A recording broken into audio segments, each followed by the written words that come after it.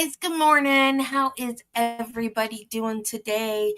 We are back with part 12 of the Waukesha Christmas Parade Massacre, Wisconsin v. Darrell Brooks. Good morning, Judy. Hey, Jennifer. Hey, Marty.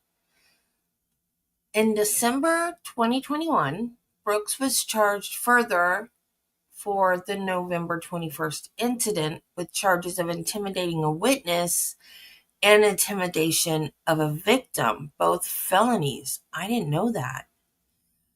He is alleged to have called Erica 37 times from jail over several days and threatened her to prevent her cooperation with the investigations. These charges were not part of the trial. So when did they, what's the word I want? Try him for those charges?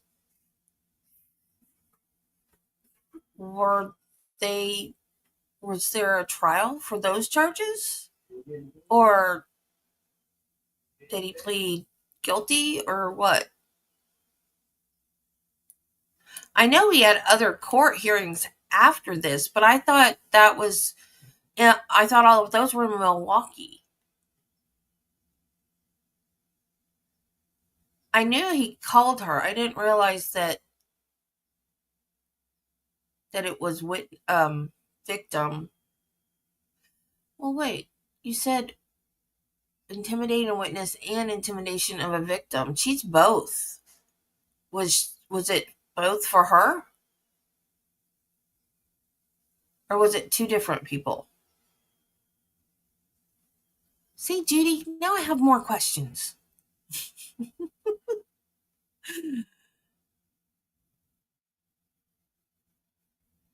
Yeah, that's true.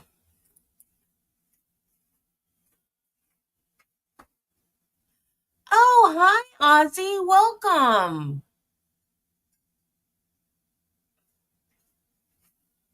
1,000-year sentence. This is true. This is true. Well, hey, Ozzy, welcome. We are on day 10 of the trial. They're about to go to the Sally Port, so she's giving them the jury instructions for what they're about to do.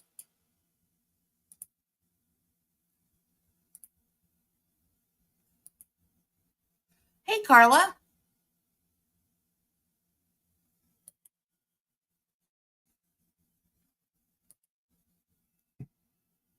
And while she does that, I'm going to go get another cup of coffee. Taken into the garage by the jury bailiffs.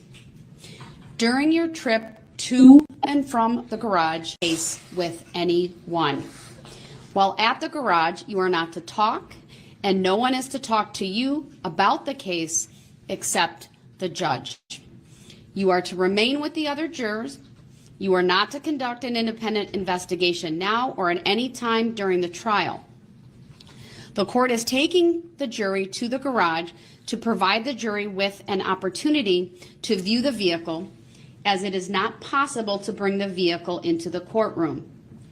Other than the vehicle, anything you see there is not evidence in the case and should not be considered as evidence. At this time, please rise for the jury. And the jury bailiffs will wait until further instructed as to when to bring them over.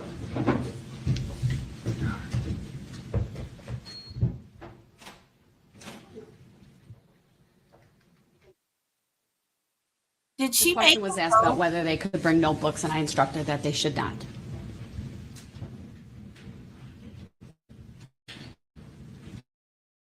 Did he go, Judy? I forgot. Did she finally? I think she did, if I remember correctly.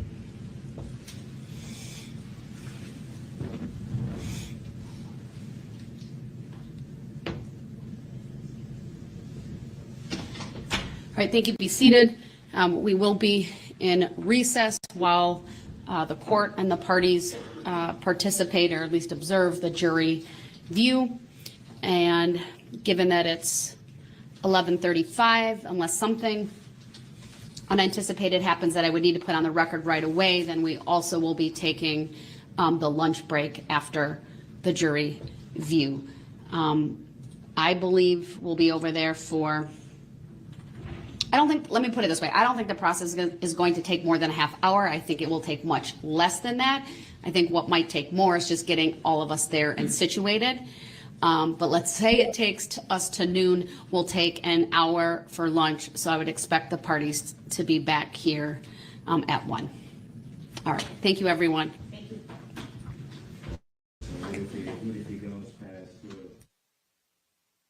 Oh, good Lord, and there he goes. Every time she stops talking, he starts.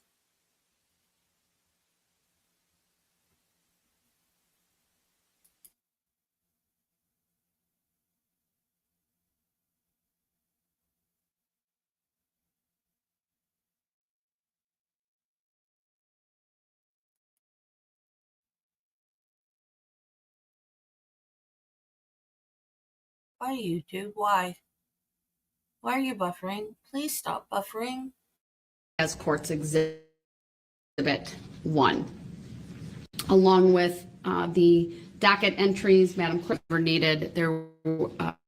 I did document a few things as we went through that process, so that there's that contemporaneous record as well. Any party feel the need to add to the record I just made from the state? No, Your Honor, thank you. From you, sir? Not to that, no. Okay, thank you then. All right, then I know the jury is ready to be brought back out. I believe the state has additional witnesses. We do, Your Honor, and I have another large poster board that I'd like to show at the next. Oh my God, I cannot believe he had nothing to say. Cannot believe that. Now watch, as soon as the jury comes in, what is he going to do? Subject matter jurisdiction. Watch, I bet. She does, Ozzy. I love her hair. Absolutely adore her hair. And oh, wow. My s'mores flapjack actually has mini marshmallows in it. Cool. I'm sorry, y'all. I have ADHD. I got distracted by the marshmallows. She does. She has very thick, gorgeous hair, and she cut it. The last time I saw her, it was like chin length and straight. I like it better like this. So, anybody want to take bets if he starts acting up as soon as the jury files in? Witness, so I don't know if you'd like us to put it up on the witness stand now before they come out, or Do we need the? yeah, we'll need the easel too. All right, since there's no jury out, you can put that on the witness stand now. Thank you. Maybe put it facing backwards, and then that will be there for the next witness. Sure, thank you. All right, and then anything from you, sir? In regards to this, Any other preliminary matters that you are asking the court to address? were my filings actually filed? You're talking about from this morning? Yes. Have they been scanned in so that you can get the originals back? Is that what you're asking? Yes. I will ask Madam Clerk if that has happened. They have. All right. It has. Let me see. I think in our papers that we have been keeping, there might have been another filing from you. So whatever we have, they've all been entered into the record, and you're getting back as a courtesy those filings.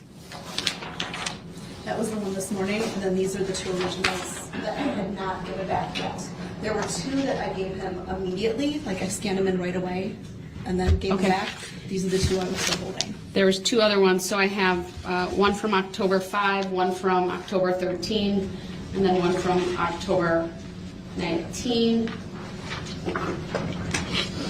These, just so we're clear, sir, I'm providing these as a courtesy back to you because the clerk's office policy is once they're scanned in, they are destroyed, because then what's in the electronic file is what's kept. They do not have the docket entries though, because you requested the originals back, so I'll provide those to you.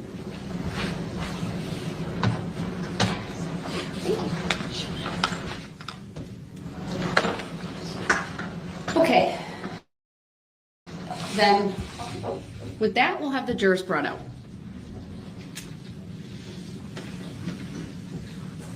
Subject matter jurisdiction. Your There Honor. we go. The court's declining to address that further. I stand by my written decision that was entered last week. So we won't be proving it for the record?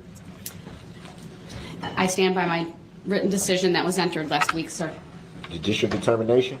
It is a judicial determination.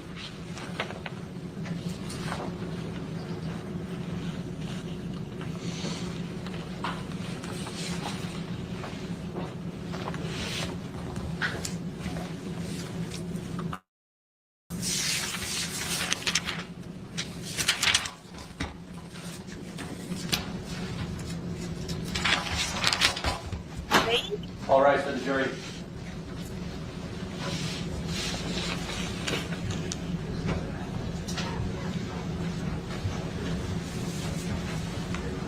Yeah, I can see it.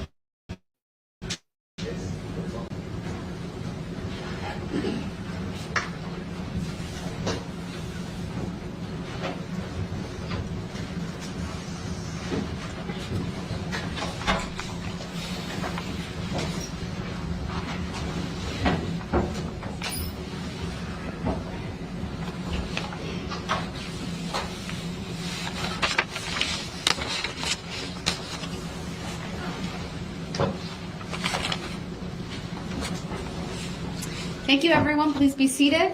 The state may call its next witness. Thank you. The state will call Detective Justin Rowe.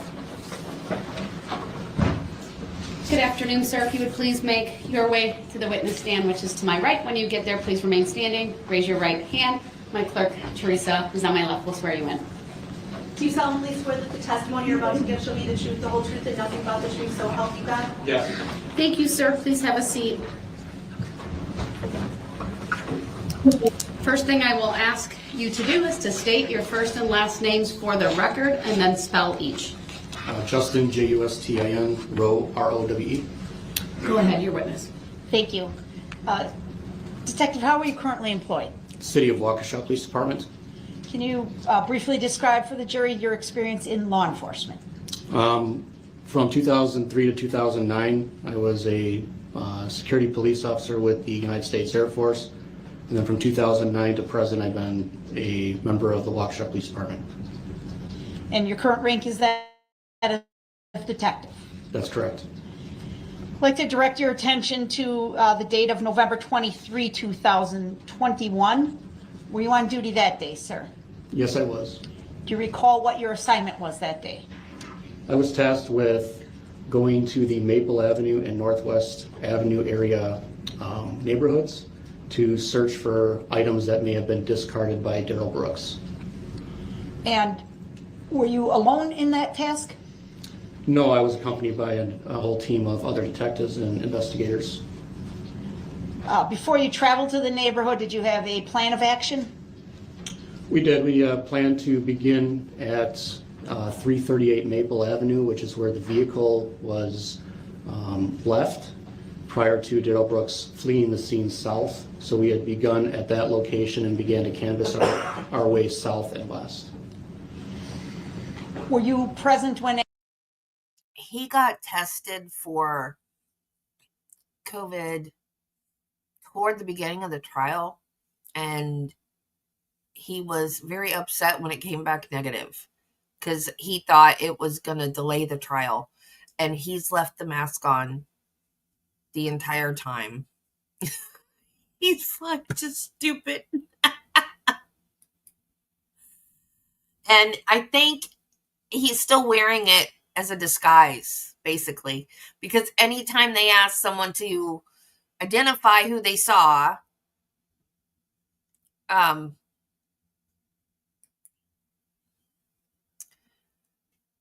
he has to take the mask off. and he is very reluctant to take the mask off. So I think that's why he still has the mask on. Any items were discovered that were relevant? Yes, I was. And just very briefly describe what those items were, sir. Objection, leading. Overruled. The witness may answer. Specialist Spackowitz and I were walking in the parking lot of 322 Maple Avenue, which is a large apartment complex, and we came across a right-footed sandal, a blue sandal, up against a fence area that separates the Dunbar neighborhood or street homes from the Maple Avenue apartment complex. Are you aware of any other items that were recovered during this effort on that same day of November 23, 2021? Yes, a short distance from that sandal, some other investigators did locate a sweatshirt and a left-footed blue sandal. Now, in addition to looking for items, did you and other detectives attempt to obtain video from homeowners and businesses in the area? Objection, leading. Overruled. It's foundational. The witness may answer. Yes, we did. And do you recall obtaining a video from the school district? Yes, we did. And do you recall what building or buildings from the school district video was recovered from? Objection, leading. Overruled. The witness may answer. It's a building that's right on Maple Avenue. It's we refer to it as the School District of Waukesha. It's their administrative building, also known as the Lindholm Building. And you obtained video from that location? Yes, we did. Did you also obtain video from homeowners on Dunbar? Objection, leading. Overruled. The witness may answer. Yes, we did. Specifically 435 Dunbar? Correct. Objection, leading. Overruled. It's foundational. Sir, please wait until I rule on the objection. Thank you. And how about Central Street or Road? Yes, we did. Did you have an opportunity to review those videos that were collected? I did. And did you see anything of significance to this investigation in any of those videos? Objection, speculative. Overruled. The witness may answer. Yes. I'm going to show you an item that's been marked as exhibit number 131. I'm going to show it on your monitor first, okay? So let me know when it's up.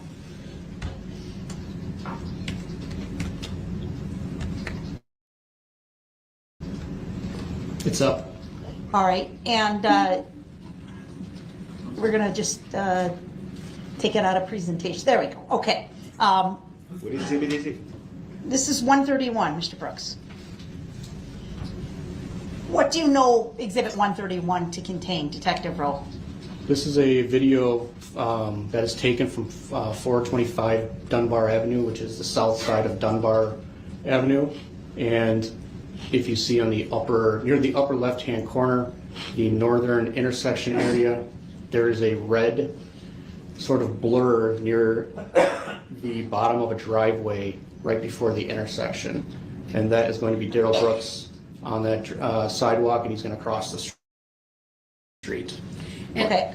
Hold on 1 minute. I'm just going to remind the jury it's up for the jury to determine what the facts are, not what any witness's opinion may be. You will ultimately need to decide who is in that video. Go ahead. And I should ask a broader question. The exhibit itself, the whole exhibit, does it contain, do you know what's in Exhibit 131? Yes, I do. Does it contain more than one video, sir? Objection, leading. Overruled. I'll allow it. The witness may answer. I believe this is one video of it itself. Sure, but the exhibit contains multiple videos and Correct. Objection, still leading. shots? Yes. Okay. Objection noted. I'll overrule it. It's foundational. Go ahead. What are you looking at right now, sir? I'm looking at the beginning of the video of Dunbar Avenue. Okay. Do you believe, well, strike that. I'm going to ask the assistant to play this video for you at your monitor, and then I'll ask you a question, okay? Okay.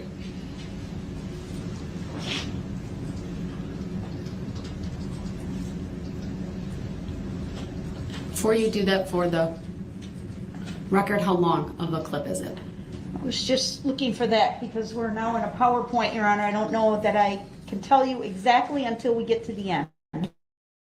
Looks like 9 minutes or something. 9 seconds and Oh, 9.56 seconds, Your Honor. All right, thank you. Go ahead. All right, so we're playing this for you, Detective Rowe.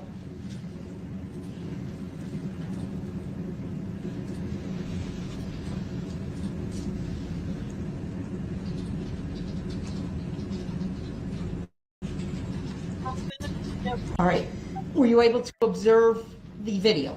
Yes. And were you able to observe anything of significance to this investigation in the video? objection. Speculative at that point. Overruled, the witness may answer. Yes, it appears the defendant is crossing the street. This exhibit, I'm sorry, are you aware of the other videos and pictures contained in Exhibit 131? Yes. Objection, leading. Overruled, the witness may answer. Once again, please wait till I rule on the objections. Do you believe all of the videos and pictures in Exhibit 131 are true and accurate based off of the videos that were obtained from the homeowners and businesses that you testified to previously? Yes. I'll move to admit 131 and permission to publish, Your Honor. Objection. Speculative video. Your objection is noted. It is overruled. Exhibit 131 in its entirety is received. And did you ask for permission to publish? I did. Go ahead.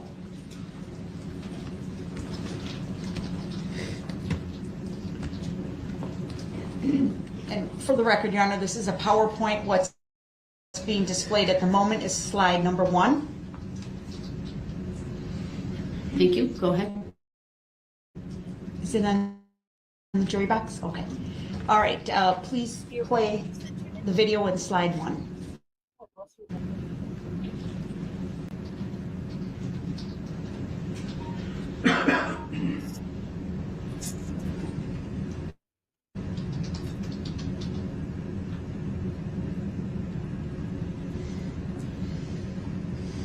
All right, the video has played completely, Your Honor. I'm going to ask to move to slide number 2.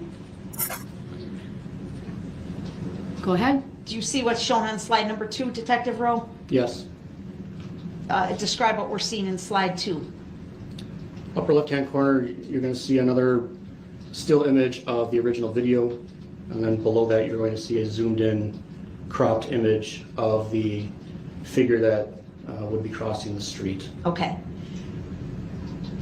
Have you seen this video on other occasions, sir? Yes. And obviously, the zoomed-in image is quite blurry. Absolutely. Okay. When we played slide 1, were you able to make out any details about the person in slide 1 that was crossing the street? Yes, it appeared the person had a red shirt. Okay. All right, we're going to go to slide number 3, please. And you testified about receiving video from the school building at 222 Maple Avenue, is that right? Objection, leading. Sustained as to the form of the question. Please rephrase. What is shown on slide 3? Slide 3 is a view towards the rear parking lot of the Lindholm building, or also known as the School District of Waukesha Administration Building. And I'm going to request that the video in slide number 3, Your Honor, in its entirety. Do you happen to know how many seconds? 5.97. Thank you. Go ahead. Objection, relevancy. Overruled. You may play.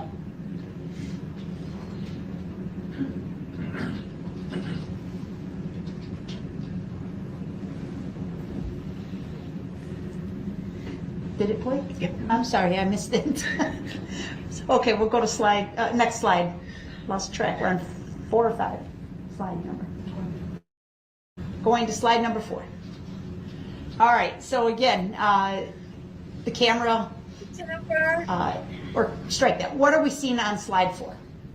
So again, we're seeing a still shot of the previous video we just viewed. And then there's a zoom in function below that where it shows a cropped out photograph of a figure. Okay. And you've seen this video yourself in person, sir?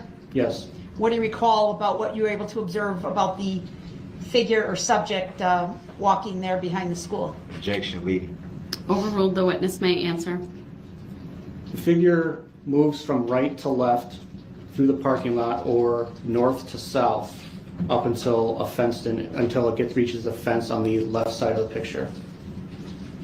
All right, next slide, please. Do you recognize the image in slide number 5? Yes. Or is it 6? It's 5, okay. Please tell us what you recognize this area to be. This is also the Lindholm building. This is a camera that is deeper into the parking lot, which means that it will be a closer view of the previous video. Okay. And, I'm going to ask that we play this clip, Your Honor, and for the record, it's a total of 20.81 seconds. Go ahead. Objection. Your objection's noted. Go ahead and play.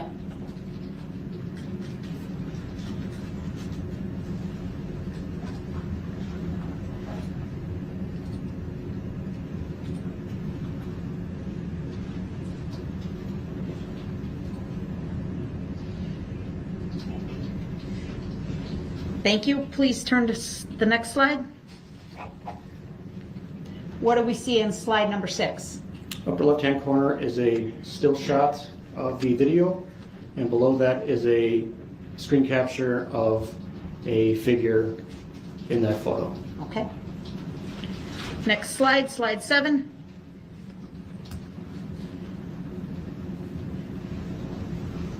So currently we're looking at a black screen, correct? Yes. Do you know what this video is going to show, sir? Objection, speculative. He's black. Overruled, the witness may answer if he's able. Yes, it's another home security camera at 126 Central Avenue. All right. It's a total of 20 seconds, 20.09 seconds. And we will play in its entirety, Your Honor. And with sound on this one, yes, thank you.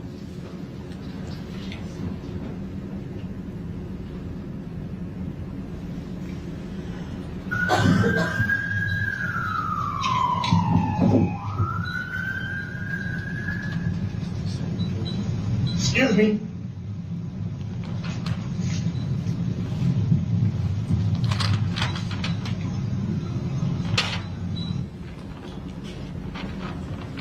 All right, next slide, please.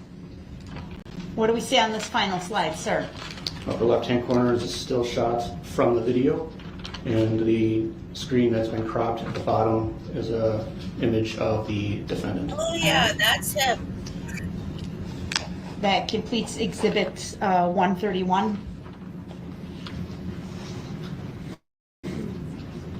Detective Rowe, based on these video clips that you obtained and the canvas that you and your team did in the neighborhood, were you able to put together a map basically tracking the travels of Darrell Brooks through the neighborhood that afternoon? Objection, I don't consent to being called that name in this meeting. The objections are noted. Overruled, the witness may answer. Yes. And I should include, do you know the location where Darrell Brooks was arrested? Objection, I don't consent to being called that name. Speculative. Overruled, the witness may answer. Yes, I'm aware he was arrested on Elizabeth Street. Okay.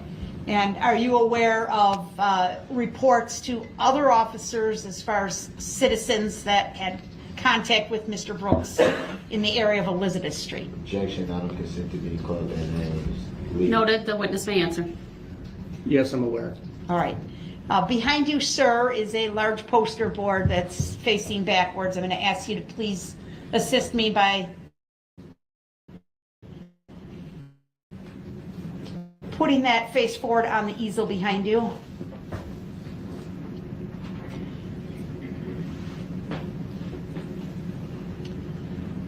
Can you please tilt that so that the court and Mr. Brooks can see as well? Yes, and we're also going to put up the digital copy, Your Honor. I just wanted to. Oh, okay.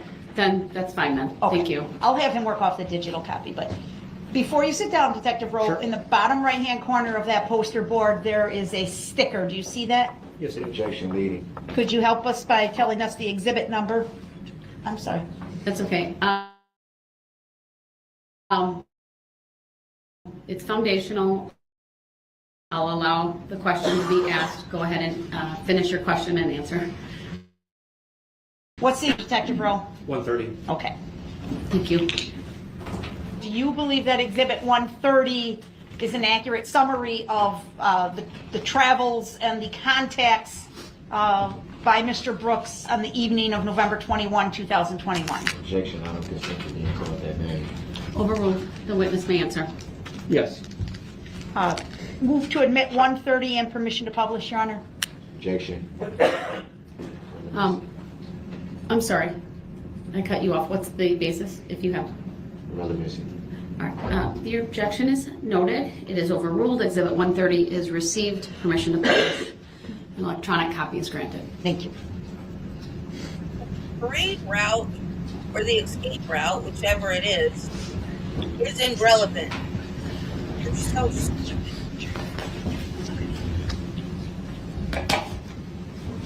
All right.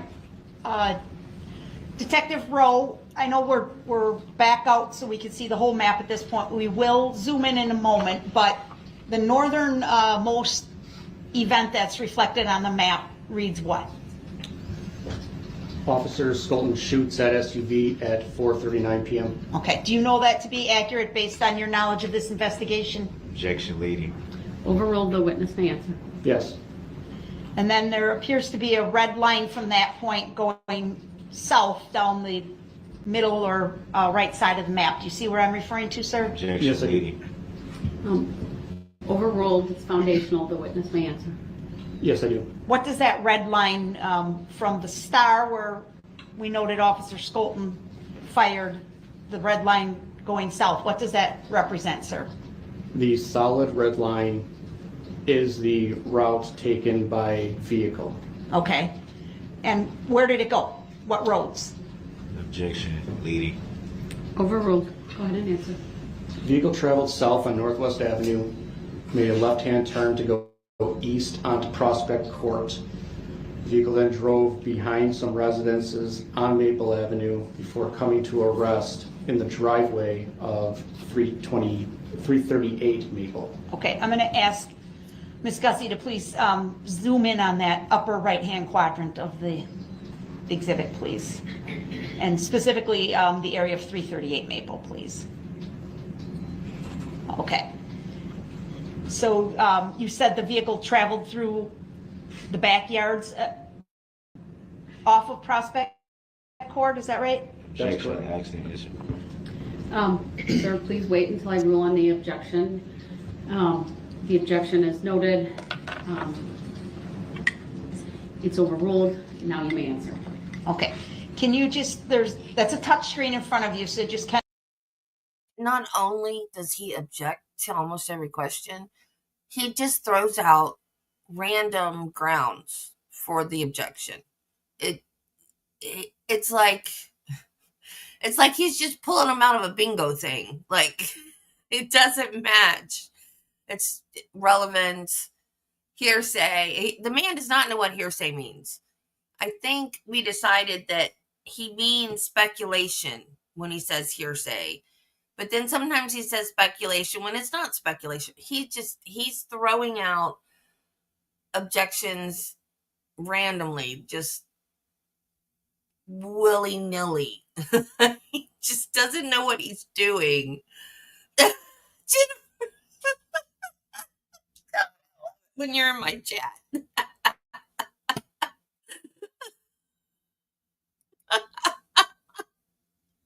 of point out the area that you're speaking of right now. I'm sorry, could you repeat the question? Yes. Using the touchscreen, can you point out the path of the vehicle that you just were describing for us? Objection leading. Overruled. Go ahead.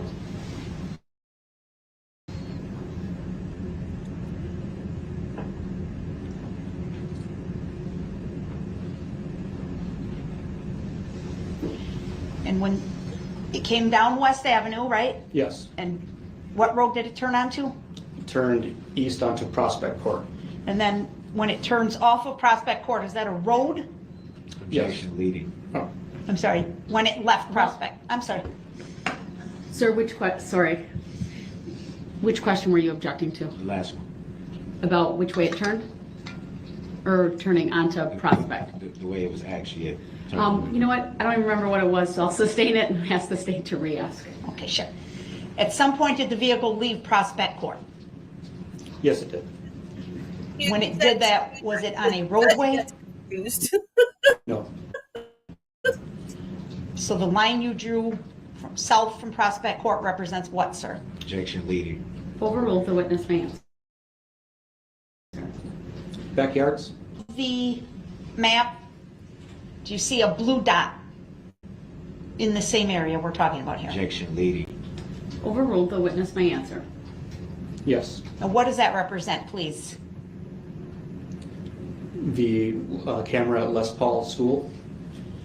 And what's the address of Les Paul School, Objection. if you know, or Let's street? proceed. Overruled, the witness may answer. I don't know the address, but it is right off Maple. Okay. And you see just below that there's a yellow dot with the name Waukesha Officer Sailors. You see that? I do. Okay. Now, you've stopped drawing your line there, your yellow line over the red line. You see what I'm referring to? Yes. And in that area, I notice the line becomes dashed. Do you see that? Yes. Objection leading. I think Overruled, the White witness does may it. answer. Again, please wait till I rule on the objection. Yes. Thank you. What's the difference between the red solid line and the dashed line, sir?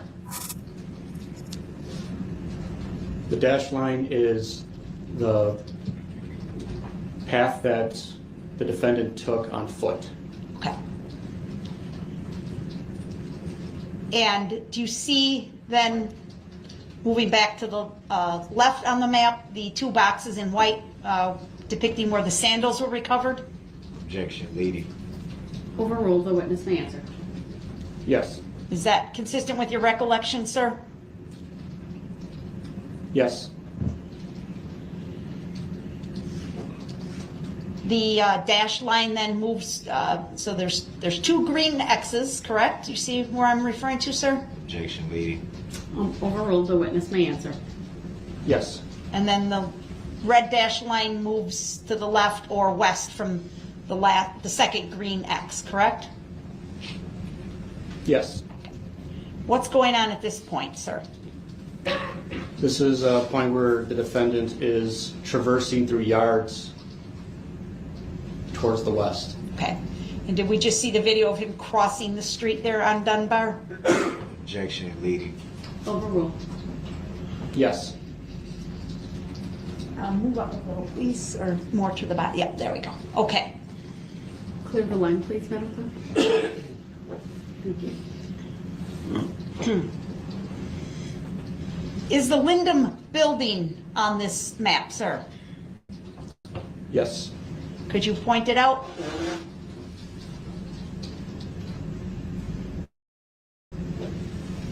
Did we just see the two videos from those two cameras at the Wyndham building in the last exhibit, 131? Objection leading.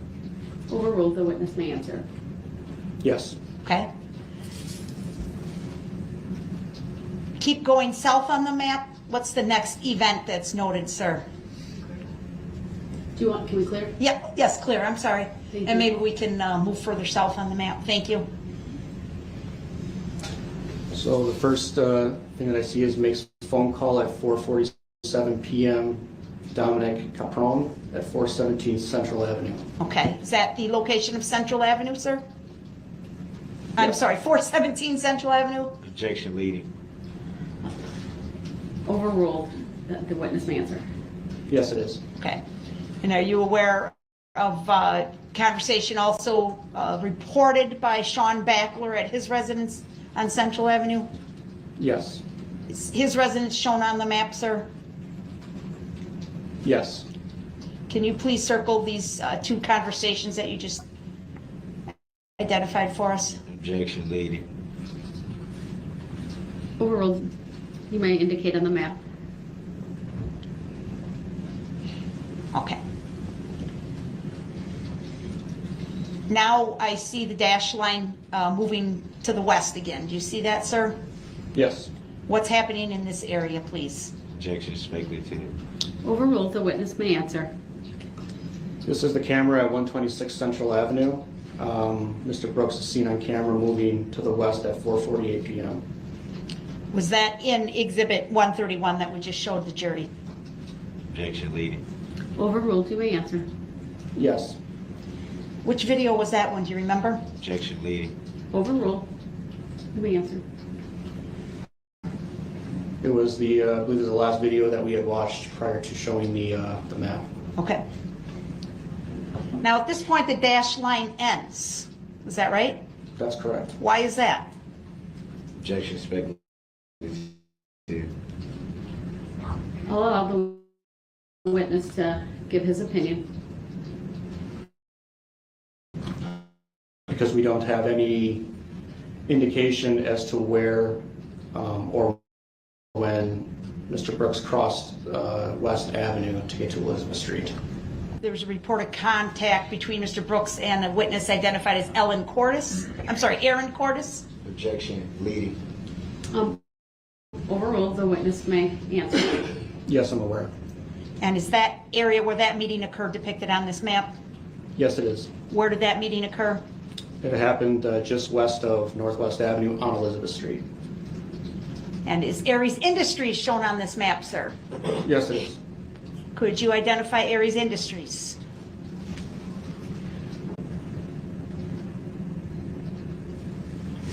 Are you aware of video from that location showing person appearing to be Mr. Brooks approaching the front door lobby of the business? Objection, I don't consent to being called that name yet. Noted. The witness may answer. Speculative. Overruled. The witness may answer. Yes. Okay. And then finally, the last red X on the bottom left corner there, what does that depict, sir?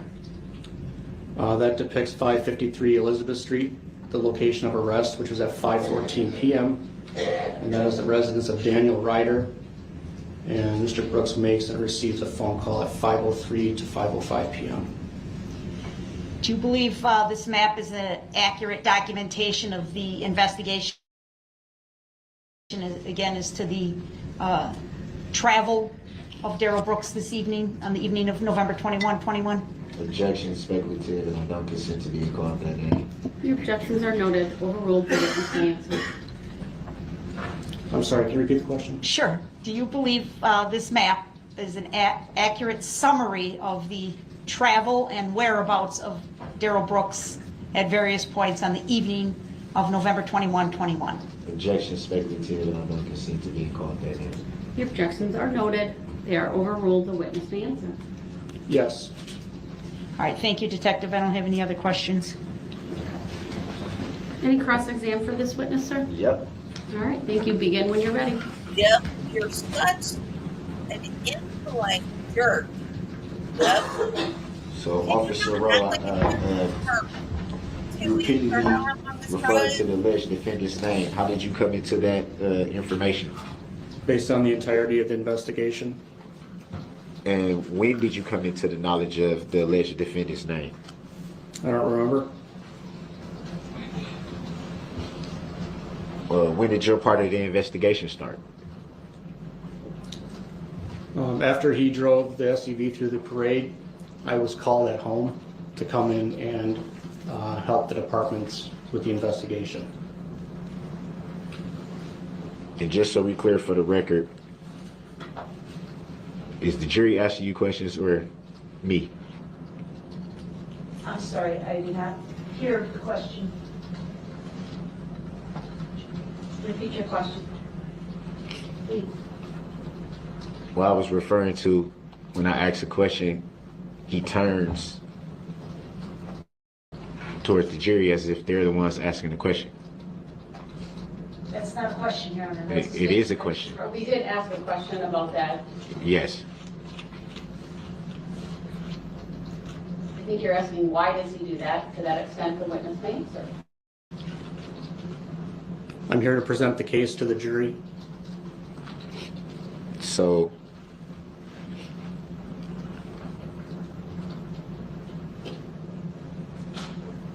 I follow that fundamentally.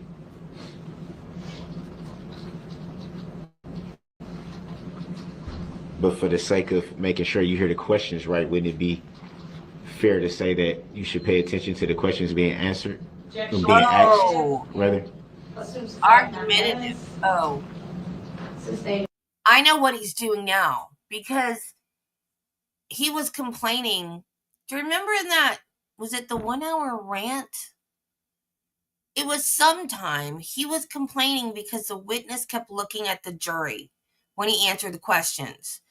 It was law enforcement or crime lab or something. Someone who had been a witness in a trial many times, like as part of their job. Yeah, exactly, Jen. Look at me when I'm talking to you. And so he didn't understand why the person kept looking at the jury. So basically, that's what's happening now because law enforcement is trained and expert witnesses are trained. The answer is for the jury. So they look at the jury. It was Officer Phillips. Okay. They look at the jury because that's who the answer is for, not the lawyer. It's for the jury. And he doesn't know that because he's not a lawyer. So it's ticking him off that he's not getting the attention. He thinks he should get the attention, not the jury. He's a narcissist. To the form of the question, please rephrase.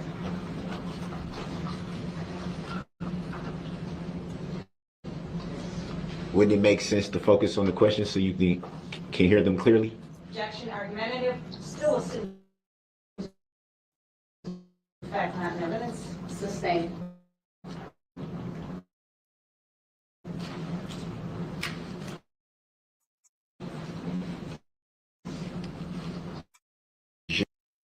Jury.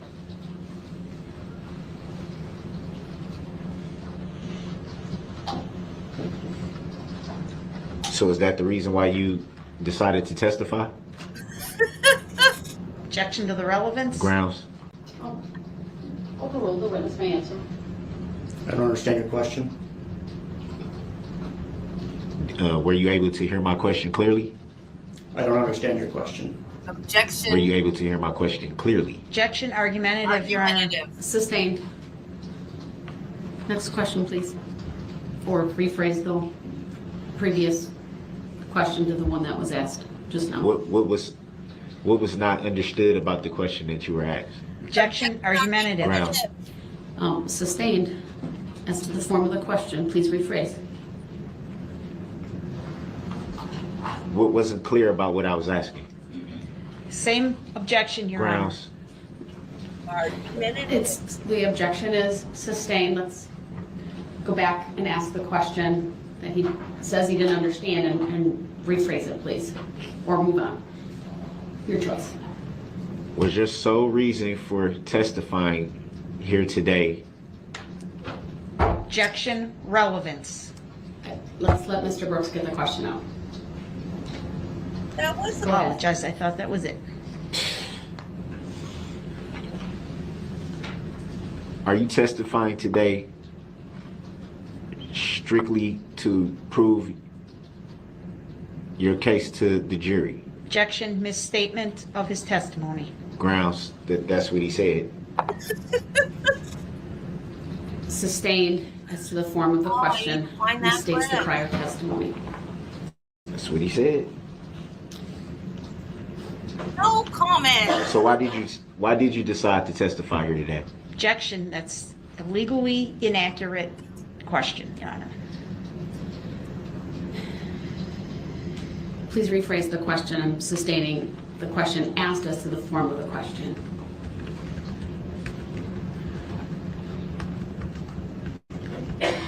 I don't know how I'm supposed to rephrase that.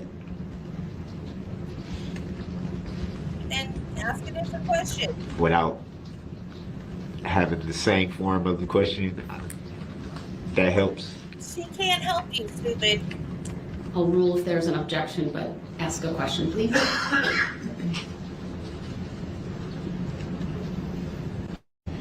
Did you seek to testify here today in this matter? No, stupid. No. It's part of his job. So how did you ultimately come to that decision? Objection, that's a misstatement, Your Honor. It was not his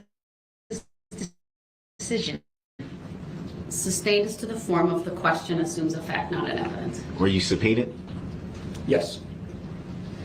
Do you recall by whom you were subpoenaed to testify? Here we go. District Attorney Sue Opper from the Here we Waukesha go County with the District pleaded Attorney's Office. question. And at that time you were subpoenaed, you decided to testify. I don't believe it's my decision. Decision is not the right word.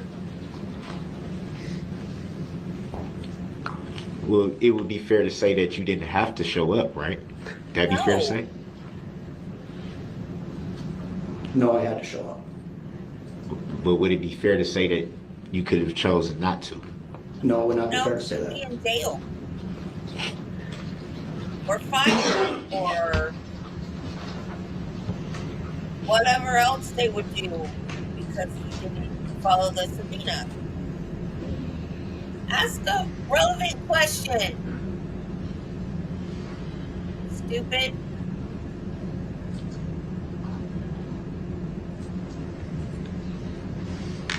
Exhibit 131 that was shown to you. Have you seen that video footage before today? Yes, I have. Do you recall who showed it to you before today? I don't recall who showed it to me. Would it be fair to say you've seen it multiple times before today? Yes, I've seen it a number of times. And do you recall when you were first shown that video?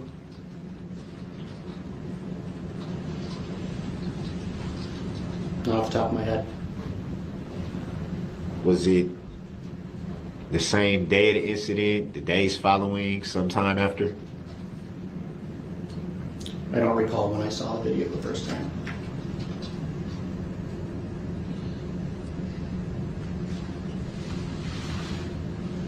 And what about Exhibit 130? Had you seen that video footage before today? Objection, Your Honor, 130 is the map. Or the map? Had you seen the map before today? What difference does it make, I Darrell? don't really think it. Just for the record, I'll sustain the objection just because it referenced the wrong number, but I believe you rephrased. So go ahead, the witness may answer. Can I ask the question again, please? Had you seen the map of Exhibit 130 before today? Yes, I have. Multiple times as well? Yes, numerous times.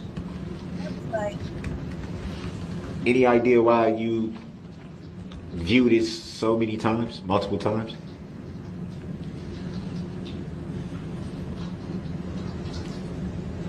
Unsure.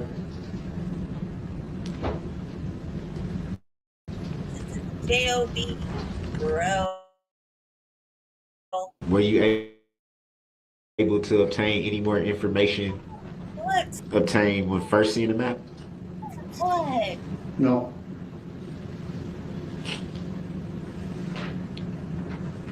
So it'd be fair to say you pretty much knew what the map was detailing each and every time you saw it. Yes.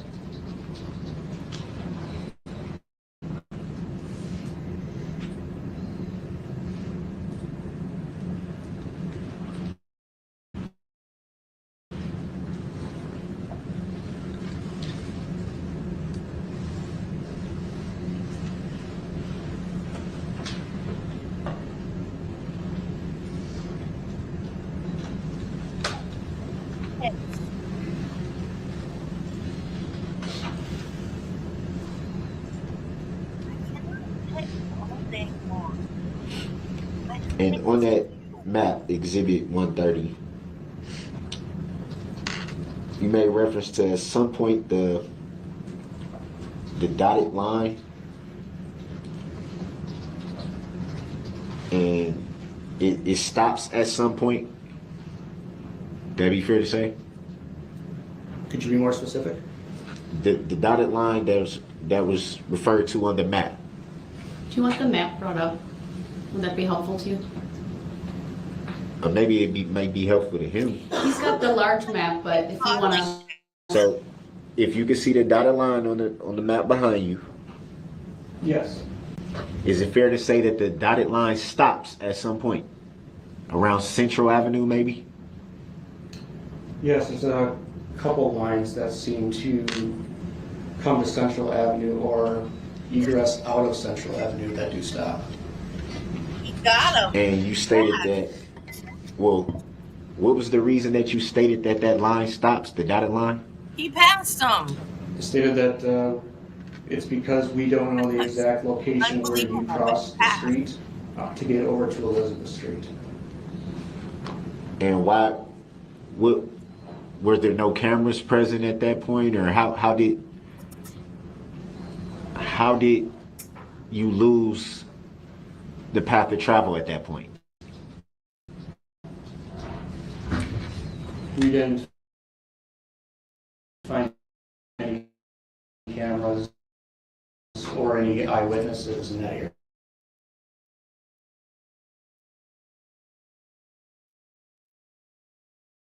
I know that you crossed the street at some point. We just don't know where. You see any crossing of, I think you said that was West? Would that be West Avenue that you were referring to, that you don't see any crossing of? What's your question? Is that West Avenue that you stated that you didn't see any crossing of? That is Northwest Avenue. Or Northwest Avenue, I'm sorry, I don't know the streets. Northwest Avenue.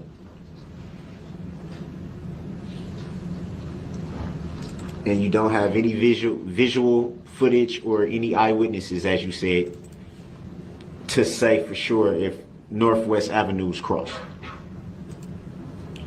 We didn't obtain any witness statements or any eyewitness or any video of the suspect crossing the street.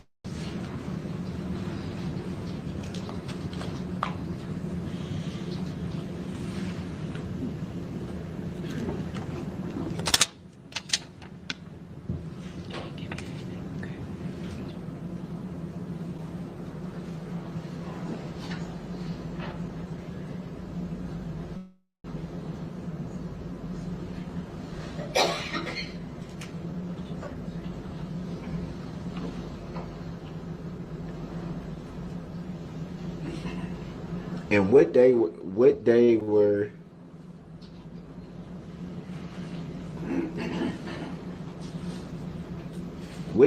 you doing your part of the investigation? Was that the same evening or the next few days after the incident, or? Can you clarify which investigation you're talking about? The one that you took part in. Your part of the investigation. I don't understand what time frame you're asking for. What day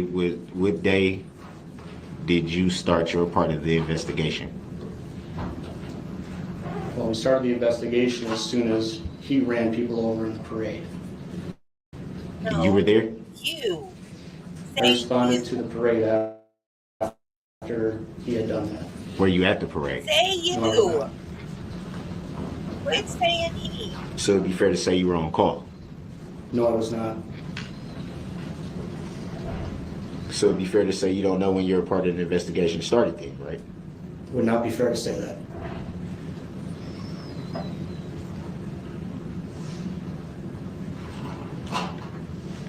You don't recall what time it was when you started your part of the investigation? As soon as I responded. And you don't recall when you were dispatched to respond? It's in my report. I don't remember the time exactly, but it's in my report. And at that time, did you know the identity or name of any alleged suspects I was sent to the city of Waukesha. I did not know the identity of the suspect.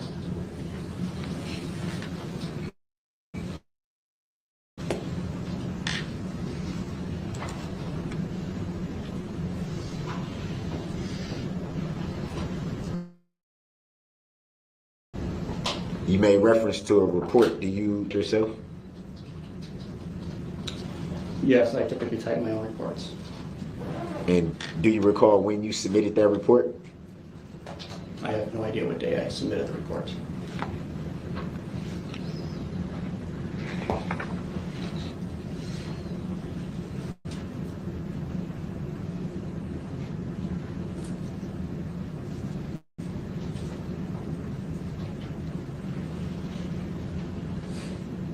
So when you were first dispatched, what did you do? I drove to the city of Waukesha and met with members at the Waukesha Police Command Unit.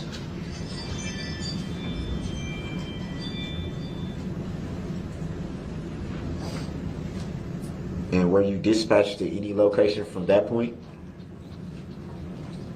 I was not dispatched. Were you sent to any location from that point? I was assigned with taking a number of investigators with myself and walking the entire parade route, going from establishment to establishment, bar to bar, restaurant to restaurant, and obtaining phone numbers and names of people who were present at the parade and who had witnessed something and would be followed up with later by a member of the Detective Bureau.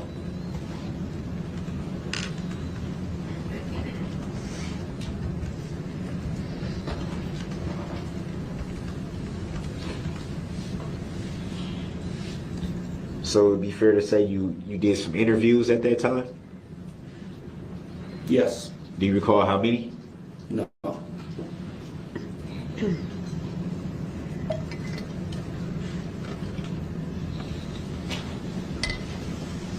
And after conducting these interviews, what did you do? I went home. So at that time, after conducting your interviews and then going back to your home, did you have the name or ID of any suspects at that time? Yes. And whom were you told by? I don't recall.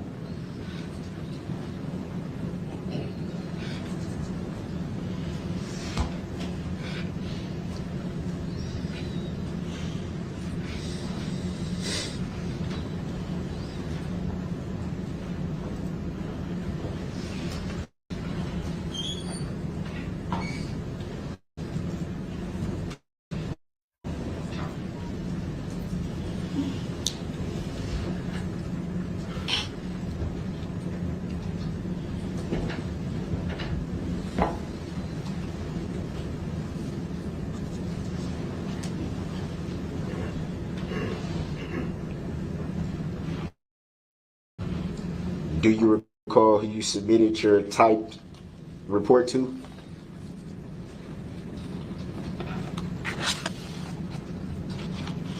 I don't understand your question. Do you recall who you submitted your typed police report to? No. I'm assuming your law enforcement agency doesn't type up reports and just leave them sitting on the desk. Would that be fair to say? That'd be correct. Any reason why you wouldn't recall who you gave your report to? Well, it's electronically submitted. And from there, does it have a specific sergeant or lieutenant or captain or someone that it goes to from that point? If you recall, or if you know? I wouldn't know. So it'd be fair to say once you type a report and submit it, you're not sure who sees it. Correct. Would you say it's fair that because of you not knowing who your report is submitted to, that your report can be altered in some kind of way? Especially being that you don't know who sees it? No. The reports are done via PDF style reporting. It's protected by my username and my password. And when it's submitted, it's usually not altered unless I request it to be altered.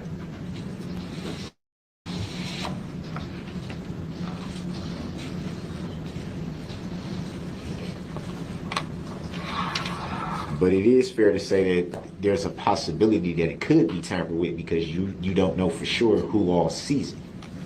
It's entirely inaccurate. No, absolutely not. How so? My report is accurate. My report is the way that it was written, the way that I wrote it myself. So you've had a chance to read your submitted report after you submitted it? Yes. And to the best of your knowledge, is exactly word for word as you remember typing it? It is my report. It is what I typed, and it is accurate. Word for word? Yes. Yes, please.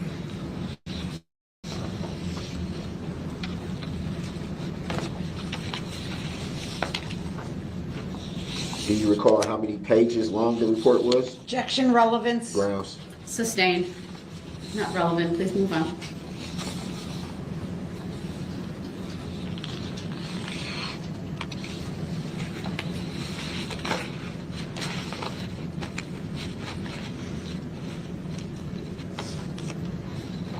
Do you recall if the report was lengthy? Objection, relevance. Grounds. Sustained. Next question, please. Grounds for the sustain? Grounds. It doesn't make sense. Relevance.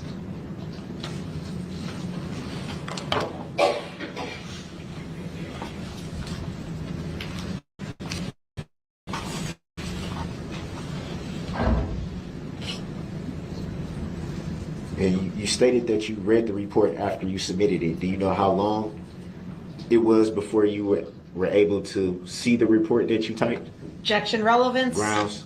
Sustained. Why? Well, he already answered Darrell? that. Why? Then all object is asked and answered, Your Honor. Sustained. It's ridiculous. That question wasn't Someone answered. that you Okay. already are. He's yelling ground. I And see. it's I see. irritating. So stop it. I know he doesn't, but it's still irritating.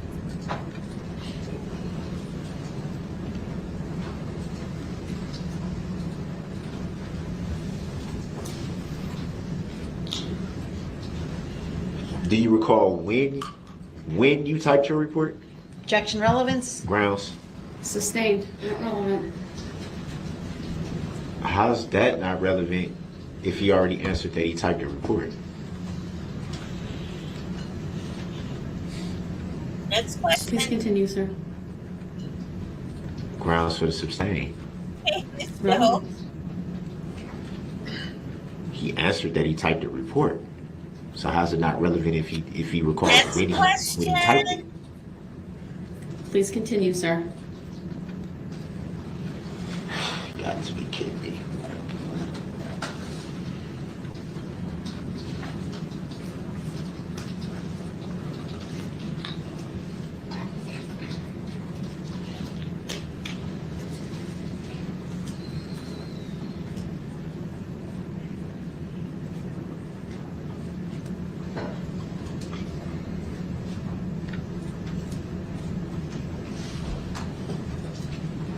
Did you file any claim related to this matter? No. Do you know if anyone who did? Did what? Do you know of anyone who filed a claim in relation to this incident? No. Do you know who the plaintiff is in this incident? Objection, Grounds. relevance. You may answer that question. Go ahead. Can you ask the question again? Do you know who the plaintiff is in this incident? Well, plaintiff would be the state of Wisconsin. Is the state of Wisconsin a human being or an entity? Objection, Grounds. argumentative. Sustained. I'll drink Relevant plenty of grounds. water. Have you ever had any interaction with the plaintiff in this incident? Objection. Grounds. Relevant. Michelle, I'm sure you already know this, but you got a hangover because you're dehydrated, because alcohol dries you out, and that's why you get the headache and get sick. So make sure you drink plenty of water. Legally inaccurate. Grounds. Sustained as to the form of the question. Were you ever contacted by the plaintiff in this incident? Same objection. Grounds. Sustained as to the form of the question. Would you call the state of Wisconsin a living, breathing human being? Or entity? Answered. Grounds, because I didn't ask that question. It's not relevant. I guess so, Sustained. Marty. Next question. It's very relevant. Seems like there's no plaintiff. Jury will disregard statements made by Come the on, man. attorneys Come on, they, man. and You're the trying to parties. be They are slick. not evidence. Please Stop ask trying to the be question. So to your knowledge, the plaintiff is the state of Wisconsin. Do you see him present in the courtroom today? Objection, Grounds. irrelevant. Sustained. Can you relevant. identify the plaintiff, state of Wisconsin? Same objection. Grounds. Sustained. Sir, please continue with, and not on this topic. Next question, please. To the best of your knowledge, you're not even sure if you've ever even had any interaction with the plaintiff, state of Wisconsin, correct? Objection, argumentative, and compound. Grounds. Sustained. Definitely wasn't compound.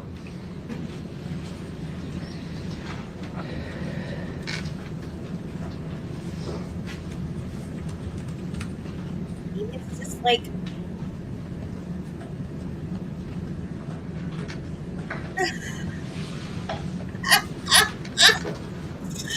that's like Would you consider yourself an injured party in this incident? Objection, Grounds. argumentative. The witness may answer. No. that's funny.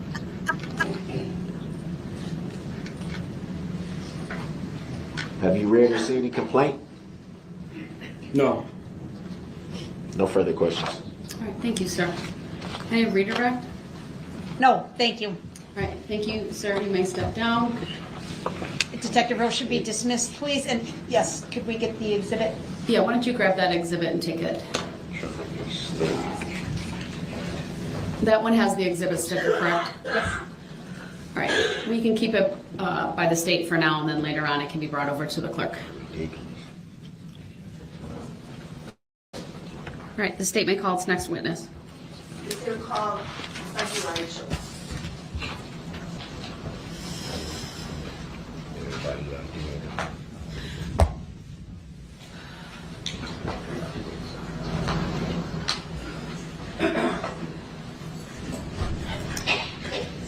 Good afternoon, sir. If you would please make your way to the witness stand. When you get there, please remain standing. Raise your right hand, and my clerk, Teresa, who's on my left, will swear you in.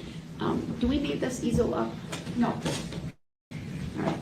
I'm gonna have. Yeah, or Detective Ragland can retrieve it. Yes, she's got to be right. 100%. Thank you. Because they're in, out, in, All right, out. thank you, sir. Please remain standing. Raise your right hand. Do you solemnly swear that the testimony you're about to give shall be the truth, the whole truth, and nothing but the truth, so help you God? Thank you, sir. Please have a seat.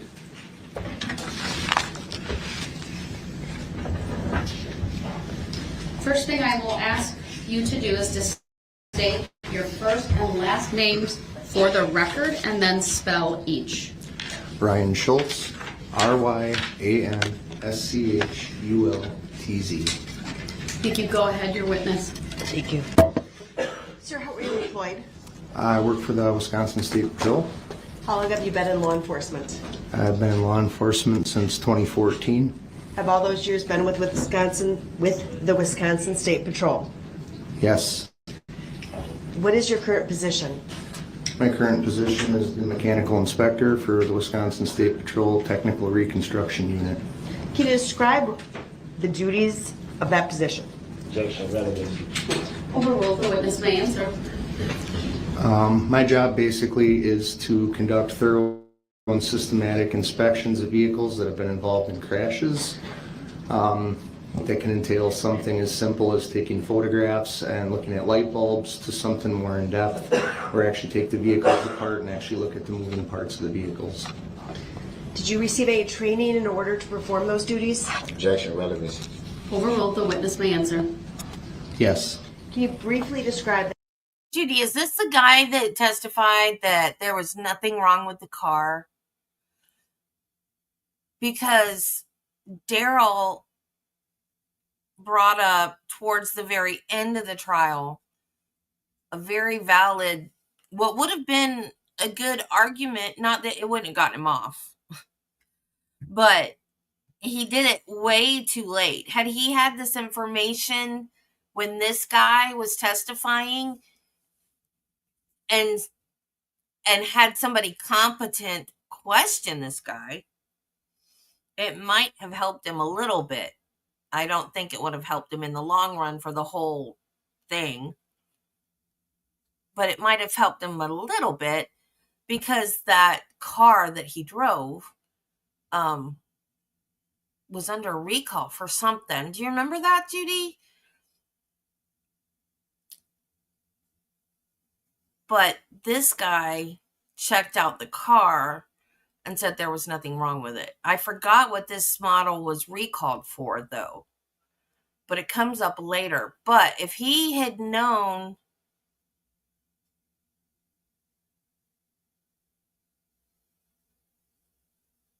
Oh, Darrell was wrong. Okay, I thought he was right. So I was going to say, if he had known... Well, I did just say. If he had known about that at the time this guy was on the stand, he could have cross-examined him on that, but he didn't bring it up till way later in the trial. Okay, so he was wrong. Okay, I thought he was right. I thought there was a recall. But was there a recall on... There wasn't a recall at all, or just on that particular vehicle?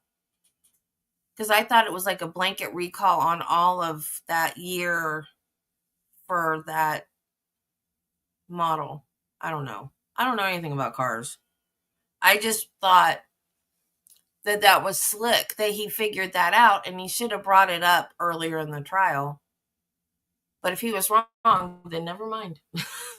That training for the jury. Objection, relevancy. Overruled. The witness may answer. A lot of the training that I received was on the job from prior inspectors. Prior to this, I was a diesel mechanic.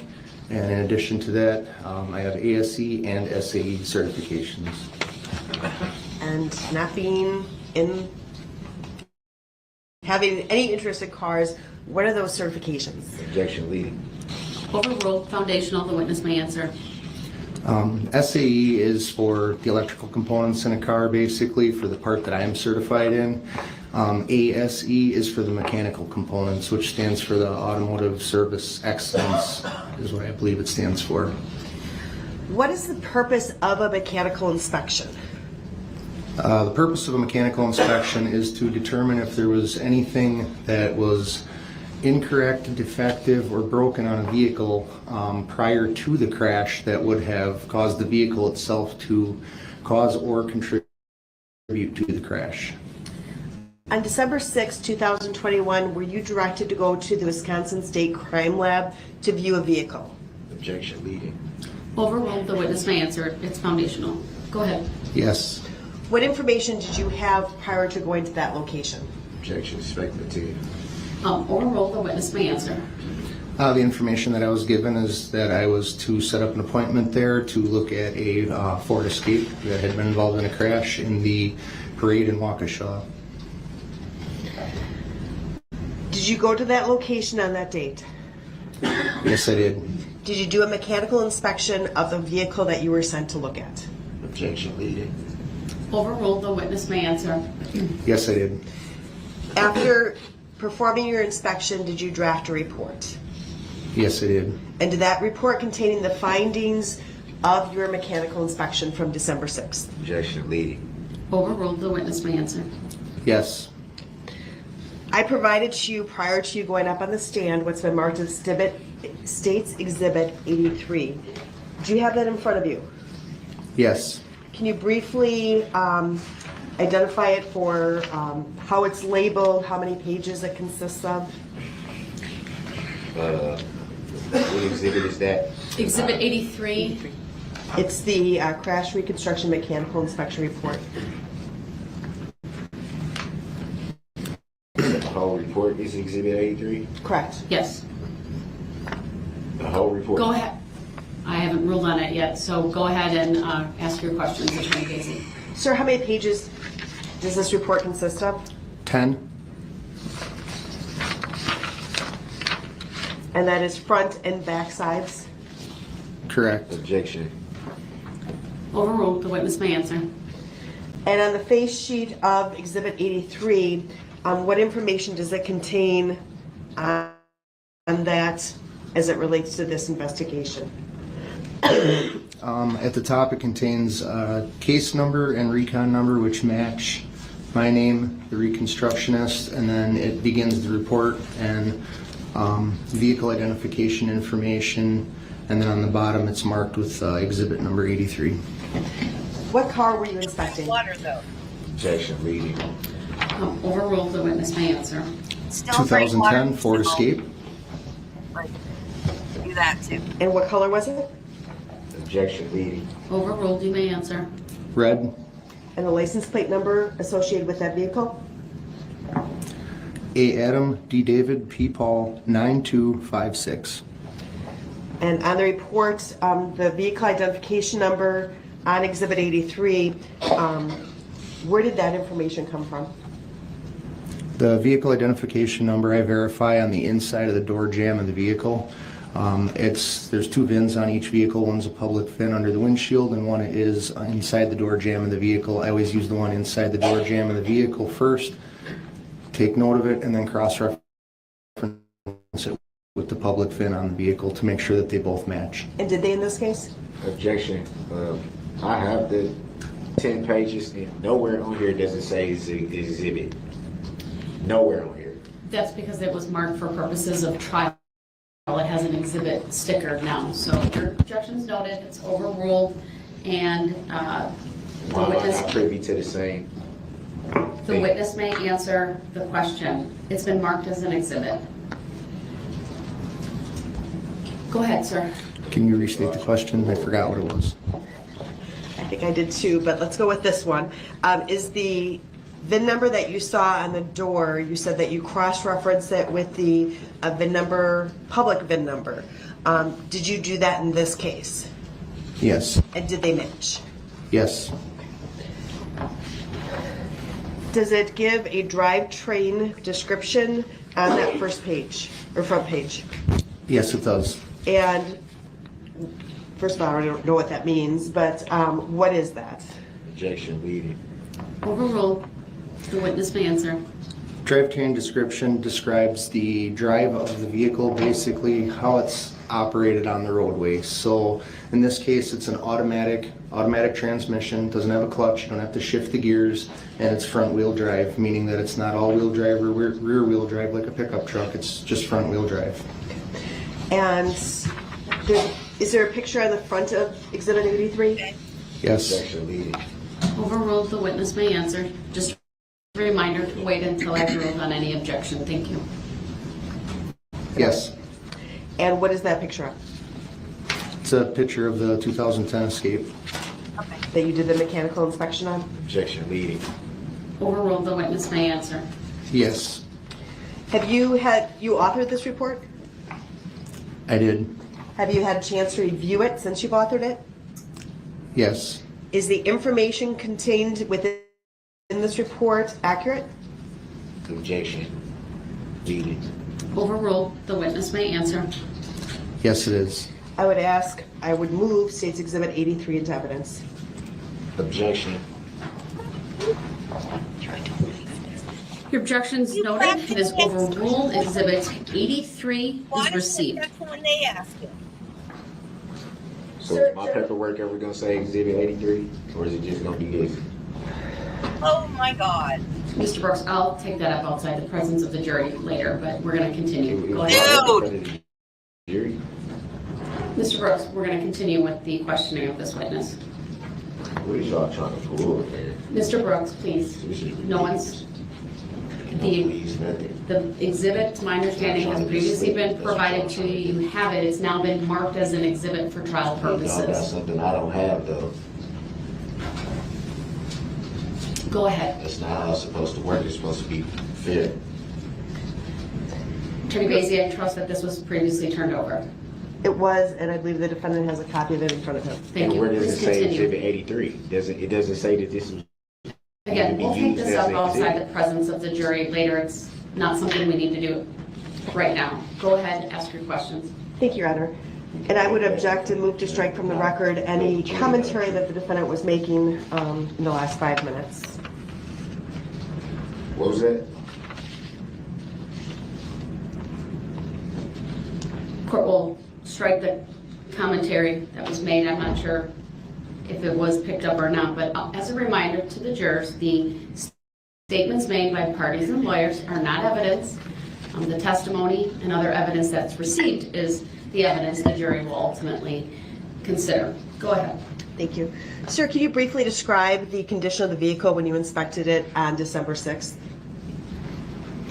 Yeah, the vehicle had quite a bit of front end damage. The bumper cover was pushed back, the grille was pushed back into the engine bay and into the radiator. That was also pushed backwards in towards the engine. The hood was folded up in the air. Both lights were broken out of the front. There was quite a bit of debris and unknown things stuck to the exterior of the vehicle, and there was also some damage to the sides of the vehicle. Do you know why you had to go to the Wisconsin State Crime Lab in order to do the inspection? Objection leading. Overrule, the witness may answer.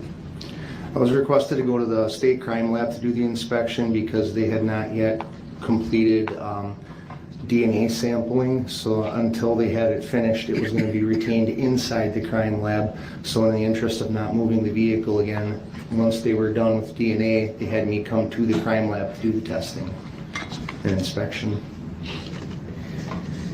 So the first section of your report, and I'm just going to direct your attention to page 3 of Exhibit 83, talks about the tires and the suspension and tie rods. Do you see that? Objection leading. Overrule, the witness may answer. Yes. And can you describe for the jury what part of the inspection, describe this part of the inspection? Objection leading. Overrule, the witness may answer. The report's been received by the court, and the state may direct the witness to various points at its discretion. And when was it made an exhibit? Because I wasn't aware of that. Go ahead, Attorney Basie. You may continue. Thank you.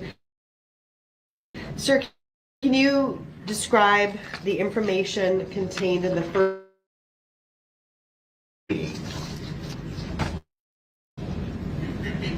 Overruled, the witness may answer. So under this section, it's broken down into 4 parts. One for axle 1 left, which is the driver's side front axle. The left side would refer to it as you're sitting in the vehicle facing forward.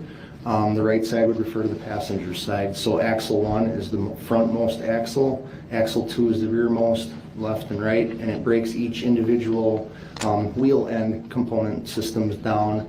And then from that, I take each one apart and inspect them thoroughly: brakes, tires, steering components on the front axle, obviously, suspension condition, That's and kinda how anything it's else that's at the wheel end that I can inspect. And did you do that in this case? Yes. What observations did you make? First, on axle 1 left, which would be the driver's side front, the tie rod end was worn. About 1/8 of an inch of play in the tie rod end, in the ball joint itself. So when you turn the steering wheel or turn the wheel, there was a little bit of play in the tie rod. Still attached, still intact, still functioning, still able to steer the vehicle, but just worn to the point that it needed replacement before it got any worse. Was that something that would create any problems in operating the car, for example, on November 21st, 2021? Objection speculative. Overruled. This witness may answer. Hold on. He's been qualified under 907-02. I direct your attention to 907-02 through 907-07, Mr. Brooks. Go ahead. I don't consider being called that name, and that's referring to a specific date. How do we know that's not speculation? The objection's noted. It's overruled. The witness may answer. It would not. The vehicle would still steer and drive just the same as any other vehicle. It would just have play in the steering wheel, and it would make a little bit of a clunking noise potentially when you turn the wheel. You would maybe hear a clunking noise from that left front tire on it. Again, operationally, the person driving that car wouldn't have any trouble steering based upon that issue. Not at all. Okay. What other observations did you make? Other observations I made were that all the tires were evenly worn on all 4 axle ends. I believe it was the left rear, the left rear axle, the tire on that axle was bigger than the other 3. So there's also a chart referenced later in my report that shows the difference between the 2. The tires that are recommended to be on the vehicle are size 235/70 R16, which was what was equipped on the vehicle, except on the left rear, which was 245/75 R16, which is 1 full size bigger in dimension and aspect ratio. What, if any, impact would that have on how a person's ability to drive that vehicle? So 1 size bigger in tire is usually not the end of the world, being that it's the single tire.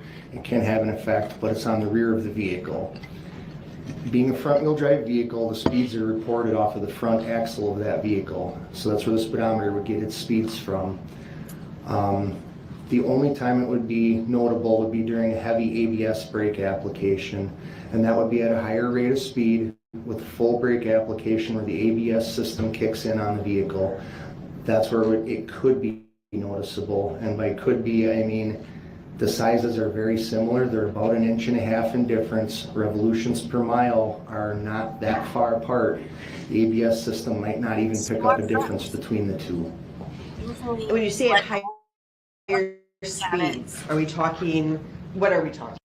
Usually they let them look at it and to refresh their memory, they can read it, and then they're supposed to close it and put it down and then testify. So I'm not sure why they're letting him read from it, but you're right. Higher Overruled. The witness may answer. Higher speeds, I mean something like highway speeds, 55 miles an hour, 70 miles an hour or greater. Any other observations made with regard to in that area?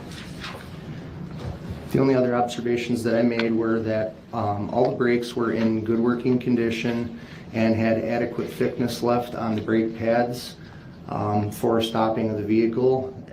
All 4 brakes were in good working shape and they were able to be locked at the time of inspection. So, and let me clarify if I didn't ask you this. The information you were provided was that this vehicle was involved in a crash? Objection. Ask and answer.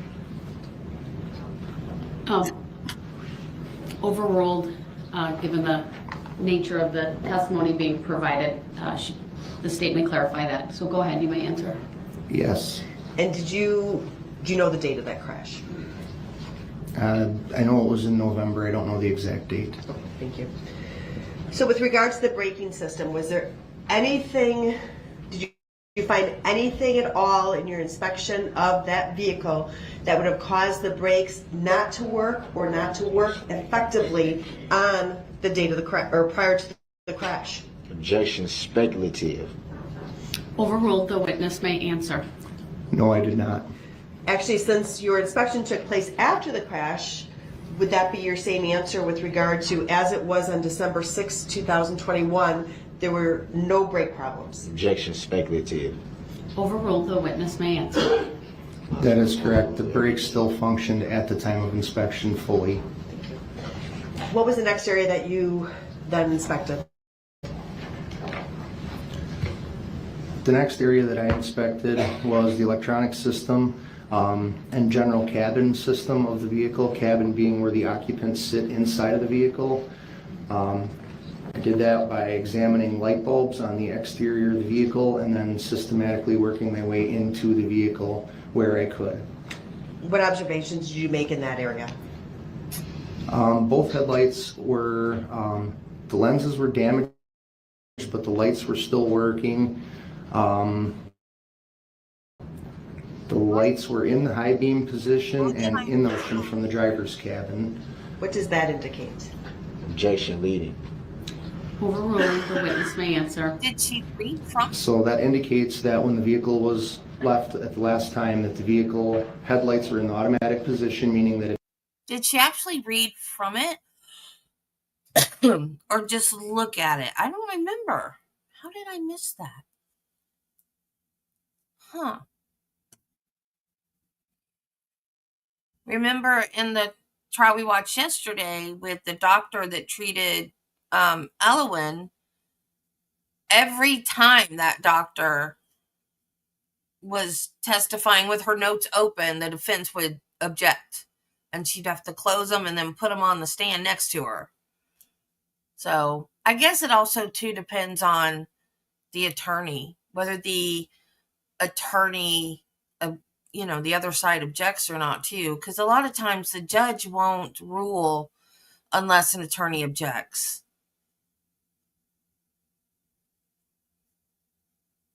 Oh. That was in Donna's? Why don't I remember that? Huh. Oh, well. But like I said, a lot of times things that are protocol don't get done if the other side doesn't object. It kind of depends on the judge.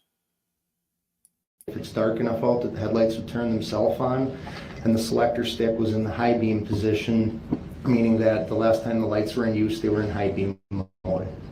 Thank you. Continue on.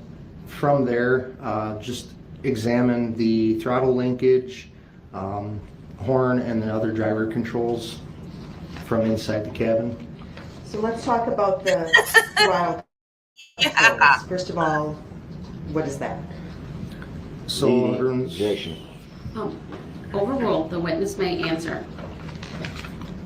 everyone's familiar with the throttle pedal in the vehicle. You press the pedal, and it makes the vehicle accelerate.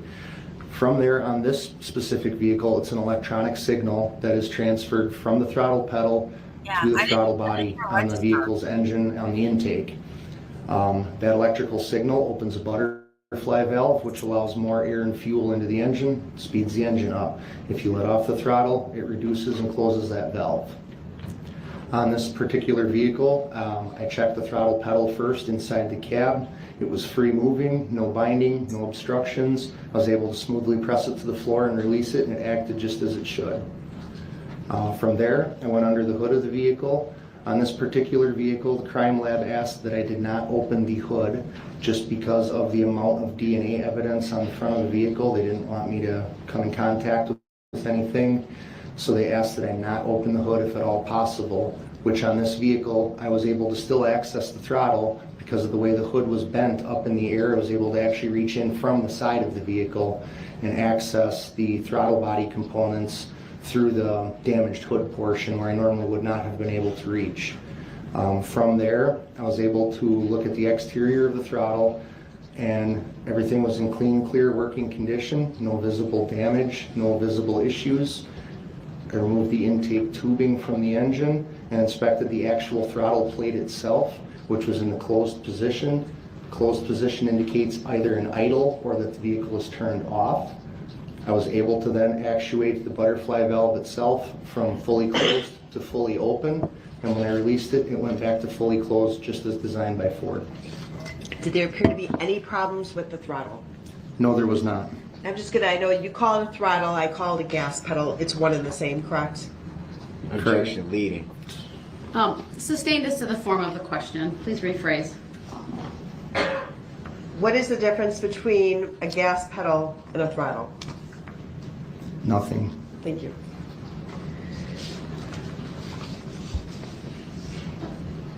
What was your next area? The next area I went on to was the seat belts inside the vehicle. And then from there, I actually was able to test the vehicle for function. Did you then come to a conclusion section of your report? I did. And is that starting on page 5 of 10? Yes. Okay.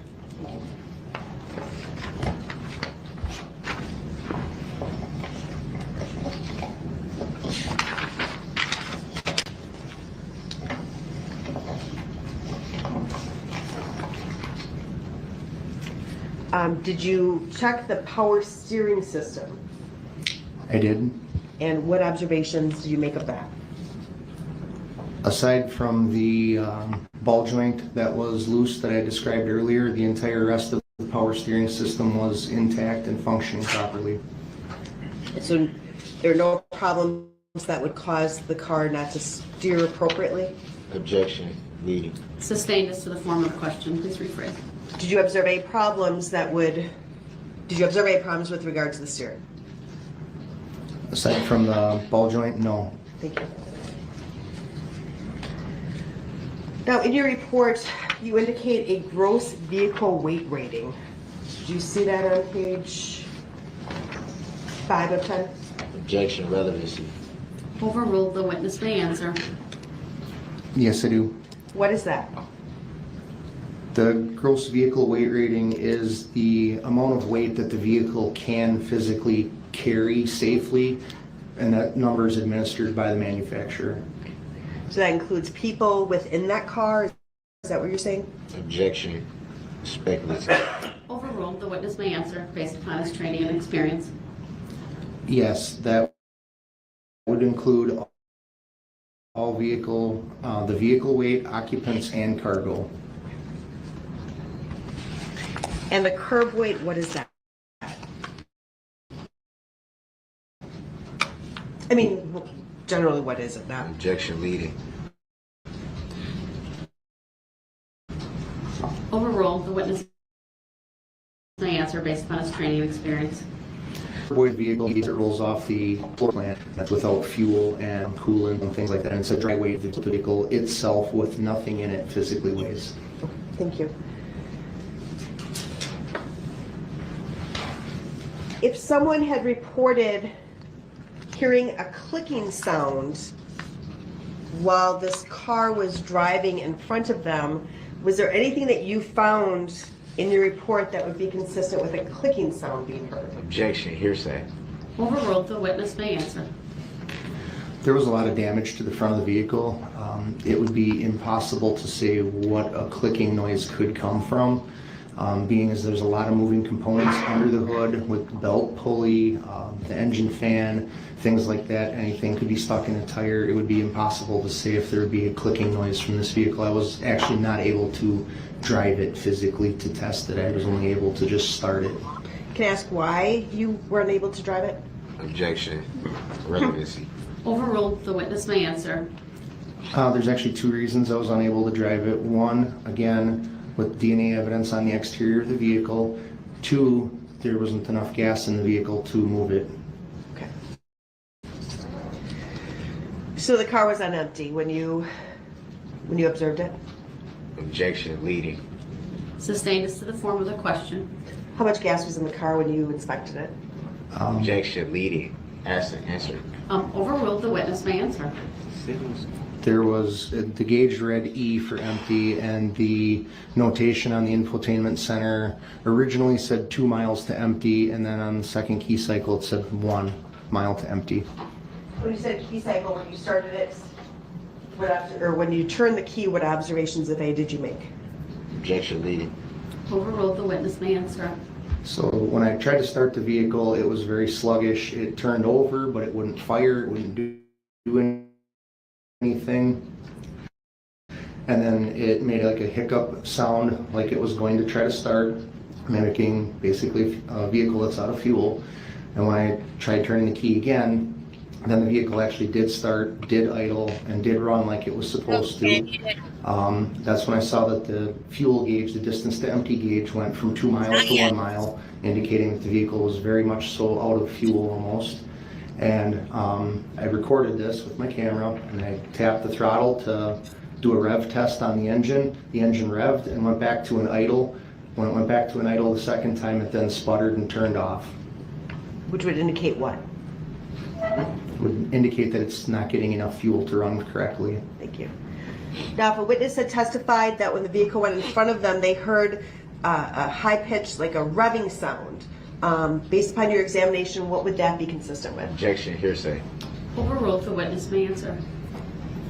There's a lot of different things that could cause that. It could be heavy acceleration from someone pressing the throttle on the vehicle. It could be noise that is amplified because the engine bay is now open to the exterior, so you can hear the engine noises coming from the engine bay of the vehicle. It could be an exhaust related item. It could be a lot of different things, to be honest. When you were doing an examination of the undercarriage of the vehicle, did you observe a muffler? No, I did not. I want to show you what's been previously admitted, Exhibit 73. It'll show on the screen in front of you, and I'd ask that it be published as well. Objection, leading. Overruled. Permission to publish 73.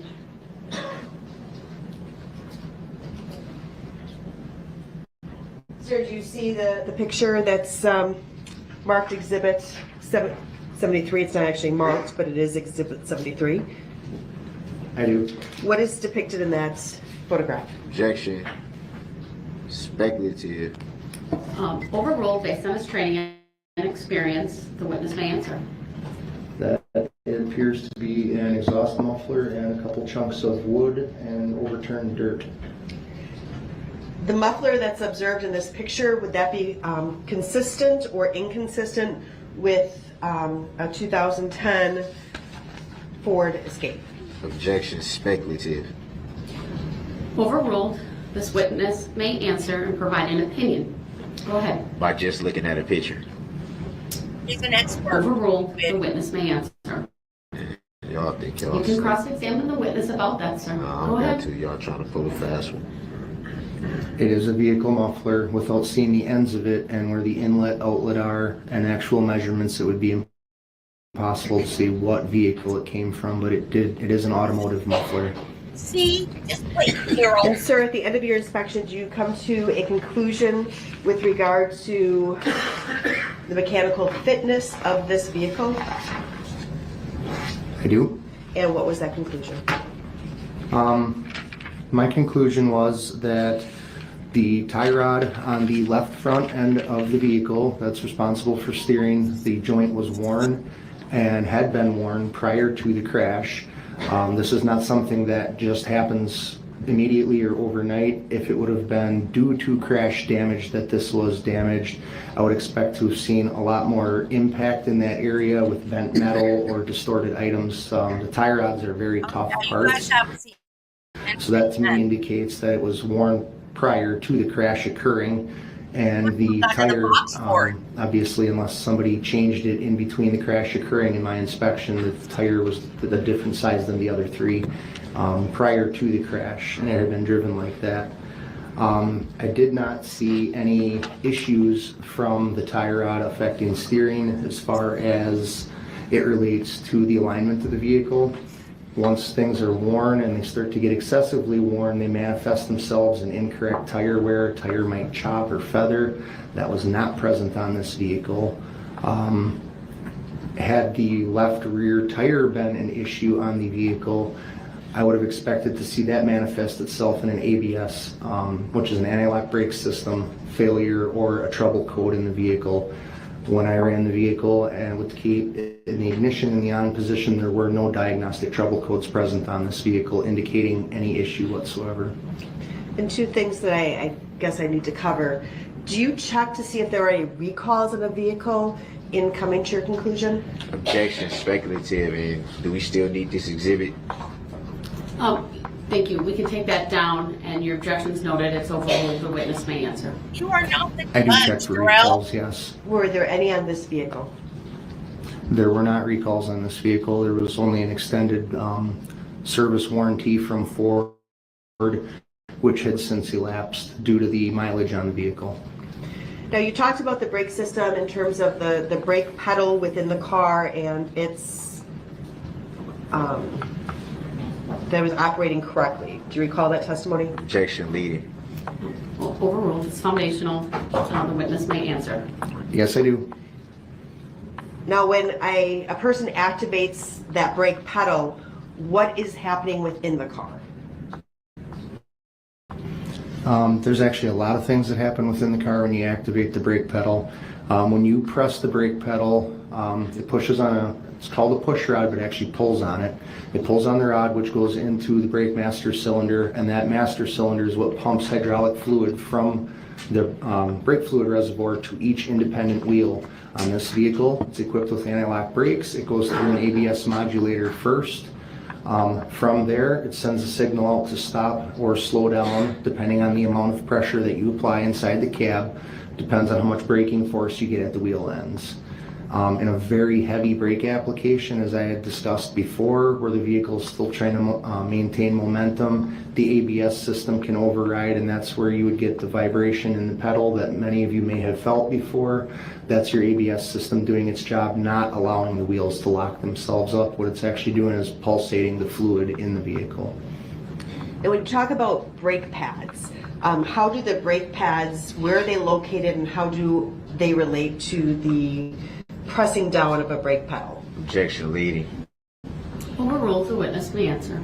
So when the brake fluid reaches each wheel end, there's a set of calipers with pistons, and those pistons actually come out and they act like a clamp, and they squeeze the two brake pads together. They're located between the two sides of the piston and on the exterior of the brake rotor, and what that does is it creates a pinching motion, and that pinching motion slows the rotation of the disc down, which is the brake disc, which is attached to the wheel hub, and that's what slows the vehicle. And just for the record, he was using his right hand to demonstrate kind of a squeezing motion. He had it, and I would describe his hand in a C motion, maybe 3 to 4 inches between the thumb and the fingers, and then pressing together a couple of inches. Thank you. Are there any other components to the braking system in a car? Objection leading. Overruled. There's a parking brake system in the vehicle. But other than that, so you've covered every aspect of the braking system in this particular vehicle, is that correct? Objection speculative. Overruled. The witness may answer. Yes, I have. Did you observe anything at all that would have prohibited this vehicle from stopping if the brake pedal had been applied? No.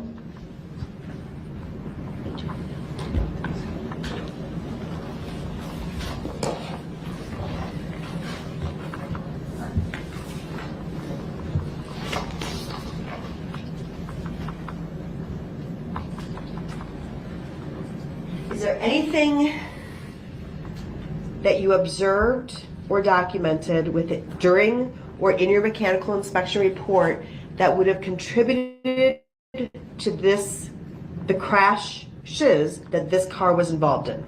Objection as an answer. Overruled. The witness may answer. No. Thank you.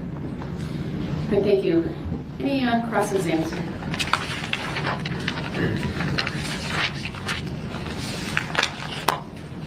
During your inspection, did you see any bullet holes? Yes, I did. Do you recall where? Back up. Do you recall how many bullet holes you observed? I do not recall a number of them. No, I knew there were more than one. Oh, bullet The hole. ones that you observed, do you recall where they were? I do believe one might have exited through the windshield or rear window, and one was in the side of the vehicle, if I remember correctly. What is a billy hose? Did you find any shell casings? No, I did not. And you said you did the inspection on December 6th? That's correct.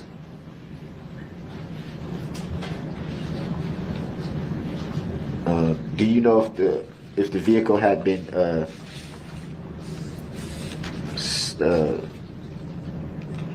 do you know if anyone attempted to start the vehicle in between that time of the crash and your inspection? Not to my knowledge, no. But you don't know for sure. That's correct.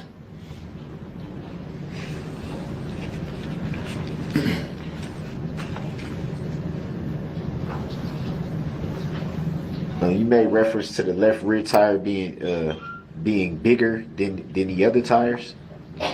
Yes. Can you give a little bit more clarity on how that would affect the vehicle?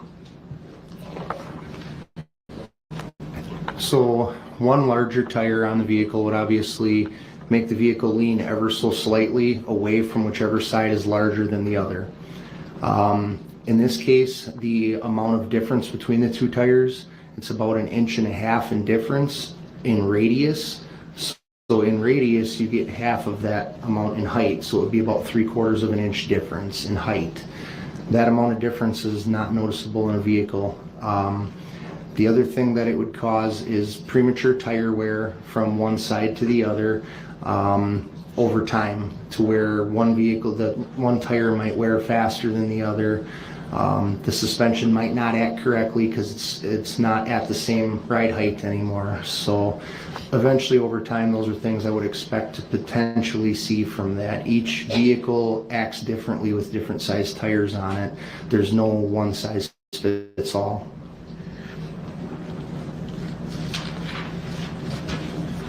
So different vehicles act differently to having a bigger fitting tire. Yes.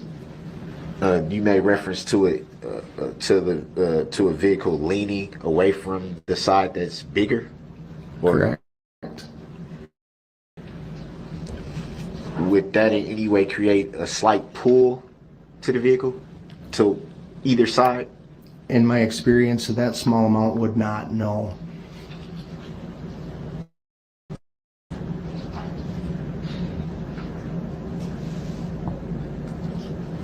And you made reference to the high beams. I don't remember exactly what you said referring to the high beams.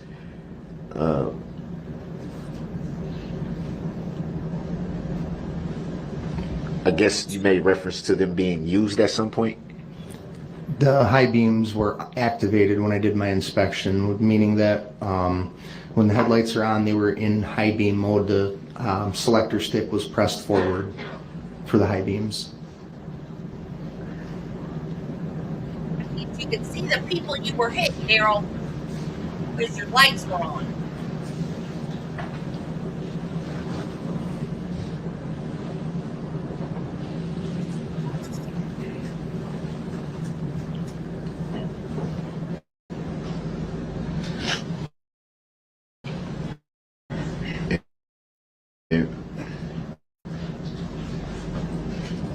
Why would a vehicle use high beams?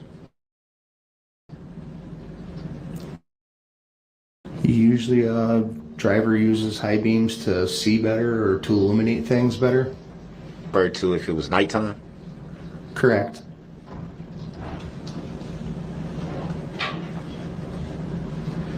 Would you say, with your expertise, it wouldn't make sense for a vehicle to use high beams in the daytime? There are limited uses for them in the daytime, yes. And what are some of the uses from your knowledge? Generally, the high beams shine brighter, so even with sunlight shining on them, other vehicles can see them. It's a thing that we use on the highway as law enforcement sometimes. We'll use the high beams at a crash scene. We'll turn the high beams on so oncoming traffic coming in during the daytime sees that brighter light from the vehicle. It's just a little bit of the thing to help oncoming vehicles see. So it would essentially be for identification purposes?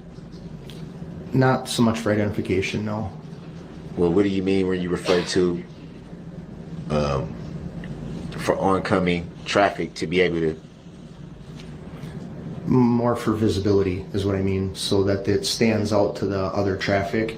It doesn't look like it belongs because the lights look very bright. It gets the other driver's attention, the same as the red and blue lights on the top of the cars. Gets them to notice that law enforcement is present. Correct. That's what I meant by ID purposes, for them to be able to see. Then yes.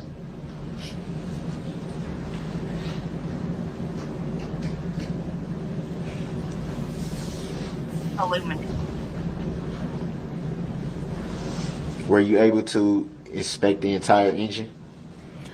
I was not able to inspect the entire engine.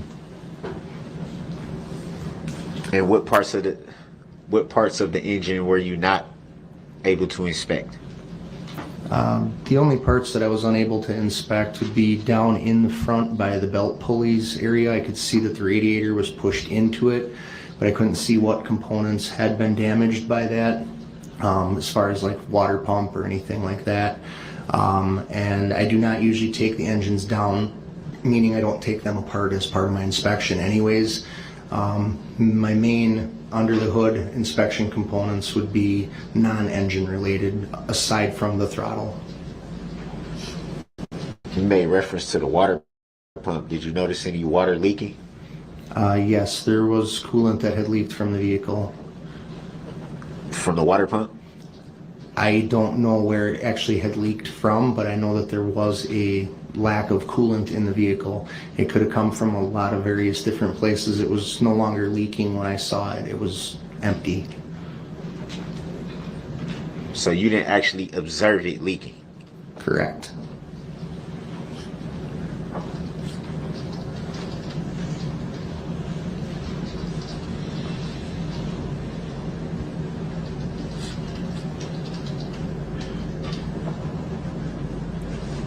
No, dumbass. So it'd be fair to say you don't know It all leaked out. where the That's leaking why. came from.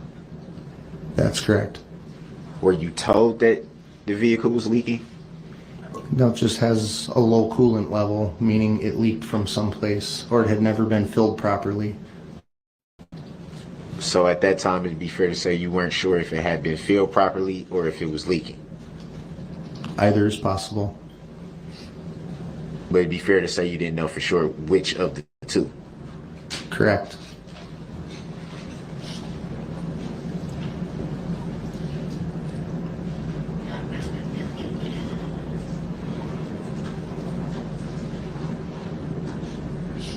You made reference to a loose ball joint. Can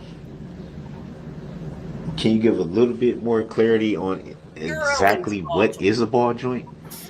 So the ball joint is at the wheel end. When you turn your steering wheel in your vehicle, there's a shaft attached to the wheel, goes down to a rack and pinion system.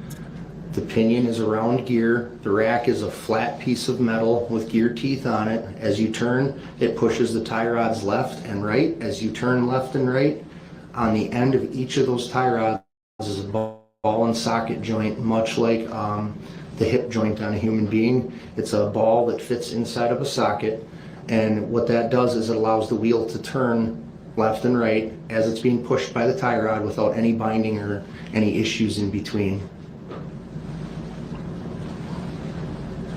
That is clarity. I don't know anything about cars, so.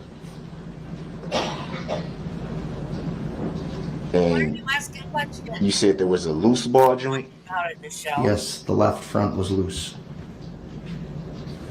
And to what effect could that affect the vehicle?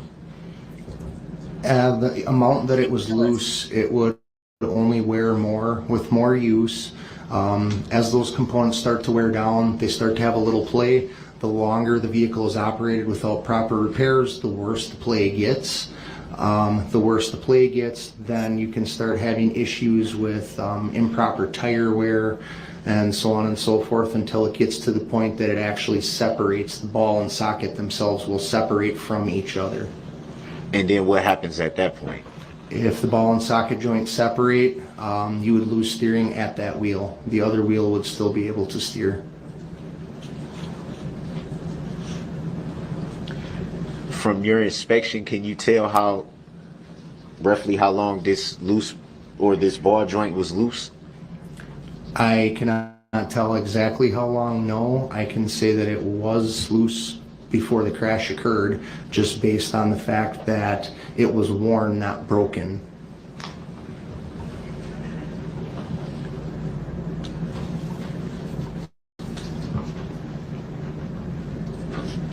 So with your expertise, would it be fair to say that that needed to be taken care of? Yes, that needed to be corrected.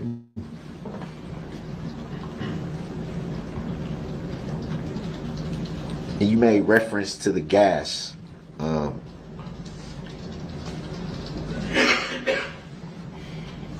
vehicle having difficulty starting. Would that be fair to say? Yes.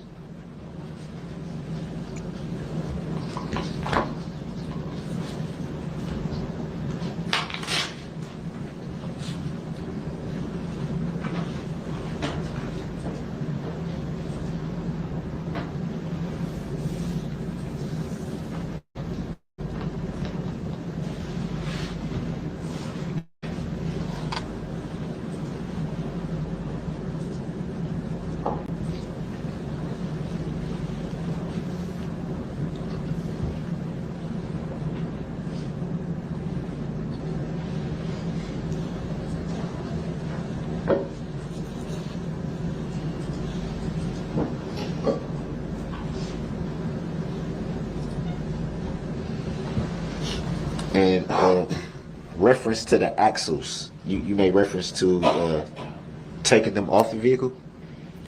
The axle I do not take off of the vehicle at all. What did you do in regards to the axle? The axle ends, wheel ends, that's where the brake components are mounted. So I remove the wheel and tire from the actual axle end. I think that's what I was referring to. Okay. I'm sorry if I misquoted. I know you made some reference to removing something. I just assume you meant the axle. You have no idea what he's doing. We're trying to act like you know what's going When on. you inspect the axle and remove, you said the wheel? Yes. What is being expected at that point? So when I remove the wheel and tire from the vehicle, I remove all four of them one at a time. And that's where I actually look at the brake components themselves, being the brake pads, the brake calipers, pistons inside the caliper, brake rotors, and then I get a better view of the tie rod that I was just speaking about because it's actually next to the wheel on the axle end of the vehicle. You said the tire rod? The tie rod ball joint that was loose. Oh, okay. So what?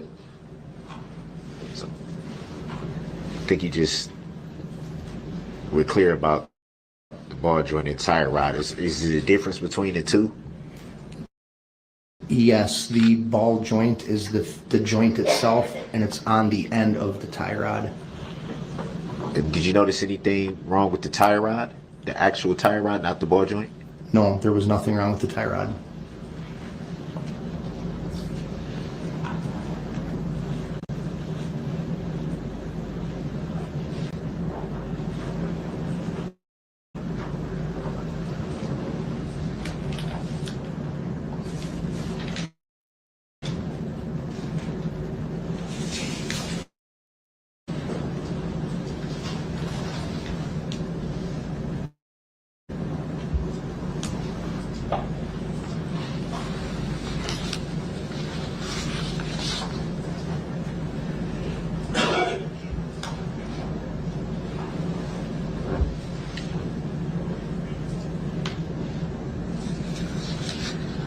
Just 1 second, I'm just looking over these notes.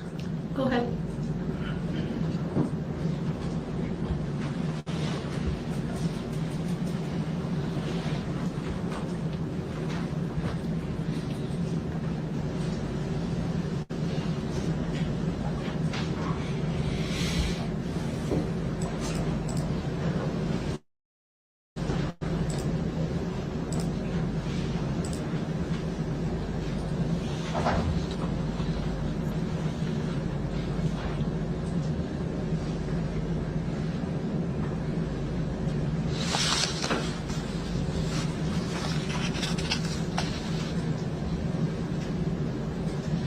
Oh, Nazi. On page 9 of your report,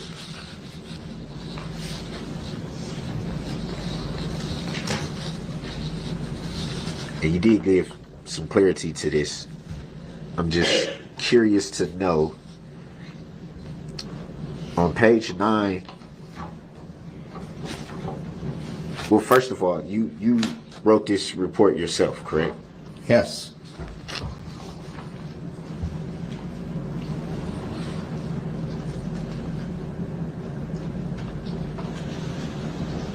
On page 9, the second sentence,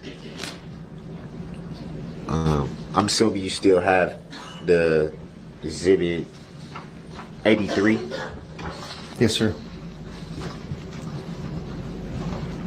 It says, I noted a worn tie rod end on the left front wheel end.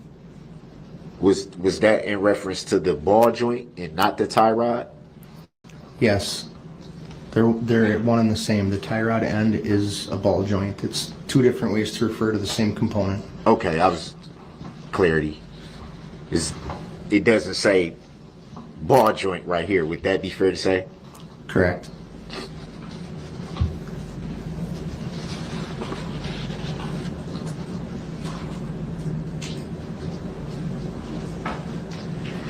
And what is the high mount brake lamp? The high mount brake lamp is on the back of the vehicle.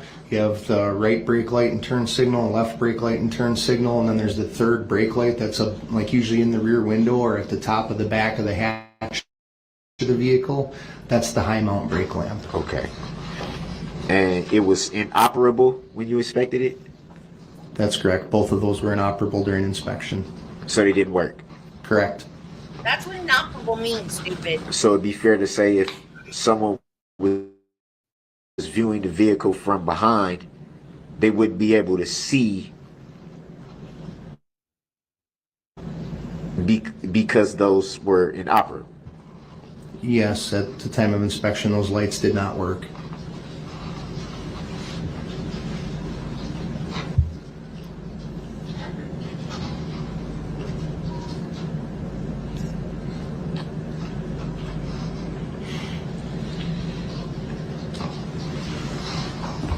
And you also stated that it is unknown if they were working prior to the crash or damaged during the crash. That'd be fair to say? That's correct. That you would know either way. No, I would not have a way to tell when that light bulb went out.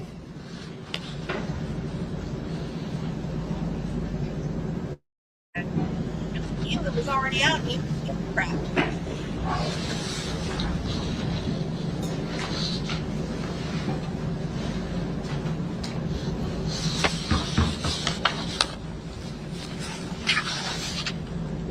Yeah, I don't know how these people are keeping a straight face.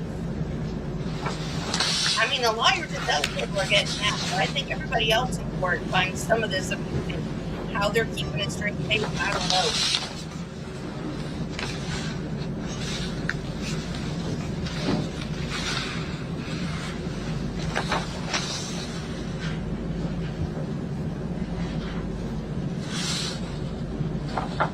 Especially the day he asked the cop to explain to me who was law for them. That, I lost it. No further questions. I was like, no, he Any did not. redirect? Before you do that, I'm just going to hold my jury stand for a second. Go ahead.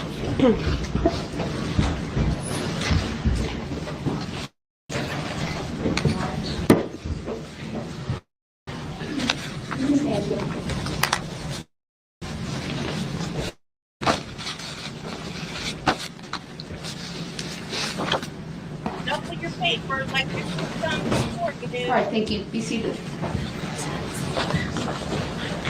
Just in the country, but act like you're doing something important. So you testified on cross-examination that the rights and high mount brake lamp were inoperable. Do you recall that? Yes. How about the lefts brake light. Was that operable or inoperable? Objection. Leading. Overruled, the witness may answer. The left stop lamp was working. Now, sir, just going back again to this ball joint, you stated that, See, I guess, was your testimony on cross-examination that unless the ball and socket is separated, you can still safely operate that vehicle? Objection. Mischaracterizes what was said. Based on the form of the question, I'll allow the witness to answer. Yes. And the ball and the socket on this vehicle, were they separated? They were not. Now, your inability to fully inspect the engine, I want to direct you to that area of the vehicle. Does the engine control acceleration? Objection. Relevancy. Overruled, the witness may answer. No, it requires driver input. Does the engine control braking? No, it does not. Does the engine control steering? Objection. What is the relevancy? Overruled, the witness may answer. No, it does not. Does the engine control gear shifting? Objection. Relevancy. Overruled, the witness may answer. It does not. Finally, sir, you had talked about actually coolant or some type of water. I wasn't sure if you're talking about the water pump or the radiator. Do you know what was leaking, if anything? Objection. Asked and answered during cross. Overruled, the witness may answer. It's redirect. Yes, so water pump, water coolant, it's all interchangeable as far as the cooling system for the engine goes. And the coolant system was low at the time of inspection and had been leaking, but from where, I do not know. And again, does that control the steering, No, the braking, no, the acceleration? no. Finally, sir, you had talked about on cross-examination the presence of the high beams being on during the daylight. Do you recall that line of questioning? Yes, Specifically, you had indicated that sometimes the state patrol uses their high beams during the day. What was that for? Objection. That was answered. Overruled, the witness may answer. It's redirect. to increase visibility. Is that of any assistance if a vehicle is coming up behind people? Objection. Speculative. Based on his training and experience, I will allow him to answer. No. Thank you. Nothing further. All right, thank you. You may step down. I will take that. Thank you, sir. And once the witness passes, I'll excuse the jury for an afternoon break. It's just about 3:06. We'll take about 15 minutes. I'll rise for the jury.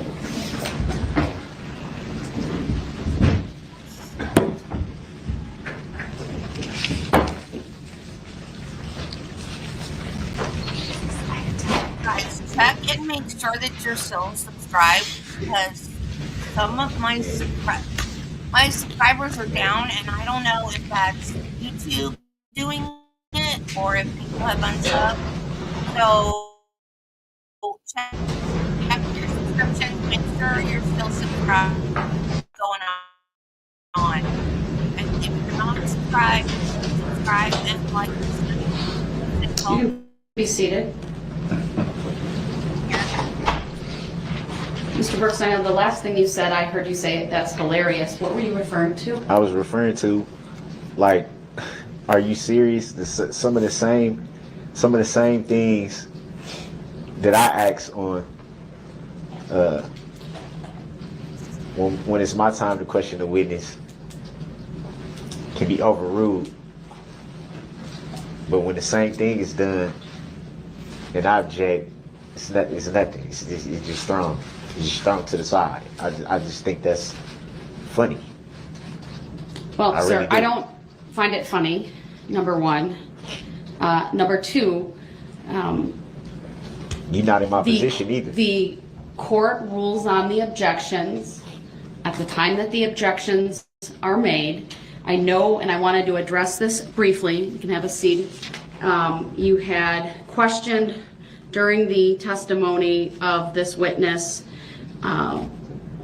Exhibit 83, because I believe what you were saying is, and you can tell me if I'm wrong on this, the copy of the report you have does not have an exhibit sticker on it. It don't.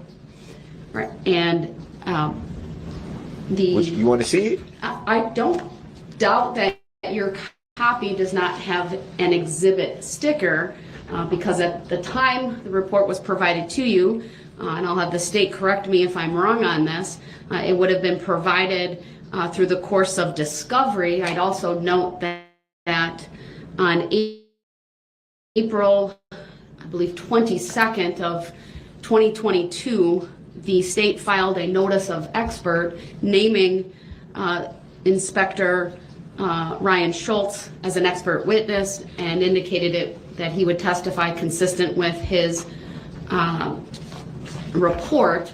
And then I directed your attention to the statutes in the rules of evidence dealing with expert testimony, specifically starting at 907.02 through 907.07.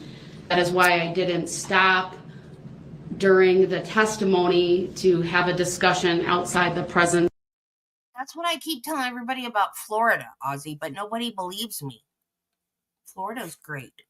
Of the jury, because at that point, the objection to not having an exhibit sticker on your report is not, would not prevent the court from receiving the exhibit once the proper foundation was laid, which in my opinion it was.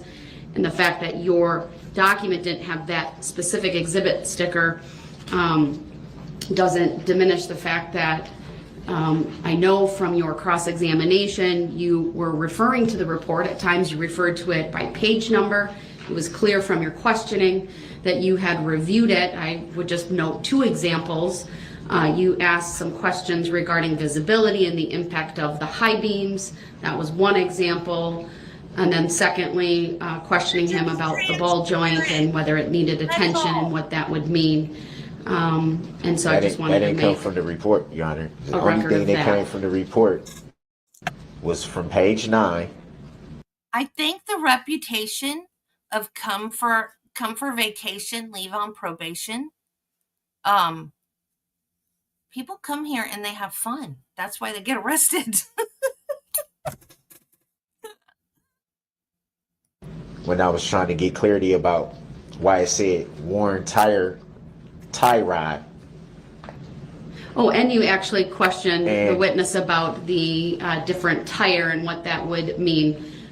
So I thought three good areas of cross-examination that you covered. As far as the other issues I think that you might have when there's redirect, Stop it. I'm not going to explain what redirect is, sir, but again, for my position, there's direct examination, there's cross-examination. The state or any witness, any party that calls a witness always has the opportunity to ask the direct exam questions and then redirect based upon what's asked during cross-examination. Sometimes that does mean there's some repetition, but I didn't see anything through the redirect of this witness that I thought was improper. So I just wanted to make a record of that. I am going to caution you, sir. Do you understand what I was saying? You are, but you, during multiple times during the questioning of that witness, you were mumbling under your breath. You say disparaging remarks toward the court, toward the witness, or toward the process. So if it was disparaging, what did I say? Sir, Because I you don't- say things like it's not fair, or you make noises that say just like you're disgusted with the ruling. I'm just making a record because Yeah, but it's you're important making an that incorrect record. No, she's it's not. important that you demonstrate courtesy and decorum through these proceedings, and that you give respect to the witnesses who are testifying in the process. Did As the you- witness feel disrespected? Did the witness say anything about feeling Mr. Brooks, disrespected? I'm not going to engage in this 'Cause I don't think he back and did. forth with you because, first of all, it's a mischaracterization of my observations, number one, and Yeah, number but two, your it's my observations are job. incorrect. It's If my it- job to ensure that under 90611, that there's the effective presentation, and I'll just refer you to that once again. I'll read it into the You record. don't need to read it. Under You don't need to read 906. it. Just make sure that you make a correct The judge shall exercise record. reasonable Don't lie on the control over the mode and order of interrogating witnesses and presenting it's evidence gonna so get as to do addressed all of every the time. following. Make the interrogation and presentation Every time. effective for the ascertainment of truth, avoid needless consumption of time, protect witnesses from harassment or undue embarrassment. Sub 2 talks about the scope of cross-examination. Sub 3 talks about leading questions, and when leading questions may be used to develop the witness's testimony. So with that, we'll take our break. I'll start the 15 minutes. It's 3:13. We are in recess. Thank you. Matter of fact, one thing on record. Go ahead. I did actually take note of when the court overruled one of Mr. Brooks' objections, his don't response consent to being was, called that name, stop Your Honor." trying to be slick. Yeah, I did say that. So, just for the record, I thought that that was very disrespectful. Thank you. I would agree. Judge, can we discuss scheduling at some point as well, either now or on the We'll return? come back. Why wasn't that addressed right when it happened? Honestly, Mr. Brooks, Jury was I'm there, trying stupid. hard not Because to that's highlight the your definition of trying to be misconduct slick. during the trial, and trying my best here to I don't see frankly that. minimize I don't pointing see those it. things out to the jury and instead I pointing don't them see it. out outside the presence of the jury. You may have noticed I've even started to say I'd remind the jurors that the comments of the parties or the attorneys are not evidence, so as to cast a broad brush and not simply highlight your conduct. I haven't noticed anything, and I don't But all right, we're in refer to recess. what Thank you. conduct It's you're referring 3:14. to. If you're gonna be biased, then somebody else. Your baby conduct, your toddler like temper tantrum conduct.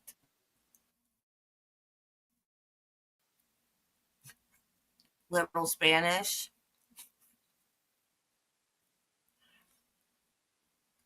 But I know, well, I don't remember it right now.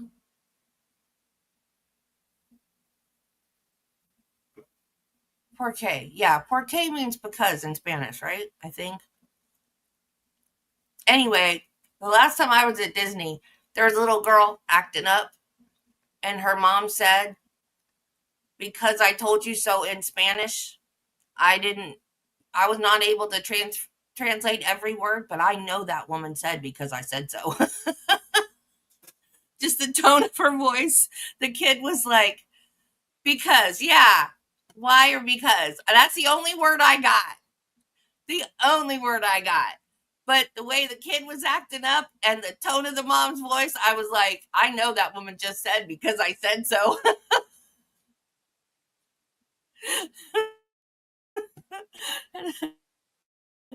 I was like, that kid is doing the tantrum thing. And I mean, it reminded me of Brooks and like, and Darrow. I was like, Darrow needs to do that on Brooks one time, just because I said so.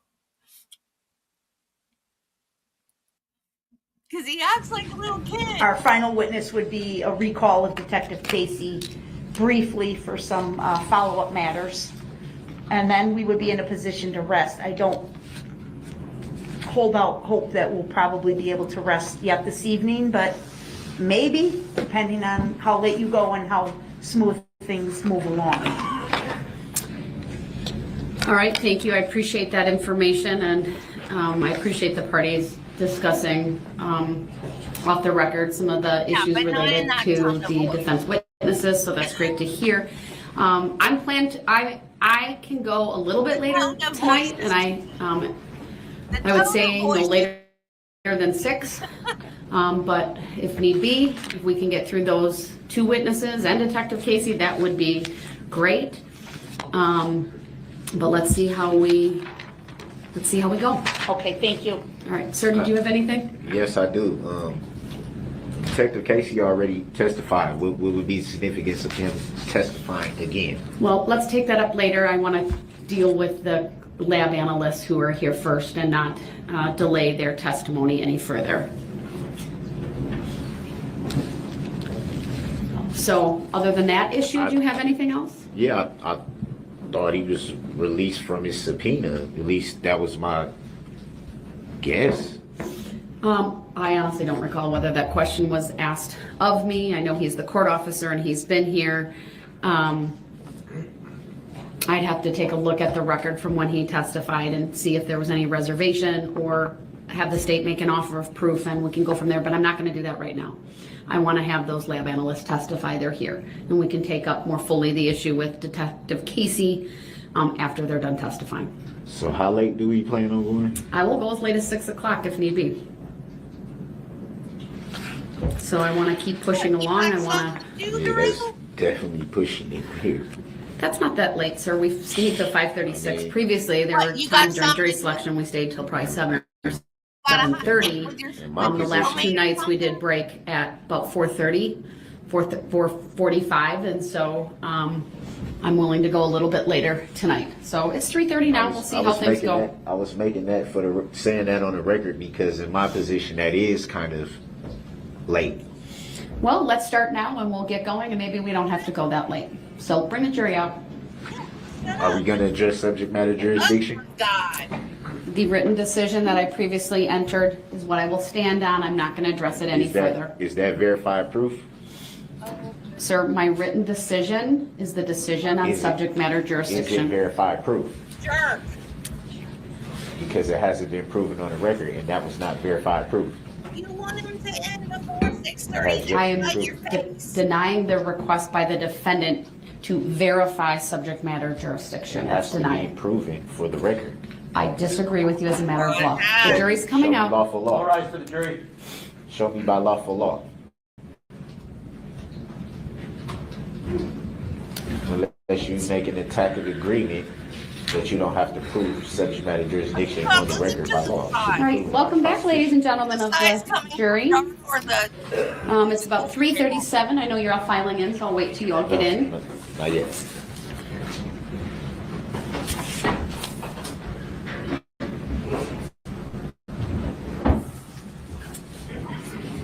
And welcome back to the rest of you who are filing in after our short afternoon break. I just wanted to let everyone know I have let the parties know if need be. I'm willing to stay between 5:30 and 6 this evening.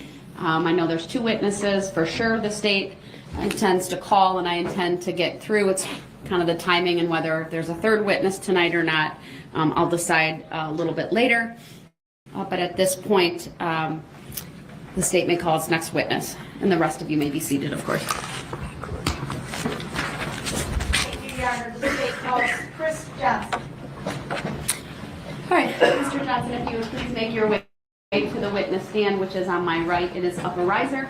When you get there, please remain standing, raise your right hand. My clerk, Teresa, who's on my left, will swear you in. Do you solemnly swear that the testimony you're about to give shall be the truth, the whole truth, and nothing but the truth, so help you God? Thank you, sir. Please have a seat.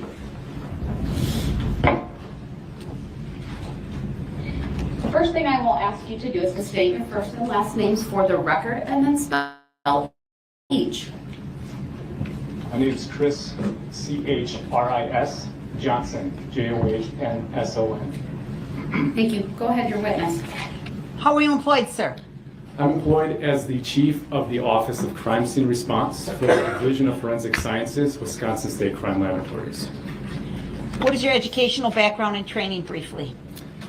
I have a Bachelor's of Science degree in molecular biology from Marquette University.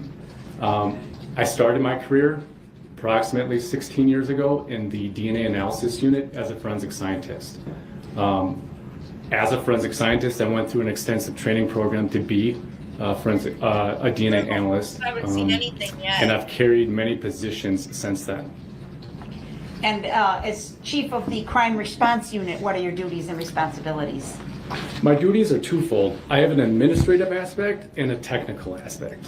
The administrative aspect is to oversee and monitor all operations or all aspects of the crime scene response program operations.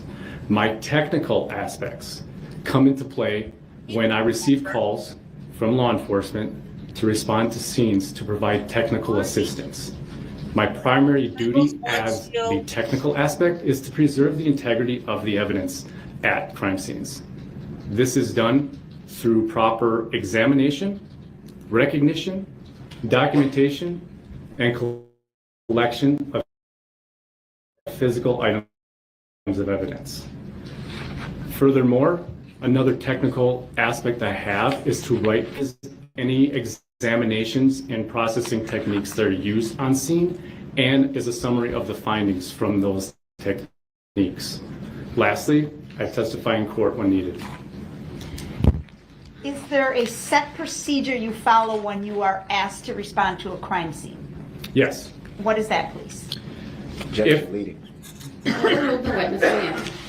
If law enforcement is at the scene and would like to They're not allowed to, Ozzy. The judge is not allowed to give legal advice. So, and she told him that when he decided to be his own lawyer, when he fired his lawyer, she told him that. She told him that no one would be allowed to help him. And he asked for standby counsel. And apparently in Wisconsin, if you represent yourself, you're not allowed to have standby counsel.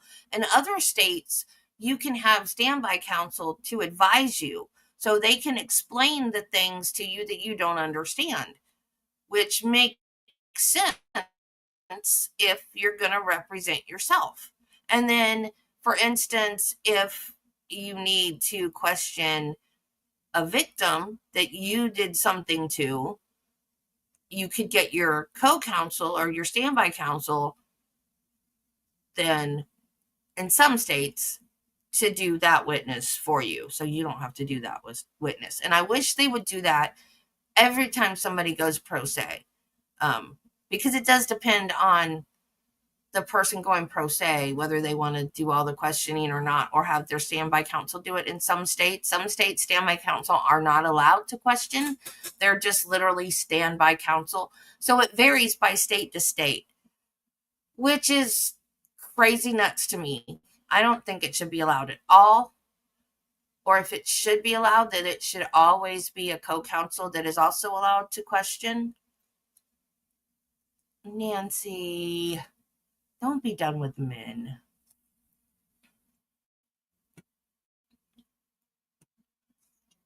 Yeah, but she explains what she can and what she's not allowed to explain.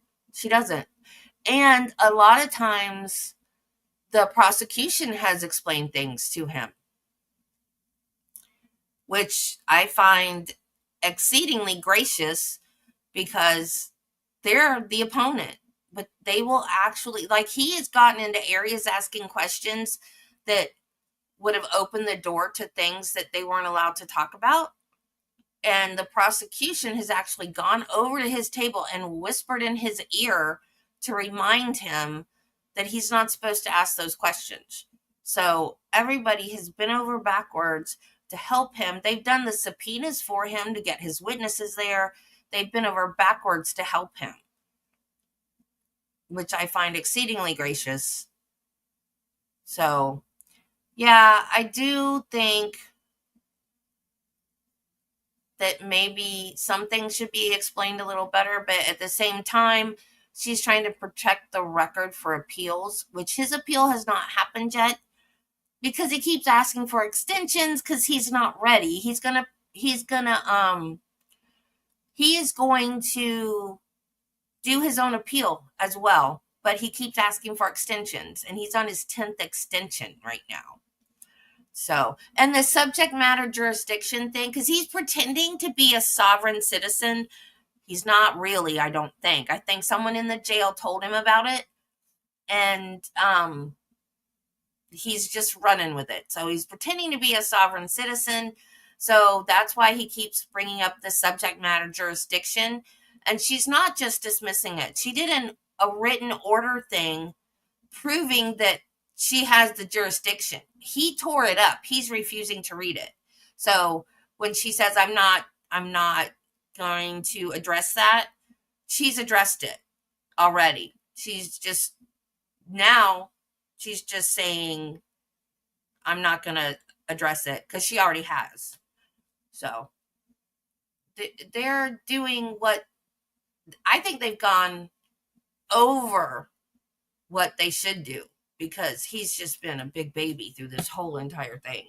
I wouldn't have helped him as much as they've helped him if it was me. Crime lab, crime But I'm a biatch, so. response team to respond. They simply call the lab that's in their jurisdiction, and basically the call will get routed to me, and I'll dispatch a team to the scene. And on November 21 of 2021, Playlist for it. was the crime scene response unit asked to respond to an incident in the city of Waukesha, county of Waukesha, state of Wisconsin? Yes. What was the nature of the call? The nature of the call was to respond to an address on Maple Street to begin processing a vehicle that was abandoned in the driveway of that residence. Were you given any limited information as to the significance of the vehicle? Yes, it was reported to me that the vehicle was more than likely involved in running through the Waukesha Christmas parade. Were you aware that it was reported pedestrians had been struck during the event? Yes, that was reported. The objection is noted. I'll allow it as it is foundational. The witness may answer. Yes. Now, when I think of a crime scene, I typically think of a place or a location. Does your unit also cover processing of a vehicle like this? Yes, in this Overruled. You may answer. In this particular circumstance or situation, the vehicle itself can be considered a crime scene in and of itself. And in your years with the crime lab, do you have prior experience processing motor vehicles that were suspected to have been involved in fatal collisions with pedestrians? Objection. Forget about it. Overruled. Foundational. The witness may answer. Yes, I've processed several vehicles related to that. Okay. Don't mind this right. I did. Did you personally respond to the address at 338 Maple? Yes, I was one of two people responding. Who else responded? Julie Avila. And does Julie work with you? She does. What's her task or primary responsibility? Objection, leading. Overruled. Foundational. The witness may answer. For this particular scene, I was what is called the team leader. So I'm in charge of all aspects of processing the scene. Julie was a crime scene response photographer. So she was tasked with appropriate documentation via photographs. Okay. Do you recall about what time it was when you arrived on scene? I arrived on scene approximately at 8:15 p.m. on 11/21/21. And I'd like to show you a series of photographs, and I'm going to have multiple sets of photographs to go through with you. This is the first set, and the set contains 5 pictures. So they're going to show up on your screen first, sir, and I'm going to ask you to identify these photographs, and then we'll work backwards and present them to the jury with the court's permission, okay? Okay. So first on the screen is Exhibit 67, which I believe was previously admitted? Yes. Yes. Yes. All right. Objection. Overruled. Sir, do you recognize the objects depicted in State's Exhibit 67? Yes, this is a overview showing the front end damage of the red Ford Escape that's parked in the driveway of 338 Maple Okay. Avenue. Next, we're going to present to you Exhibit 93.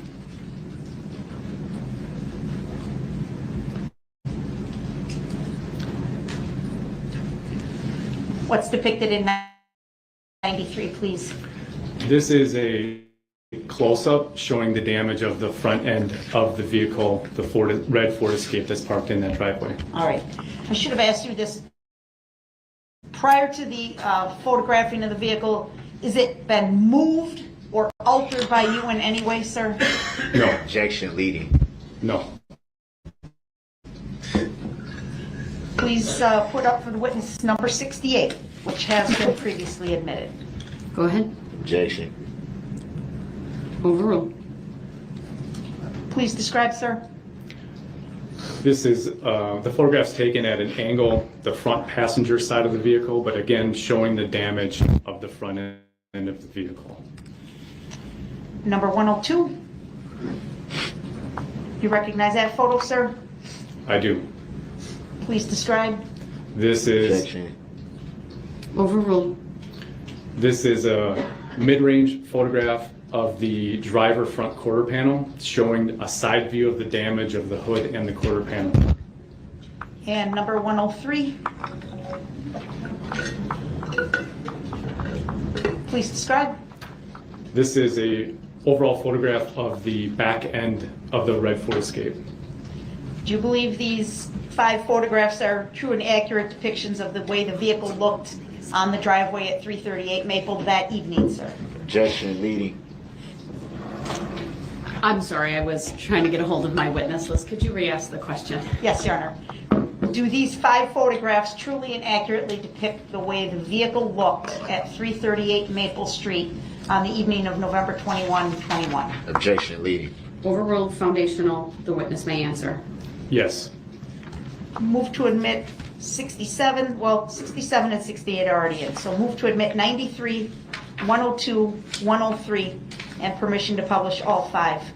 Objection. Relevancy. Noted. Overruled. The exhibits are received. Permission to publish granted, specifically 67, 93, 68, 102, 103. I realize some may have been received previously, but to be thorough, I wanted to put that on the record. Thank you. Ozzy, this guy, that's very, very cool. This guy was in jail in Milwaukee for running over his girlfriend's foot with the same car that he drove through a Christmas parade and killed 6 people and injured many others 2 days later because his mom paid his bail and got him out of jail. So this is a problem we're having in our country right now with violent criminals getting out on bail and then going on to do something even worse. And it has to stop. But I obviously have no say in how to fix the problem. And I don't know. I mean, you can't lock up and keep locked up everybody because domestic violence could range from a slap across the face to coming at someone with a deadly weapon, So if you make it like a blanket, every violent crime should not get a bail, then you're going to have people locked up that shouldn't be locked up, So I don't know how to fix it. And I don't know that our government knows how to fix it either. But it sucks. He should have been in jail. Had he still been in jail and not gotten bail, this wouldn't have happened.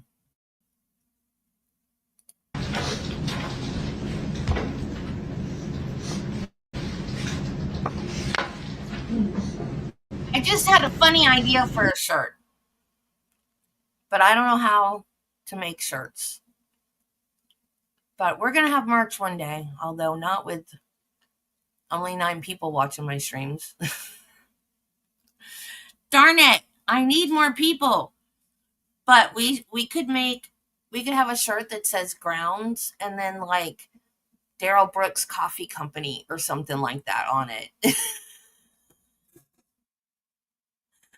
But I don't have enough people. I couldn't afford to make them because I don't have enough people. You guys, start telling people about my channel.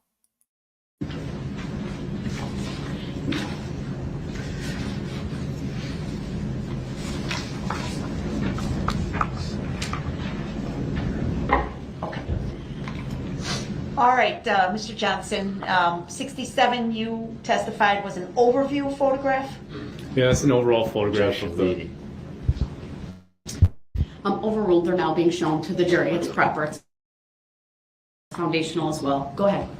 Yes, this is a overall photograph showing the location of the vehicle, but specifically also showing the front end damage of the vehicle. All right. Next, 93. Oh describe- my God. A close-up. Overruled. Go ahead. A close-up of the damage that has been sustained on the front hood area, bumper area of the red Ford Escape. Next is 68. Objection. Overruled. Is that somebody? Mid-range photograph From the rearview mirror? showing the damage, I mean, the front end side view damage, mirror? specifically from a reference point of the front passenger corner of the vehicle. I observe on the bottom of that photograph there appears to be some liquid substance on the ground. Do you see that, sir? Yes, I Objection. do. Leading. Overruled. Foundational. The witness may answer. Do you remember seeing that substance that night? Yes. Were you able to tell what it was? Objection. Speculative. Overruled. Based upon his training and experience, he may answer. Not specifically what type of fluid it is, but some kind of engine compartment fluid. From this vehicle? Yes. Okay. Number 102, please. A mid-range of the driver front quarter panel, also showing what I describe as a white headband on the broken driver door mirror. Is that illuminated in some fashion? Objection. Yes. Leading. Overruled. The witness may answer. Just a reminder to wait until I fully rule on the objection before you answer. I apologize. Yes. How was it illuminated? Objection. Leading. Overruled. It has white LEDs that are within the cloth and they're blinking on and off. Okay. And then last would be 103. Objection. Please describe. Oh, I'm sorry, he objected. Overruled. Go ahead. An overall from the further into the driveway showing the back end, the rear end of the red Ford Escape. All right. Now, after these photographs were collected on Maple Street, did there come a time where you planned to move the vehicle? Yes. Part of the process in arriving at a scene, there are 3 steps. There's a scene approach, scene assessment, and a scene processing strategy. So the scene approach starts with the moment I receive a call and start thinking about what evidence might be present, just knowing the limited facts or the limited information that I have during the call. When I arrive on scene, I do a scene assessment. So I did a walkthrough of this particular vehicle, around it, and including the property. Determined from that what my processing strategy would be. So going back to answer the question, my thought and my processing strategy this particular night was to collect anything that would be fragile in nature off of the vehicle and then get it transported to a more environmentally friendly secured facility to continue processing in the subsequent days. Was that for your comfort or for some scientific reason? Objection. Speculative.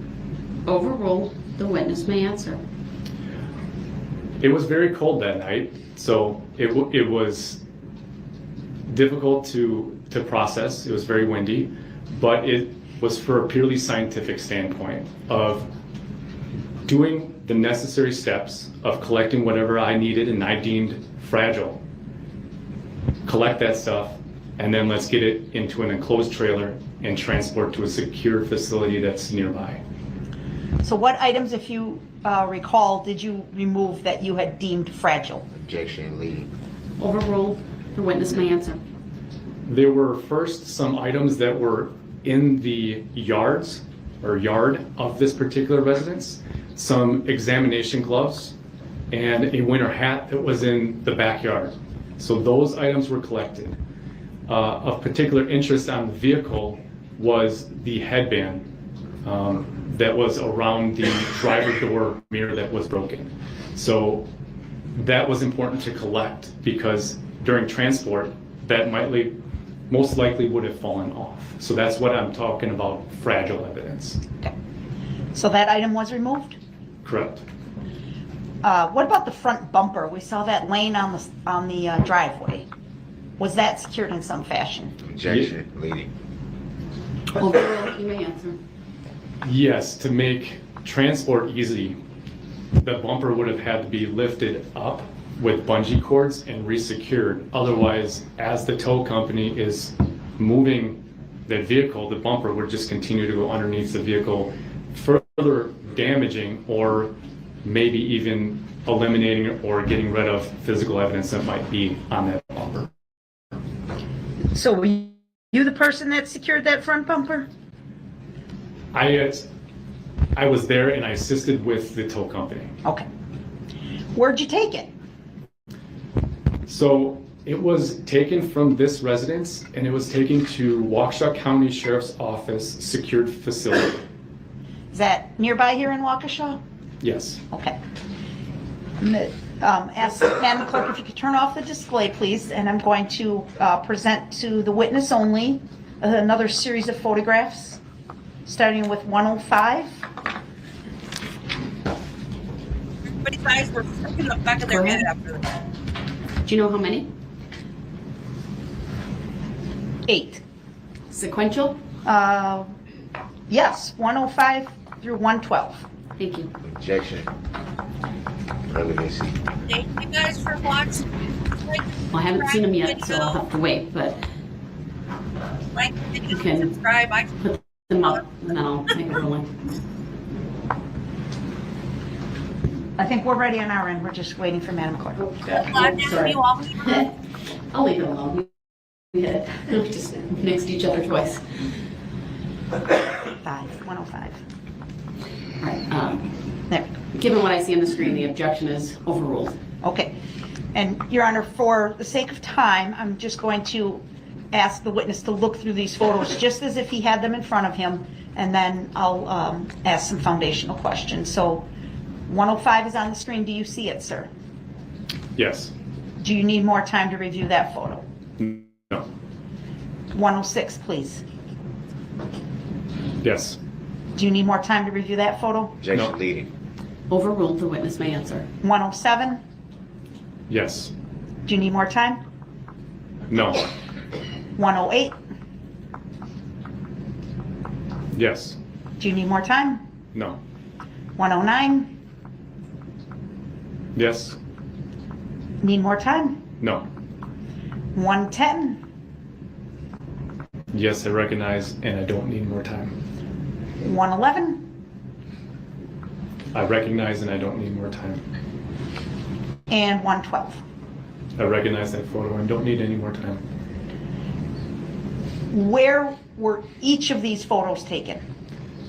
Each of these photos were taken at that secure facility that where Waukesha County Sheriff's Office, their secured facility. This is indoors at that facility. Okay. And do you believe each of these photos is a true and accurate representation of what the vehicle looked like once you towed it to the secure facility? Yes. A move for admission of 105 through 112 and permission to publish, Your Honor. Objection. Noted. Exhibits 105, 106, 107, 108, 109, 110, 111, and 112 are all received. Permission to publish granted as to all.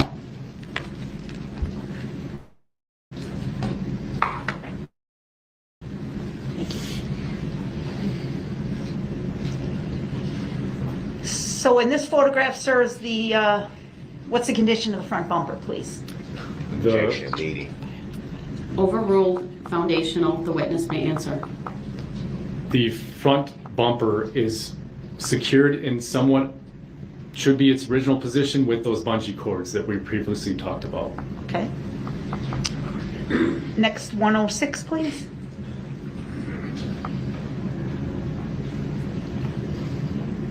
Please describe.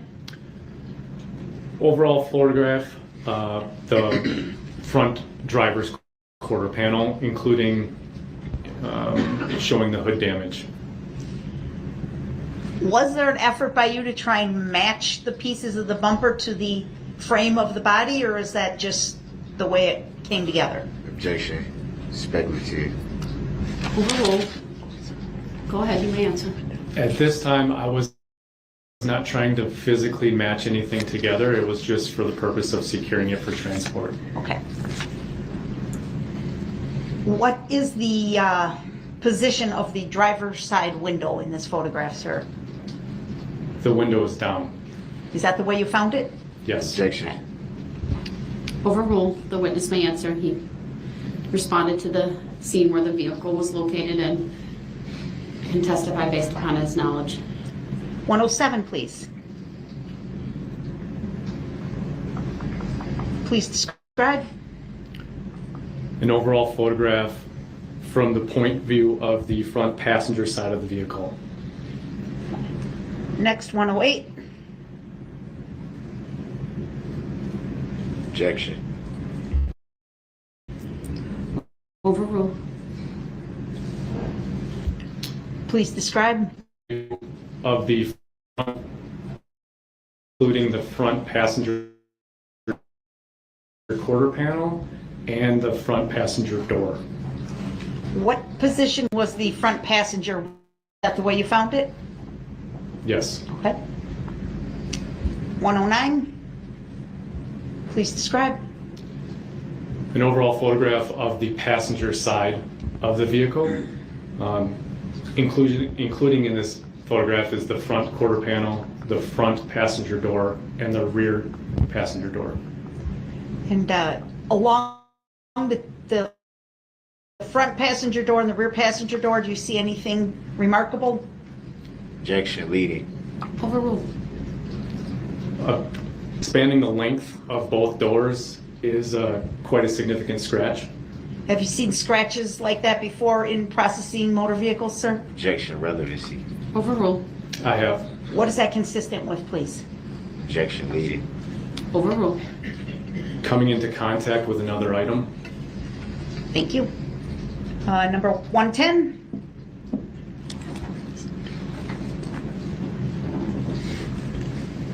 Please describe. An overall photograph showing the rear of the passenger side of the vehicle. Specifically noting that the rear passenger window, that window is not down, it was actually shattered, Okay. broken, and also showing in this photograph are 2 apparent fired bullet defects. Okay, I have some other photos more specific to that in a minute. Thank you. 111. Objection. Overruled. Please describe.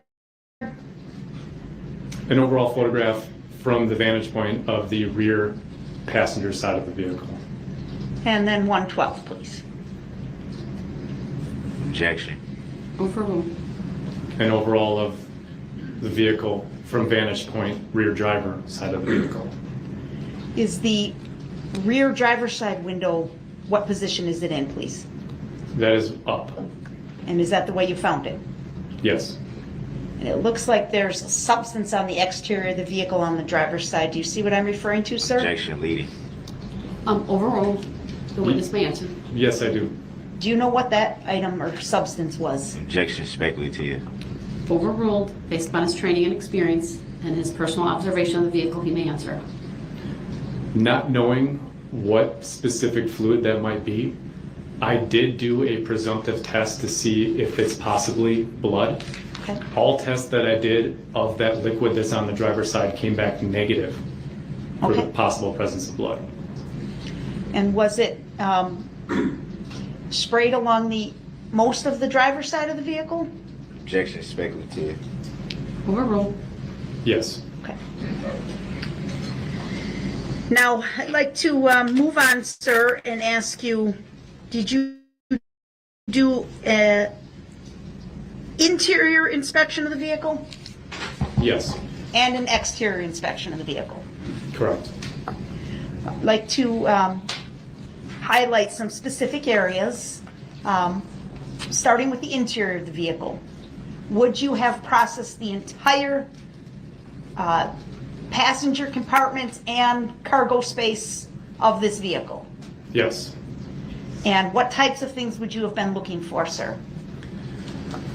Based on my former experience, looking for surface types that might contain potential DNA evidence.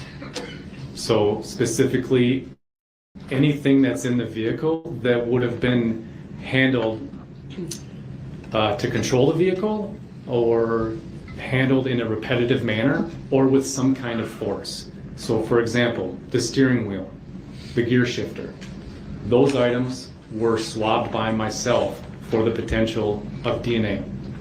We also looked at surfaces within the vehicle and processed those for the possible presence of latent fingerprints. Do you remember locating an object on the front passenger seat of the vehicle? Yes. I'm going to ask that we display to the witness only Exhibit 117.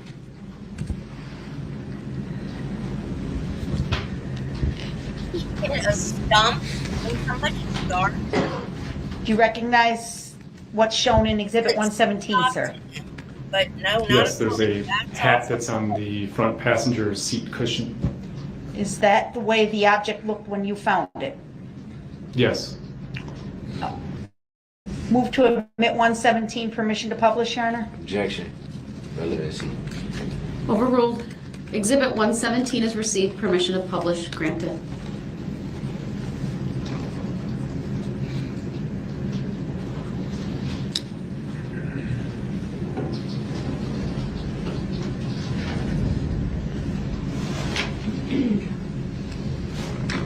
Could you please, there's a touch screen in front of you, circle the hat that you just described for the jury? And then to your left, sir, on the witness stand, before you took the stand, I placed an item up there that's been marked as exhibit number 87. You see that on the table there? Yes. Can you identify exhibit 87?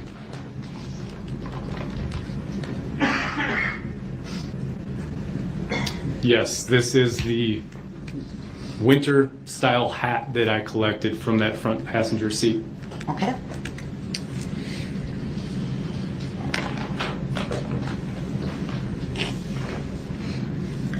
I'd like to show another photograph to the witness, exhibit 118, please. Objection. Overruled. Go ahead. Do you recognize the object in exhibit 118? I do. Do you believe this photo is a true and accurate representation of the object as you found it on the vehicle? I do. Objection. Speculative. Overruled.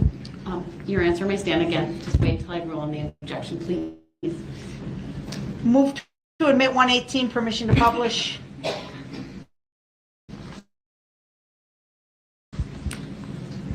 Exhibit 118 is received. Permission to publish. Please describe. It's a close-up photograph of the clothing items that were pinned to the windshield by the crumpled hood, and it was being held in place by that hood being pinning the items against the windshield as well as that wiper arm. Okay. Did you eventually remove these items? Yes. What did you find them to be? It was a detachable hood from a jacket as well as a winter hat. And can you just point out on the touch screen which is which? Objection. Leading. Overruled. That's the hood portion, and that's the hat portion. Okay, thank you.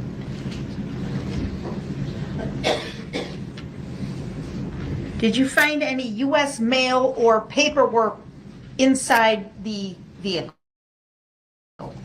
Objection. Relevancy.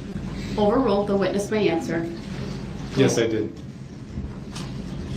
Were there any names associated with the U.S. mail or paperwork inside the vehicle? Objection. Relevancy. Overruled. The witness may answer. Yes. What was that name? Darrell E. Brooks Jr.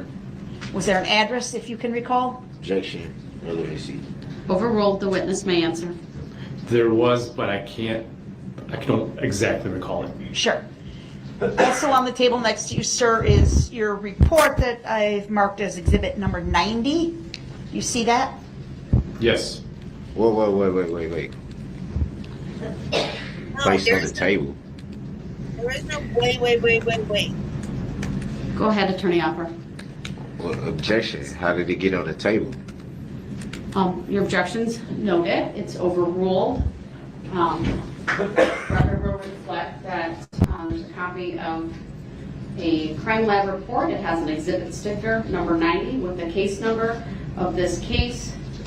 Handing it back to the witness. Go ahead, you may question. How did it get on the table? Who placed it on the table? Attorney Opera indicated she placed it there. When did that happen?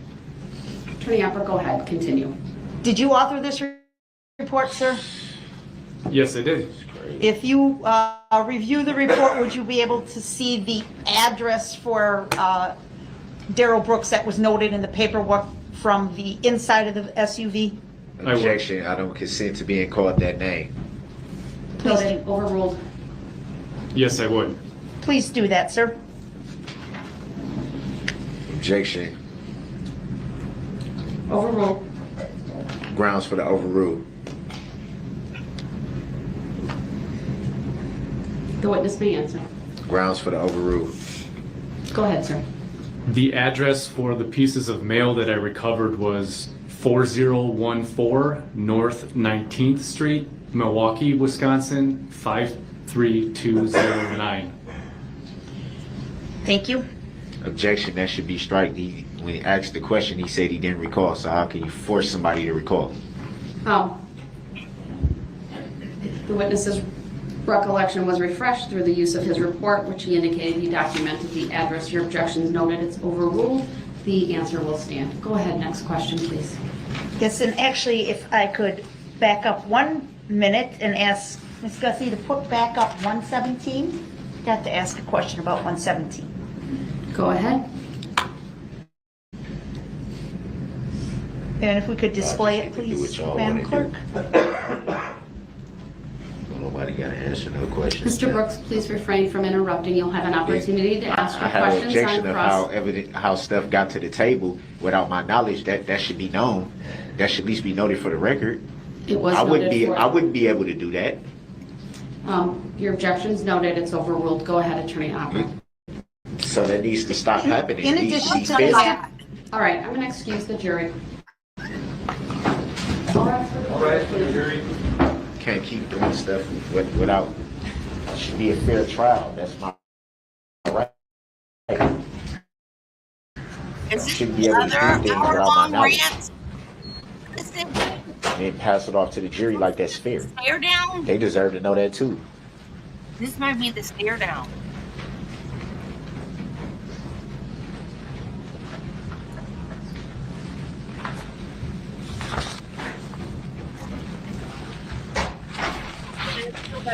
The other day. The rest of you can have a seat as well. As soon as the jury's out, I'll make a record.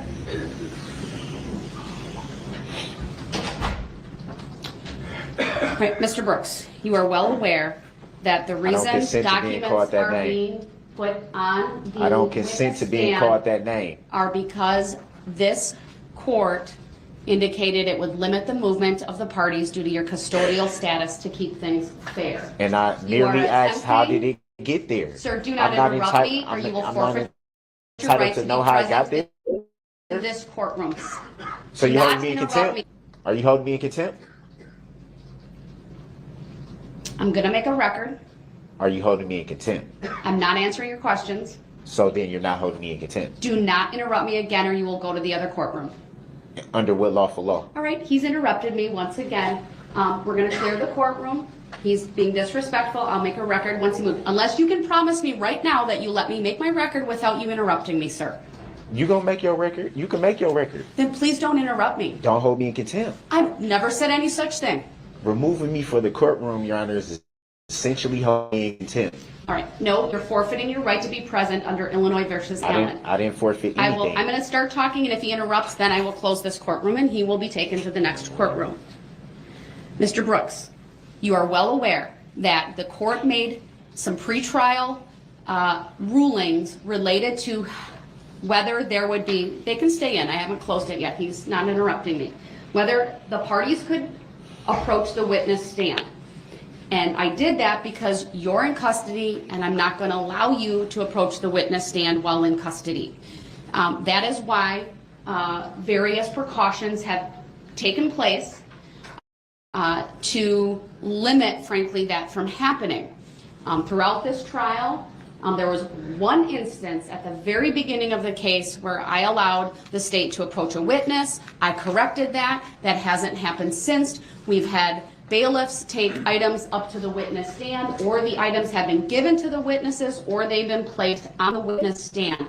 That's proper. There is nothing wrong about that. Nobody's trying to pull a fast one over you. No one is doing something that's not permitted by this court, or frankly under the rules of decorum and courtesy or the presentation of evidence in this case. Frankly, from my perspective, sir, your attempts and your comments are to try to dig in at this jury and to somehow create doubt about the presentation of this case or the fairness of these proceedings without the party, meaning the state, having an opportunity to refute, explain, or correct it. I've taken the jury out at this point to admonish you that any further mumbling under your breath or not recognizing when I uphold or sustain an objection, that I will take as a disrupting interruption meant to disrupt the proceedings. I'm not holding you in contempt. I'm well aware that that's one of my options. I choose not to do it for the reasons that I've stated on the record previously. All right, you can forfeit your right to be present at any point in time during this trial by your conduct under Illinois versus Allen. When it is disruptive, when it does not follow the simple rules of courtesy and decorum, I draw your attention once again to SCR Chapter 62, which has been previously provided to you, which is under the statute there. These constant mumbling and interruptions during the proceedings. I haven't made a record of them today, but I will now. Started at 9:01, then there was 5 at 9:02, 3 at 9:03, 4 at 9:04, 1 at 9:05, 2 at 9:05, 1 at 9:06, 3 at 9:08, again at 9:17, 9:27, 10:31, 1:05, there was talking over by you at 2:03, 5 interruptions at 2:14, 2:15, 2:17, at 2:19, audible muttering, 2:31, 2:33, what I would describe as inappropriate, like muttering under your breath, 2:35, at 3:06, there was a hilarious comment, at 3:11, there was what I would describe as arguing about the muttering and the irony of it all. At 3:12, there were 4 interruptions. At 3:37, more 4:09, 4:10, more mumbling. At 4:11, twice, and at 4:12, 9 different times. So I think I've made an ample record of the disruptions today. I've been abundantly patient with you. I've, again, as I stated earlier, I've even limited how I tell these things to the jury about how to disregard, and I simply say the jury is to disregard comments and statements made. So I'm warning you, do not interrupt again. If this jury comes back, or when they come back and you do that, then you will be removed and you will forfeit your right to be present for the examination of this witness. Let's bring the jury back in. Well, you might as well remove me then, because what you're doing is not fair. I can't even rebut what you're saying. I didn't interrupt you. I let you make your incorrect record. Mr. Brooks, I'm bringing the jury out and we're continuing. We're going to get through these witnesses. And I'm not stopping you from doing that. Through your behavior, you're not going to delay these proceedings today. I'm not trying to delay the proceedings, so I wish you would stop being incorrect on the record and saying what I'm trying to do if you don't know that. You don't know what I'm trying to do. I'm the jury out. I'm not going to argue with you. Then don't. Because I'm not arguing with you either. I'm stating facts. You're raising your voice. It's because very I'm tired of you always making a record. At me. You're making a record of me trying to look bad. I know what you're trying to do. It's not going to work.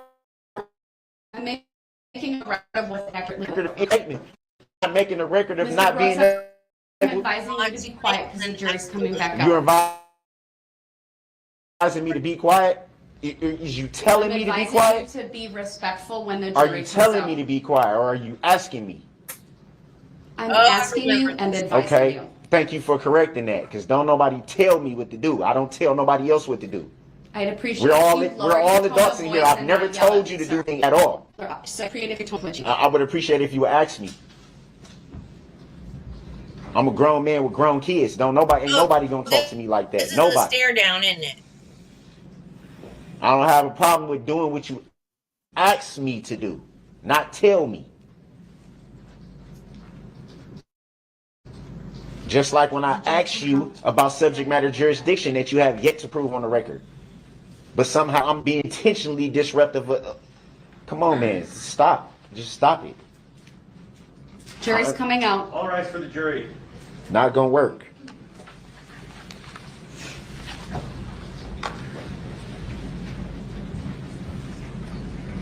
I'm supposed to be scared of getting removed or something.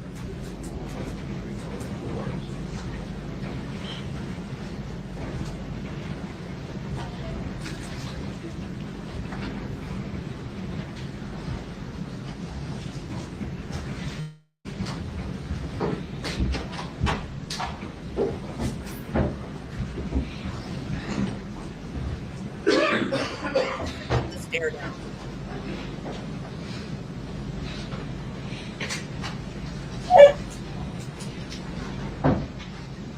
Thank you, everyone. Please be seated.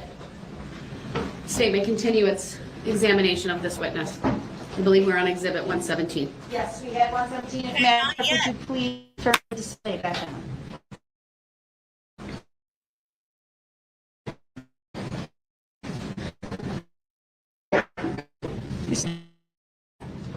Objection leading. Overruled. The witness may answer. I do recall a cell phone being present on that front passenger seat.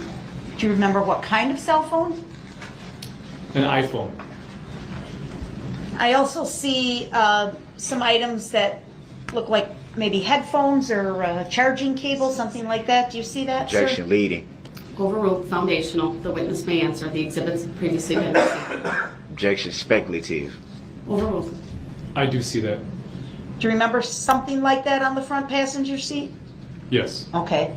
And how about on the floorboard of the front passenger seat? Is there an item there, sir?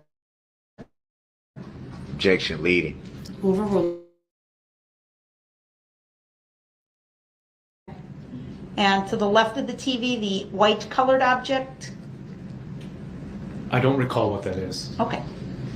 But this is the exact way the passenger seat looked when you recovered the vehicle, correct? That's correct. Okay. Now, if we could please go to Exhibit 116 and put up for the witness only.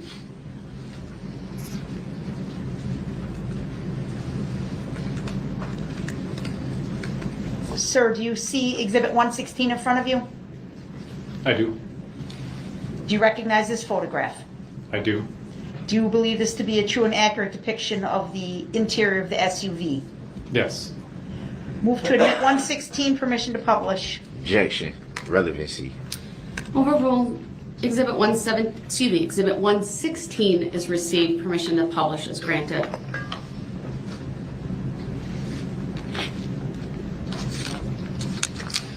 What's in the photo of 116, please? This is an overview of the rear passenger seat. That rear passenger compartment contained several clothing items and miscellaneous items. Okay. And was the condition of the back seat like this when you found the vehicle, sir? Objection speculative. Overruled. The witness may answer based upon his knowledge of recovering the vehicle from the scene and his training and experience. Yes. Now, for the witness only, I'm going to please ask Ms. Gussie to put up 113, 114, and 115 for his review. Go ahead. Is 113 up? Yes, Okay, do you recognize that item? I do. Okay. Next, 114. Do you recognize 114? Yes, And 115, do you recognize 115? There it is. I do. Okay. Do you believe these three photographs truly and accurately depict the vehicle, these areas of the vehicle, sir? Yes, I'll move to admit 113, 114, and 115, permission to publish. Exhibits 113, 114, and 115 are all received. Permission to publish granted. Please.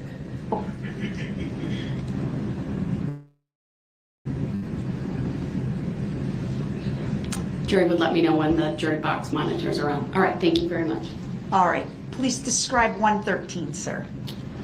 that is an apparent fired bullet defect that's in the windshield of the Ford Escape. Is that the rear view mirror on the left side of the picture? Yes, this photograph would be from the inside looking through the windshield. Were you able to tell the path of travel for the bullet? Objection, Yes, speculative. Please describe. Overruled. You may answer. yes.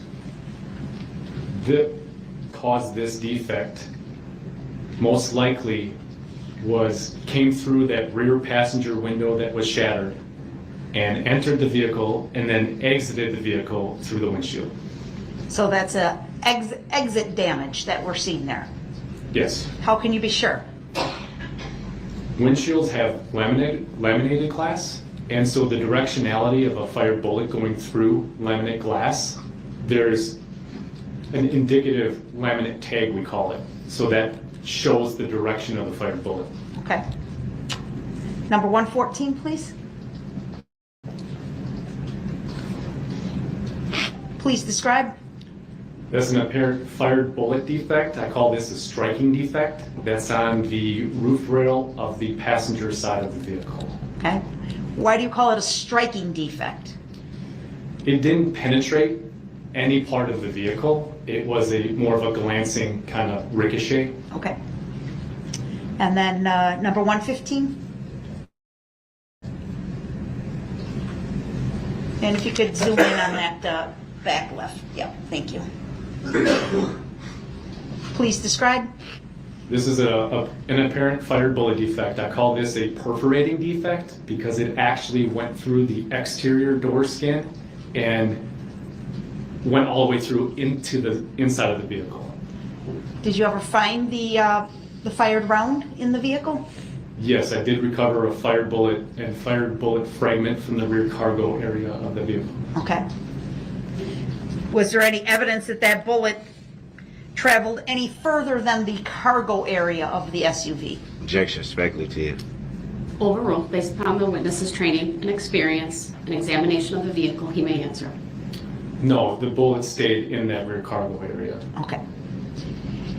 Now, aside from examining the interior and the exterior of the vehicle at ground level, did you attempt to look underneath the vehicle?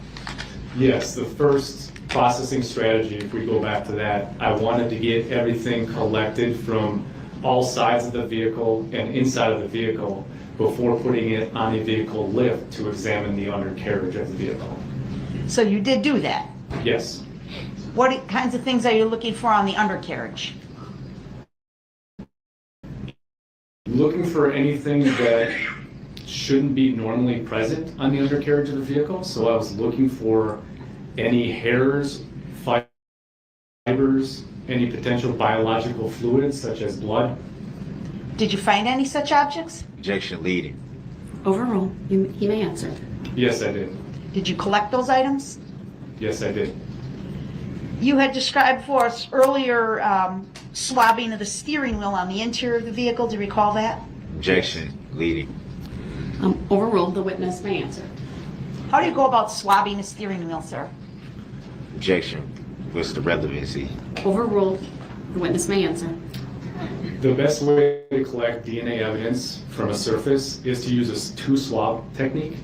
The first swab is a swab that's slightly moistened with deionized water, and basically swabbing the surface and then following up that swab with a dry swab.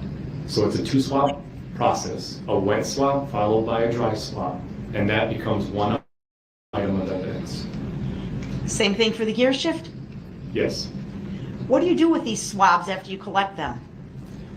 I put them into the appropriate container and then seal that container, write my description of that particular item of evidence, and eventually that evidence is transferred to a unit at the crime laboratory for analysis. In this particular case, those items, anything for DNA, is going to be transferred to the DNA analysis unit. Did that happen? Yes, that did. And how about the hat, State's Exhibit 87? Did that get transferred to another unit for further analysis, to your knowledge? Yes, so any clothing item that's Hold on, there was an objection. So, Grounds Relevancy. overruled. The witness may continue answering. clothing items that are worn by individuals are a really good source of transfer of DNA. So yes, I collected that hat and it was transferred to the DNA analysis unit.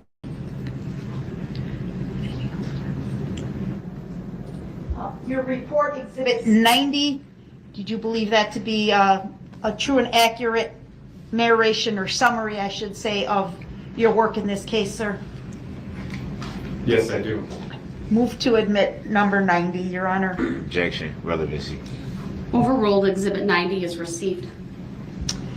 I don't have any other questions then, Your Honor. All right, thank you. Cross-exam, please.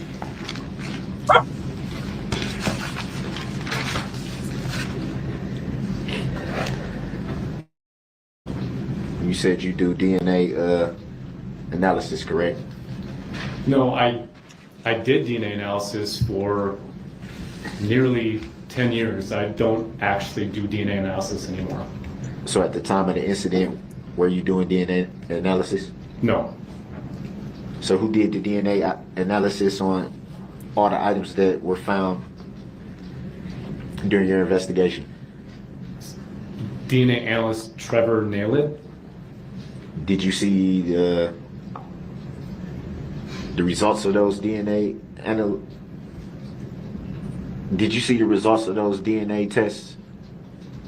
We did have conversations. Did you see them? No. So it'd be fair to say you don't know what those results were. I didn't verify it. Like I said, we just had conversations. So do you know the results of the DNA analysis? In particular, is there a particular item? For any of the items? I don't recall the exact results, no.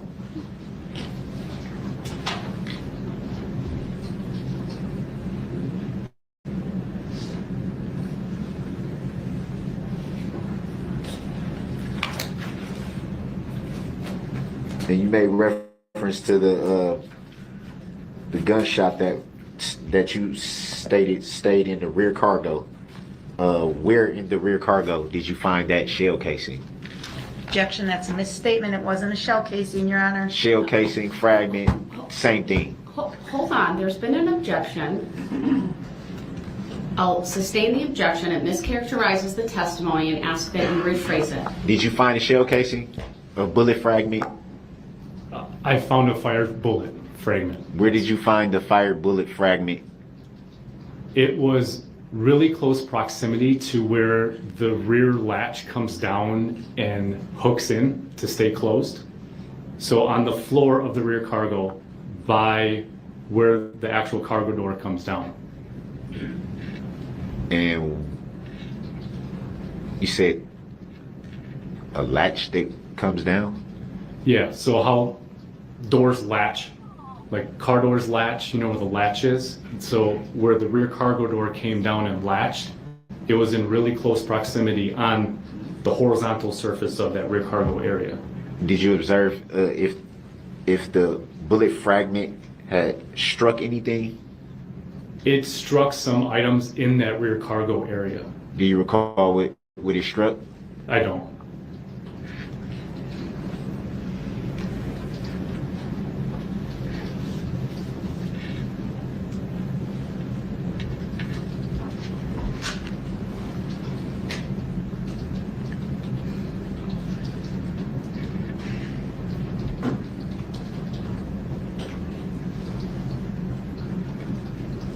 You made reference to a headband being on the rear view driver's side mirror, correct? Correct. It was on the driver's door mirror. And from your expertise, how would you, in your opinion, guess that it got there? By coming into contact with something or someone that was wearing it? And do you know that for sure? No, but based off of my experience of a lot of years of examination of physical items of evidence. But it'd be fair to say that you don't know exactly. No, I wasn't at the parade. I wasn't. No. Say it's Mike. No. And you stated that you were present for the towing of the vehicle, correct? Yes. Do you recall at any time anyone's attempting to start the vehicle? No. And you stated that the bumper was, I guess, moved at some point so it wouldn't drag under the vehicle. I'm guessing that's what you said. If I'm wrong, you can. Correct. Yeah, we used bungee cords to secure it off the ground so that when we're moving it or putting it on the flatbed to go to the actual enclosed trailer, that it wouldn't be constantly going underneath the vehicle.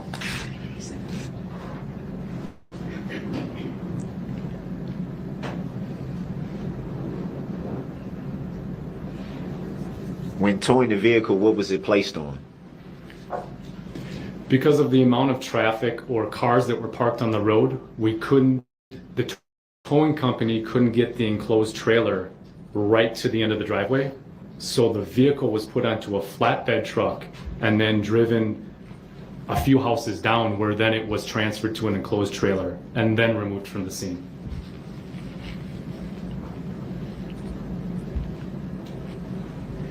So with the bumper, being that it was first placed on a flatbed truck, as you say, at that time, what the bumper had, what problem with the bumper had caused if it wasn't going to be physically dragged or anything at that point? I'm not sure I understand your question. What kind of problem would the bumper pose if the vehicle was on a flatbed truck? The whole point Essentially what I'm saying is, to give you more clarity, how could the bumper be dragged at that point? It was being removed from the surface of the driveway onto the flatbed. So the bumper weren't, it would pull the bumper. As the vehicle's way, the bumper was underneath the vehicle. The vehicle on the flatbed, the bumper was in a secured position. If it wasn't bungee corded, would it have posed a problem? Yes. How so if it wasn't moving? The whole purpose was to secure the bumper in place to preserve any physical evidence that might have been on the bumper. And do you recall who did the actual towing? The company is Complete Towing and Recovery. And you stated to wanting to get the vehicle to a environmentally friendly, secure location? Yeah, a better term would be environmentally controlled. What do you mean by environmentally controlled? Proper lighting, outside of the elements, outside of view of the public, so an enclosed building.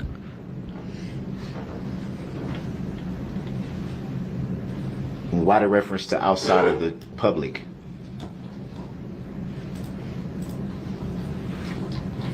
It's easier to do examinations in a controlled environment.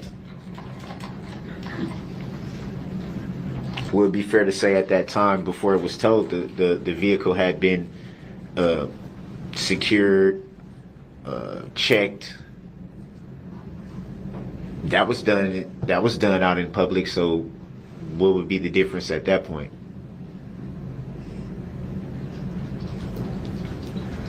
I'm going to go back to my original statement of what my primary duty is. My primary duty is to preserve the integrity of the evidence. So that night, I was concerned with doing the necessary steps that I deemed relevant to collect, and then get that vehicle to a more suitable environment, just based off of how much more work and analysis and processing that vehicle would entail. Fundamentally, I follow what you're saying fundamentally. The question though is, by the time you arrived to the scene where the vehicle was located, were you aware that the vehicle had essentially been already investigated? No. So you had no knowledge that the vehicle had been secured, had been pretty much investigated by that point? Well, I was aware that the vehicle was in a secured state. I don't know what happened prior to that.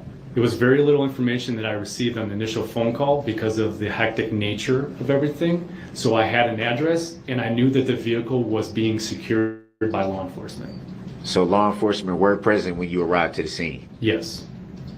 And at that time you had learned, did you learn any knowledge from the law enforcement other than what you were told during the phone call? No.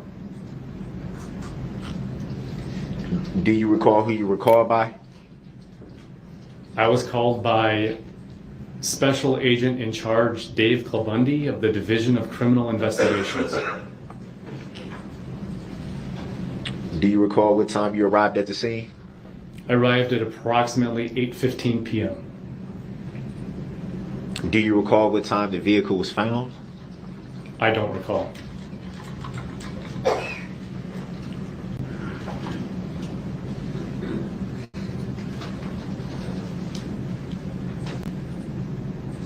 Do you recall anyone telling you or mentioning what time the vehicle had been found? I don't recall.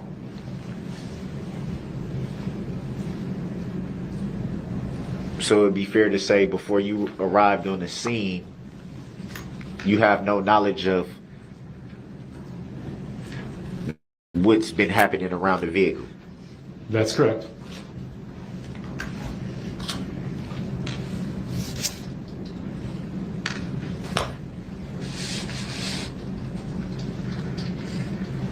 You say you made reference to a hat being found in the background. Do you remember saying that?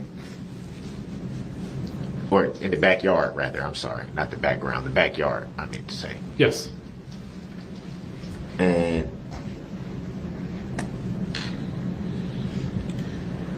at the time that you observed this hat in the backyard, do you, from your expert opinion, do you recall it having any relevance to the vehicle? No, it was an item of evidence or a potential item of evidence that just seemed out of place. So in those types of situations, I always collect those types of items. But you weren't sure at the time if it had any involvement with the actual vehicle? No. Was there anything significant that stood out about the hat? Just the location. Did you find any blood on the hat? Did you find, or is it just pretty much just a hat in the backyard? I didn't do a thorough examination of the hat. So as far as you were concerned, it was basically just taking in the evidence as a precautionary? thing, or? Yeah, it was an item that just seemed out of place, so I collected that hat. Did you at any time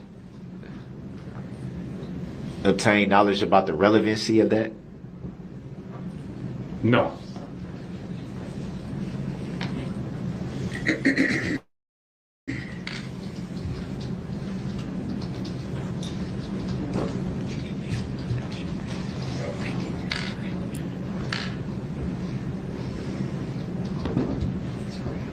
All the photographs that you were shown, had you seen those photographs before today? Yes. Do you recall if they were taken the same night of your investigation or multiple nights or days, rather? There were multiple days. And do you recall why you had to, or do you recall why those photos had to be taken over a multiple day span? Yes, the vehicle need evaluation or processing, examination of pretty much every single side and surface of that vehicle. And to do that, photograph-wise, would have took days? Yes. When did you start actually doing an investigation of the items inside of the vehicle? That would have been the 22nd, November 22nd. So the next day. Correct. And so did you yourself do analysis of the outside of the vehicle? Yes. Same day, 22nd of November? Yes. So you kind of started the outside and the inside pretty much roughly at the same time? Yes.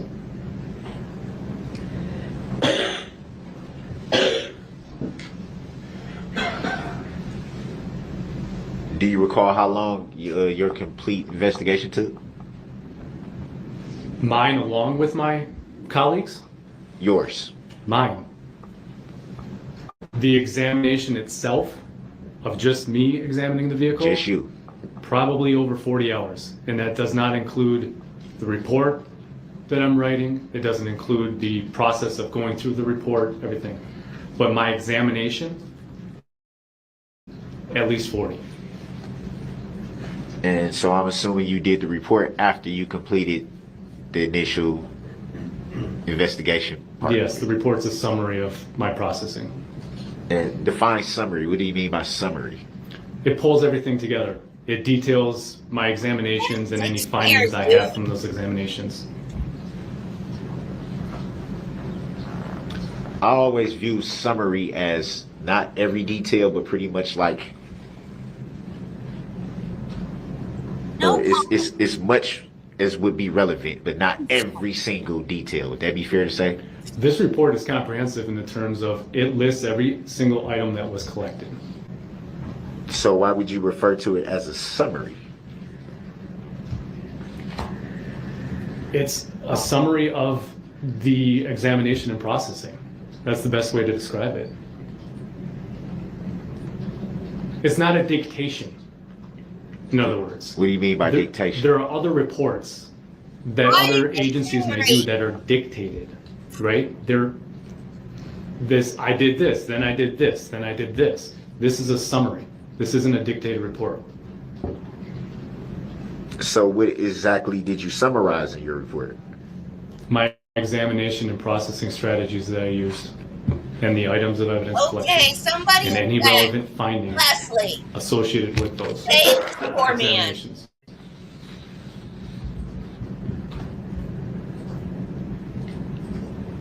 Is this Leslie's witness? Somebody say Did you do any examination of the cell phones? No, I collected those and transferred those to a detective with the Waukesha Police Department. Is this Leslie's Do witness? you recall who that detective was? David, his last name is spelled, I believe, F-O-Y-E-N, Foyen.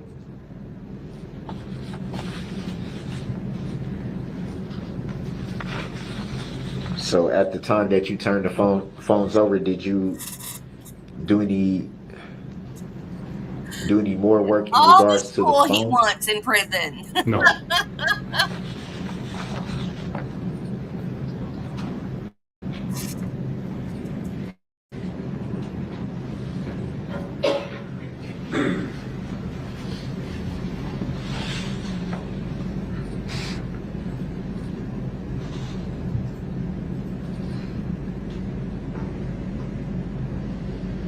Do you recall doing any investigation on the airbag control module?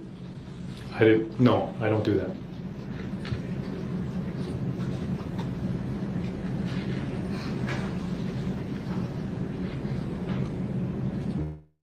Do you recall obtaining a search warrant to conduct an inspection on the ACM?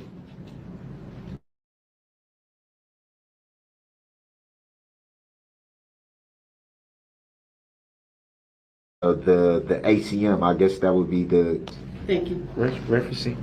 No, since I don't do that type of analysis or examination, I didn't obtain any search warrant with that.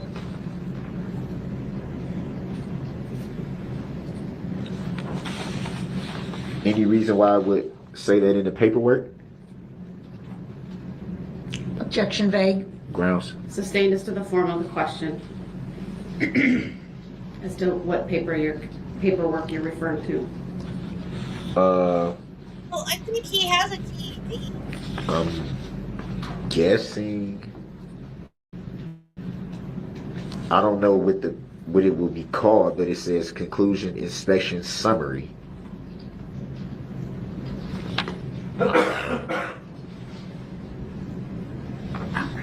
And in the conclusion inspection or conclusion/inspection summary. Do you recall? Is it from this witness? Huh? Is it from this witness? Yeah. Okay. Go ahead. Go ahead. I don't think that is from this witness, John. I don't see anything like that in this Exhibit 90. Are you perhaps still looking at Inspector Schultz's report from the State Patrol, the last witness? What page number do you have? I don't know. I'll compare.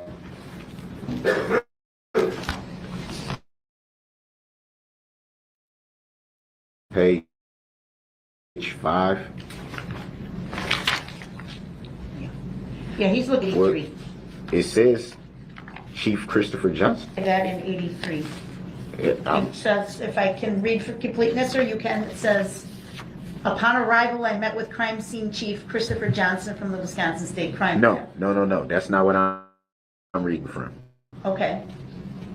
Chief Johnson had obtained a search warrant to conduct the mechanical inspection and to image the data retained within the escape's airbag control module ACM. Yes. Correct? Yes. Okay. So that was written by Inspector Schultz, who just testified, not this witness. To clarify the record here. Thank you.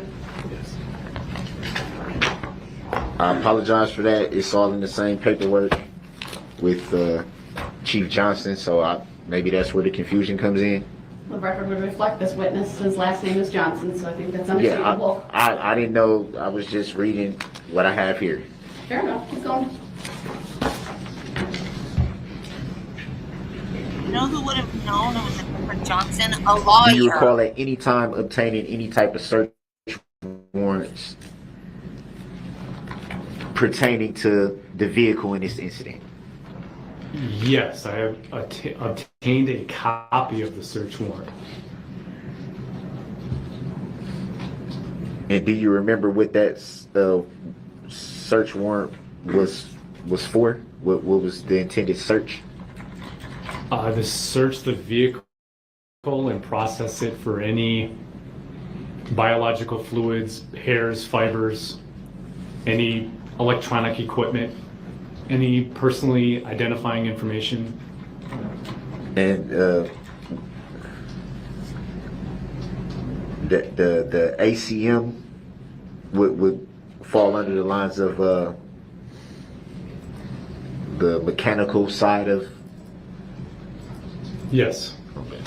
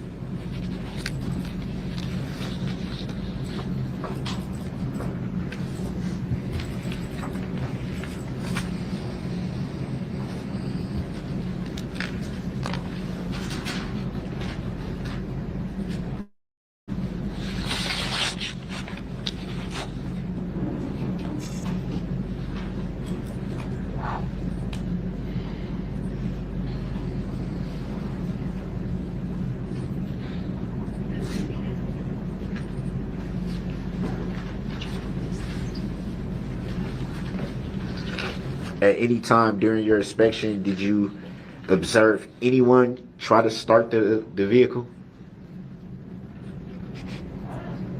When I was with Investigator Schultz, when he came to my laboratory, he attempted to start it.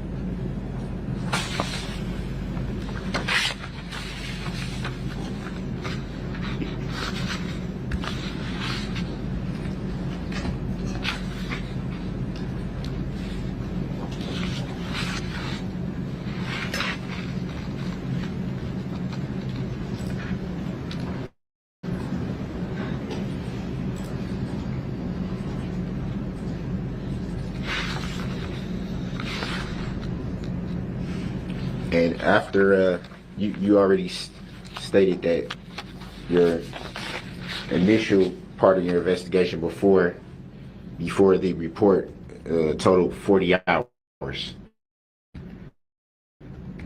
And at that time, after you had completed your report, did you do any more investigating in regards to the vehicle?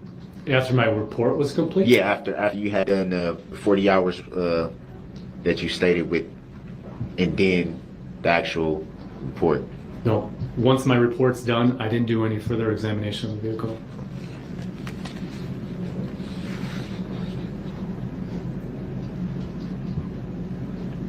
And after that was completed, had you received any follow-up from law enforcement after you had completed everything?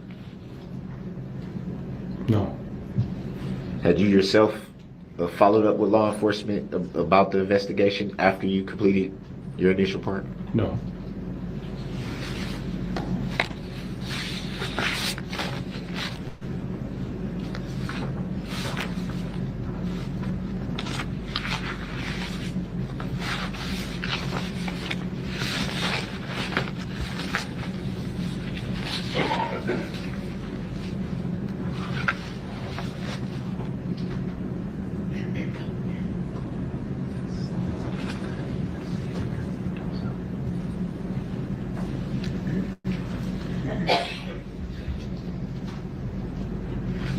You yourself didn't file any claims in this matter, did you?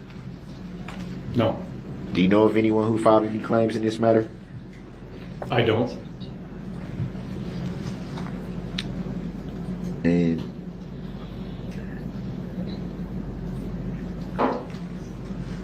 Point of question. do you recall who you were subpoenaed by to testify? I was subpoenaed by District Attorney Sue Opper. Do you recall when that was? I believe it's sometime, I don't exactly recall when. And did you follow up on that subpoena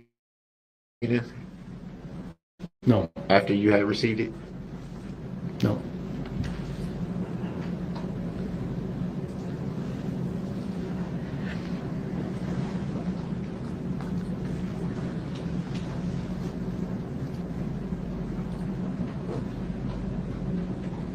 Have you at any time seen or read any complaints in regards to this incident? No.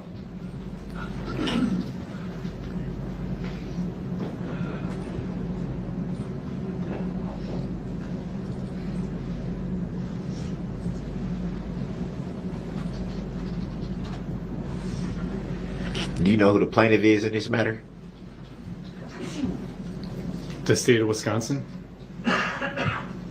Here we go. Would you label that as a person, an actual human? Grounds. Sustained, not relevant. You ever actually seen the plaintiff in this matter? Objection. Grounds. Sustained.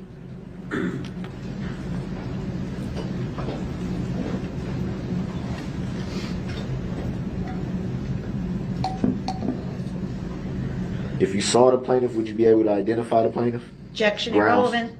Sustained pursuant to 9611. Sir, please move on to a different line of questioning. Just trying to establish who the plaintiff is, Your Honor.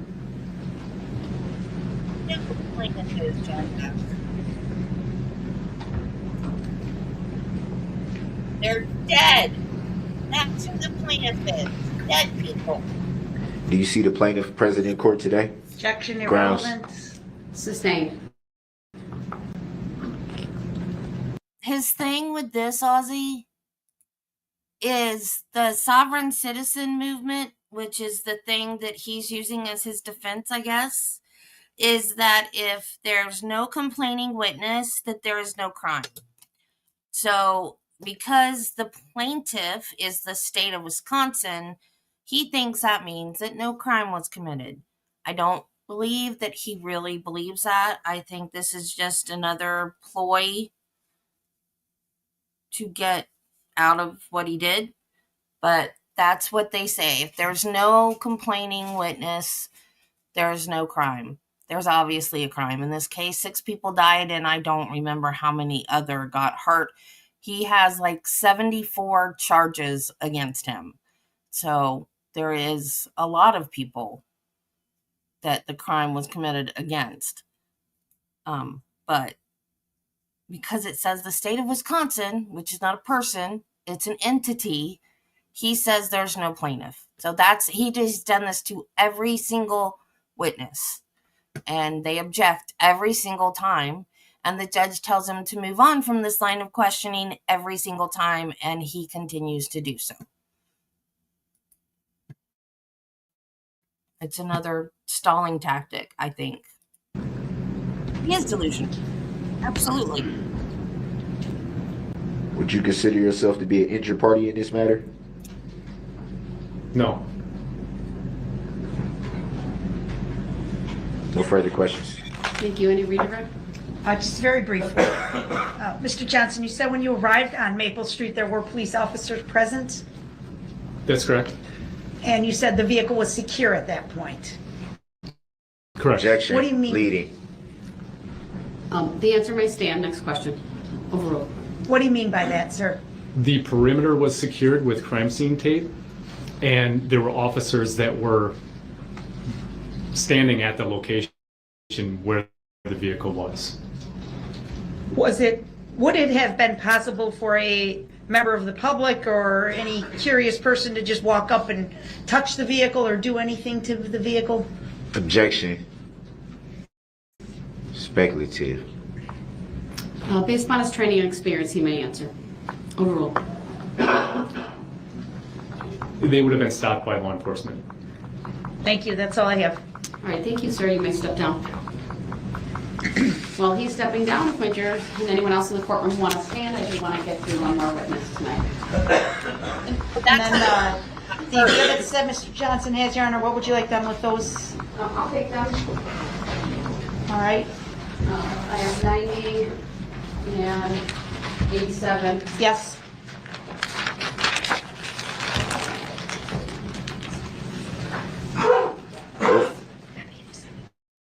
What was 87? 87 is a hat. I'm not sure if I did move that, but I would move that into evidence, and we will need that item for the next witness, please. Okay. I'll put that back. Thank you. Objection to that.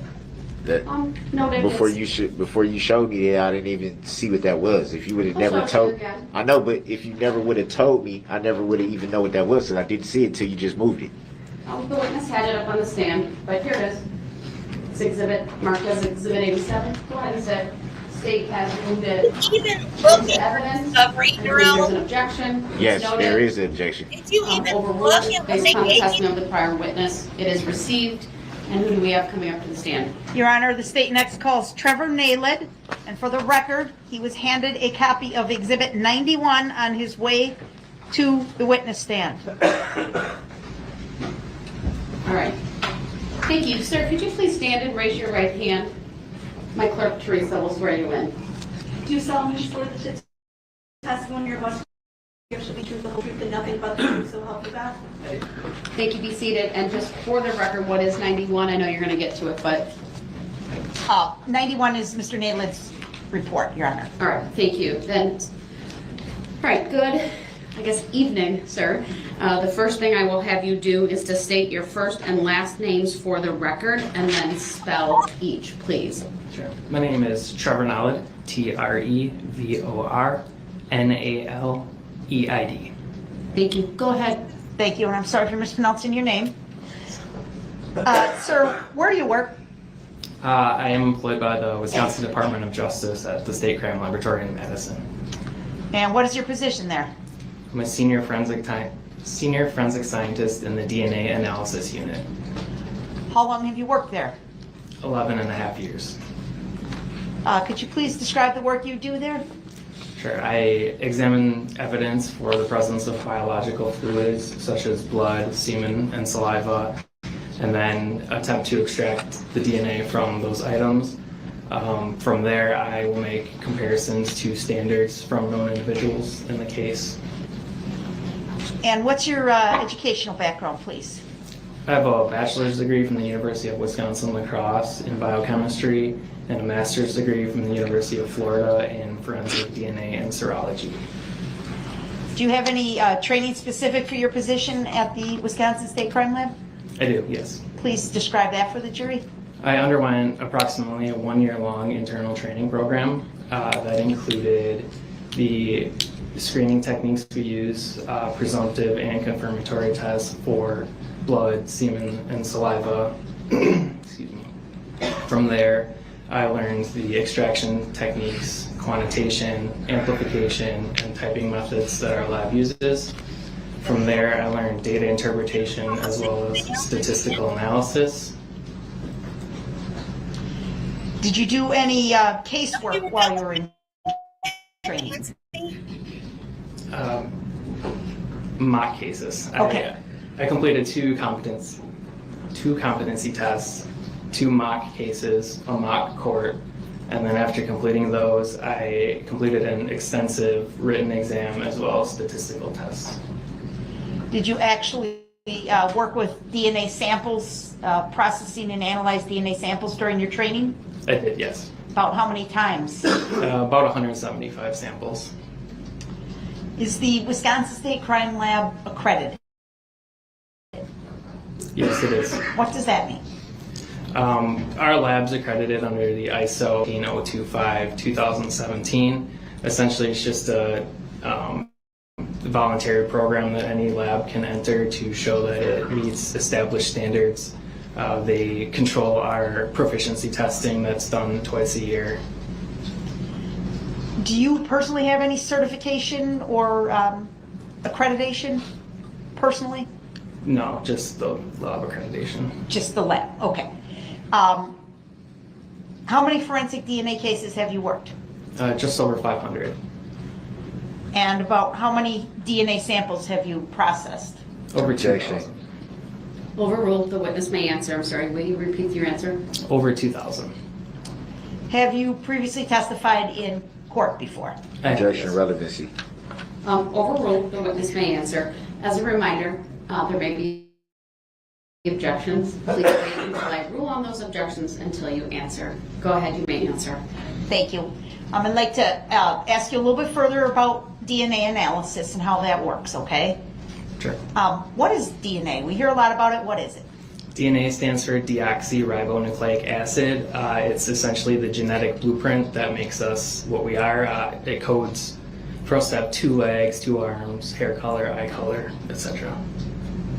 And where's DNA found in the human body? Objection, eating. Overruled. Foundational. The witness may answer. DNA is found in the nucleus of a cell. Is it the same in every cell throughout the body? In every cell that has a nucleus, yes, such as white blood cells and skin cells. Unless. And is that important in your analysis? Objection leading. Overruled. Foundational. You may answer. Yes, it is. Why? Objection leading. Overruled. Go ahead. It's important because we can take samples, evidentiary samples that may be from blood or saliva, and compare them with known standards, which are typically buccal swabs, which are swabs from the inside of the cheek, or dried blood standards in the case. Does each individual have unique DNA? Everybody except identical twins is unique. Okay. Are you familiar with something known as STR analysis? Objection leading. Overruled. Foundational. The witness may answer. Yes, I am. What is STR analysis, please? STR stands for short tandem repeat analysis. Over 99% of DNA is the same from person to person. So we're looking at that 1% that varies from individual to individual. Short tandem repeats are very small sequences of DNA that repeat over and over. So at one location, I may have 12 of these repeats, where another individual may have 14. Is that distinction important? Yes. Why? We can type standards from anybody associated with the case and make comparisons from the evidentiary profile to the standards to either include or exclude individuals. All right. I'd like to direct your attention to Exhibit 91. Do you have that item in front of you, sir? Yes, I do. What is 91, please? 91 is my confidential report of laboratory findings dated April 29th, 2022. And do you know if it relates to events occurring in the city of Waukesha on November 21 of 21? Objection leading. Overruled. Foundational. The witness may answer.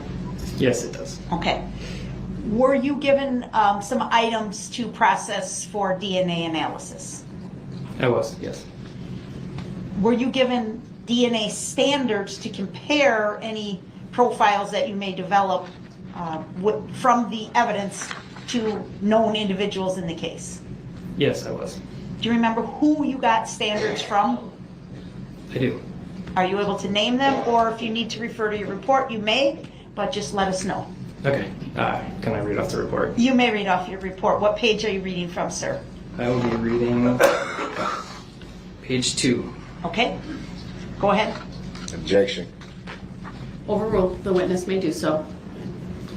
I received buccal swabs, so cheek swabs from Erica Patterson as well as Darrell Brooks. I received dried blood standards from Wilhelm Hospital, Tamara Durand, Jane Kulik, Leanna Owen, Virginia Sorensen, and Jackson Sparks. Is there a difference between those two, the method in which they were submitted, the buccal swab versus the dried blood standard? Objection leading. Overruled. Foundational. The witness may answer. Yes, Are you able to do the same thing with them? I am, yes. And what is that? Just extracting the DNA off them to essentially put a profile to the individual. Okay. And how do you use those profiles that you develop from the known standards? We compare them to the evidentiary profiles that we develop. All right. Now you processed many items related to this case. Is that correct, sir? Objection leading. Overruled. Foundational. The witness. Yes, I did. I'm going to direct your attention to just a few select items for my purposes, okay? On page 7 of your report, Exhibit 91, you have reported on analysis you were able to perform on some swabs from the steering wheel of the vehicle in question. Is that correct, sir? That's correct. And the swabs were obtained by another member of the crime lab, is that right? Objection speculative. Overruled. The witness may answer. That's correct. How do they get to you? They were collected by analyst Chris, our chief now, Chris Johnson in Milwaukee, and they were mailed over to the Madison lab. Okay. Were you able to develop any DNA profiles from the swabs of the steering wheel in this case? Yes, I was. What were your findings? It was a two-person mixture with at least one male. Can you explain for the jury what that means, please? We can look at a profile, and based on how many peaks there are at different locations, each person will have a maximum of 2. So if you have 3 peaks at a location, you know that you have more than one person there. And so in this case, we were able to say that it was a 2-person mixture. Were you able to identify who those 2 people would be? Objection, speculative. Overruled. The witness may answer based upon training, experience, and investigation and analysis in this case. Yes. How did you do that, sir? I ran it through this program called StarMix. Is that a computer program? Yes, it is. What is that, please? Objection, leading. Overruled. The witness may answer. StarMix is a mixture deconvolution software that we use. Previously, it was pretty difficult to distinguish different contributors in mixtures, and now we have this software that's actually a 2-part program to do that. How does it work? Objection, leading. Overruled. You may answer, sir. The first part takes inputs by the analyst, such as number of contributors, so we'll look at the profile and determine that, but it also looks at the total amount of DNA amplified and essentially makes its own profile for comparison purposes. It will then compare it to the actual profile and determine if it's a good enough match. It will then generate another completely random profile, and if it's better and a better match, it will accept it. If it's not, it will deny it, and it will keep doing the accept over and over hundreds of thousands of times until it has a profile that is a very, very, very good match to the theoretical profile. Safe to say a human being will be very challenged to do the same analysis. It would take a very long time, yes. Okay. And the software that you use, the StarMix or STRMix, is that used in other labs around the country, sir? Objection, speculative. I don't know it's used around the country. Overruled. The witness may answer. Yes, it is. Is it a reliable method of performing DNA analysis, in your opinion, sir? Yes, it is. Has it been accepted in courts and other cases? Objection, speculative. Overruled. The witness may answer. Yes, it has. More than once? Objection, leading. Overruled. You may answer. Yes. How many times StarMix has been used in Wisconsin courts? Objection, speculative. Overruled. The witness may answer. Since we brought it online in January of 2020, it's been accepted over 100 times in the state of Wisconsin. Did you have to receive some specific training in how to utilize this software? Yes, I did. And did you complete the courses? Yes, I did. Okay. Did you use StarMix to analyze the DNA profile, this 2-person mixture from the steering wheel of the Ford Escape? Objection, leading. Overruled. Foundational. The witness may answer. Yes, I did. What conclusion did you draw? Based on it being a 2-person mixture, Erica Patterson and Darrell Brooks are both very strong support for inclusion. They're both greater, or it's at least 1 quadrillion times more likely to observe the DNA profile if it's a mixture resulting from them plus an unknown over 2 unknowns.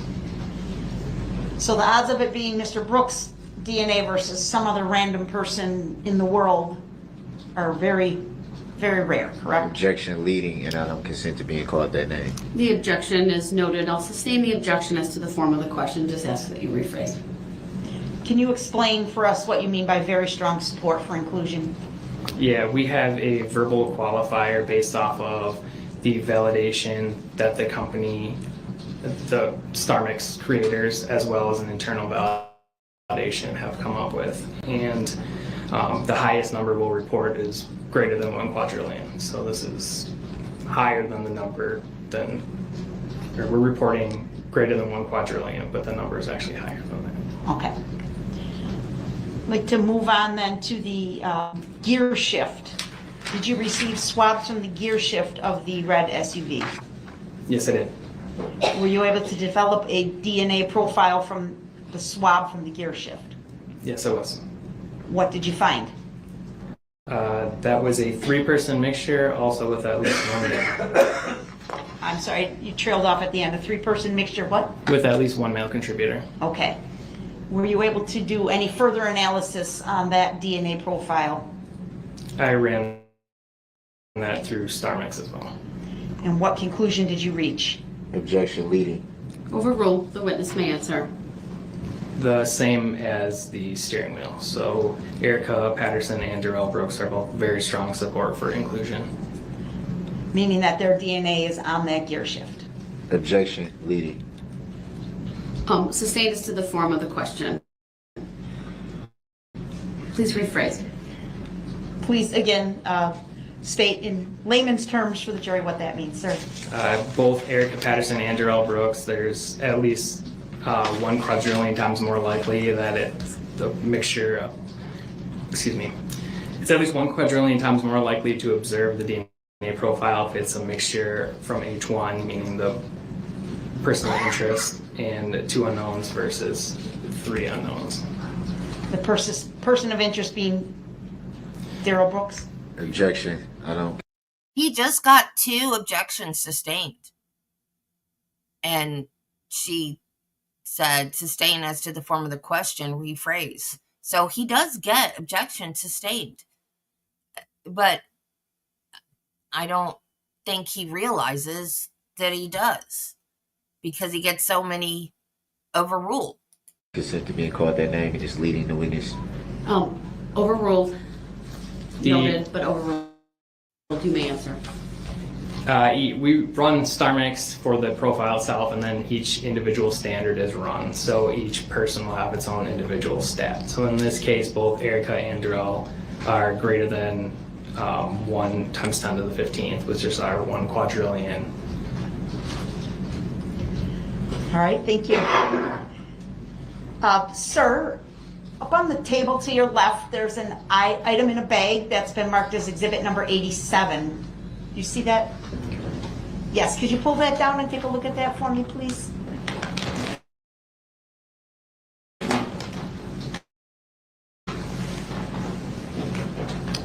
Do you recognize?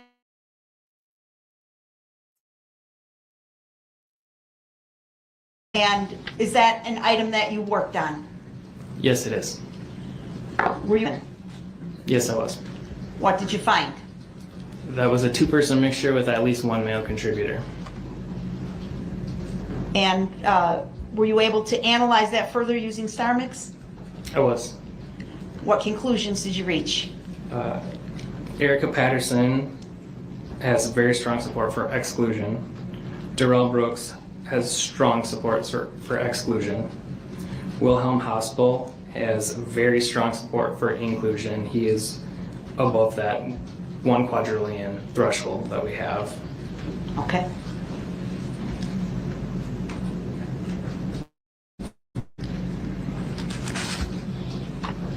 And last, I'm not sure, Madam Clerk, if you still have the exhibit handy. If not, we can just talk about it. I'm looking for the sweatshirt that was item number 84, exhibit 84. It is? Okay. Judge, would you please hand that to the witness? Yes, the record reflects I'm handing exhibit number 84 to the witness. Go ahead.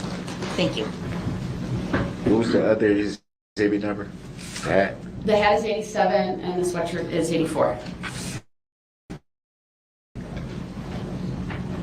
So do you recognize item number 84, or exhibit number 84, I should say? I do.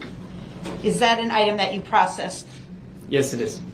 Were you able to develop a DNA profile from exhibit 84? Yes, I was. What did you find?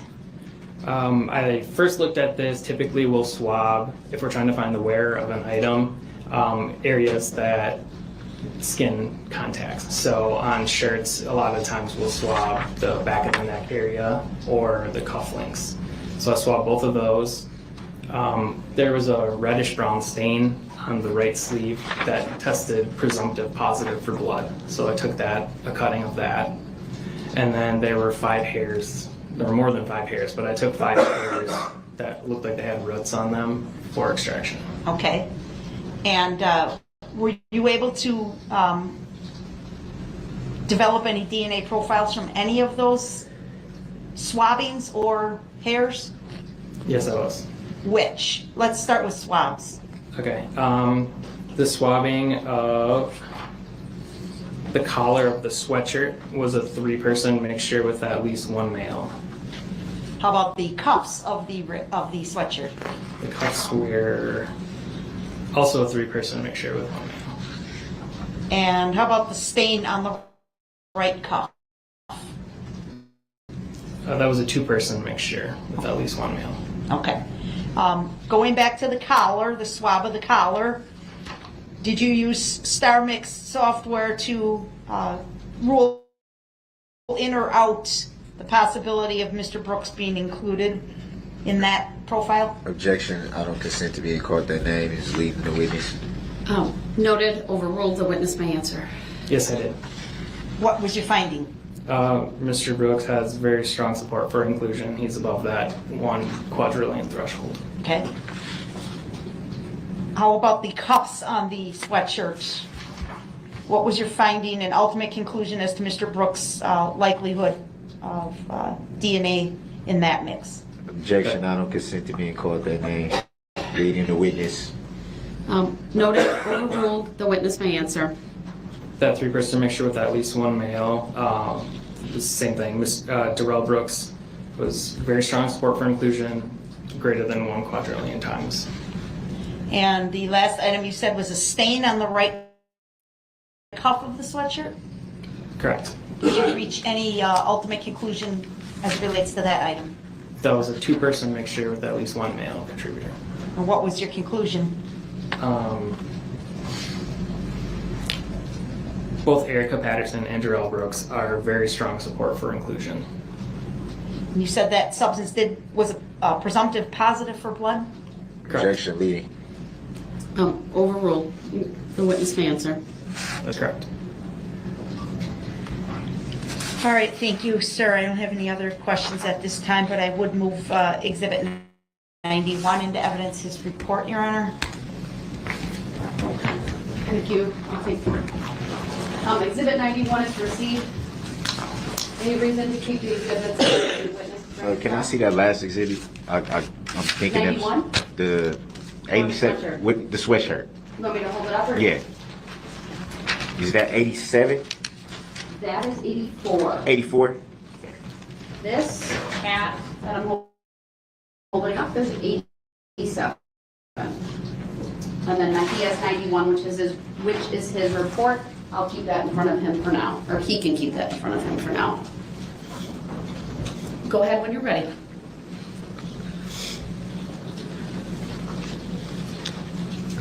These DNA analysis with StarMix, I'm a little curious to get clarification on what does it mean when you say mixture? What exactly does that mean? I hate it so much. A mixture just means that it is more than 1 person present in the profile. Is this man really that stupid?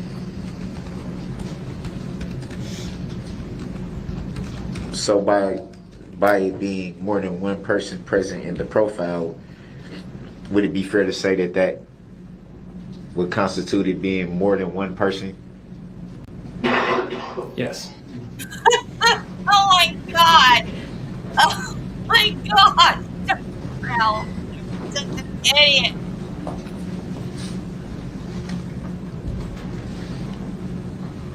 The gear shift had a 3-person mixture, so would that apply to the gear shift the same, that it would likelihood that it's 3 different people's DNA on the gear shift? That's That's what correct. that means, stupid.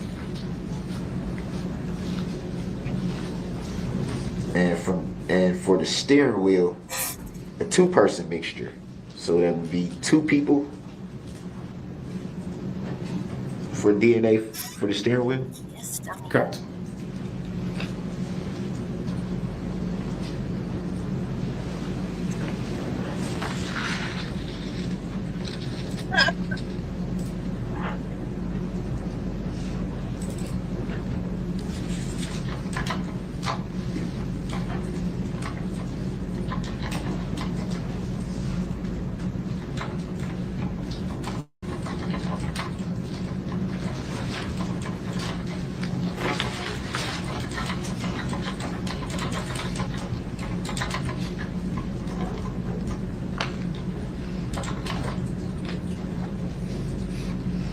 Do you recall when you did this DNA analyzation rather? I'm sorry.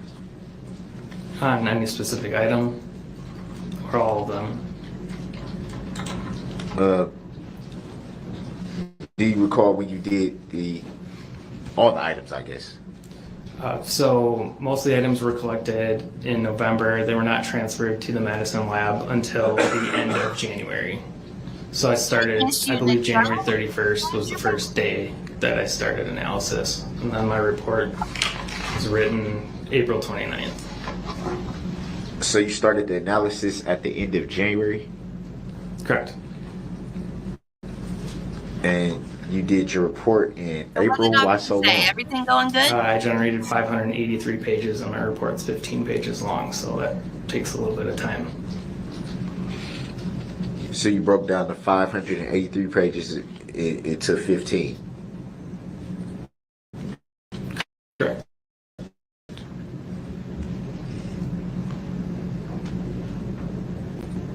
To the best of your knowledge, do you know why it took from November to January for you to actually get the items that you were going to analyze for DNA? Other than me picking up the case then, not really, no, I don't know. Do you know where the items were kept prior to you receiving them? Yes. Can you state for the jury or for the record? Our evidence technicians, when they came to the Madison lab, put them into storage where all evidence is stored. Were the items sealed like they are now? Yes. And so you had to unseal them, get them out of the sealing packages to do the analyzation. Would that be fair to say? And did you yourself alone do the analyzation, or did you have other that you worked with? I did all of the DNA myself. Did you repackage the items after you were done yourself? Yes, I did. And did you return them back to where you had received them from, or did you keep them at your, I think you said the Madison lab? I'm based out of the Madison lab, yes. Typically, when we're done with evidence, we will return them to our evidence technicians, who will then put them back into storage. When the case is done, the evidence is then returned to the submitting agency. So the items are still at your lab, is from your knowledge? Now? Yeah. No. Well, I asked that, let me give you some clarity. I asked that because you said at the completion of the case, they would be returned to the agency that you received them from. So I was kind of trying to get clarity on that. So do you know if they were returned to the agency you received them from already? I believe they were.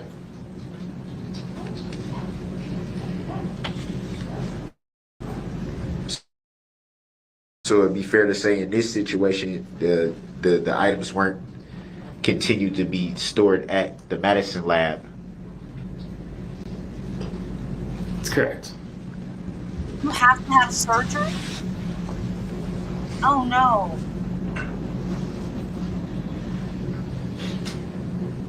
I'm so sorry.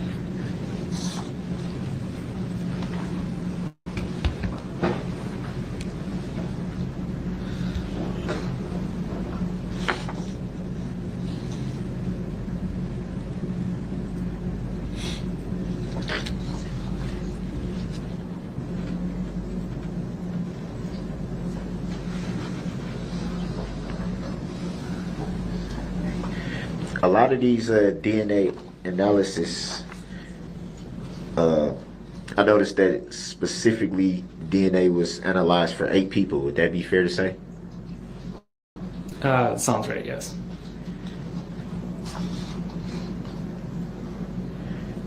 And specifically referring to the analysis that had 3-person mixtures and things of that nature, what happens to the 3rd-person mixture that is excluded? Is it any way? The question. Oh, I'm sorry. I'm sorry, I don't understand the question. Well, I guess I'm referring to when someone is excluded, which I interpret as ruled out, there's still that mystery 3rd mixture. Can that 3rd mixture be identified in some way, or It stays a how does mystery. that work? Sorry. Yes, we would need a standard submitted from another person who they believe could possibly be the source of that DNA. So would it be fair to say for the analysis that you did that had 3-person mixtures, there's still a DNA that you found that's unknown? That's correct.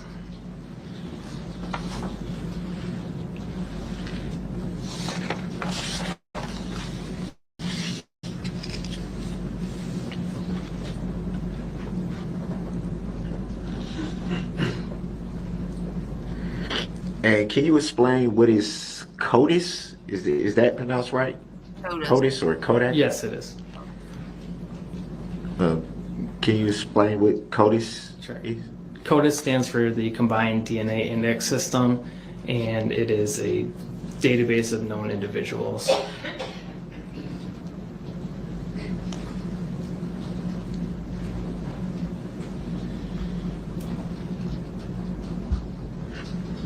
And when you find that a DNA, I'm guessing, I don't know if the right word to use would be sample, or I don't know if that's correct. When you come to the conclusion that a DNA sample is not eligible for entry into CODIS, what exactly does that mean? There are certain rules that we must abide by for putting profiles into CODIS. Depending on where it's collected from, pretty much determines the eligibility on whether or not we can put it in.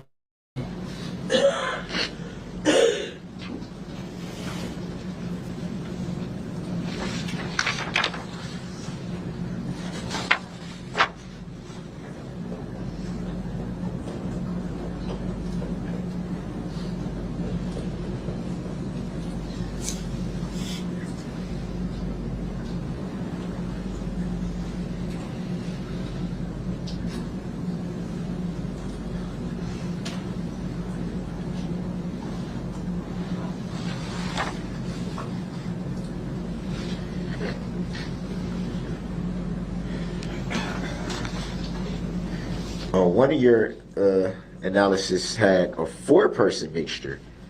Were you able to determine out of the 8 DNAs that you ran if any of those DNAs were found on that specific item? Your Honor, I object that it's vague. I'm not sure which item he's referring to. I'm referring to, it says brim of maroon winter style hat. What page are you on, please, sir? 6. All right, so you want directing the witness to page 6? Yes. That particular Yes, item? that's where I'm reading from, yes. Okay, thank you. Did you ask the question? Yeah, I said this one in particular, the one I'm referring to, has a 4-person mixture.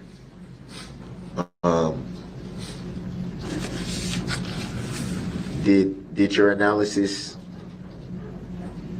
identify any one of those 4 people out of the 8 DNA samples that you were analyzing? No, it did not.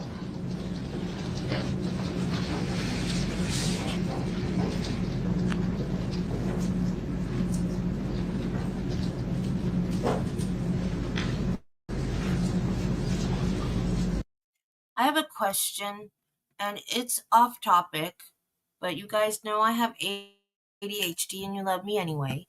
So this got me thinking, why do they take our feet print when we're babies, when we're born?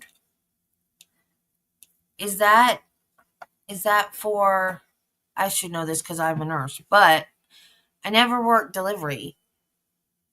Is that a hospital thing? So they know who we are? Or if it doesn't go into like any fingerprint or footprint database or anything, why? Because to keep us straight in the hospital, we have armbands. And the baby's armband matches the mom's armband. So why do they take our footprint? It's a parent thing? Like, so the parent can see how small their baby's foot was?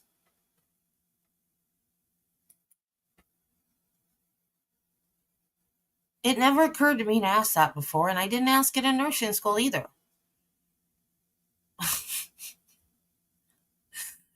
And I just thought about it for the first time ever.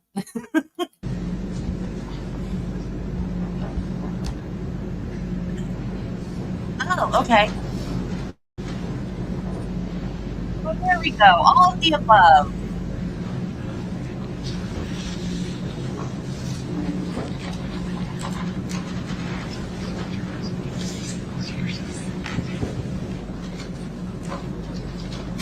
And no, not for this reason, Marty. Would it be fair to say for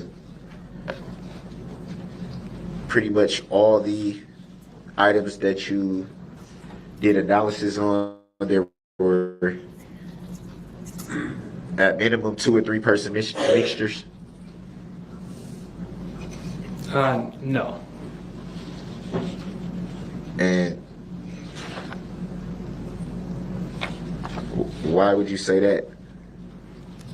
Typically in our reports, we lump the star mix samples together. If you look before that, it will have items that were single source profiles. That's why I said the majority, or if not all. I didn't say every single one. I wouldn't say the majority, no.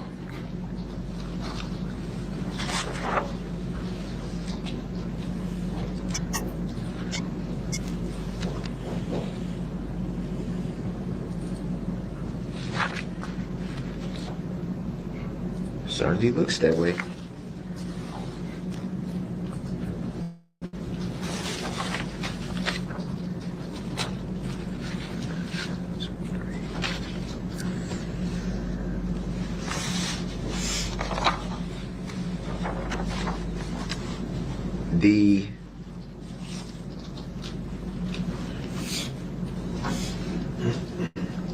Is it autosomal? How do you say that word? I'm sorry. Autosomal. Autosomal. STR-DNA results and conclusions. That starts on page 5. Would that be fair to say? That's correct, yes.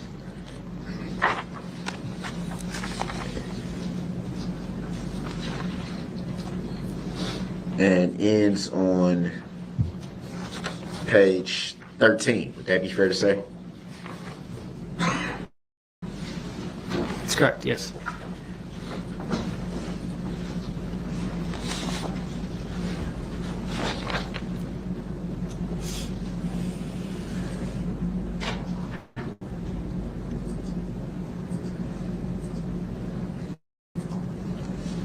would it be fair to say that page 13,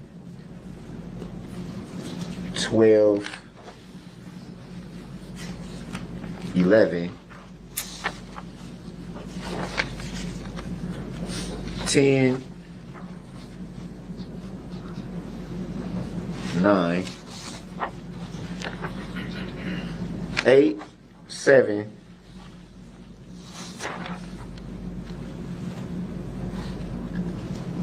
and 6, out of all those pages,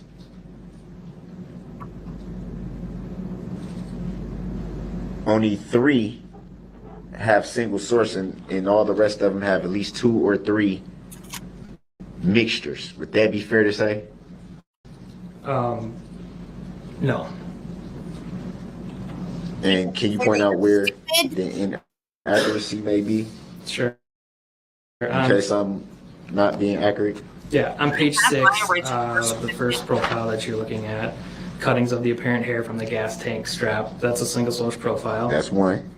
The next line, the cutting of the unlit end of the blunt is 1. 2. Cuttings of the apparent roots from the hairs, which is CC4, CC5, and CC8. So that's 3 items right there. So you're looking at the actual heading. That's correct. And is that it from? On that page, yes. Any other pages? Which direction, Mr. Brooks? Forward or backwards? I don't consent to being called that name. We're going from page 6. Such freaking jerk. Are you asking single source profiles? To page 7. From page 7, do you see any single source? Or yes, I guess it would be called single source. No. From page 6 to 13, as you previously stated, those are my star mix ones. So each one of those is going to be a mixture profile. So the majority of them have mixture of persons. From those pages, yes. But there are many single source profiles before the star mix conclusions.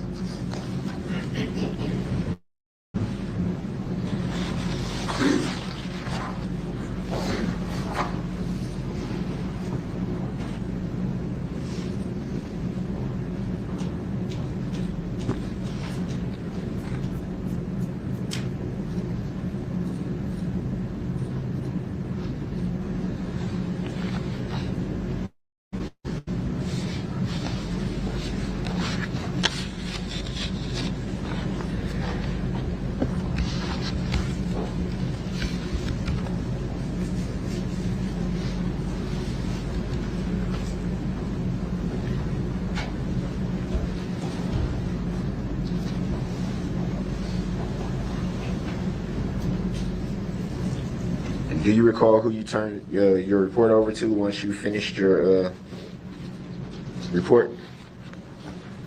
For technical review? I'm sorry, can you repeat that? For technical review?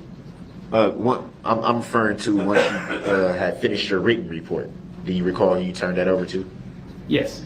They asked him, he didn't tell them what he wanted to Stated for call. the jury and for the record. Kelly He Gajewski called was Darrell Brooks.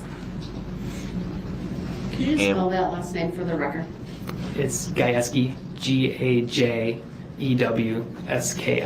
Thank you. And do you know what happened to the written report from that point? After she reviews it, sent it back for edits, and then I fixed those. It was approved by her. Then it goes to a supervisor for an administrative review. Fix the edits. What do you mean by fix the edits? If there's any typos or anything like that, it'll come back. Or if I forgot to initial a page or something like that, I'll fix those and then send it back to her for approval.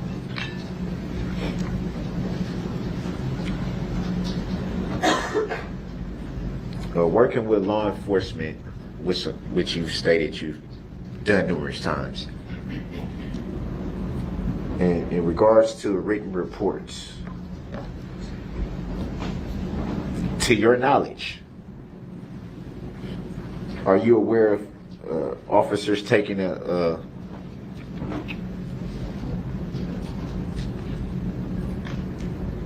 creative writing course? Objection, relevance.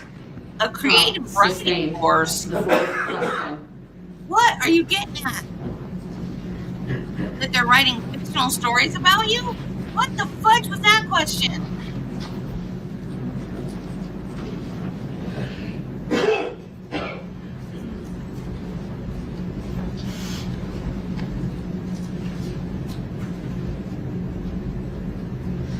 Have you yourself ever taken a creative writing course? Objection, relevance. Sustained. Not relevant. Next question. It's not a word. Have you or anyone you know filed a complaint in this matter? No. Would you consider yourself an injured party in this matter? Dude, he works at the crime lab.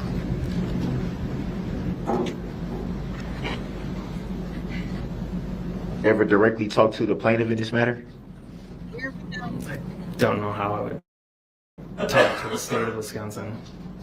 Can you repeat that? I'm sorry. I do not know how I would talk to the state of Wisconsin. It's an entity, not a person. Not a person, right?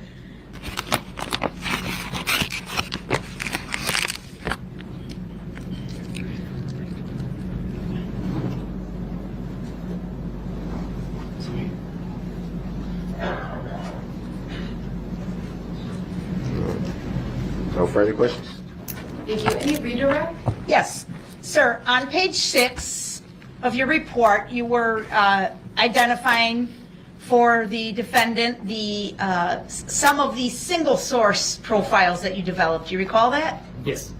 And one of the items you described as items CC4A, CC5A, and CC8A. Do you see that? Objection leading. Overruled. The witness may answer. Go ahead. Yes, I do. What do those items represent? Objection leading. Overruled. The witness may answer. Those are cuttings of the apparent root ends of the hairs that I took off the sweatshirt. Forgot to ask you about the hairs. Objection leading. Did you, I'm sorry, that was a statement. I'll move on, Your Honor. Thank you. You told Mr. Brooks on cross that you developed a single source profile for those hairs. Is that right? Objection, I don't consent to being called their name, and it's leading the witness. The objections are noted. Overruled. The witness may answer. That's correct.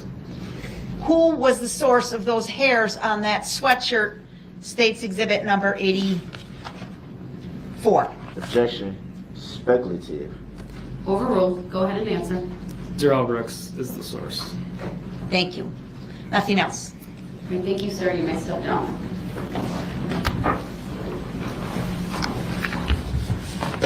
Another thing that I love that Darrell does is that he does As much as I send would you love to back have and another forth, witness, back and forth, we're trying to break for the back and night forth. because it is 5:49. So, with that, I will It's give direct the cross instruction and I've been giving redirect, every and that's night it. to the jurors.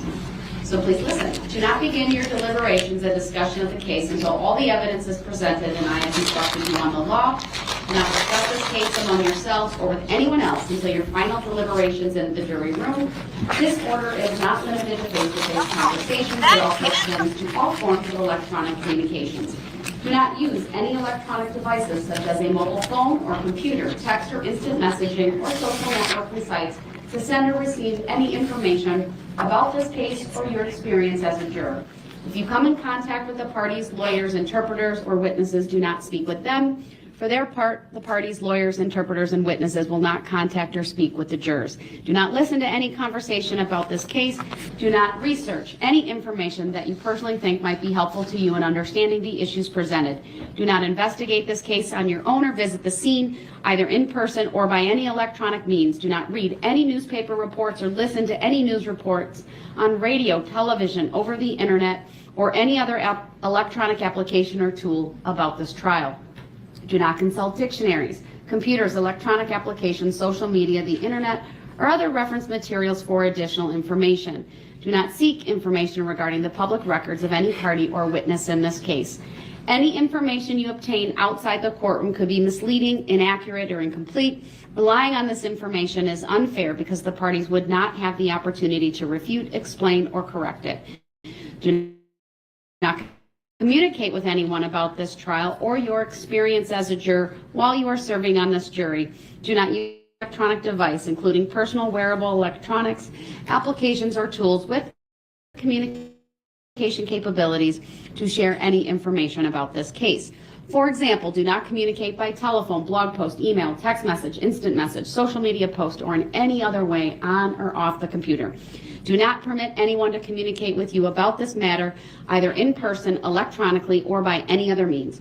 If anyone does so despite your telling them not to, you should report that to me. I appreciate that it is tempting when you go home in the evening to discuss this case with another member of your household, but you may not do so. This case must be decided by you, the jurors, based on the evidence presented in the courtroom. People not serving on this jury have not heard the evidence, and it is improper for them to influence your deliberations and decision in this case. After the trial is completed, you are free to discuss this case and communicate with anyone in any manner. These rules are intended to assure that jurors remain impartial throughout the trial. If any juror has reason to believe that another juror has violated these rules, you should report that to me. If jurors do not comply with these rules, it could result in a new trial involving additional time and significant expense to the parties and the taxpayers. You are to decide the case solely on the evidence offered and received at trial. With that, you are excused for the evening. I'll briefly discuss scheduling with the parties and then let Michael and Jen know when to report tomorrow. Thank you. All rise for the jurors, please.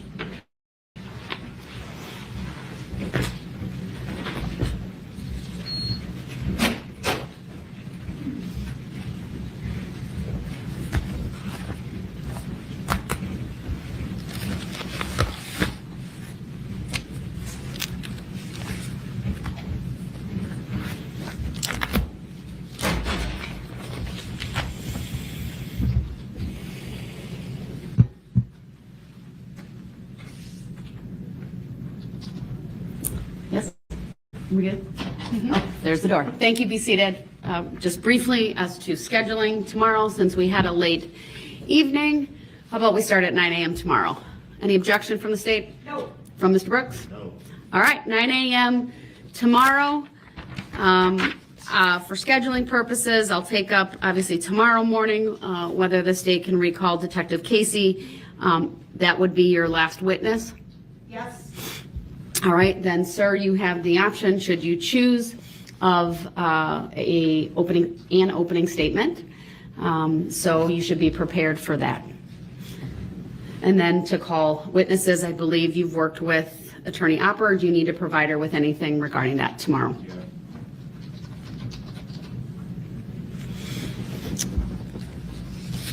All right, anything else from the state?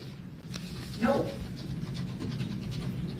Any- I don't have anything at this time, Your Honor. If you excuse us, then I'll make sure I get that paperwork from Mr. Brooks for the defendant, and we'll be ready to go. All right, anything else from you, sir? Oh, yeah, we're starting at 8:30, right? Or are we starting at 9 as well? We're starting at 9. Okay, then Ms. Basie corrected me because we have to discuss Attorney Casey's testimony, but we also anticipate we'll have a motion in the morning, or I can tell you what it is right now, but I know the Well, hours we can getting then, late. I mean, if you think it's going to take some time, then I'll have the jurors come at 9, but I want to be mindful. I know, Mr. Brooks, we all had a long day. I'll do 8:45, but I'm not going to do any earlier than that. I think Will that's the fair, motion Your be- Honor. It's a motion to conform the information to fit the evidence. Oh, all right, I'll take What that is up. that? We'll have it in writing for Mr. Brooks in the morning. Your Honor. Okay, that'll be great. All right. Anything else from you, sir? No, I redid the, it's not the exact order that I'm gonna call the witnesses, but it's pretty much Who you want, like each time block, morning or afternoon? exactly. You'll be ready to It's go just not tomorrow? an exact order, like I'm gonna call this person, I'm this not gonna hold you to person. that, as long Yeah. as it's by time blocks, if you wanna call it that, but be ready to Well, call I did witnesses. it just so I can state for the record, so it'd be easy to follow. I did the names by threes. I'm guessing the first three would be the morning, the next three would be the evening, and then Friday, 3 morning, and then 3 evening. Is that fair? I think so. Yes, we may be able to move faster, but we will attempt to stay in contact with witnesses if we can, bring somebody here sooner, if the court's got time, we'll do that, but that's very reasonable. And then do you have any idea how long you anticipate your opening will be? Opening statement? Yes. I don't think it's any way to gauge how long it will be. Just be mindful, sir, it's not the time to make argument, opening statements, as I like to call them, and what the jury instruction references, it's the roadmap. So I will expect to hear a lot of the evidence will show, the testimony, things of that nature. If it turns into argument, that's what happens at the close of the case. What do you mean by argument? If you're trying to argue the evidence and what it means. No, I'm not trying to argue. But this will be what, basically to lay out what the defense, what I would expect is for you to lay out what the defense or defenses that you believe you'll be presenting evidence about will be, to kind of, again, give the jury a roadmap, an idea of what to expect as your witnesses come forward. And then at some point, I don't know whether you will make a decision to testify or not, but we do have to have a conversation on the record about that. So if you could just give me an idea, if you are going to testify yourself, if you think that would be at the beginning or at the end, so I can gauge when to have that conversation with you. I don't know for sure yet at this point. Fair enough. So at some point, I'll have that conversation with you, though. All right. We'll see everyone at 8:45 tomorrow. Thank you, everyone. They're in recess. Oh, yeah, I'm sorry. Does have any questions, can you let me look at it before you take it? Absolutely.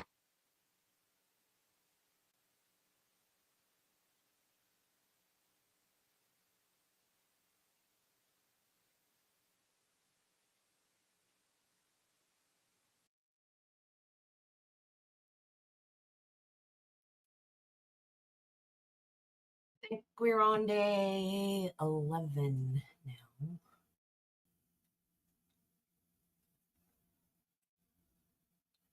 Yep.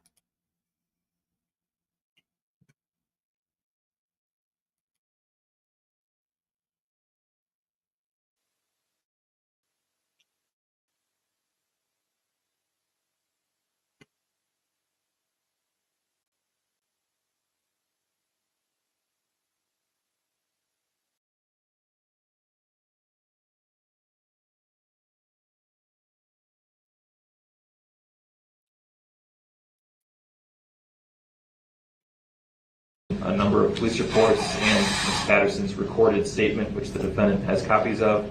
And so I don't think that there's any grounds for a claim of prejudice by this change, and we're asking to move forward with that amendment to the information. All right, thank you. Any position on that, sir? Yes, Hang on, let me back it up a little bit. first of all, for the record, Saying that during either opening. everything since they was kind of late today.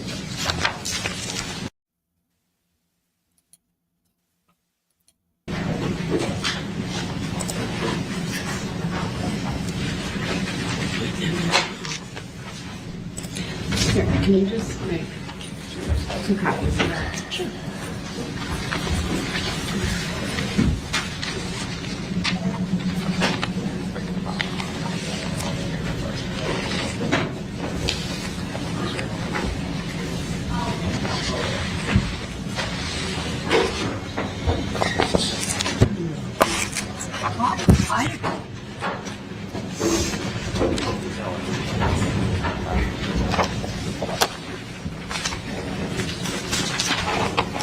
Yes, and then one to each.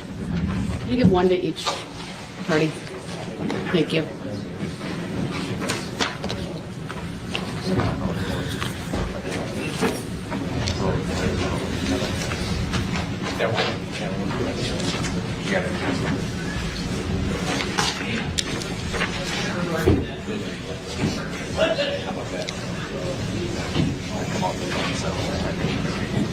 No, you can. Yeah, I bumped up his audio you can. just a little. Sam, go ahead. I bumped up his audio just a little bit because the people on the end. I was going to call the case.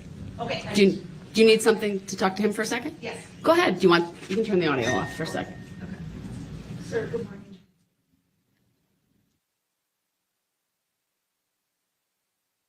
Wait, did I pass it?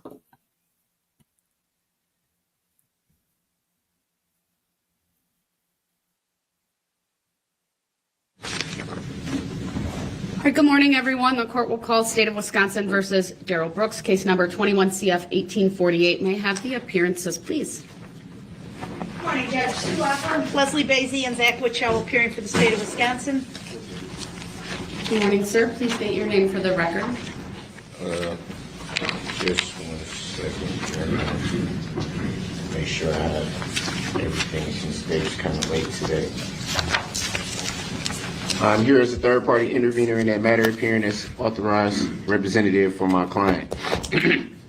I accept for value in return for value all of the charging instruments in this matter and make my exemption available for the discharge of all obligations and charges connected with this case. I do not dispute any of the facts in the charging instruments and do not consent to being called that name for the record. All right, thank you. That is noted. The record will also reflect that the individual known to this court as Darrell Brooks is present in person in custody. He is wearing street clothes, specifically a suit and tie and a mask as well. And don't consent to being called that name. I understand, sir. All right, I do want to put on the record I gave the parties this morning. It's an excerpt from a judicial bench book on opening statements. It's about a page and a half. I thought it would be helpful to provide to Mr. Brooks as he puts together his opening statement.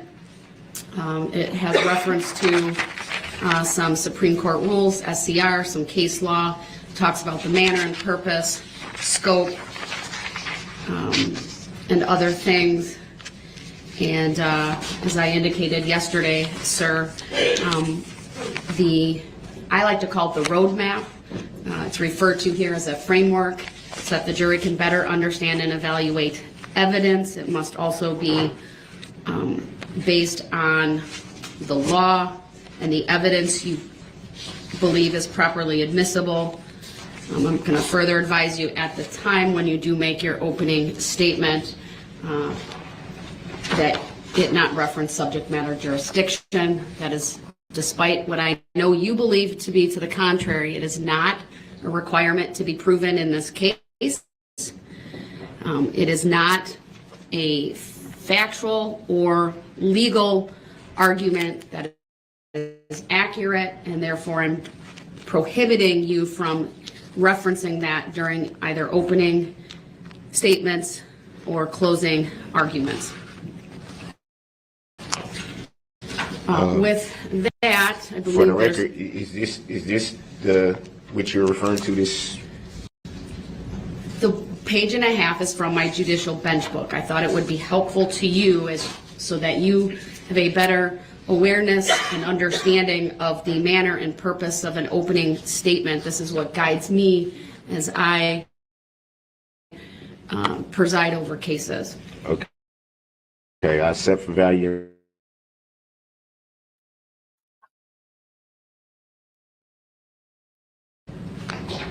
Pretty aware that that wouldn't be part of an opening or closing statement. I don't. Okay, great. I don't get why that's I wanted to make the relevant. record clear. So I appreciate you indicating to me that you're aware of that. Even though subject matter jurisdiction has not. It's established by law and by the fact that as my written decision indicates, commenced Oh, are when you the saying that we statute. And who was the complaint filed by? Because subject matter jurisdiction has yet I'm to not be going to go proven on down the this record. path today. I'm just advising you cannot reference that in. It has Then I believe the state has should be filed a proven for the motion. record by the prosecution. The objection is noted. It is not legally sound. It's overruled. It's definitely legally sound. All right, Has yet to be Attorney, proven. I'm going to turn to Attorney Opper. I believe they filed a motion this morning. Has it been pulled through? I probably just need to refresh, but Madam Clerk. It was served on Mr. Brooks last night in the jail, Your Honor.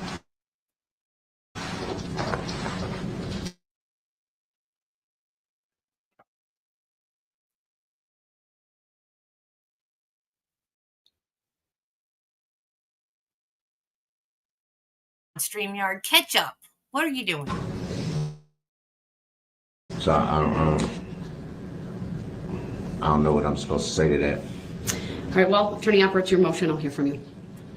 Your Honor, we are moving to amend the information with respect to one word in the entire document. We're asking to change the location of count 76. The information reads, as it reads right now, it reads at Frame Park. We're asking to change that to Frame Park. Statement testimony of victim PPP, Erica Patterson. She testified in this trial to change any criminal charges. We're not asking to change any dates. It's, I think, a very small change in the charging document. The defendant has been on notice of the facts of this transaction. It's reflected in a number of police reports and Ms. Patterson's recorded statement, which the defendant has copies of. And so I don't think that there's any grounds for a claim of prejudice by this change, and we're asking to move forward with that amendment to the information. All right, thank you. Any position on that, sir? Yes.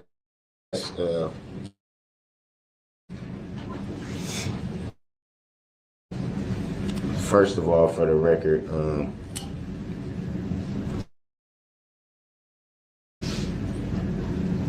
there were originally 2 charges with this, and these charges have been charged for the better part of a year. I feel that it's been more than ample time for it to be changed. Even after one of the charges was dismissed, it could have been, that topic could have been visited at that time for it to change. I don't think one change in one word at this point really has any bearing on the testimony or the actual charge. I don't understand why a motion needs to be heard about one word. Is I think kind of at this point kind of a moot point. It's been charged like this for a year basically. The language hasn't ever been referenced to being changed before yesterday. So what is the significance of this now at this point? Thank you, sir. Court is guided by section 971.29 sub 2 of the Wisconsin statutes, which provides at the trial, the court may allow amendment of the complaint, indictment, or information to conform to the proof where such amendment is not prejudicial to the defendant. Case law states that when an amendment to the charging document does not change the crime charged, and when the alleged offense is the same and the results from the same transaction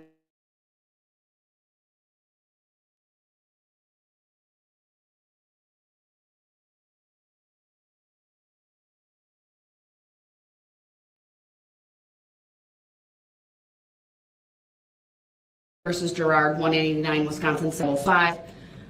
The first of those two cases is a Court of Appeals case from 1999. And then the second of those referenced is from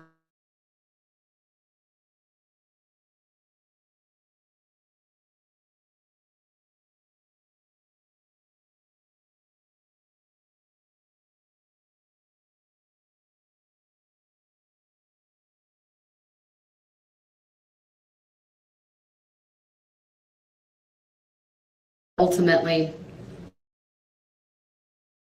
will be instructed similarly to what the jurors were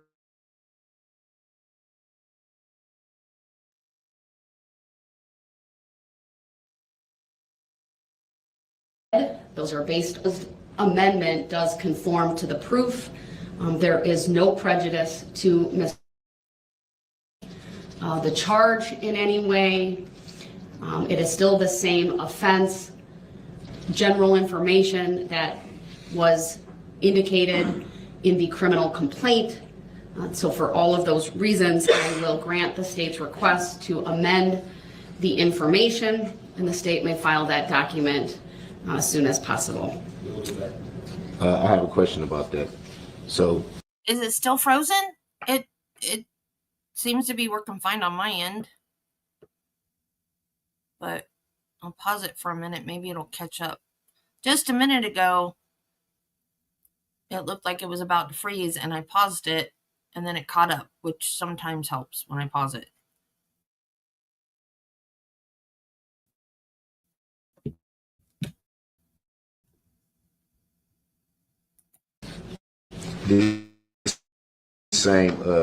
the same.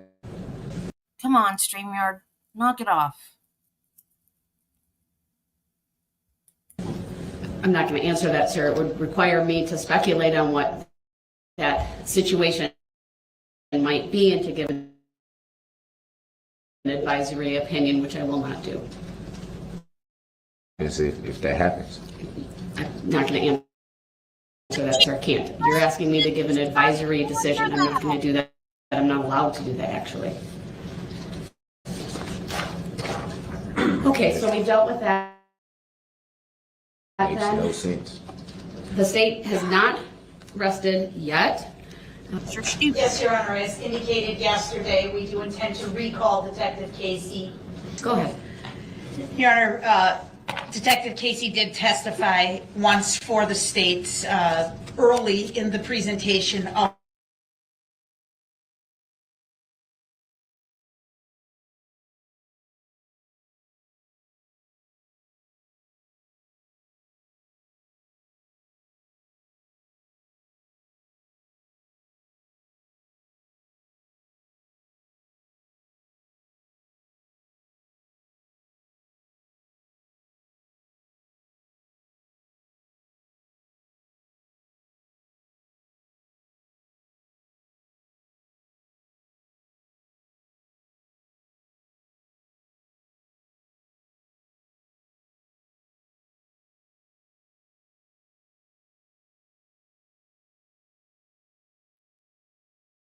Why, StreamYard? Why?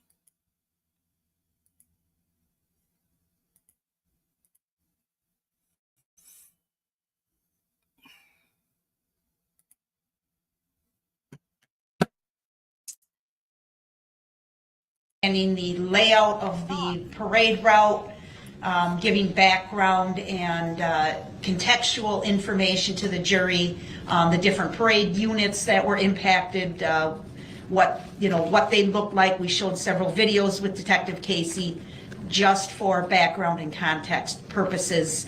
He then went on to describe his personal interaction with the SUV as it came through the intersection of White Rock and Main. And essentially, that was the bulk of his testimony during his first testimony. We're seeking to recall him now. This is not unusual. It is commonly done in cases. We never excused him from his subpoena. We never asked for him to be excused from his subpoena. We always intended to recall him. We did this so that we can efficiently See the present the time they're information to wasting the jury. explaining crap to them? The types is of normal. questions we have for him now go more to the investigation itself and his role as the lead detective in this case. There will not be duplication or repetitive questions. I'm not going back to the corner of White Rock in Maine with Detective Casey during this round of testimony. We want to ask him essentially about how some of the victims along the parade route were identified.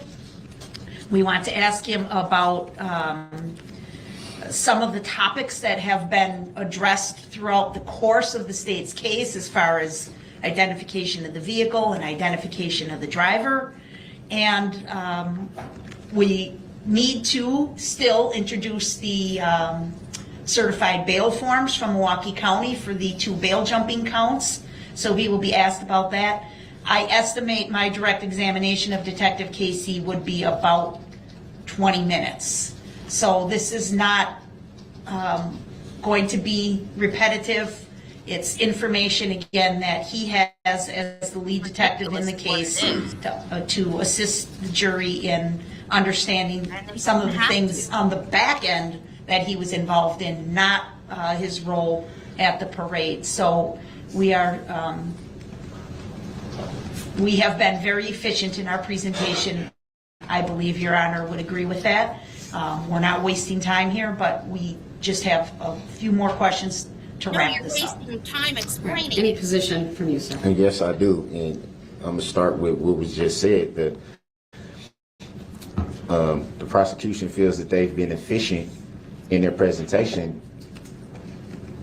So it seems like to me an attempt to get more questions in that could have been asked in the first place. If Your Honor recalls, Detective Casey was testifying for quite some time, to the point that we actually had to have a break before I can cross-examine Detective Casey, if you recall. He was up there quite some time. That was more than enough time for It's any called other foundations to be laid, any questions to be asked at that time.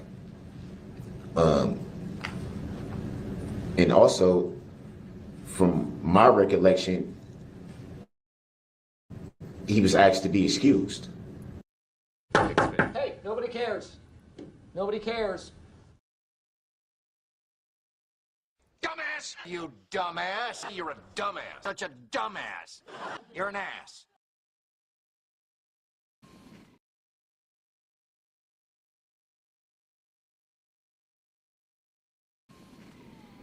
Have no fear. Justice shall prevail. The courts will decide. They say a man who represents himself has a fool for a client. Well, with God as my witness, I am that fool. So, essentially having him start off and then end it, I feel like it's an attempt to get questions that was maybe forgotten to be asked, answered.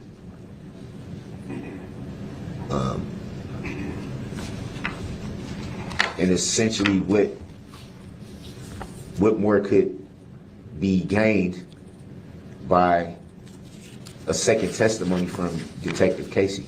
What more can be gained that hasn't already been learned? We learned about vehicles and identification by numerous witnesses. We've been through the inspection of the vehicle. We've been through DNA analysis of the vehicle. We've been through any dumber at all.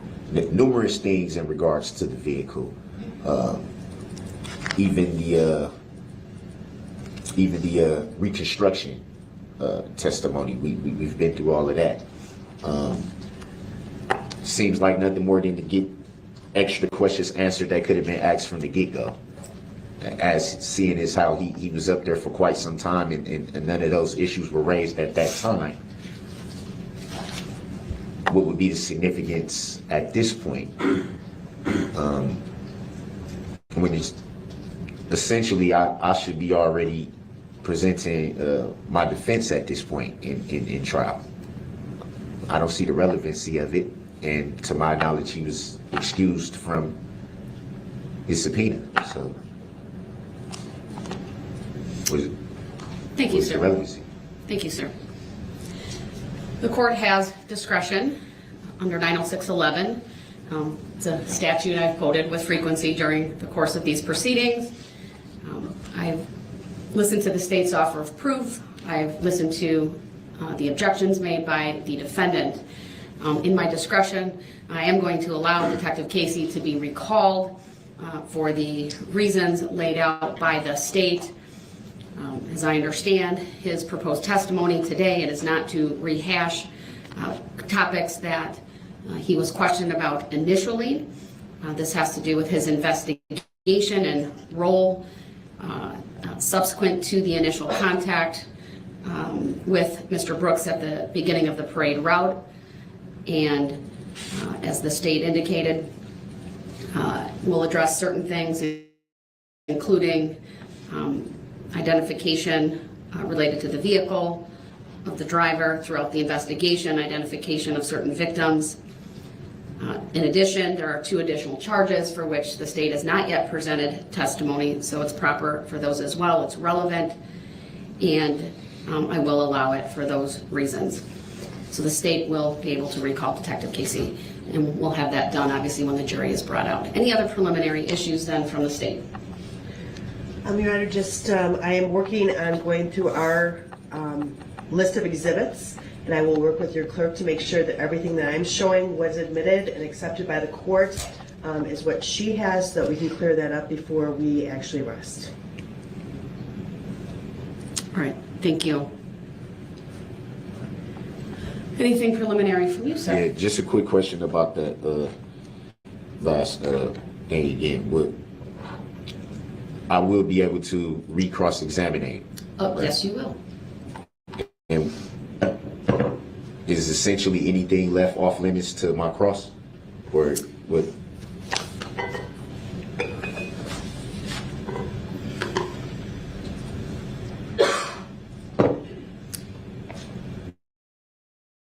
I may limit, depending on where we go, if the questions deal with what he testified to previously. It's primarily to cross-examine based on the new testimony. However, 90611 also says this: a witness may be cross-examined on any matter relevant to any issue in the case, including credibility. It does say in the interest of justice, the judge may limit cross-examination with respect to matters not testified to on direct. So I'll give you some leeway, and I'll trust the state will make appropriate objections, and I'll rule on them if and when they're made. Because I'm not intending to go too much back into the previous testimony, but I think it made a few points from the earlier testimony may come into play, and I just wanted to make sure. I think that's fair. That wouldn't be a problem. I think that's fair, sir. Also, really quick, I did look over some information provided by the prosecution as far as the pretrial offer that I did not have knowledge of until, I don't know if that was, what's today, Thursday? I don't know if that was Monday or Friday or Monday, one of those days. I've put together, started to, I won't say it's completed, that wouldn't be fair to say. I've put together, or started to put together a counter offer, so I just wanted to advise the court that I was putting that together. All right. To provide that to the state, please let me know so we can make a record of that. All right, anything else? If not, then we'll have the jury brought out. We do have one face backwards like we did the other day. All right, go ahead. Since the jury's not here.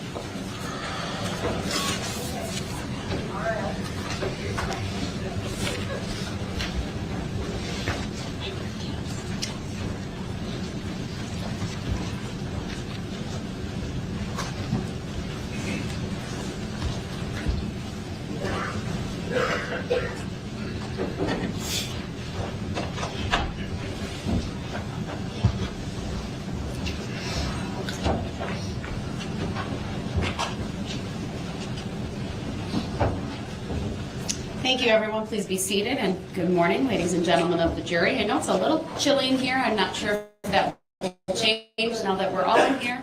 If at any time that temperature is too cold for you, let me know, and we can have that adjusted.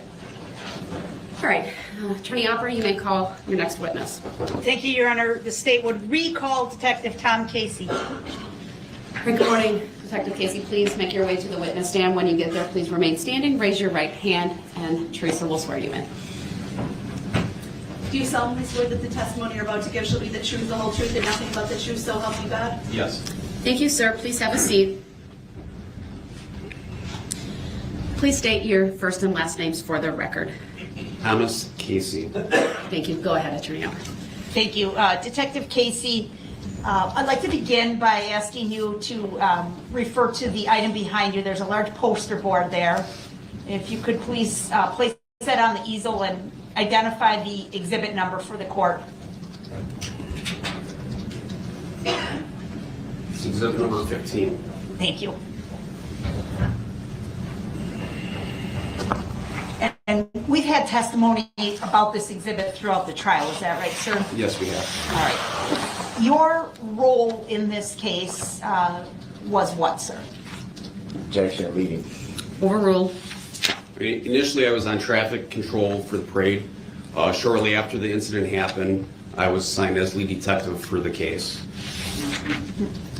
Were you the individual who created this map, States Exhibit number 15? Yes, I did. Okay. And I would like you to talk a little bit about how victims were identified in this case. Objection, leading. Overruled. Foundational. The witness may answer. So, at least initially, can you tell us, like, in the day or two after the parade, what happened? Objection, leading. Overruled. You may answer. So initially, that night, we knew that the victims were taken to different hospitals around the area, generally 5 different hospitals. So at the beginning, we began by having detectives assigned to each hospital. Waukesha Memorial Hospital received the most patients, so they also had a lieutenant that was assigned there as a team leader. As the patients came in, they were identified by detectives.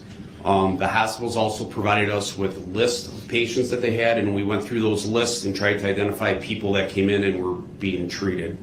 And then eventually, were there follow-up interviews conducted with these individuals? Yes, there were. What if the individual was a person under the age of 18? Objection, leading. Overruled. You may answer. If the person was a minor under 18, then we would reach out to their parents, talk to the parents. Some of the kids weren't able to talk to us, but we got the majority of their statement from their parents. Okay.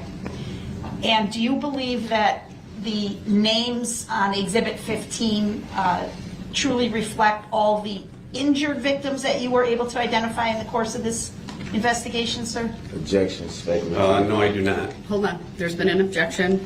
It's overruled, and the witness will repeat his answer. No, I do not. Can you explain that? Objection, leading. Overruled. Just because of the scope of the investigation, we had so many people that were hurt. We had to come up with some kind of parameters to limit the people that we would call victims. One of those parameters is that they had to receive treatment at a hospital.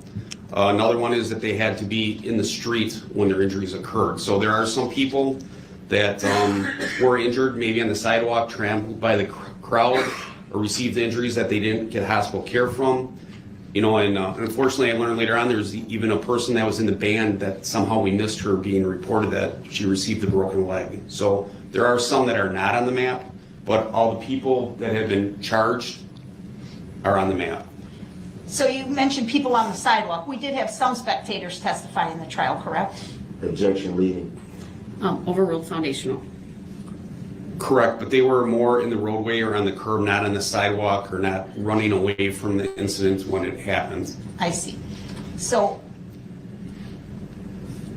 was, in your mind, when you were leading this investigation, trying to identify victims, what was the importance of the SUV in the injuries that were caused? Objection, leading. Sustained as to the form of the question. Please rephrase.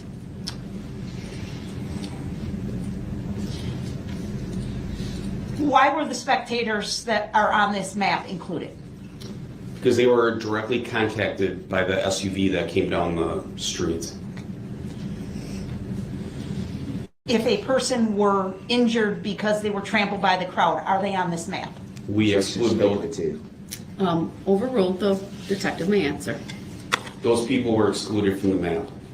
There were some people like that, right? Yes, there were. Okay. Please make Sorry. sure. Thank you. I'll allow his answer to stand. Next question. All right. I'd like to put up for you exhibit number 32, which has been previously identified. I'm sorry, admitted. I'm sorry, you said 32? Yes. You said 32? Okay, thank you. Sorry, I just missed it.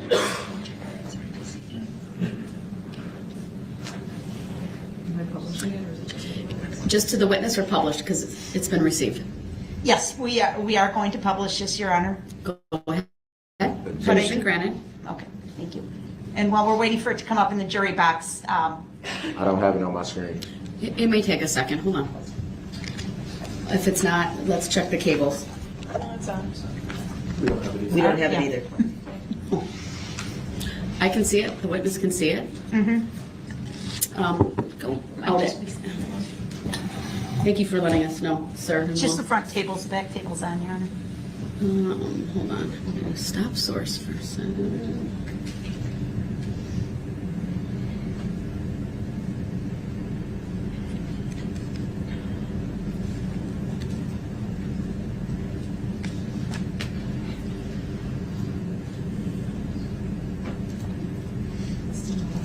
I know. Anything? Yeah. You can see it on the screen though, right, sir? There's screen, obviously, on the far side of the courtroom, and then to your right. It's always better on here because I understand. We'll get our look at it, but it's previously been received, and we can see it on the two other monitors. So for now, we're going to continue. If there's anything new, I'll make sure to pause. Go ahead. Detective Casey, I want to focus your attention specifically as to the extreme dance team. We heard testimony about several of the girls on the team being struck and injured. Do you remember that testimony, sir? Yes, I do. Overruled. It's foundational. The answer may stand. Do you know if there were other people associated with the extreme dance team that were injured? objection, speculative. Overruled. He may answer. Yes, I do. And do you know the names of these people? Objection, hearsay. Overruled. He may answer. Yes, I do. What were their names, please? Kathleen Pellmeyer. Speculation. Overruled. He may answer. Objection, just to object. Go ahead, sir. Kathleen Pellmeyer, Jennifer Stover, and Mitchell Lampine. What was their role with the dance team?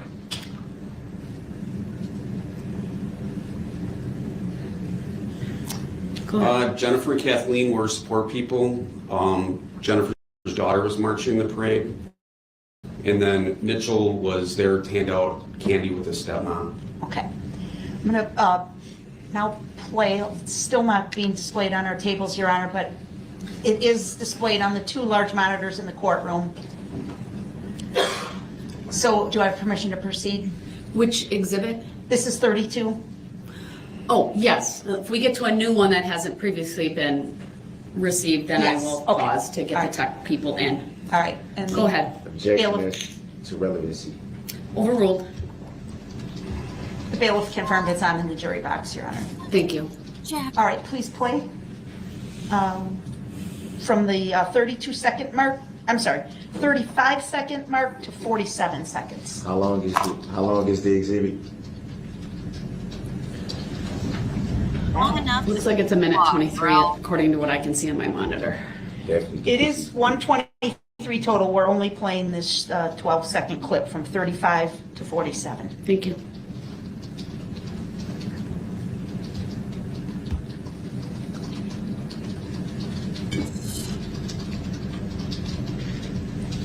And please pause. Do you see any of the individuals you were just testifying about enter the screen, sir? Objection, speculative. Overruled. He may answer. Yes, I do. Could you identify them by using the touch screen? Objection, leading. Overruled. He may answer. I'm going to draw one big circle. Okay. It has two individuals. It has Jennifer and Kathleen. Kathleen has the red jacket on, and directly to her left would be Jennifer in a black jacket. Okay. A little hard to see right now, but as they Very hard to see. as they Keep walk, going. could you see two people walking there, sir? Yes, ma'am. Okay. Please clear the screen and continue playing.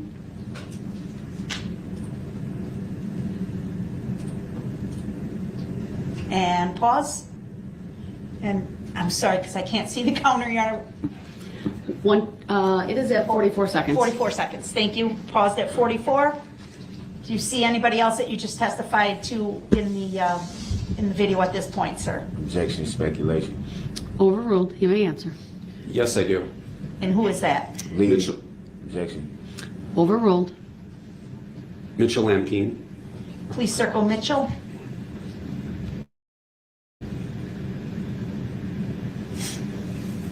Did you know Mitchell's approximate age? Objection, speculative. Overruled. I believe he's about 10. Okay. All right, we can take down 32. Did this video goes on to show the red SUV drive through the extreme dance team, correct? Objection, leading. It's foundational. Your Honor. Overruled. It's foundational. It's previously been received. Go ahead. Yes, it does. To your knowledge of this video, sir, did those individuals, Mitchell and Ms. Stover and Ms. Pellmeyer, remain along the left side of the road there as the SUV went through? Objection, leading. Overruled. The witness may answer. They were hit by the vehicle and then moved to the left. Let's take a pause for a second. We Yes. are IT experts. Hopefully they can get this figured out. It's a lot of pressure. Go ahead. Could you put something on the screen that's okay to you for the moment? Next one will be 132 if you want to. No, I'm sorry, 55. It's on our screen. It's on now. Hold on, let's make sure. Do you have it now, sir? Yes? Yes. Oh, good, great. It's on mine, it's on the witness. Do they have it too? All right. Just Thank like you. real life. You call the help desk and they show up and now it works, yeah. Jury monitors, we're working. It's not, hold on, let's make sure. It was just working. There's a delay. Well, maybe next time I'll just take those down. The whole, take down the whole thing back up. Are they still off? Sometimes they take like. It can take 30 seconds.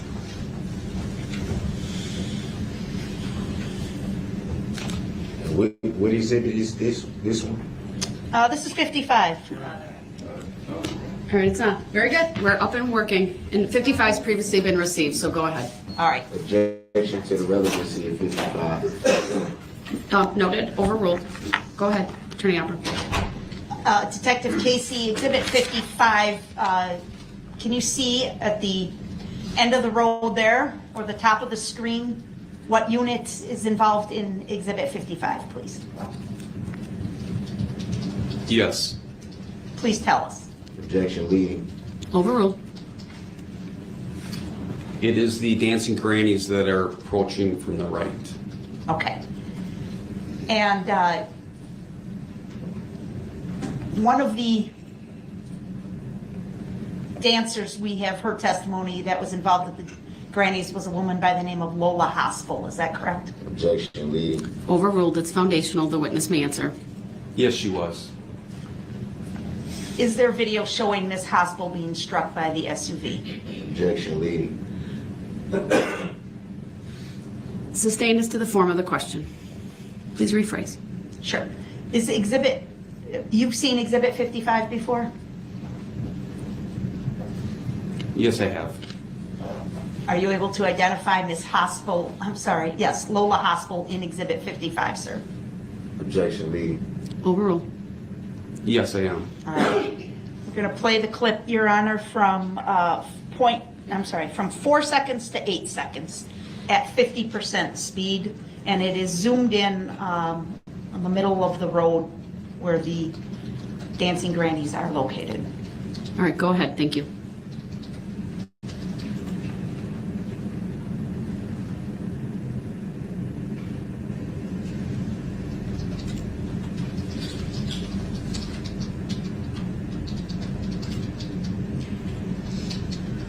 Please describe for the jury what you just saw in the video, sir. Objection, leading. Overruled.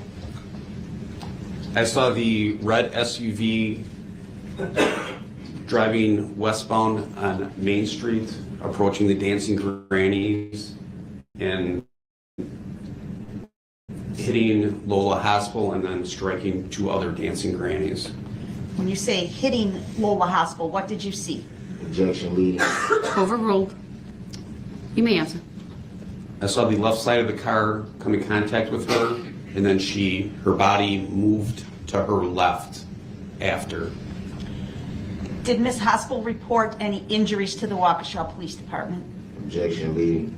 Overruled. The witness may answer. Yes, she did.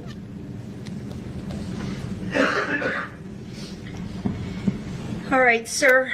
I'd like to now ask that Exhibit 118 be published for the jury. This has previously been admitted. Permission granted. Objection to the relevancy of 118. It's previously been received. Go ahead. Sir, do you recognize the item shown in Exhibit 118? Yes, I do. And in addition to the photograph, have you had an opportunity to examine that item or items Objection, leading.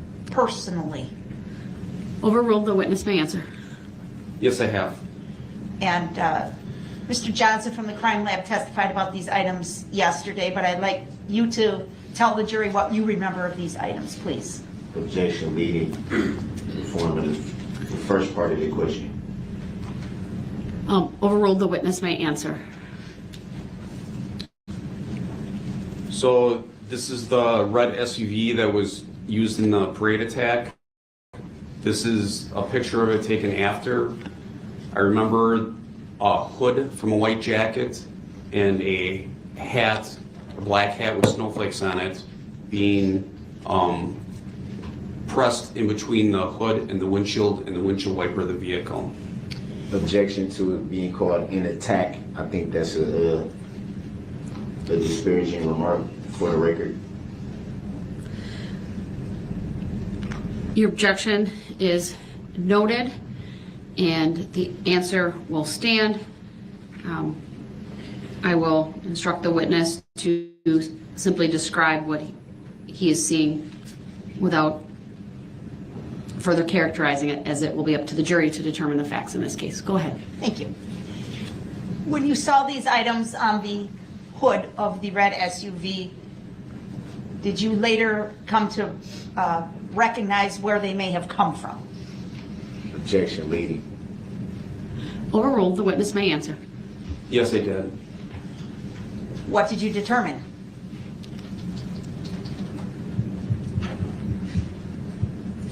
I determined that they were the jacket, hood, and hat that Virginia Sorensen was wearing while she was walking in the parade. Like to display to the witness only, please, Exhibit 177. This has not yet been received, Your Honor. All right, go ahead, please. Is 177 on your screen, sir? Yes, it is. And what do you see in Exhibit 177? Objection, leading. Overruled. I see 2 dancing grannies carrying a Milwaukee Dancing Granny sign, and the woman on the left is Virginia Sorensen. and she's wearing a black hat with snowflakes, wearing a white jacket with a hood on it. Move to admit 177 and permission to publish, Your Honor. Objection to relevancy. The objection is overruled. Exhibit 177 is received. Permission to publish is granted. You said 177? 177. Go ahead.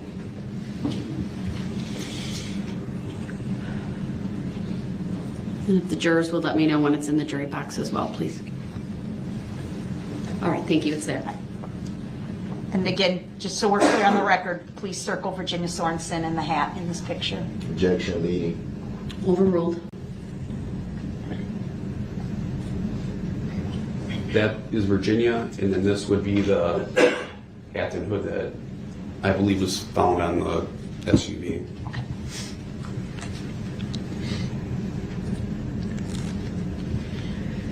Detective Casey, there were many videos that have been shown to this jury, correct? Objection leading. It's foundational, Your Honor? Overruled. The witness may answer. Yes, there have been. To your knowledge, are there any videos that display the license plate of the red SUV as it goes along the parade route? Objection leading. Overruled. Yes, there are. Is it possible to capture a screenshot from those videos to see the license plate of the red SUV along the parade route?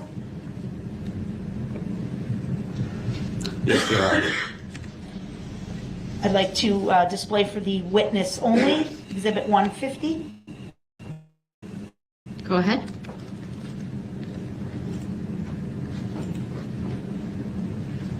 Is 150 on your screen, Detective? Not yet. Okay. It is now. All right. Do you see Exhibit 150? Yes, I do. Please describe what you see in Exhibit 150. Objection leading. Overruled. I see the red SUV that was driven through the parade route, and it's at the time when it was contacting the Waukesha South band members. In that photo, you can read the license plate number. Do you believe this photo is a true and accurate representation of the events of the day? Yes, I do. Move to admit 150 and permission to publish. Objection. How does this go to investigation? Exhibits. Overruled. Investigation. Exhibit 150 is received. Permission to publish is granted.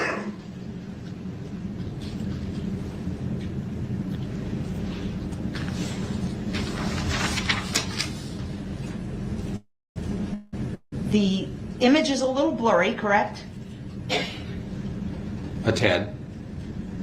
Can you please point out the license plates in the photo and read it for the jury? Is it okay if I circle it? Yes. Overruled. You may do so. That is the license plate number, and I read ADP 9256. All right. Now I'd like to show to the witness only number 151, please. Go ahead. Please describe 151. Oh, please clear the screen, Madam Clerk.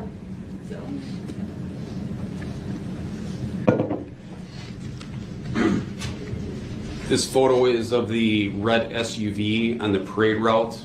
It's just a photo taken just prior to the Barris Logistics float, and the band director is in the lower left-hand side of the video.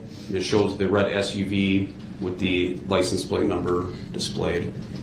Do you believe this photo represents a true and accurate depiction of the events of the day?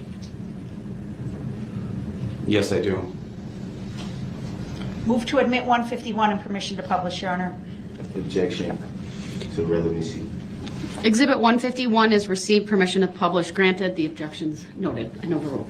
I recall this station we had 140 exhibits. How did we get this many? Keep going, Attorney Upper. Detective, please describe what you see in 151. I think you did describe it. Strike that. Please circle the license plate and read it for the jury. Objection, leading. Overruled. ADP 9256. Thank you. It's still not up. Okay, I'm sorry. Gotta wait for the jury.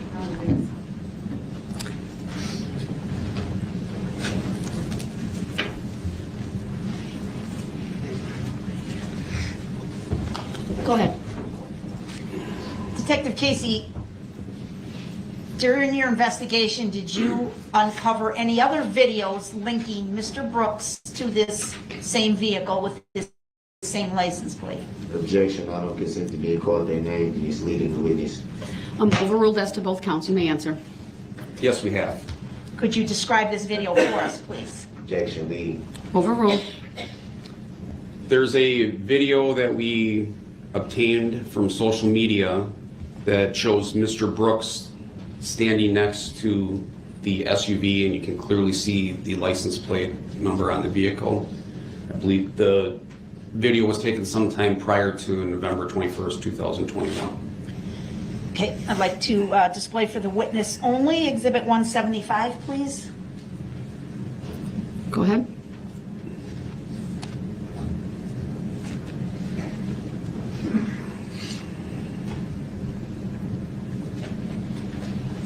Please identify 175.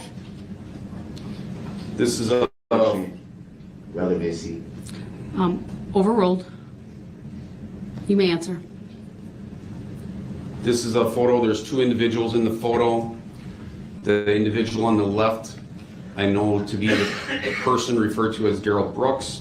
It displays a vehicle, a red Ford, and it has the license plate number, which is displayed in the photo. What is the source of this photo? Objection, leading. Overruled. The witness may answer. We obtained it through social media. Okay. I mean, this is a photo versus a video. This is the photo taken from Hold the on. video. I understand the objection. It's sustained. It's foundational. This particular question, the witness may answer. Go ahead. This is Overruled or sustained? Overruled. You said sustained. What did I say? Yeah. Yes, you did. Sorry. I meant it's overruled. The witness may answer. Sorry. I'm taking notes. I was writing the word so.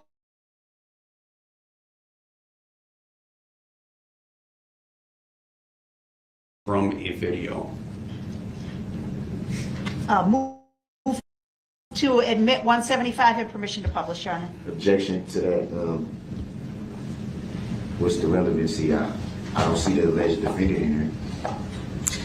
Your objection is noted. It is overruled, and Exhibit 175 is received. Permission to publish is granted.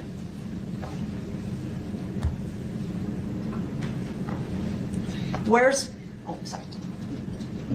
The jury would also let me know when it's in the jury box monitors or on the jury box monitors.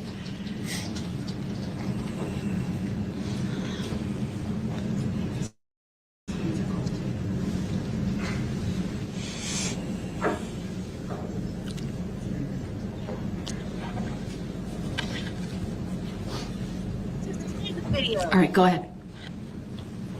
Detective Casey, is person you know as Darrell Brooks in this photograph? Objection, I don't consent to being called their name and leading the witness. Overruled. The witness may answer. Yes, he is. Please circle or X or mark in some fashion.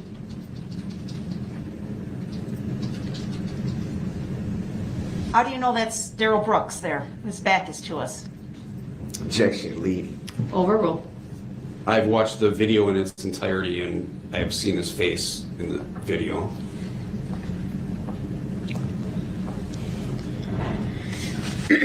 Okay, that can go down, please. Detective Casey, in total, how many videos do you think were collected by the Waukesha Police Department during this investigation? Objection, speculative. Overruled. You may answer. We have at least 65 to 75 files. Some of those files contain multiple videos, photos, could be 10 each, so I would say probably 300 to 400 videos we've collected. What were the source of those videos? Some of the videos came from different people that were at the parade.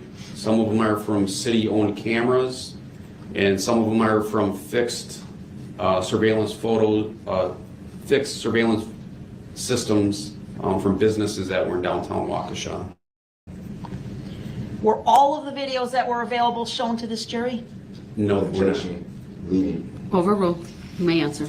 No, they were not. Have you personally observed and reviewed each of the video files available in this case, sir? Objection. Speculative. Overruled. You may answer. Yes, I have.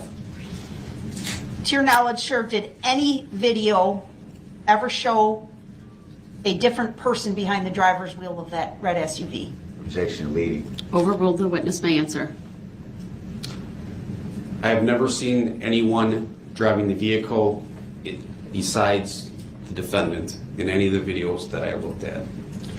In any of the videos, were you ever able to see multiple people inside the vehicle? Objection. Speculative. Overruled. The witness may answer. None of the videos that we have looked at showed anyone else in the vehicle. Do any of the videos at any point show the red SUV coming to a stop, a complete stop along the parade route? Objection. Leading and speculative. Overruled. The witness may answer. I've never seen a video that shows the vehicle slowing or stopping while it was on the parade route. Do any of the videos show the driver of the vehicle exit the vehicle to check on a person who had just been struck by the vehicle? Objection. Leading. Overruled. The witness may answer.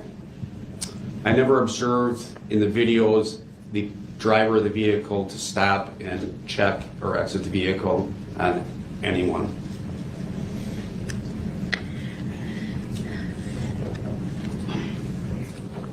There was testimony earlier in this case about witnesses observing multiple people running from the car. Do you remember that? Objection. Leading. Overruled. The witness may answer. Yes, I remember that. Were there multiple reports like that, sir? Initially, there were some reports like that. When the vehicle was found on Maple Street, you weren't there. Correct. Leading. Overruled. His answer may stand. Do you know what police activity occurred when the vehicle was found on Maple? Objection. Speculative. Just stated he wasn't there. Overruled. The witness may answer. He was asked, what does he know? Yes, I do. Please tell the jury what happened when the SUV was found on Maple. Objection. Leading. Overruled. The witness may answer. Initially, Officer Moss went, he secured the vehicle, did not find anybody in the vehicle. There was an initial report that saw some other people running from the area of the vehicle. After that information was given back to us, we sent detectives down to the area to investigate further to see if we could corroborate and find out if that was true or not. After that investigation, did you have other suspects or just one person? Objection. Leading. Overruled. The witness may answer. Based on the information of what everybody saw on the parade route, and then the detectives that went back down to Maple Avenue and interviewed the people that reported the people running, our investigation determined that there was only one person in the vehicle and there was no other suspects that we were looking for.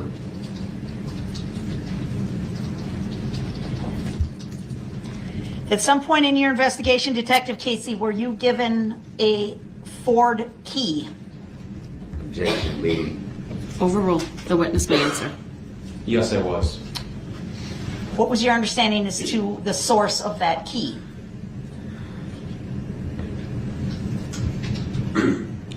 My understanding that that key was taken from Mr. Brooks when he was taken into custody and turned over to Detective Stern and Detective Carpenter. Objection, I don't consent to being called that name for the record. Noted. Overruled. How did you get it? Objection, leading. Overruled. The witness may answer. You just stated how you got it. Overruled. He may answer. Detective Stern brought me the key the morning after the incident. Did you do anything with the key? Yes, I did. Tell the jury what you did, please. Objection, leading. Overruled. At that point, the vehicle was at the Waukesha County Sheriff's Department Secure Storage Facility. Mr. Johnson was over there processing the vehicle. I went there and I took the key with me and I checked the vehicle to see if the key would work in the car. What did you find? Objection, leading. Overruled. I found that the key worked the door locks to unlock the car. I also put the key in the ignition and it turned the ignition lock. Thank you.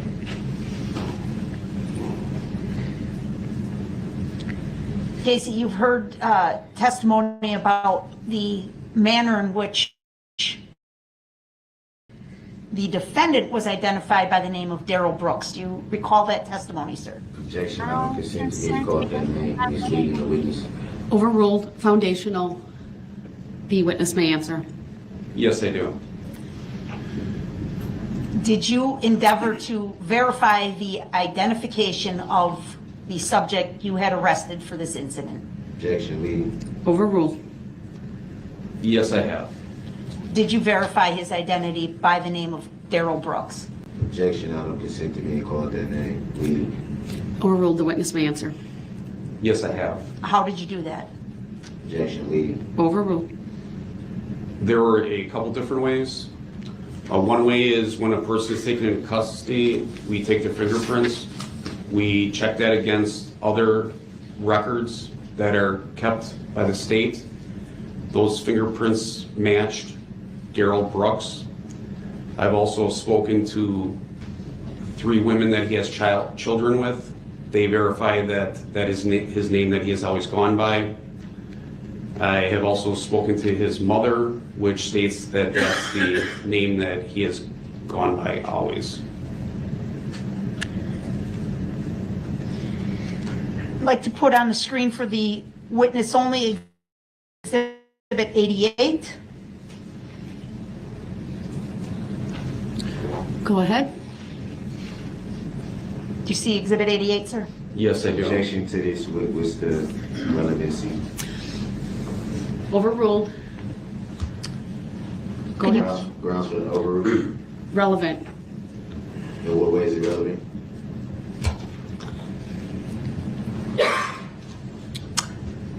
To the counts alleged in this case. Go ahead. Can you please identify Exhibit 88, sir?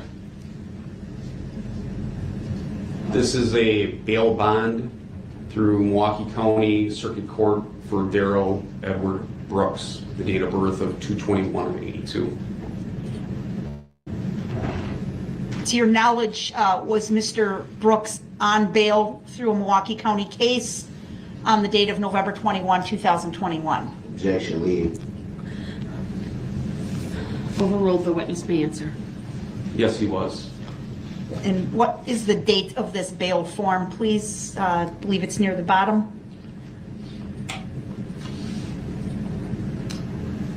The date on the bottom Objection, is leading. Overruled. The witness may answer. 2/21 of 2021. Was Mr., we'll strike that. By classification, can you tell us the level of charges that Mr. Brooks was pending on for this bail? Objection.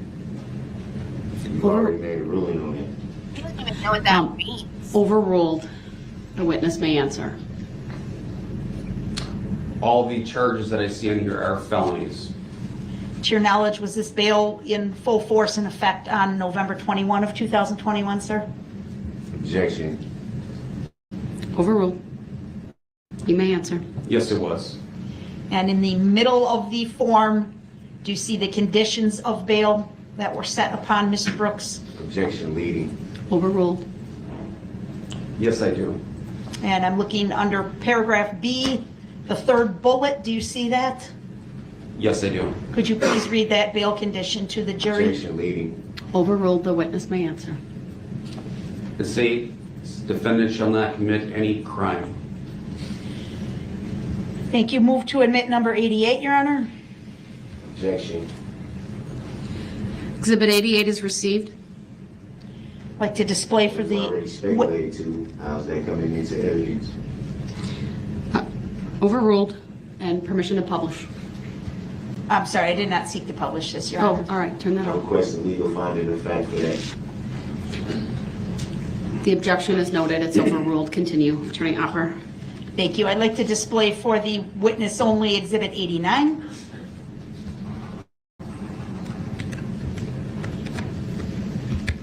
Go ahead. Sir, can you please identify 89? Objection. Overruled. Relevancy. Overruled. This has been speculated, stipulated to as well. How's it evidence? How's it being admitted? The objection's noted. It's overruled. The witness may answer. I request a legal finding of fact for that too, Your Honor. Noted. Overruled. Go ahead. This is a bail bond through Milwaukee County Circuit Court for Darrell Edward Brooks with the date of birth of 2/21 of 1982. Is this a different case than what was displayed in Exhibit 88? Objection leading. Overruled. Yes, it is. Are you able to make any observations about the level of charges related to this case, sir? Objection leading. Overruled. It appears that there's 4 charges, 2 of which are felonies. Okay. And on the bottom of the form, can you tell the date that this bail was issued? Objection leading. Overruled. States 11/11 of 2021.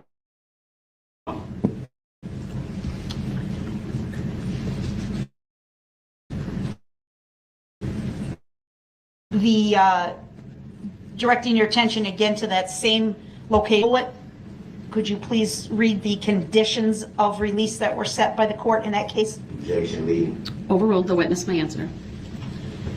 Defendant shall not commit any crime. To your knowledge, sir, was this bail in full force and effect on November 21 of 21? Objection speculative and leading. Overruled as to both. The witness may answer. Yes, it was. Finally, sir, I'd like to put up one last item for you, or 2 items. 1 second, please.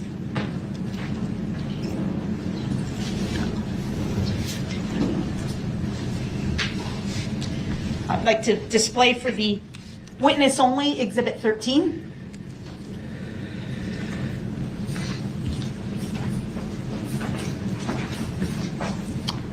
Objection. What's the relevancy of this? How does it say any foundation to testimony? I'll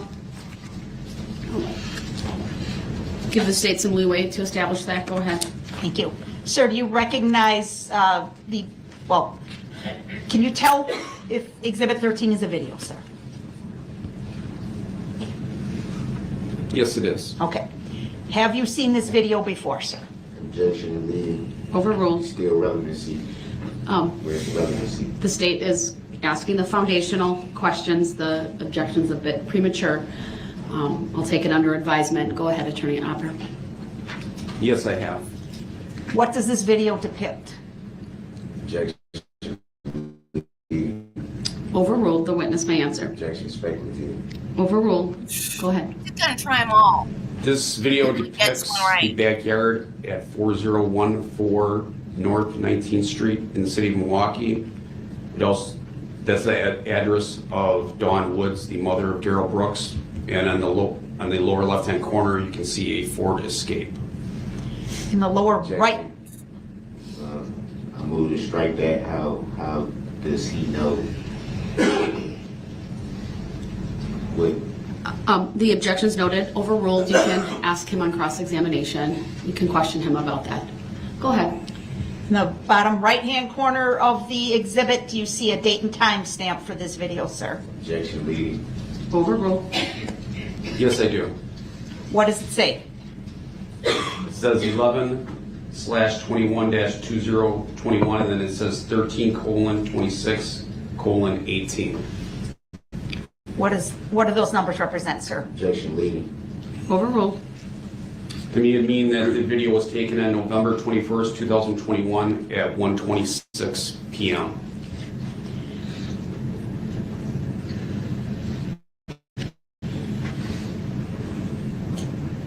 And do you believe this video is a true and accurate representation of the events of that afternoon at that location, sir? Objection speculative. Sustained, if you could lay a little more foundation. Sure. Please. How did you come into possession of this video, sir? The defendant's mother provided it to us. And do you know approximately when it was obtained? Objection speculative. Overruled. The evening of November 21st, 2021. Do you know if the defendant's mother was cooperative with police in providing the video? Objection relevancy. Overruled. The witness may answer. Yes, she was. Do you know if the video was provided to police when asked? Objection leading. Overruled. Yes, it was. Do you have any reason to believe that the video was altered or modified in any way before it was provided to police?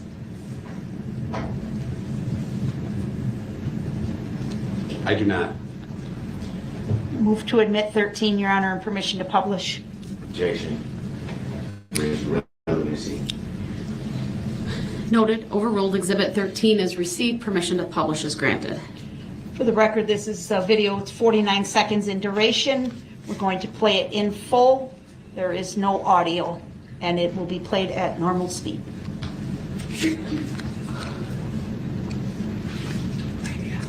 Oh, hang on, don't play yet. Yes, if the jurors would let me know when the monitors are displaying the video. All right, go ahead.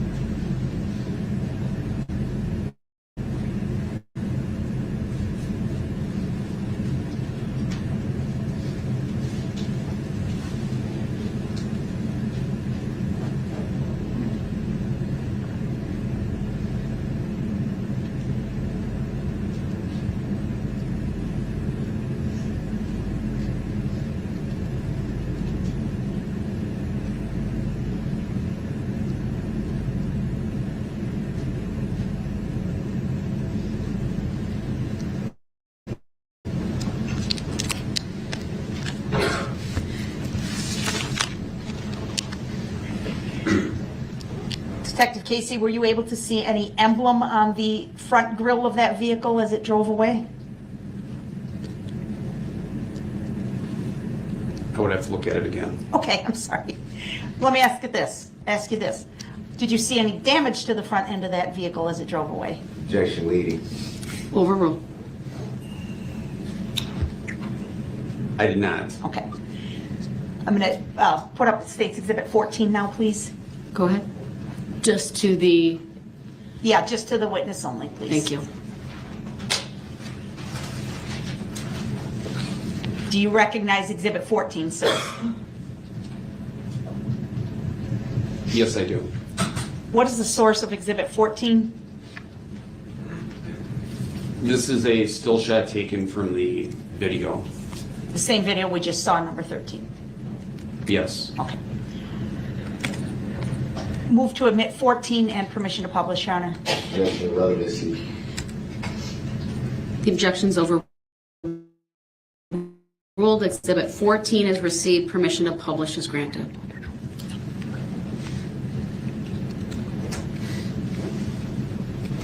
Sir, do you see Darrell Brooks in this photograph? Objection. I don't consider being called that name again for the record. Noted. Overruled. Yes, I do. Can you identify or, excuse me, describe the clothing items that you see him wearing in this photograph? Oh, it's not in the jury box yet. I'm sorry. You can state your objection, though. Pleaded. Overruled. The witness may answer. Mr. Brooks is wearing a red t-shirt, blue jeans, and he has blue colored flip-flops on with white socks. And what's the date and time stamp for this photograph, please? It's 11/21/2021 at 13:26:08 hours. And that's what time, sir? Objection. Leading. In, on the 12-hour clock. Objection. Leading. Overruled. That would be 1:26 p.m.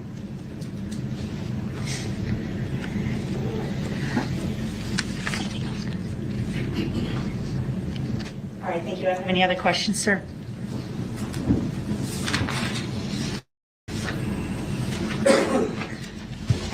Lee Cross.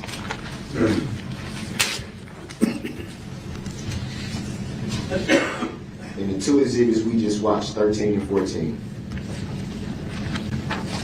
you see anyone driving a vehicle? No, I do not. Did you see an idiot?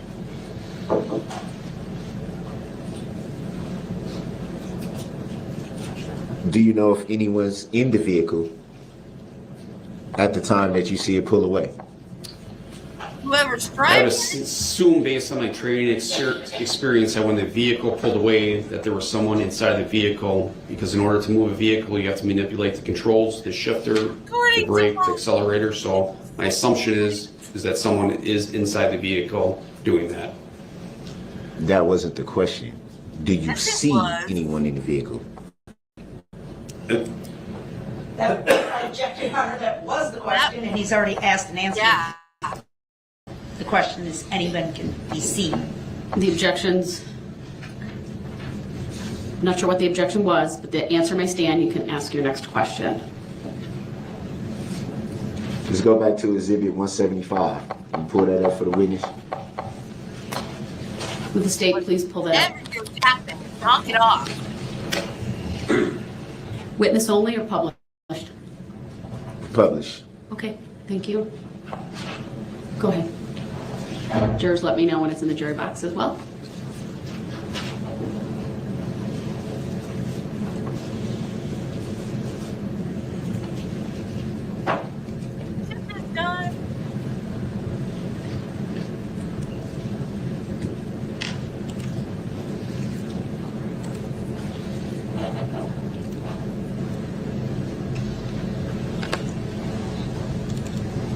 All right, go ahead.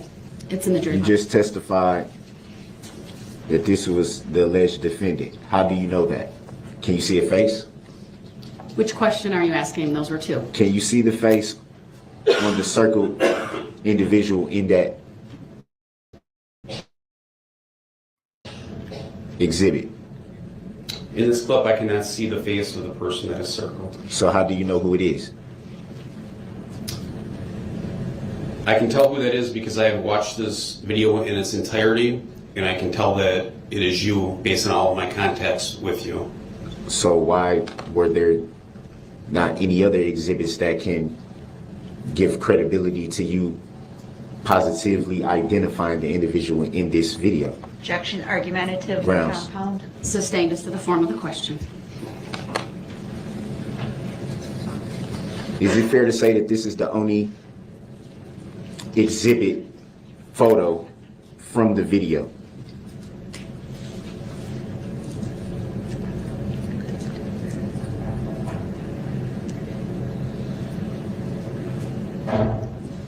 Can you clarify the only one that is shown today, or the only one that has ever been taken? The only one that that's, ever the only exists? one that's Could you clarify, being please? shown right here today. Is this the only one that is an exhibit being shown here today? Yes, this is the only one that we've shown today. And you can tell just from this exhibit exactly who that individual is? I don't believe that was my testimony. I'm asking a question. From just looking at this, no, but I know from looking at the entire video that it's you. We're talking about this exhibit that's being shown right now during your testimony right now at this moment. Strictly that. Could you ask your question, please? I'm going to object, asked and answered. Sustained as to the form of the question as well. Would it be fair to say that from this exhibit 175 that they're looking at right now that you cannot tell who the circle individual is? Would that be fair to say? That would be fair to say. Can you clear the circle? Thank you, Madam Clerk. And do you recall what date you viewed this video, as you call it? I have viewed this video multiple times. I don't recall the specific dates that I've seen it. Was it relatively early on in the investigation? There have been multiple times that I've watched this video. Some of them early, some of them as late as yesterday. Do you recall seeing this video the same night of the incident or in the days following? I did not see it the night of, but it would be the days following that I have seen it. And at that time, did you have knowledge of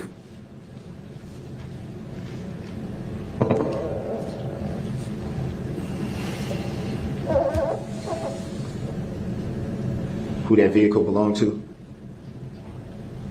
Yes, I did. And did you have knowledge of the usage of that video? I mean, the usage of that vehicle? I'm not sure that I understand the question. Did you have knowledge of who may have been using the vehicle? Objection vague as to time. Sustained as to the form of the question, if you could limit or perhaps direct him to a specific time frame regarding the use of the vehicle. At the time of the incident? Yes. And what? And can you clear that? And what information was that? The information that I had is at the night of the incident that you, Darrell Brooks, were the person that were operating the vehicle. And who did you learn that from? And for the record, I don't consent to that name. Noted, For the overruled. Go ahead and answer. Can you repeat your question, please? That was a still from his music video, Michelle. I'm gonna go another route on this. You done with the exhibit, sir? No, I'm not. So you're withdrawing your question? Yeah, I'm going another route. All right, thank you. You just testified to seeing the entire video that this steel frame exhibit came from, correct? I testified that this came from the entire video, correct? You said that you viewed the video in its entirety, correct? The entirety, what we recovered from your social media account. I'm not sure if there is a longer version someplace, but... Did you see the video in its entirety? The video that this exhibit came from? Yes. And are these the only two individuals that you observed in that video? They are the only two that I recall seeing in the video. Did you ever inquire about the identity of this individual? No, I have not. Can you clear that circle? Thank you, Madam Clerk. Would it be fair to say that from looking strictly at the exhibit that we're viewing right now, that both individuals have the same hairstyle? It would be fair to say. Can we clear the X's and clear the exhibit? Go ahead. Thank you.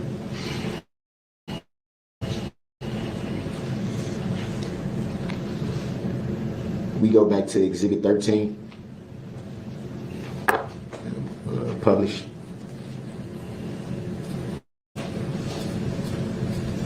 Go ahead. The state would assist, please. 13.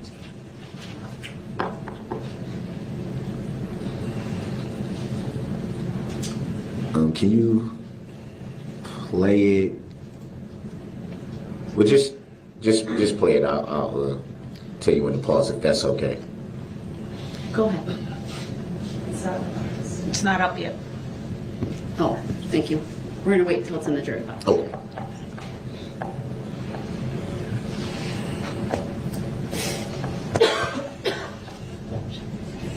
Okay, go ahead. Thank you. Just as a reminder, 49 seconds long. I don't think I'm gonna need the. Well, I don't know. I might. What you need, son, is Jesus. That's Pause. what you need. Right there, the individual that you observe. Right here. Do you see them wearing a hoodie? The person in that photo is not wearing a hoodie. Do you see a hoodie anywhere present in this video? No, I don't see a video or a hoodie anywhere in the video. Can you take the X down? From this angle, it'd be fair to say that you can see the very front end of the vehicle, correct? That is correct. Can you see any windows or see inside the vehicle at that time? Or at the time that we're looking at right now? You cannot see inside the vehicle at this time. So it'd be fair to say that just by looking at what we're looking at now, you wouldn't know if anyone's already inside the vehicle. This has been asked and answered, Your Honor. I'll allow it. The witness may answer. This is a whole different. I'm allowing it. Go ahead. That is correct. From this video, you cannot tell if anyone else is inside the vehicle. So it'd be fair to say that you're not sure. It's fair to say that I am not sure. Can we pull this down? Is it fair to say that everyone saw you driving the vehicle, Darrell? Yes. Yes, Whoa, it is. wait. I'm sorry. Can you pull that back up for 1 second? Same exhibit. Same Go exhibit, ahead. 13. All right. The state would put that back Right. on display. It does- And there you go. Do Do you want any more of a plate or just the still? we waiting for the jury or do they? It's up. No, we don't need it played. Do you need it to go to a certain point? Yes. All right. Do you know what point? I'm about to it right now. Looking at this house right here, do you see an address posted anywhere on this house? In the photo that you circled, no. So it'd be fair to say that you don't know the address of this house. That is incorrect. You just said that you don't see an address posted anywhere in this house. So from the vehicle, strike that, not the vehicle. I'm still looking in the corner right here. From the video that we're viewing right now, do you see an address posted anywhere on this house? I do not see an address posted in this photo.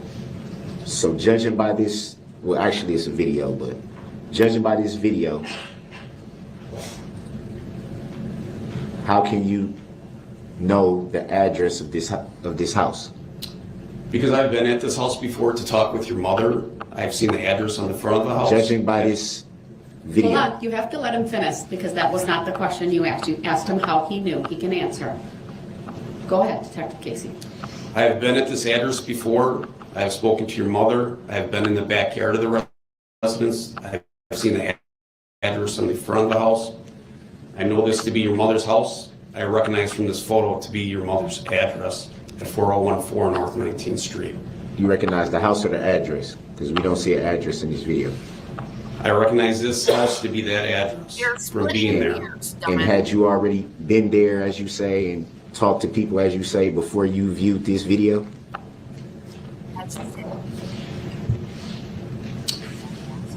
I believe that I saw the video first, and then I was at the address. So at the time that you saw this video, you didn't know whose house that was? That would be an incorrect statement. You just said that you saw the video first before going to the house. Did you, or did you not say that? Would that be fair to say? I guess I'm a little confused in your question. We received the video. We know from getting it from my mother that she said that that is where she lives. So I knew that this was where she lives when I watched the video. That was clarified for you. I follow you, but that clarification wasn't stated before. So Yes, it was. that's fair from the clarification of how you just clarified it. Can you clear the circle, please? This exhibit? He said that he got the video from your mom, stupid. Pay attention. Yeah.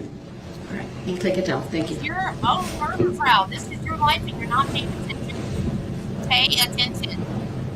I need a clip that says pay attention. Somebody find me a pay attention clip. You made reference to a key being found. Did you yourself find that key? No, I did not. Were you at the scene where the key was found at the time it was found? No, I was not. So it'd be fair to say that you were told that a key was found. Yes, I was told that a key was found.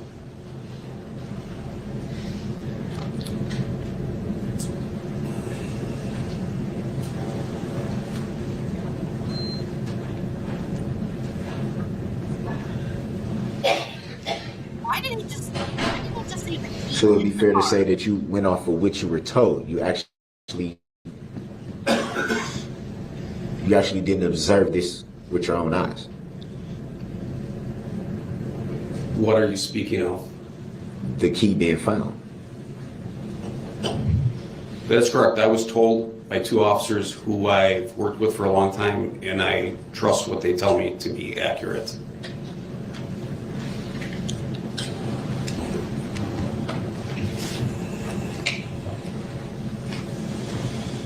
You made reference to there being a couple, was the word you used, a couple ways to identify individuals, and you stated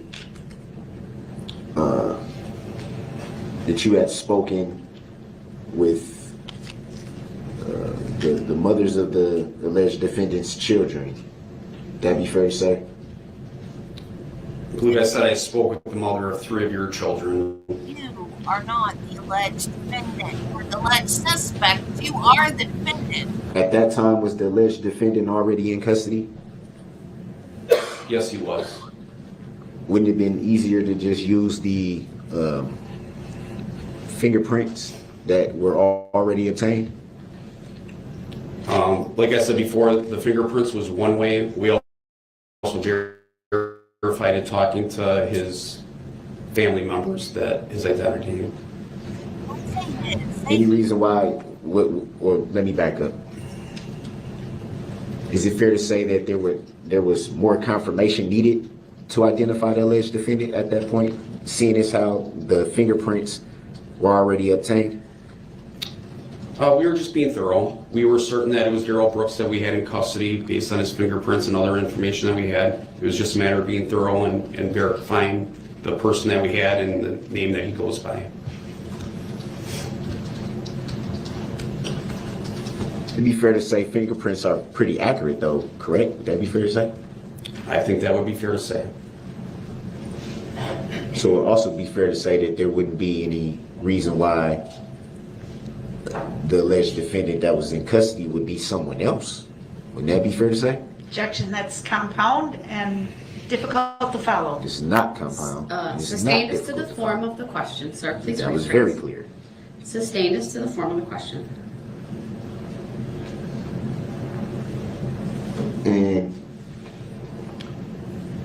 Where did the interviewing of the mothers of these children take place, if you recall? I spoke to Jessica Macklin in Iowa at her residence. I spoke to Angel Fitzpatrick at her residence in Menominee Falls. Whoa. Can we strike that? Why do the names have to be stated? Overruled, he was answering the question. His answer may stand, your request to strike is denied, and the witness may continue answering. I spoke to Angel Fitzpatrick in Menominee Falls at her residence, and I spoke to Erica Patterson a number of times at various locations about you. You said one of the mothers of these children you spoke to in Iowa. Correct. Why would you go all the way to Iowa? Because initially you listed her as a witness on your witness list for court. So we went there and we wanted to verify what information she might have that she would testify to. Just for the record, I don't recall listing anyone as a witness, just for the record. For the record, Mr. Brooks, you can't testify at this moment. You'll have an opportunity should you choose. I just wanted that clear for the record since what we Can't be, said. it's struck from the record at this I- point because you're attempting to testify. The jury will disregard that. I just wanted the record to show The that jury I had no will knowledge of doing that. And if The jury will disregard those statements made by the defendant as something's- that he is not testifying, and it would be improper at this time for the court to receive them. I don't think a Go- record should be next made question, of sir. something that I didn't do. Next question, sir. It's ridiculous. So you said you went to Iowa to try to find out what would be testified to. Why? Objection, argumentative, Grounds. irrelevant, and calls for hearsay. Grounds. Sustained as to all bases. Next question. Was that an attempt to prepare for what might have been said? I'll allow that. Okay. Go ahead. Yes.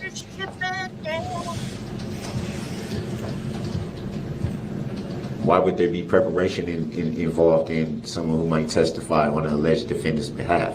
Objection, argumentative. Grounds. Overruled, I'll allow it. We went there to speak with her, so if she came and testified, there wouldn't be any surprises. We also wanted to find out if there's any background information that she had about Mr. Brooks that would be helpful in our investigation.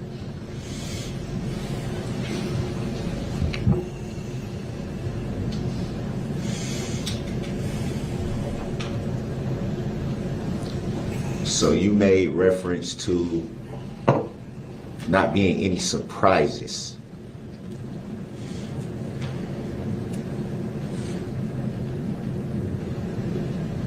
Would it be fair to say that there was a little worry there?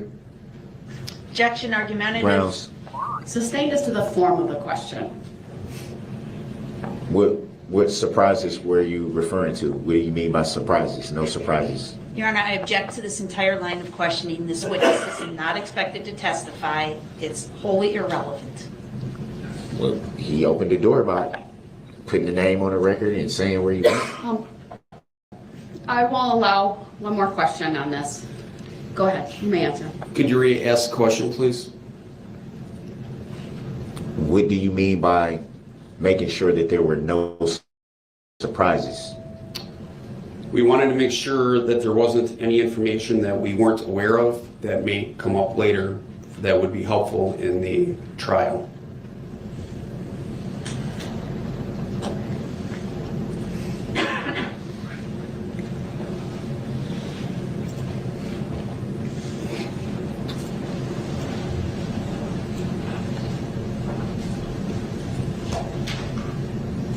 Do you recall making an attempt to interview the child Objection, relevance. who was 7 at the time? Sustained as to... Next question, please. Reason for the sustain, Your Honor? Not relevant. She said Well, so. the question was asked, does he recall? Sustained. Next question, please. Grounds for the sustain again? Relevant. How is it not relevant? Keep going, sir. She said so. Did you interview the child? Same objection. Grounds? Sustained. Grounds for the sustain? Relevance. Why would you ask to interview the child? Your Honor, objection. This Sustained. entire line of questioning is inappropriate. Sustained. Move on. I would Mr. Brooks. object that trying to interview a 7-year-old child is. Sir, move on, please. 90611. It's also not relevant. Assumes very fact's not relevant. in evidence. It was a tricky move.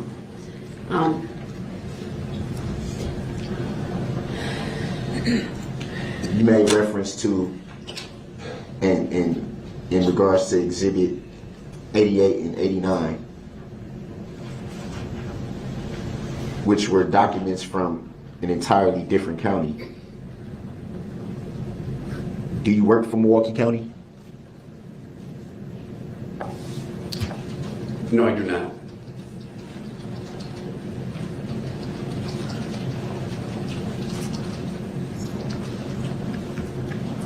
So how did Milwaukee County, which is a different county, come into your investigation in Waukesha County? Oh, he's opening a door he ain't supposed to open. You may answer. With the understanding there are some limited pretrial rulings that still are in play. Go ahead. Oh. During the normal. I'm sorry for interrupting. I started off by saying in regards to Exhibit 88 and 89. That's how I started the question, just for the record.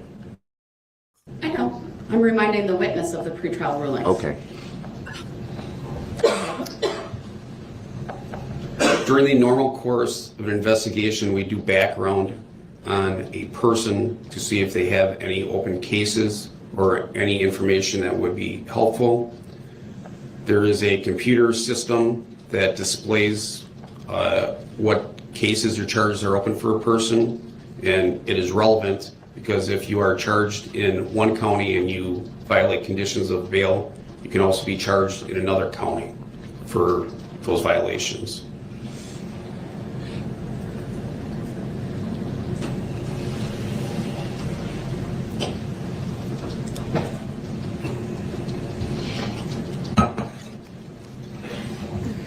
And in reference to having charges in one county and potentially being charged in another county, in reference to that,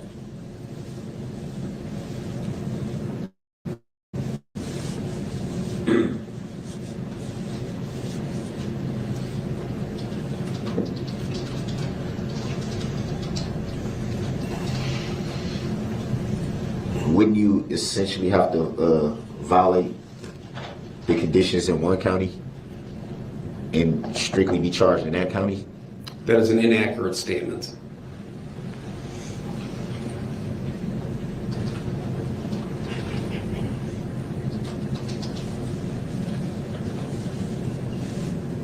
You being in law enforcement for a very long time, it would be fair to say that you're familiar with the term double jeopardy, right? You don't double jeopardy. I've heard the term before. And what is your understanding of what that term means? Objection, irrelevant, beyond the Grounds. scope of the witness's knowledge, legal conclusion. Sustained for all those reasons. So when did you become the lead investigator in this matter? That was about 8:30 p.m. on November 21st, 2021. So same night? Correct. And whom were you made lead investigator by? The command staff or Lieutenant Jerry Habanik. Do you recall why you were tapped to be the lead investigator? Because I was the most qualified person and had the most experience to take care of it. That's what I've been told.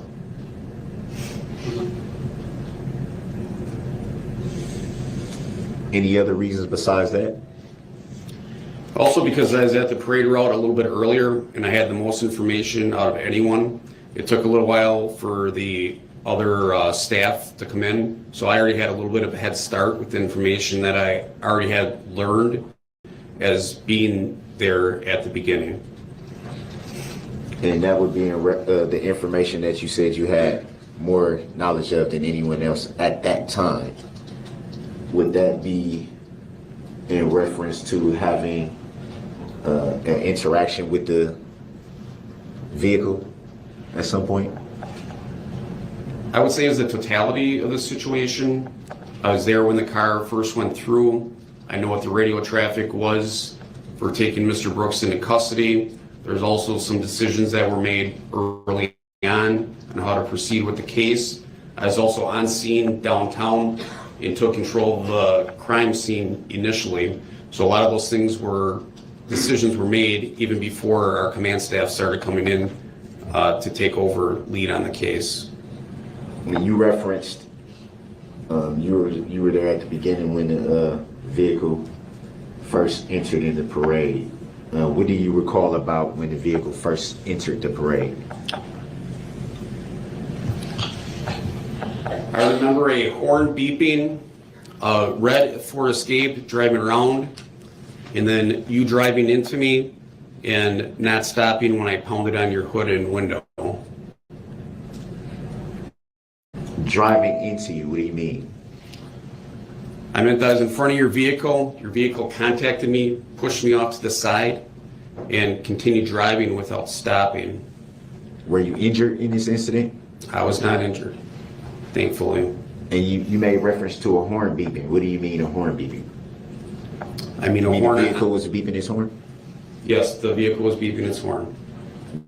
Would be the only time a vehicle would beep their horn? Objection, speculation. Sustained. Calls for speculation.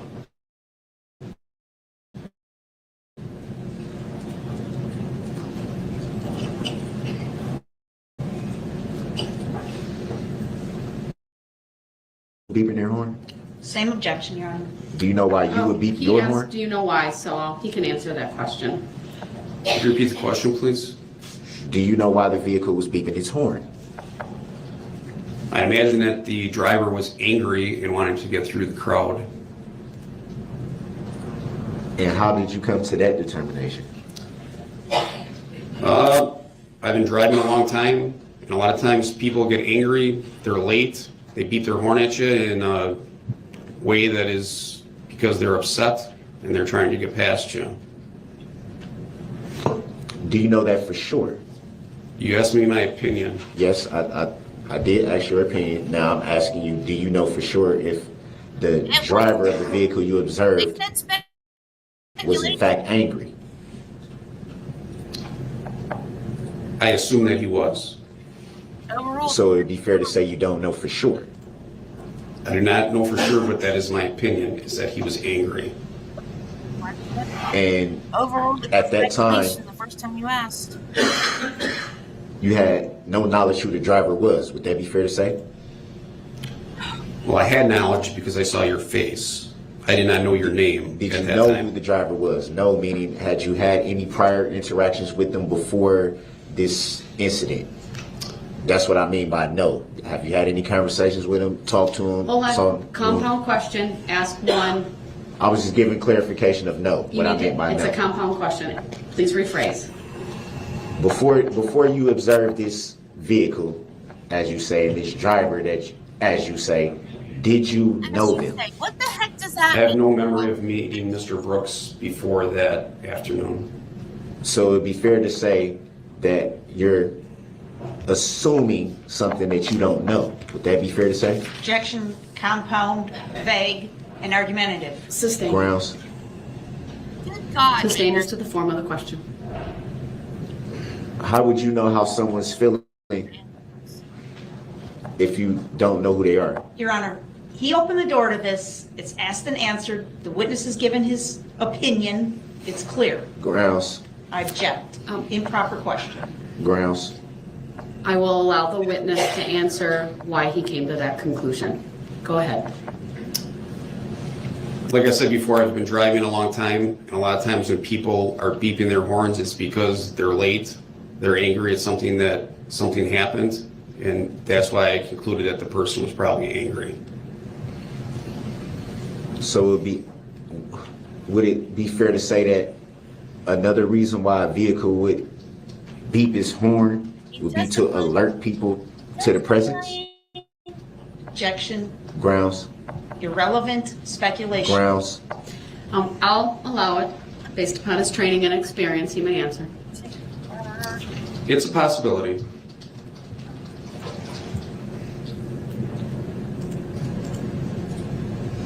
And did you hear this beeping before the vehicle approached you?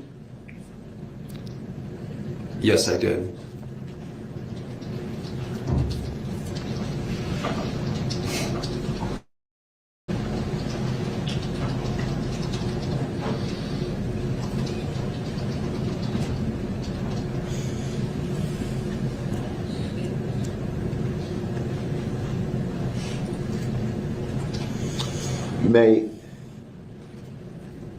You made reference to,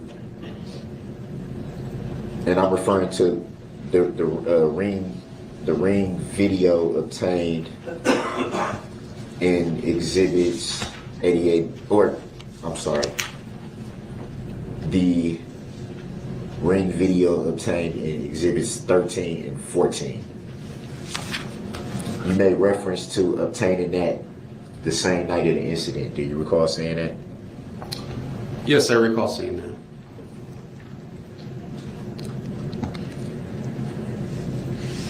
And it would be fair to say that you yourself have been present for all testimony. Would that be fair to say?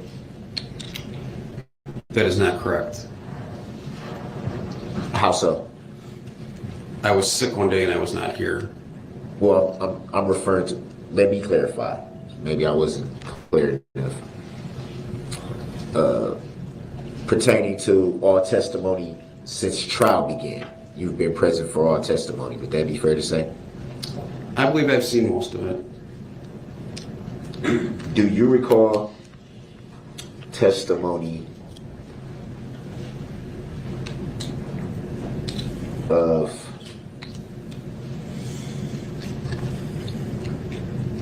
and I'm referring to, again, so clear for the record, exhibits 13 and 14, ring footage that was obtained by the owner of 4014 North 19th Street, that you testified to obtaining the ring footage the same night.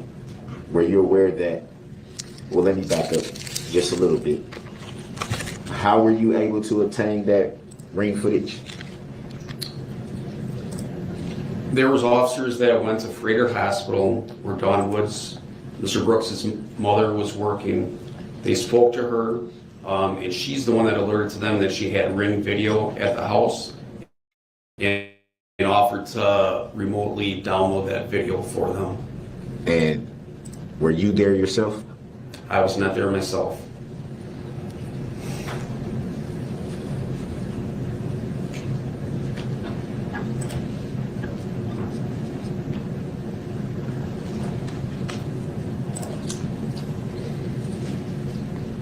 When did you yourself speak to the owner of that home? The last time that I spoke to Dawn Woods was on August 8th of this year. I may have spoken to her a few times before that. I don't recall the exact dates. I'm referring to the first time that you spoke. I don't recall the first time. I don't recall the first date when that was. And you did just make reference to an August 8th date. And what was the extent of that conversation? Objection calls for hearsay. Grounds? Sustained. Hearsay.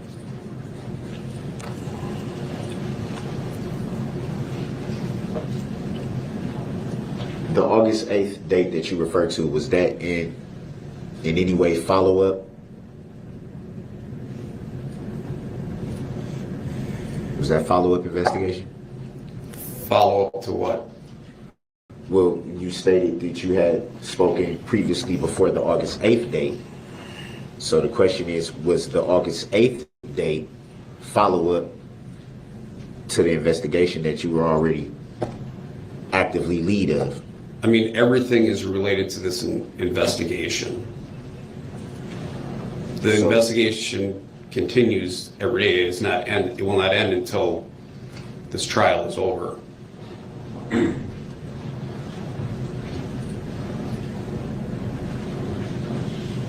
So what follow-up was needed at the time of the August 8th interview? I'm guessing that's what you would call it. I don't know, I'm not sure. Objection still calls for hearsay, Your Honor. Sustained. Why did you need to talk to Ms. Woods multiple times? Because every time we spoke to her, we got different information, and at that time we were following up with your niece and nephew of what their testimony would be in this case.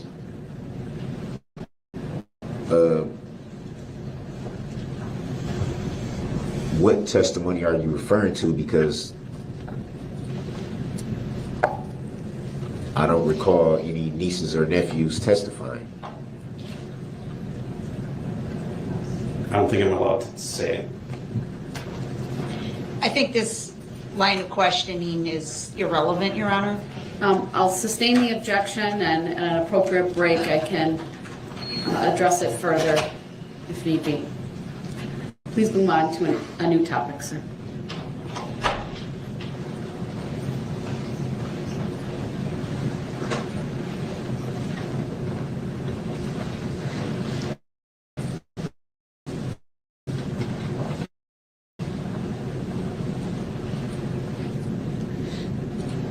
You made reference to people who were injured at the parade inadvertently. You recall that? Yes, I do. You're not getting those are your fault just as much as the. To your knowledge, were any of those charged? My testimony before is that those people's cases were not charged.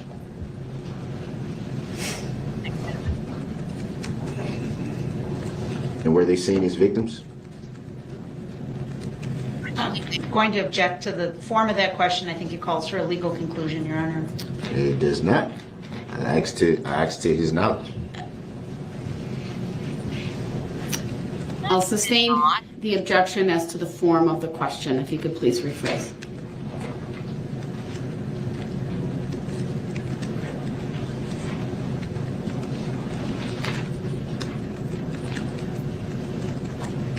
Gonna rephrase there.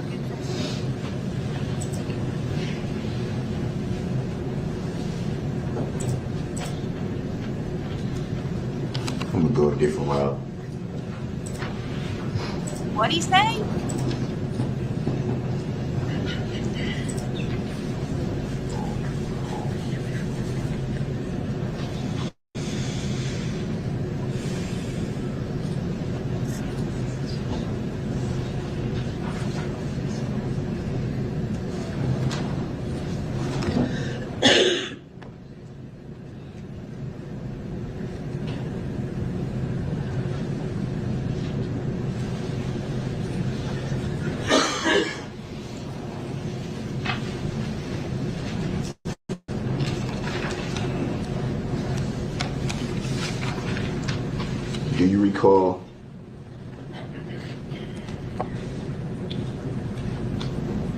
Do you recall serving a warrant to the Waukesha County Jail on July 1st of 2022? Yes, I do. Do you recall what that was for? Yes, I do. And what was that for? Can you state for the record and for the jury? It's for Mr. Brooks's jail cell. And why did you serve a warrant for a jail cell?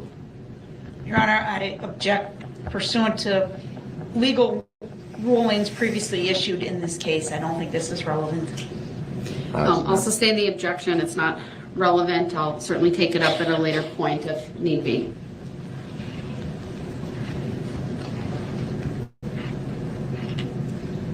What was the warrant pursuant to? I sustain the objection. Next topic, please. He did answer. I sustain the state's objection. I'm directing him not to answer. We'll take it up separately. I'll have you continue with your cross-examine. I'll take it up later.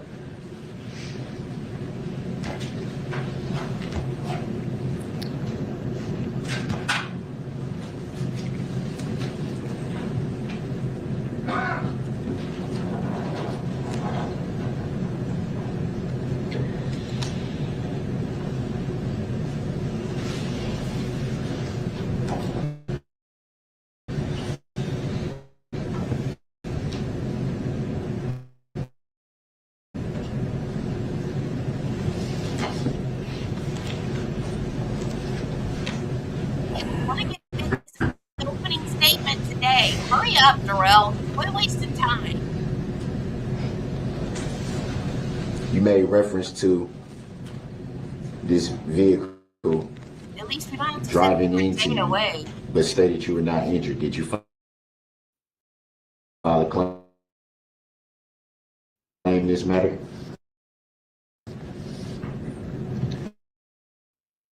No, I did not.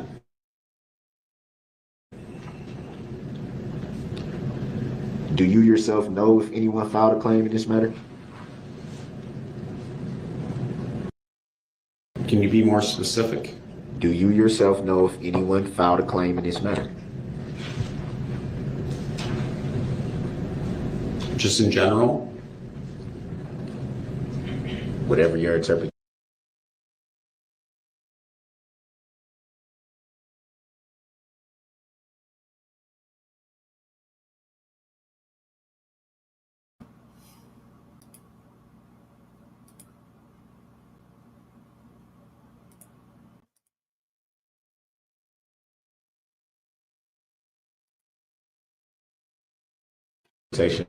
That will be? I would say yes.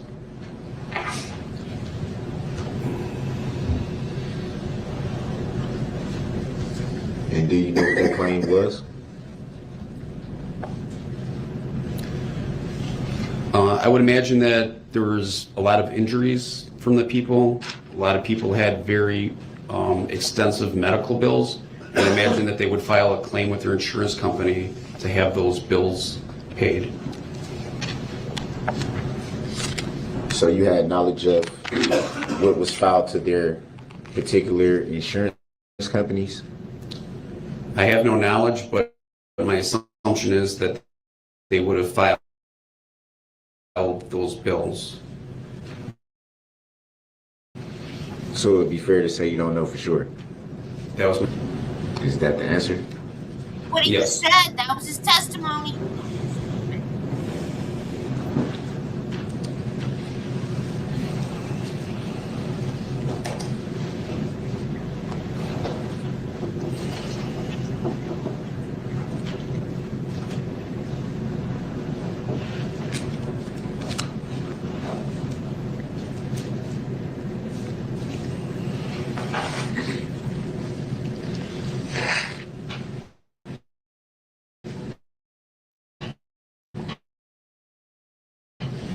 As lead investigator for this matter, are your knowledge aware of any type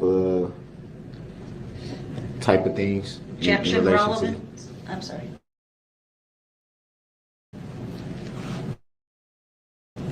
Do you mean as it relates to? As it relates to the incident. Overruled, the witness may answer. I have no direct knowledge, but I assume that there are some GoFundMe pages out there. It's typical in something like this. And what do you mean by typical? You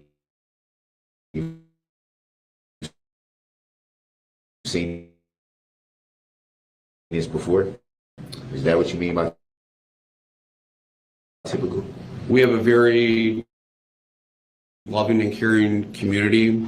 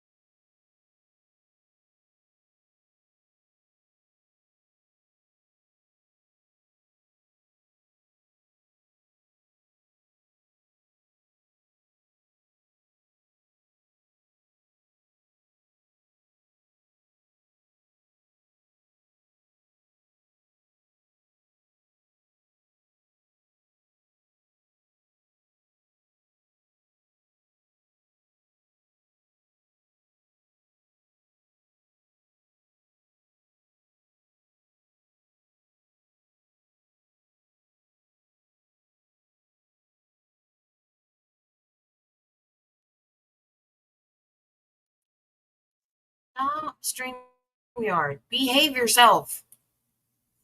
I don't have Carla or Jill here to fuss at StreamYard for me.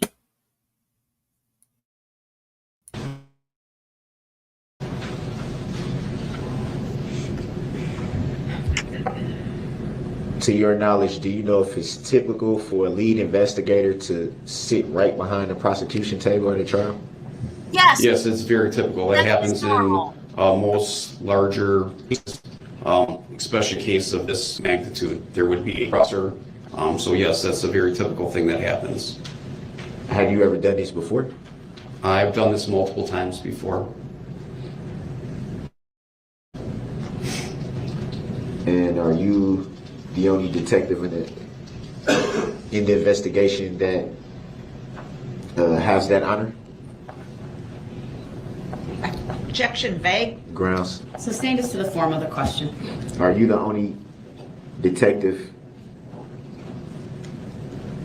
directly involved in an investigation that sits with the prosecution? Talking about this case or any case? This particular case. I'm sorry, you interrupted me. Could you repeat that, please? I believe you said this case. I'm referring to this case, yes. Could you re-ask the question, please? Are you the only detective actively involved in this investigation that sits with the prosecution in reference to this case? Yes, I'm the only person, the only detective that's sitting with the prosecution during this trial.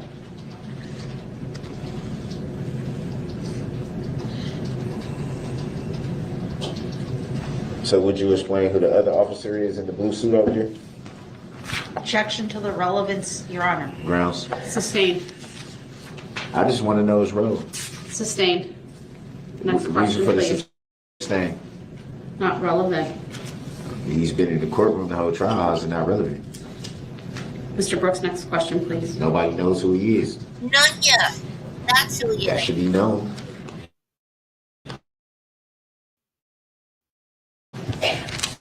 Nobody says It's that. not relevant to the issues that the jury needs to determine. Is it asking or telling? Telling that she's the boss. I'm assuming that's asking.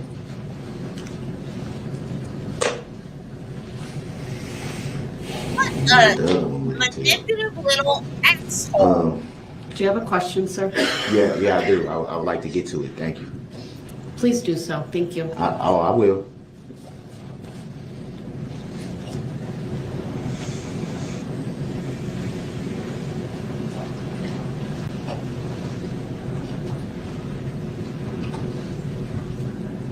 So seeing as how you sat with the prosecution for the entirety of this matter, it would be fair to assume that you know who the plaintiff is in this matter.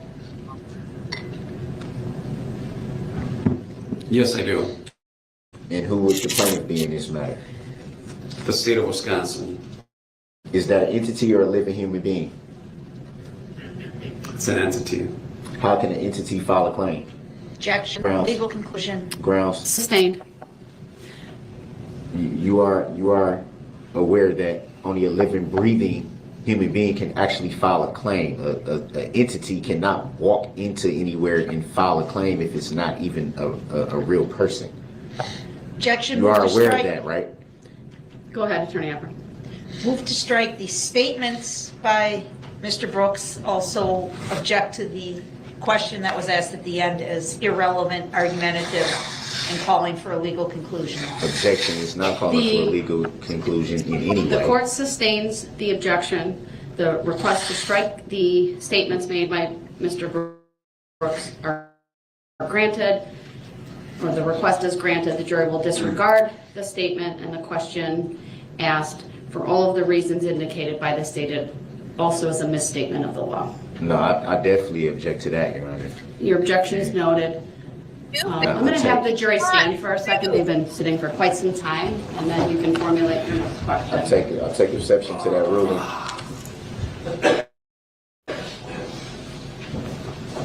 And would like a legal finding of fact. Your objection is noted. It's ruled. And that's a judicial determination.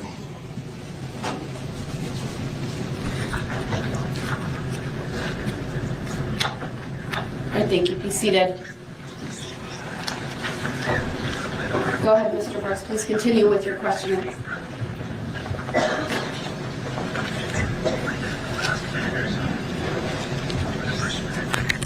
Have you ever had any interactions with this entity, state of Wisconsin?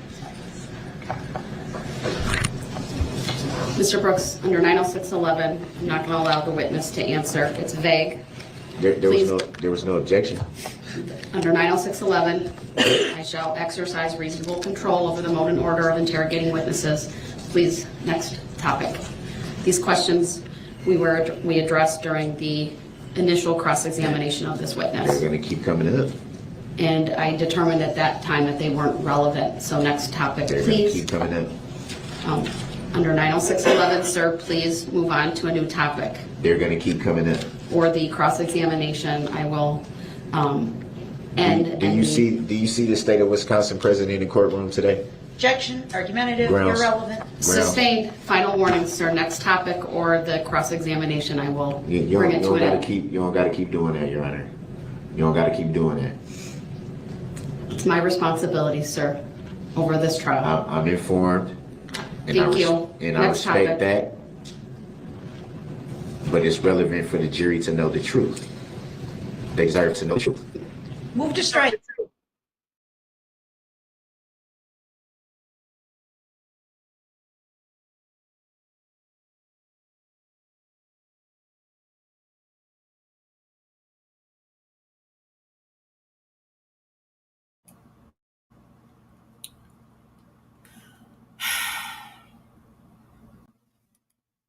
StreamYard, you're killing me. Knock it off.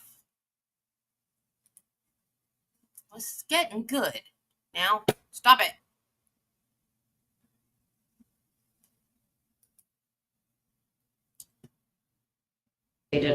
Also as a misstatement of the law. No, I definitely object to that, Your Honor. Your objection is noted.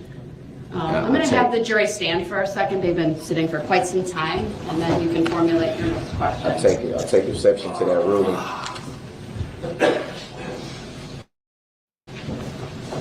And would like a legal finding of fact.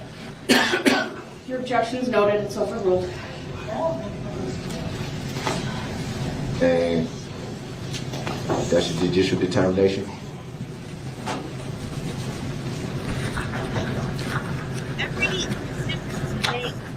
I think you'd be seated. Go ahead, Mr. Brooks. Please continue with your questioning.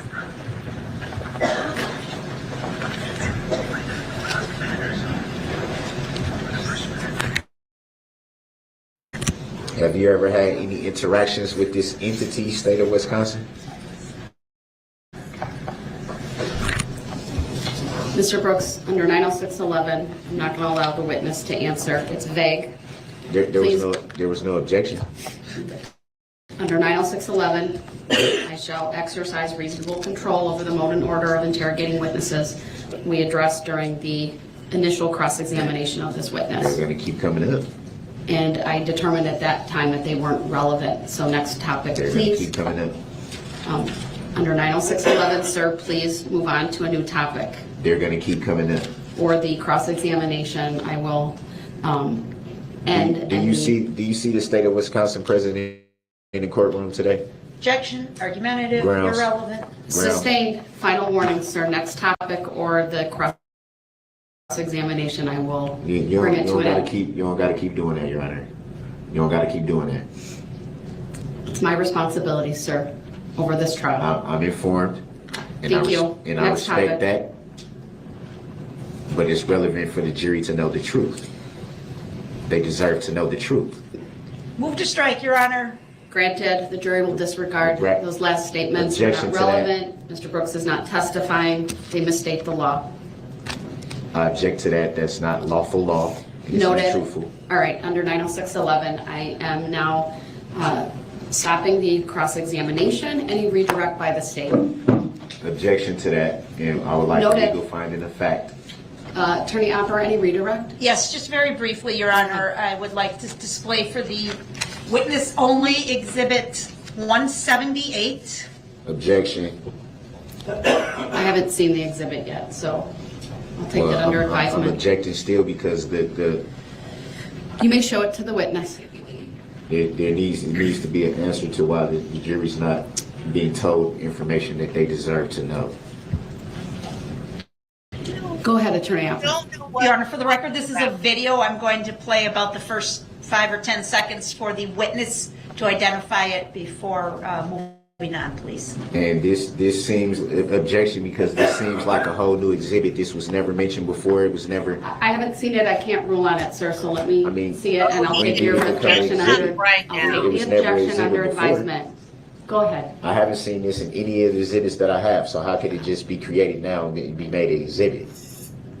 Go ahead, I Attorney have all Opera. the exhibits. Go ahead, Attorney Opera. I haven't seen it yet. There's nothing on my screen that I can see. I see it's now playing. So now we just creating exhibits now. I have all the exhibits, and this was never in it. How do you do? You look at your discovery. Oh man. Sir, do you recognize what's contained in State's Exhibit 178? Objection. Overruled. Relevancy. Overruled. Leading. Go ahead and answer. Yes, I do. What is it? Objection. Leading. Overruled. The witness may answer. You still don't. I'm still going to object. How is this? Mr. Brooks, I ask that you honor I have all the ruling that I've I have been all the made. exhibits, though, Your Honor. I have Mr. them all. Brooks. They were provided to me, and this was never in the exhibit. So how could it just be made an exhibit? I'll take just this out of up the blue? outside the presence of the jury, but I'm going to allow Can it. that be stated for the record? Can that be explained? No, the jury will disregard the statements made by Mr. Brooks. They're not evidence, and the statement So this continue. exhibit shouldn't be evidence then, because Mr. it didn't Brooks, the exist before objection's today. noted. It's overruled. Go ahead. There was a still photo shown before of Mr. Brooks This is standing in front of the mind-boggling. Ford Escape. This is the video in which that still photo was taken from. Objection. How does he know that? Overruled. The witness may answer. I'll give you the opportunity to question him about it when the state's done asking the questions. Go ahead. Where'd you get this video from, sir? Objection. Leading. Overruled. The witness may answer. From Mr. Brooks' social media account. Okay. Your Honor, move to admit 178 and permission to publish. Objection. You did this, To Darrell. relevancy. You did this. I'll find that Still it's don't know how relevant. this I'll obtained. receive Exhibit 168. Permission to publish is granted. For the record, He did this to himself. He did this to himself because he kept saying, how can you tell that's me? How can you tell that's me? My back. My back. My back is to the camera. How can you tell this is me? And the cop kept saying, because I've seen the whole video. And he kept saying, but how can you tell that's me? He asked for it. Now he's going to get it. And now he regrets it. Too bad. It's 178, Your Honor. No, could you please tell me the length of the video? Too bad. The length is 2 minutes, 33 seconds. We're going to play it in its entirety, but without volume, Your Honor. All right, thank you. Oh, come on. I object to that, and I would like to make an offer of proof for my appeal. We'll do that outside the presence of the jury, but I will allow the state to play it in its entirety without audio. Your Honor, I have all the exhibits. They were provided. Mr. Brooks, I'll take that up along with the other two issues I still need to address. But how can you play something that I didn't even Mr. Brooks, have? I'll take that up outside the presence of the jury. This Your is objections are mind-boggling. noted. This is It's mind-boggling. overruled. Mind-boggling. Actually, Your Honor, I changed my mind. I would like to play the audio, please. This is mind-boggling. I'll have it played for out, and then I'll make a ruling. I'll take that up. Motion. So we will play the entire video, Your Honor, 2 minutes, 33 seconds. I object to that. Why does the whole video need to be played? Is this setting the foundation? It's relevant. You questioned the officer about it. You questioned I the question him detective about about his knowledge. the still frame from the video. The video wasn't even in the exhibits that I received.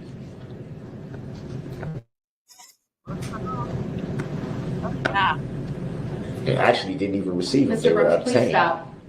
The jury will disregard his statements. He's not testifying. The video's playing.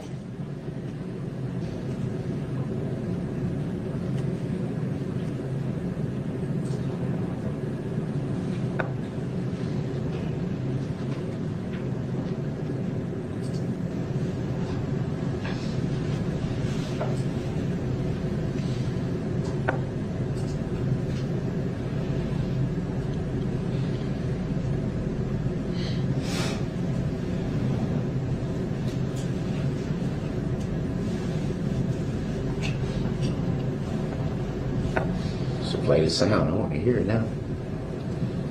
You know what it sounds like, stupid. I'll address that later. We address why it was created out of the Bluetooth.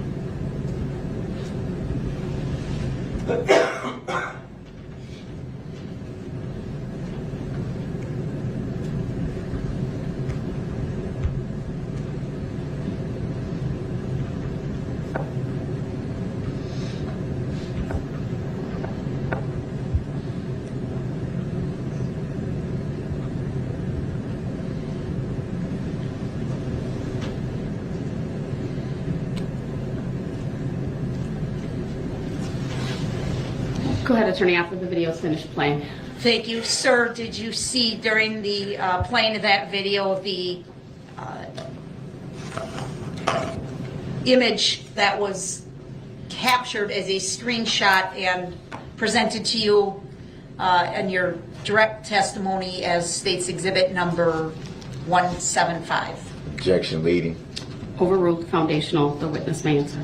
Yes, I did. A lot of You were questioned on cross-examination as to your ability to identify Mr. Brooks in exhibit 175, correct? objection. That question was asked initially by Attorney Hopper. Overruled. The Yeah. witness may answer. Sorry. Yes, I was. As you just watched the entire video again now in court, as states exhibit 178, did you clearly see Mr. Brooks in that video, sir?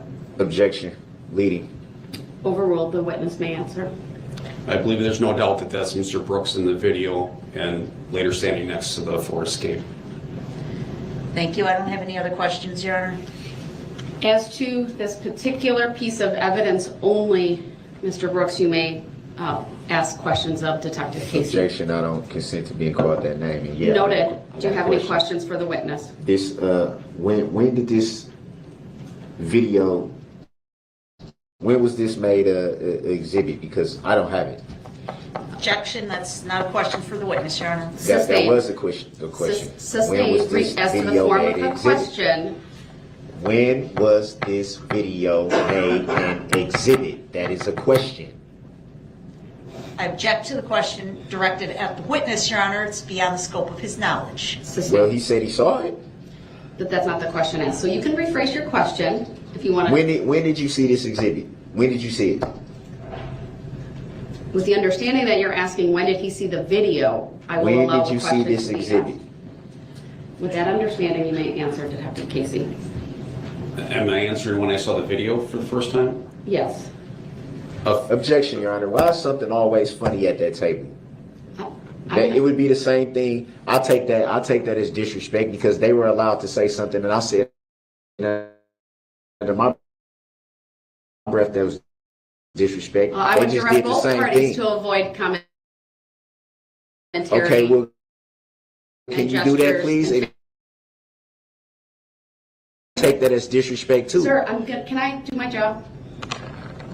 I didn't see it, so I can't further comment. I was looking at All these the cameras witness. in here, don't nobody However, see nothing. I'm advising both parties to show This is not fair. and restraint. Let them do their job by focusing on the testimony and exhibits and evidence that's presented. Go ahead, Detective Casey. You can answer the question about when you have seen this video prior to today. I saw the video within a few days of Mr. Brooks being arrested. I've reviewed it since then a few times. I reviewed it yesterday and again this morning, and now in court again. You said you reviewed it yesterday and this morning. If you had seen this video numerous times before yesterday and today, why did you feel the need to view it yesterday and today? Objection, argumentative. Grounds. Sustained as to the form of the question. Why did you need to review it this morning? Objection, argumentative. Overruled. The witness may answer. Because I wanted to be 100% sure of the content, and if there's any questions that were asked of it, I wanted to make sure that I would be able to answer them appropriately.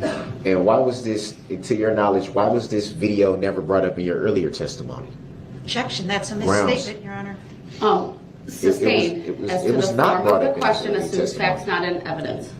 If you had seen it numerous times before today, why did you need to see it again and make sure if any questions were asked or however you refer to it? What would be the need to view again this morning something that you had viewed numerous times before?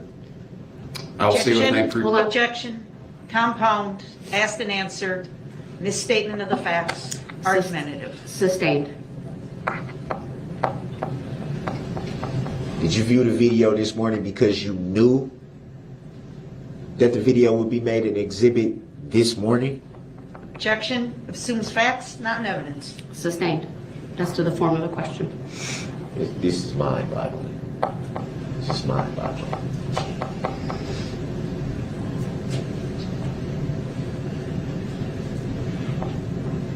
Can you clarify again why you viewed the video this morning?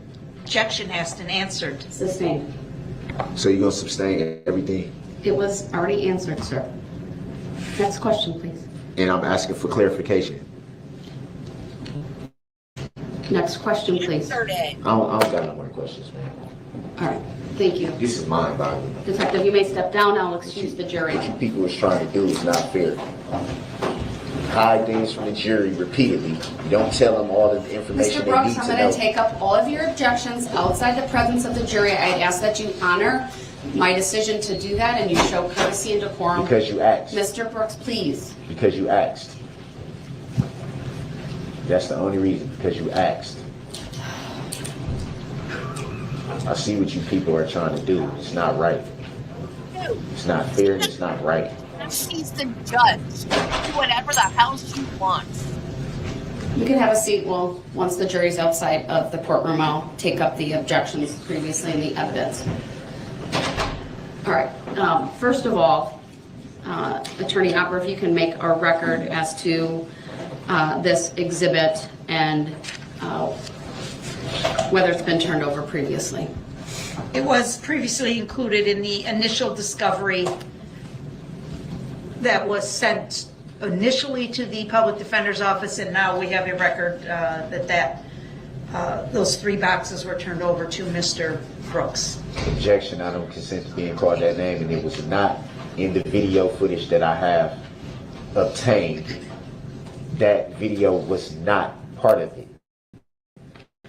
Do you think I would sit here and be this irritated? Mr. Brooks, I need to make a record, so just please sit down. There's no need for you to stand at the moment. I feel like standing right now. Please sit down. I feel like standing. All right, based upon the offer of proof provided by the state, and it was provided to prior counsel, that satisfies me as to that issue. That's I indicated I would. Accurate, Your Honor. Can we have the prior counsel testify to that then? Because not at this time, sir. I have not obtained that. Right now, that was my first time seeing that as an exhibit. Mr. Brooks, I presume, and you can correct me if I'm wrong, but you're familiar with that video? Yes or no? What does that have to do with what we're talking about? Because I'm going to make a finding based upon what I viewed in that video, that there is absolutely no surprise to you. It appears to me, even without the video, that that's a music video, that you are in it, that the vehicle that has been the subject of this entire case, that red Ford Escape with the plate that's been testified to, is in that video. That video is relevant for a number of different reasons, the first of which it goes to identification of you, identification of the vehicle. You opened up the door through your cross-exam of Detective Casey about his ability to identify you in that video.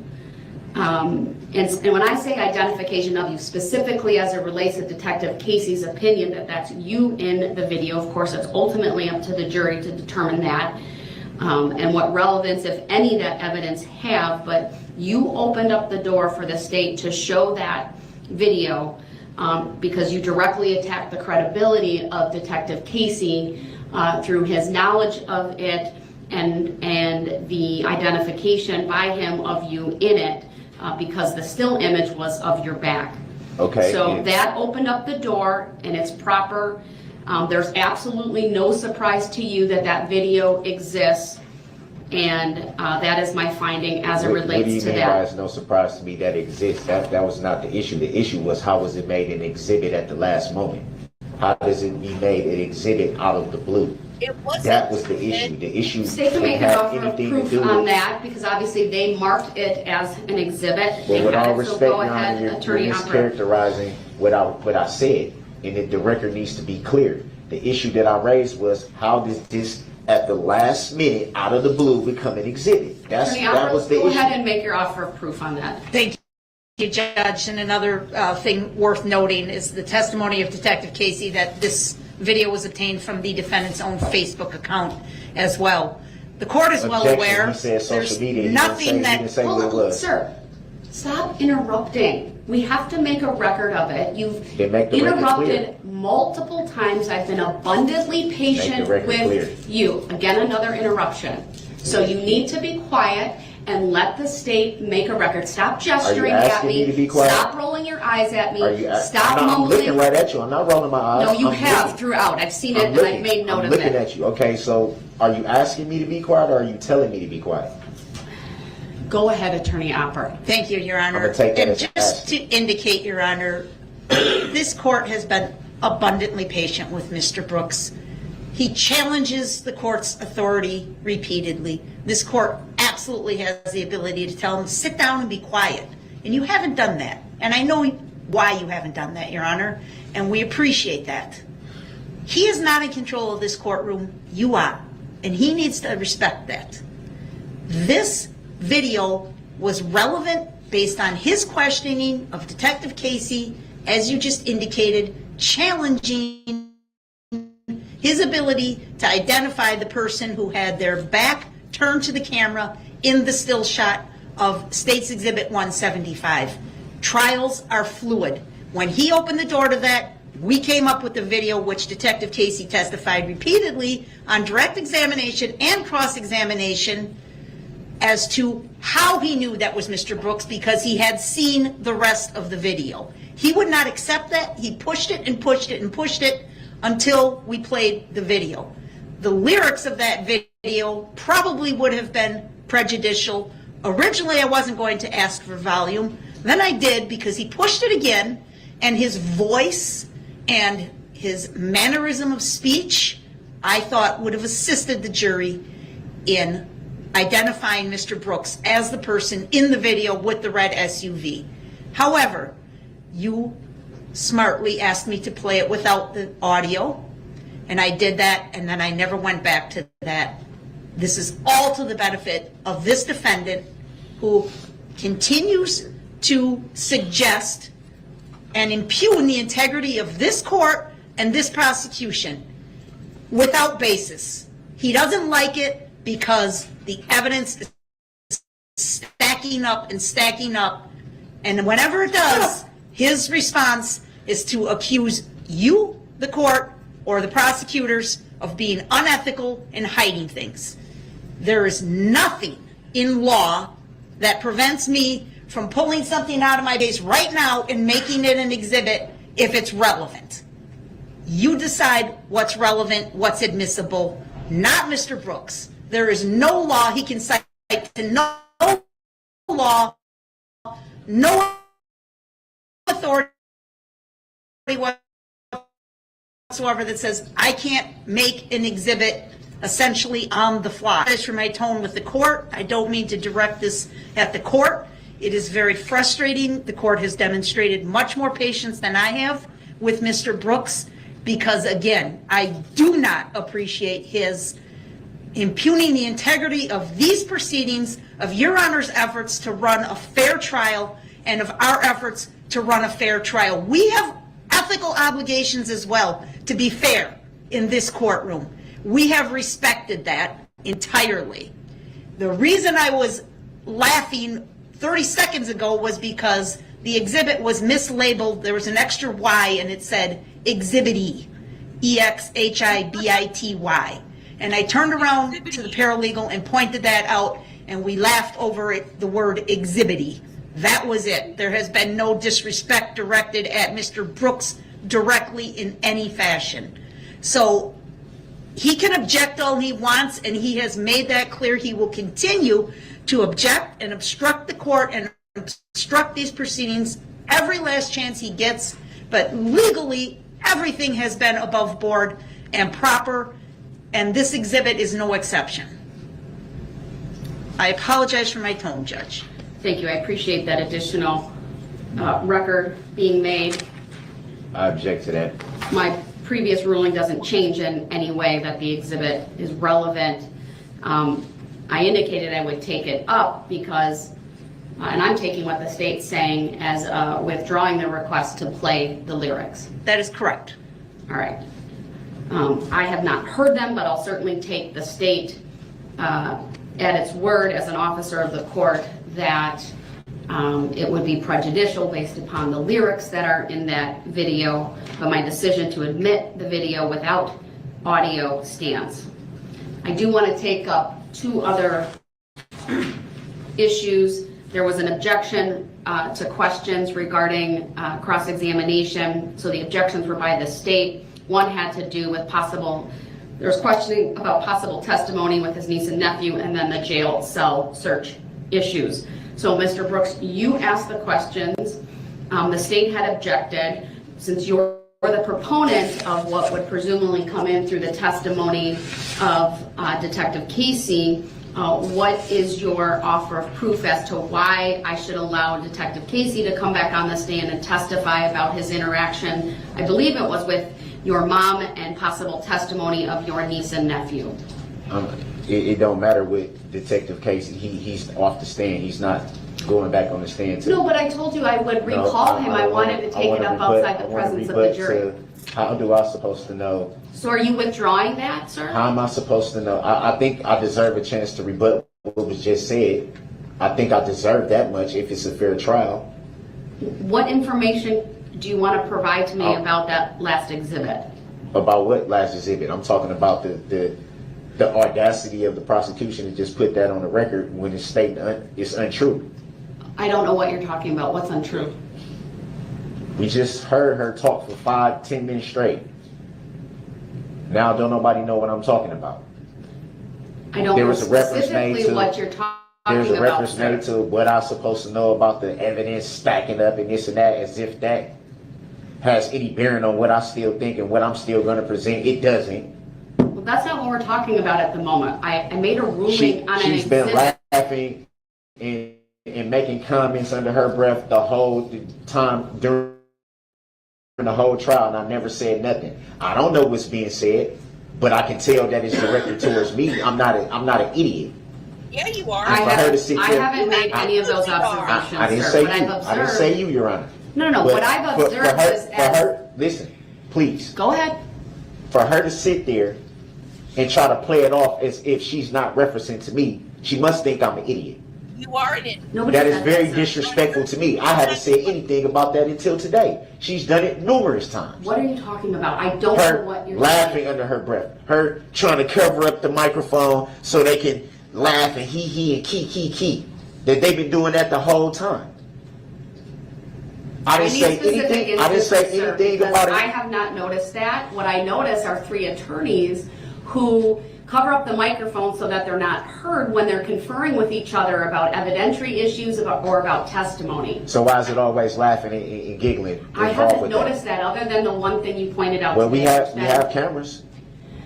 That's what the cameras are for. Let's refocus our attention on what we're here for, and that's this trial. Then I take that as. Do you have anything you want to put on the record? I'm putting it on the record if I get a chance. No, you need to let me finish. As it relates to the video and my decision to admit it. She just admitted that she just now came with the exhibit. It was not that she just said. She just made it an exhibit. It was not an exhibit before she made it one. So do you have some legal basis, sir, for your position?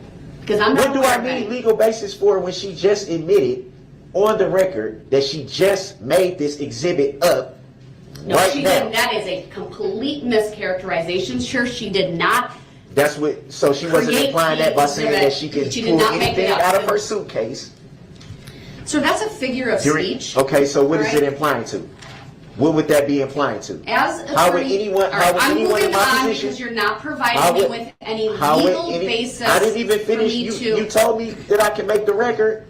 I'm attempting to make the record. Sir, as it relates to the video and my decision to admit it, I just said that you didn't even let me finish. You're not letting me finish. You didn't let me finish either, Your Honor. Because you're not providing me. But how do you know I wouldn't get to that if I finished? You're not providing me with anything from a legal basis for which I would consider changing my mind. So the state's withdrawn their request to play the audio. Then why play the video at all then? I've already made a ruling on that. You're questioning the ruling. You're not asking me to reconsider it based on any legal basis. There should be a legal reconsideration of it. Then you need to provide me with the legal basis for that, sir. So I'm supposed to just come off that with off the top of my head? Yes. That's ridiculous. You're representing yourself. It's not ridiculous. It is ridiculous. So I was supposed to already come in here this morning and say, oh, a video is going to be shown off the fly at the drop of a hat. Let me try to find some legal thing to combat. How am I supposed to do that? The bottom line is you opened the door to the playing of that video. We're not talking about and the video was previously provided to you during discovery. We're not talking about opening the doors. We're talking about being fair. There's absolutely no prejudice to you. Your Honor, with all due respect, if I had done that, I am going to move on. If I had done that, it would have been a big thing. I'm advising you. Are you asking me? I'm advising you, sir. Oh, okay. I I'm I don't know what that advising you means. to sit down and I don't be know what that quiet. means. And if you interrupt me again, you are on notice that you will forfeit your right to be present So in you're this holding me in trial. contempt Mr. for the Brooks, entire trial?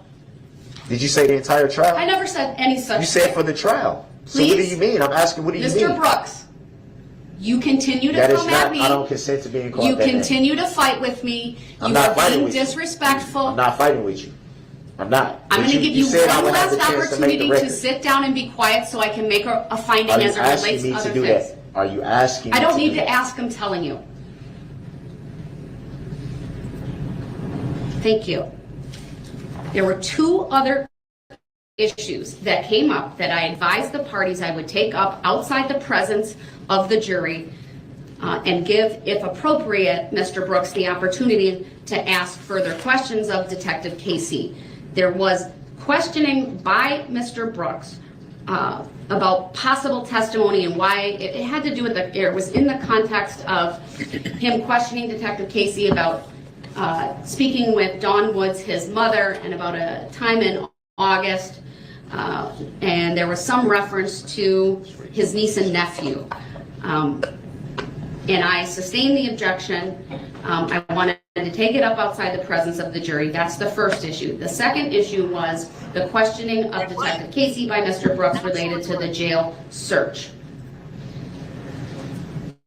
Do you want the opportunity to question Detective Casey about either one of these two topics, is my first question. Okay, why was it an issue with me bringing this? Mr. Brooks, I'm only going to ask you one more time, and if you don't I'm saying, answer it if I don't correctly, understand, then I if I will don't understand what was the problem in the get-go with the question, how am I supposed to answer it now? Mr. Brooks, listen to me, please.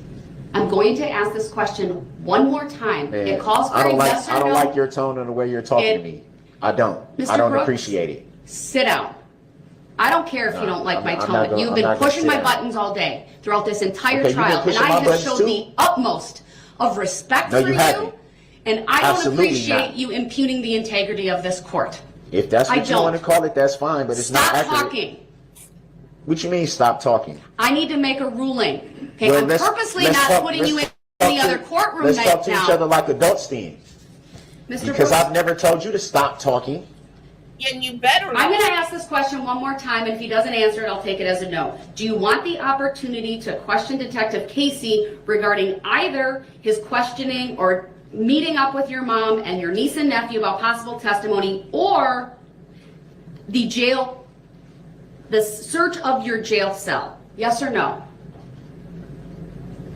What was the problem with me asking the All question right, about he's the not jail answered cell? my question. We'll move on. I'm trying to understand. If I All right, don't we're gonna take a understand, break. how do We're I in know? recess, 15 minutes How do from I now. know Take what care, I'm supposed to answer if I don't understand? And I don't agree to a stop.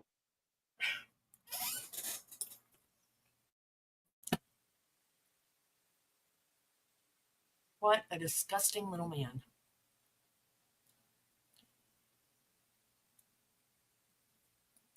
Why is he still not court?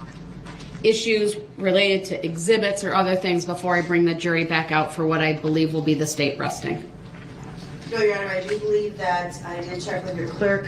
Everything that we have offered and admitted matches what the court has, so I believe we are good on that. I had one question sure. about Exhibit 89, and I don't know if I missed in my notes. Okay.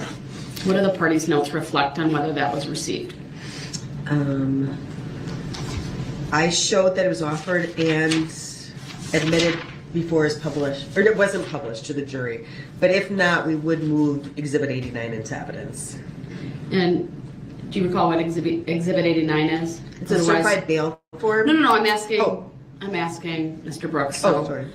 That was the second of the two bail bonds. Do you have a recollection of whether it was received? I don't. All right, and then I what know I was? objected to it. I know you objected when it was, I think, displayed for the witness who then testified about it. I'll receive it and also advise the jury. Were there any other exhibits? I have one other issue on evidence and exhibits as well, but Are there going to be any other exhibits that we need to tidy up the record in front of the jury with? I don't believe so. I know at one point someone caught that we moved, it was either exhibit 175 or 178 into evidence, and the court admitted either 165 or 168 on the record. So I don't know. So maybe just had a misspeak. Yeah. You have any recollection of that, sir? Recollection of what? Related to what the state just put on the record. Do you know what was that? What witness that was? That was Detective Kate. Look at that.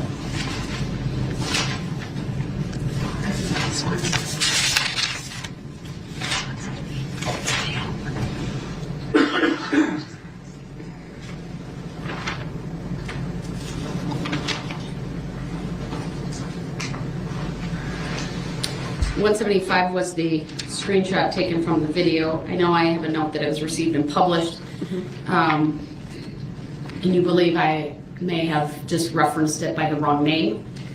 I thought it was 178. I thought you referenced it by the wrong number. So it's either 175. 175 was referenced as 165, or 178 was referenced as 168. What is 170?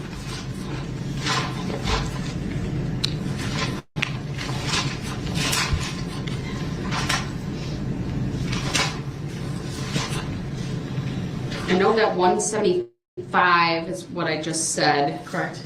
What was 178? 178 was the video. Oh, that was the most recent one. Okay.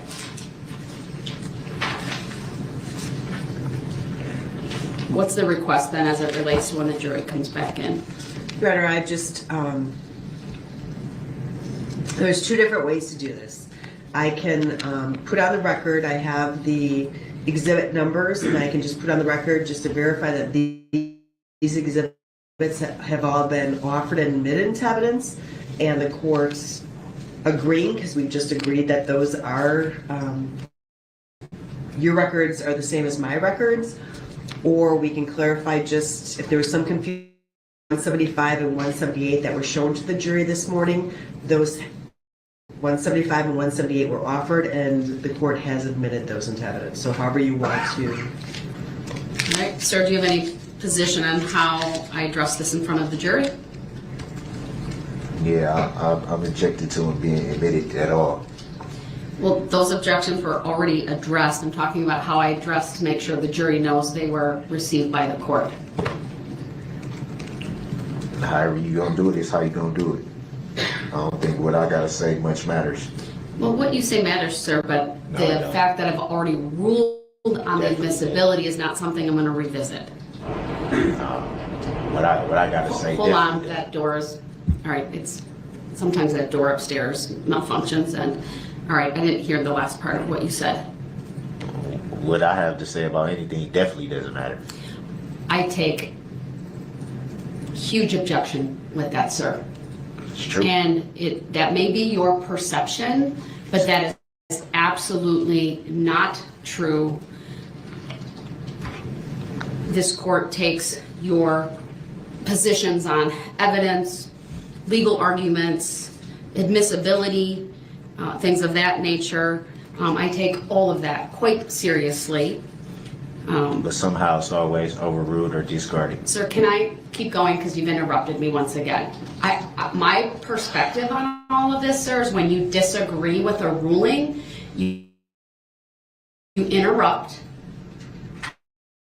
you try to debate the topic again and again, audible. Sometimes you roll your eyes. I mean, just previous to the break, you and I were talking over each other. I couldn't really get a word in edgewise. You wanted to debate topics that I've already made decisions on. I wanted to get clarification on whether you wanted to pursue any questioning, for example, with Detective Casey. I gave you multiple opportunities to answer questions directly. You chose not to do that. You directly challenged me about my authority in this courtroom. You refused to sit down repeatedly. Did I raise my voice? I absolutely did. Was I frustrated? I absolutely was. I'm sitting down. My voice is calm. I think the break was good. I hope for all it was good for me. We had had a very long morning. It was about 11:30 when we broke. It's now 11:54. I didn't remove you to the other courtroom despite my repeated warnings, because frankly I knew I was going to take a break. I just wanted to get through some issues outside the presence of the jury, which is the proper procedure for how to address objections if the record can't be done in a way that when a more full record needs to be made, is how I'll put it. And I indicated during the cross-examination of Detective Casey, I would take your objections under advisement. I would address them outside the presence of the jury. You chose not to answer my questions, and so I moved on. Now, with respect to, I want to also address exhibits and the normal course of exhibits coming in a trial. Because I think there's some misunderstanding and certainly confusion on your part, sir, about the exhibit list that I asked the state to file near the beginning. And that was, frankly, to assist the court and my clerk in keeping track.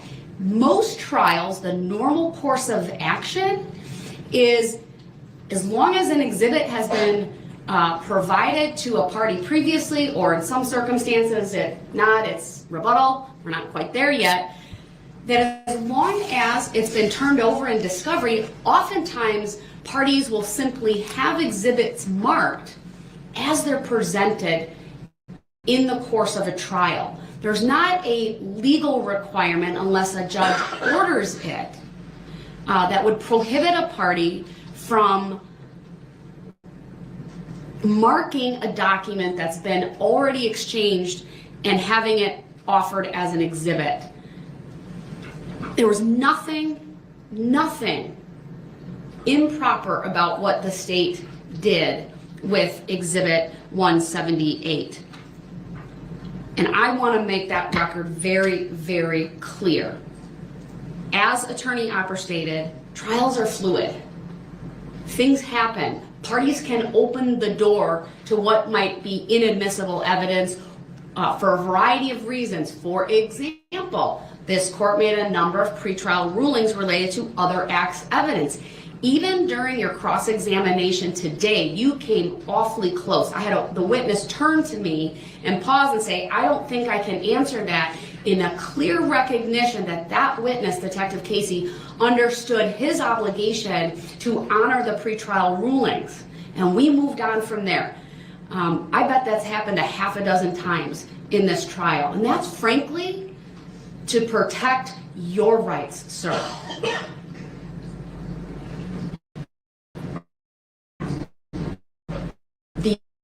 The door could have been opened a long time ago to the other acts evidence with Erica Patterson, despite your questions.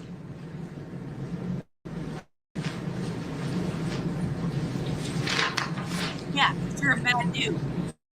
So, with that, I want to bring the jury back out. I will ask the state, I'll simply just ask the state, are there any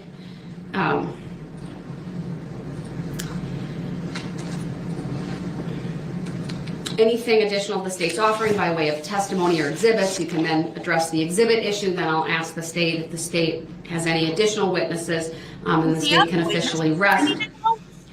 Given the time of day that it is, it's 11:58.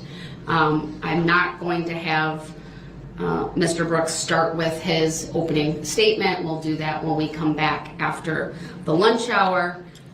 I think frankly, the time over the lunch hour will be good for everyone to regroup, hopefully get a little bit to eat, and come back fresh. And then we'll have his opening statement and the start of testimony. Before I bring the jury out, there's one other thing I want to do, though. I just need a moment to pull something up from on my computer. So is that addressing subject matter jurisdiction that you're pulling up? No.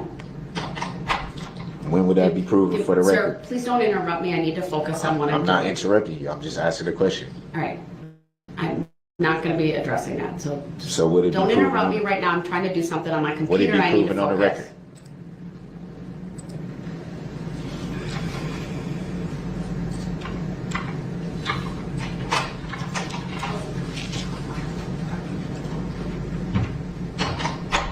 I feel it's important at this time to at least give you the advisement pursuant to Special Material 28. It is regarding your decision on whether to testify.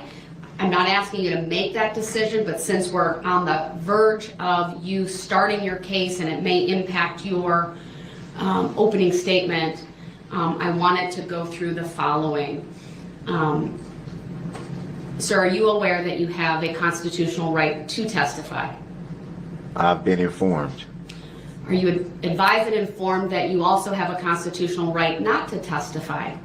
I'm not advised, I'm informed. Are you advised and informed that the decision whether to testify is for you to make? I don't understand the question. Are you advised and informed that the decision on whether you testify in this trial is for you and you alone to make? I haven't had a Snickers I'm informed. in over a year. Oh, I take that Not back. advised. Take that back.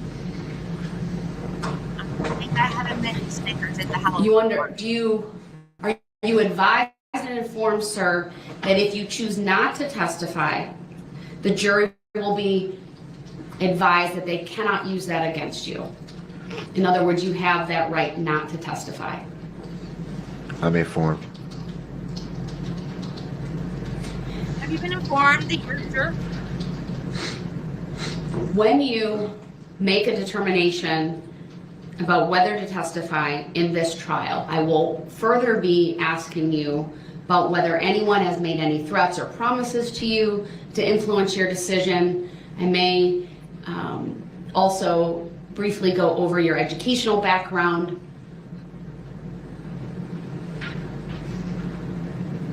Did you hear me say that? No, I'll say it again. At the appropriate time, when we go through this discussion more fully, I will also ask you whether anyone has made any promises to you to influence your decision on whether to testify. Did you hear me say that? I'm informed. And then I will also ask you if anyone's made any threats or coerced you in any way in your decision to testify or not. What's the significance of that? So that I can make appropriate findings about the voluntariness, intelligence, and your, whether it's knowing, voluntary, and intelligent, your decision to testify. So whether I give consent. That's not the legal determination that I make. It is simply something that is your choice. I will honor your right not to testify. Obviously, that's a constitutional right. I will honor your right to testify. That's also a constitutional right. And the jury will be advised one way or the other. There's a jury instruction on that. Did you hear me advise you of all of this? I'm informed. All right. Okay, let's bring the jury out then. We can kind of tidy up the record and then we'll break through. Judge, may I remove that exhibit, please? I think they're right there, so let me just take it. All right, it's heavy. Jury already coming out. I'll just stick it. Okay, so go ahead and sit it back down. Thank you. Subject matter jurisdiction still hasn't been proven for the record, Your Honor. Jury's coming out, I'm told. Should be proven at some point. Did that on purpose.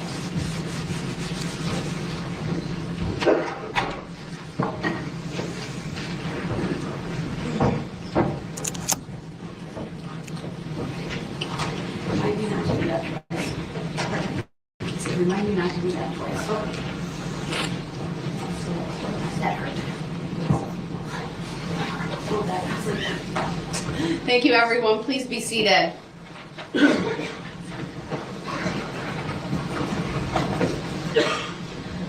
All right, then I'll turn to the state. Any additional evidence at this time? The state has no additional evidence, Your Honor. May we make a record as to the exhibits? Go ahead, please.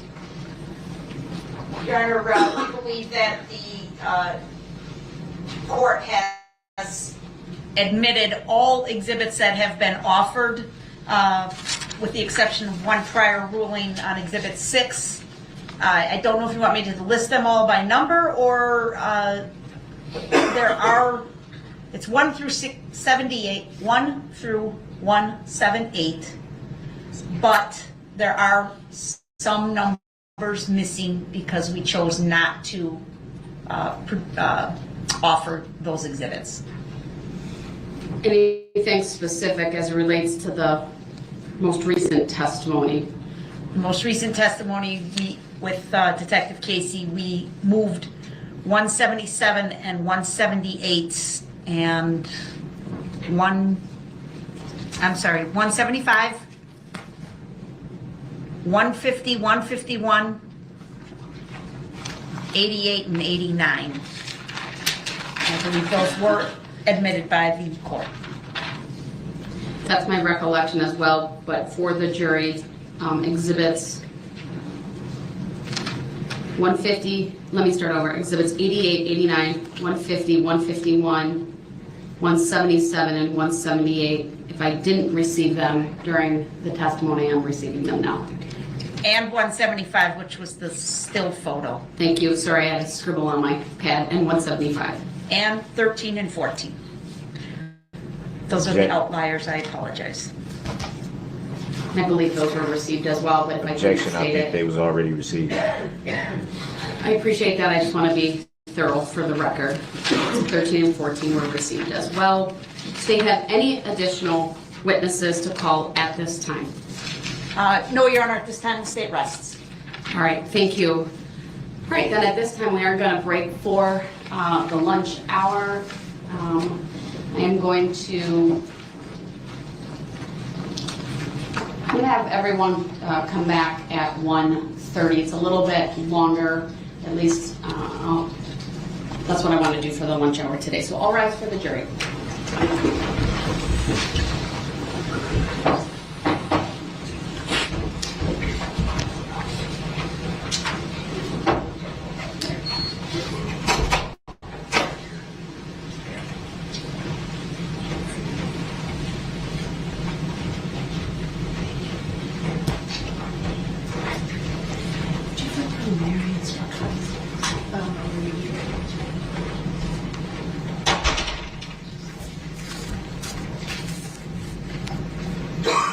Thank you. Be seated.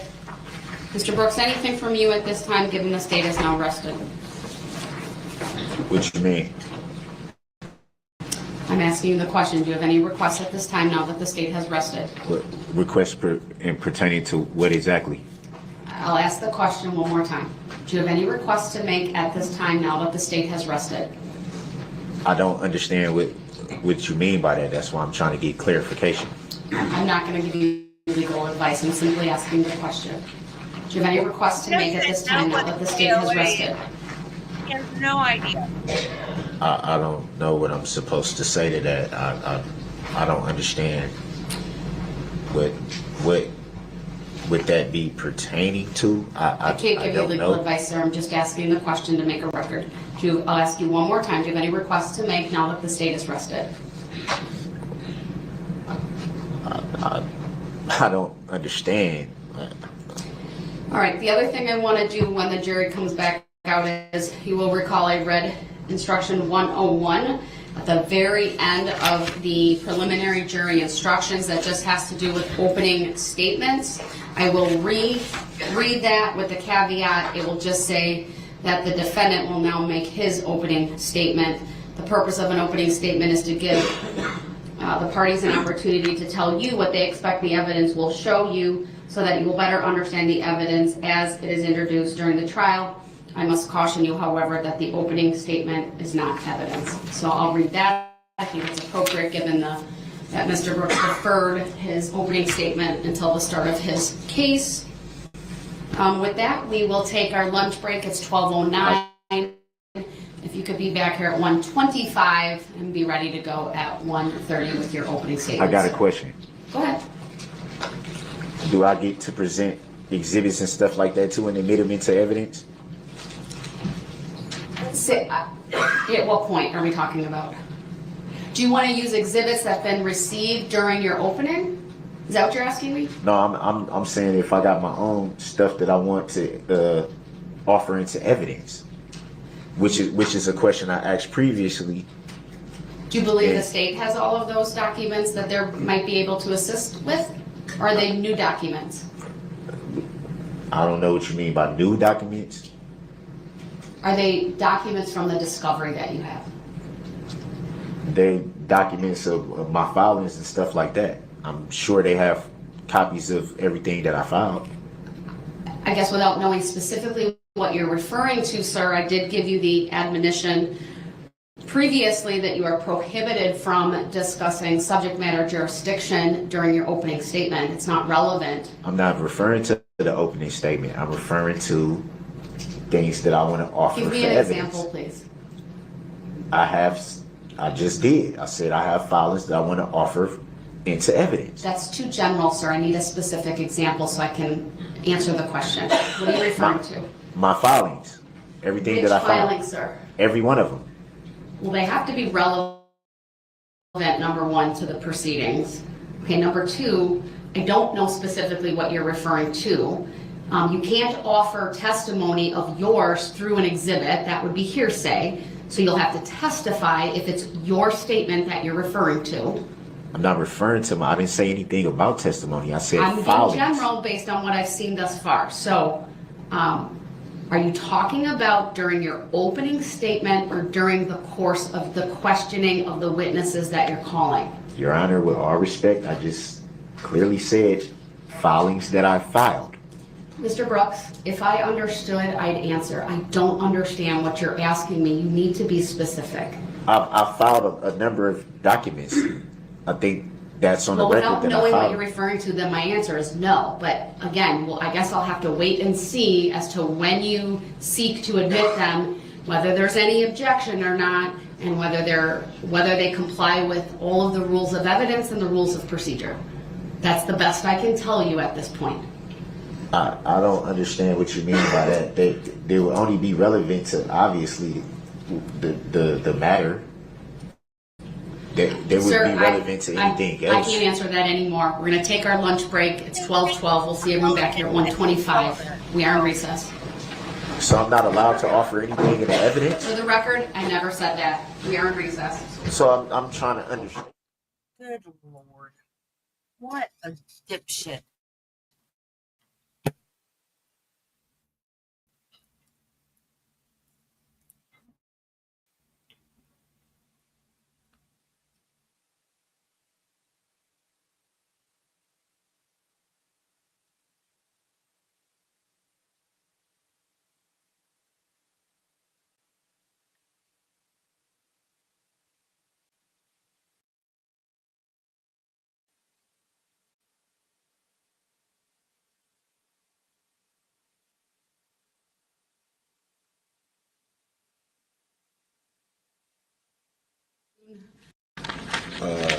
Just 1 second.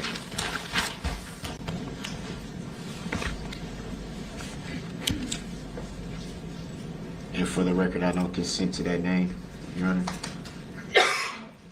Noted for the record.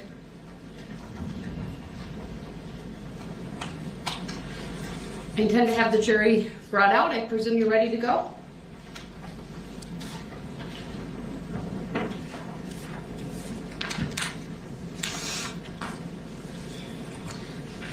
Having a slight issue finding certain. Can you sit up because I'm not hearing you very well, so that the microphone picks you up, please? I'm having a slight issue locating some of the files that I need. That's what I was trying to say. All right, we'll take a moment. You can look. Tell me when you locate them. Okay.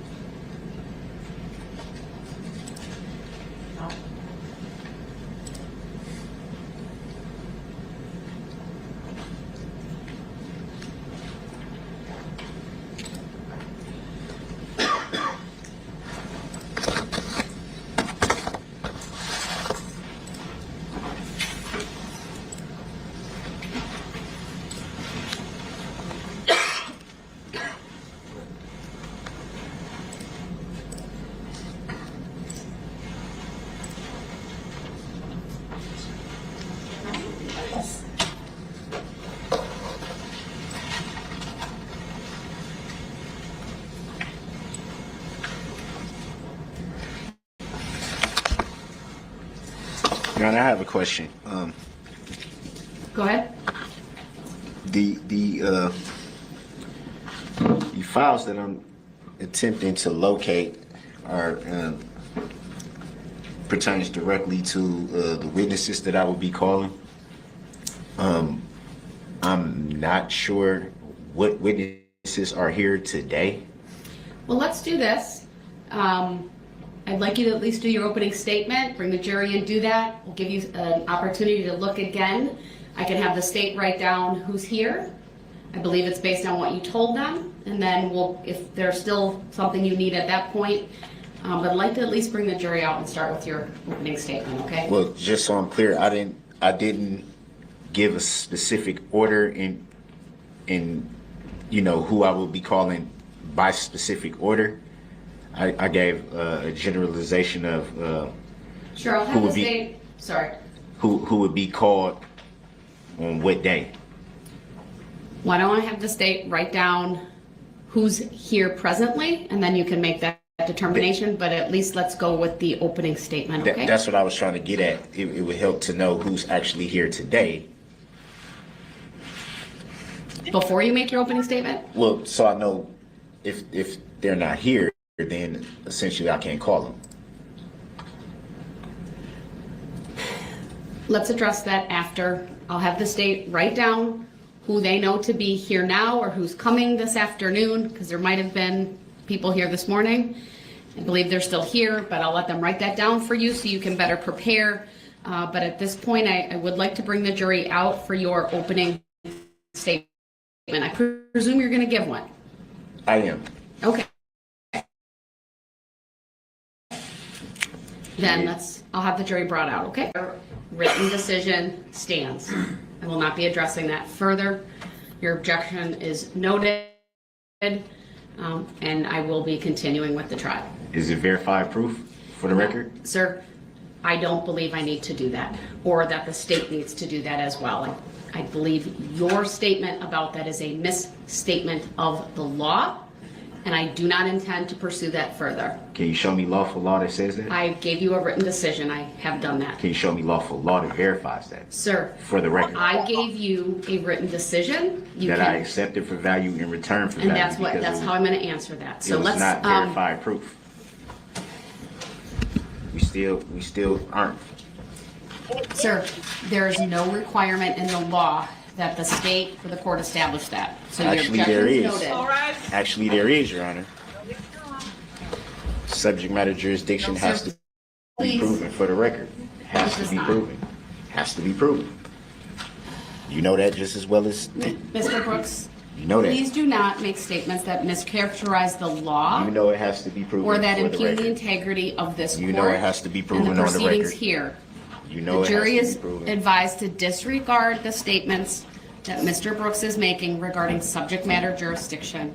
They are not evidence, and you are to disregard them. They're not presented as evidence. Just No, they're has yet to be presented as proven for the stupidity. record. The jury will disregard the incorrect statements of the law that Mr. Brooks is stating. Where's lawful law that is incorrect? Mr. Brooks, please. I am going to read one instruction. Thank you, everyone. Please be seated. The defendant will now make an opening statement. The purpose of an opening statement is to give the defendant an opportunity to tell you what he expects the evidence will show so that you will better understand the evidence as it is introduced during the trial. I must caution you, however, that the opening statements are not evidence. With that, go ahead, sir. Obviously, I don't have any rehearsed or well-prepared speech, so I'm just going to speak from the heart. You have a heart? I would just like to first say that I want to bring to remembrance something I think everyone in this room has been taught pretty much as far back as we can remember, is that there's always two sides to every story.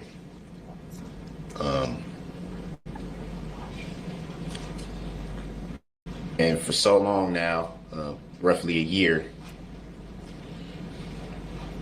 there's only truly been one side told of this story. And I've sat back and watched from countless narratives that's been put out there, the way this incident has been portrayed at times, and finally everyone getting a chance to get the full story.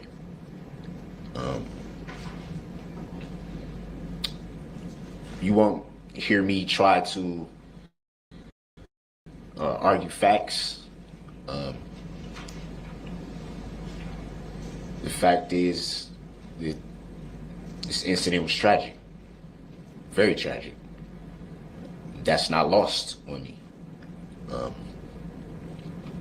Facts are that there's still a lot of people healing, a lot of families healing on both sides.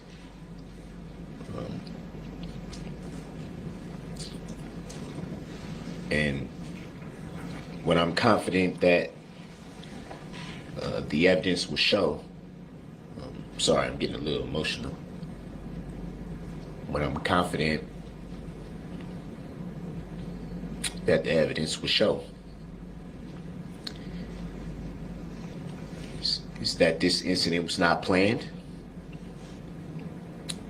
This incident was not intentional. And this incident was never even thought about.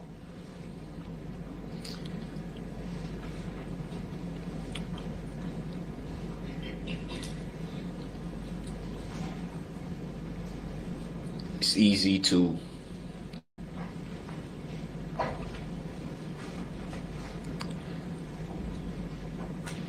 I'm sorry. Just need a second.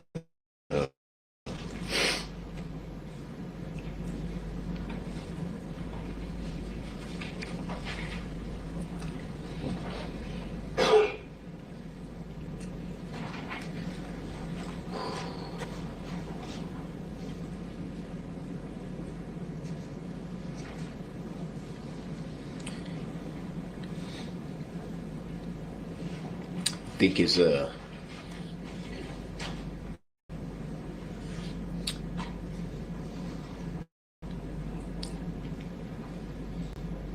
easy to look at the magnitude of something like this and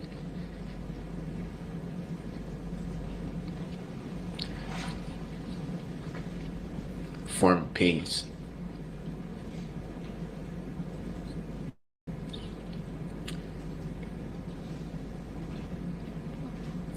I think it's easy to disregard a lot of factors.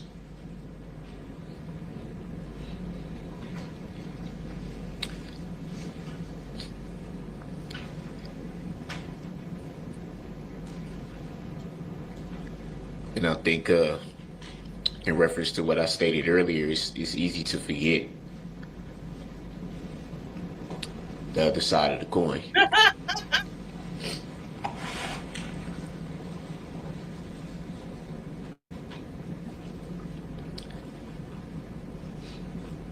There's been a lot of suffering involved in this incident, a lot.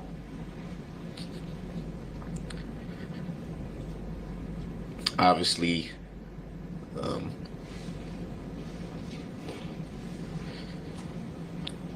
with the families,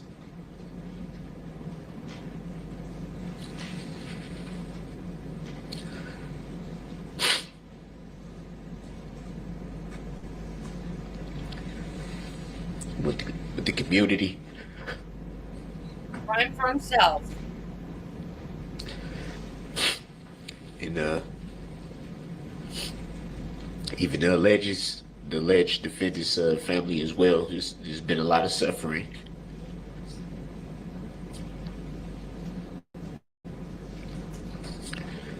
A lot of misunderstanding.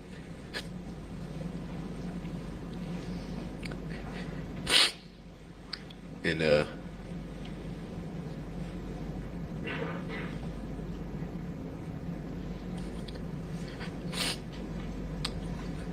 just want you to keep in mind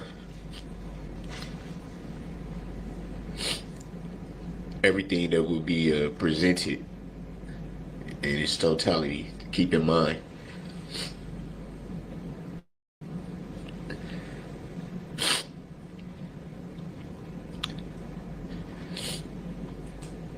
The power that you have.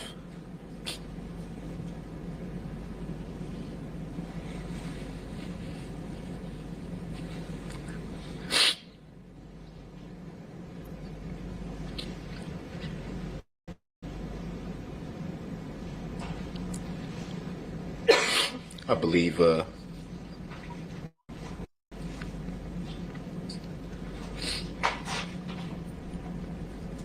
that should escape your knowledge.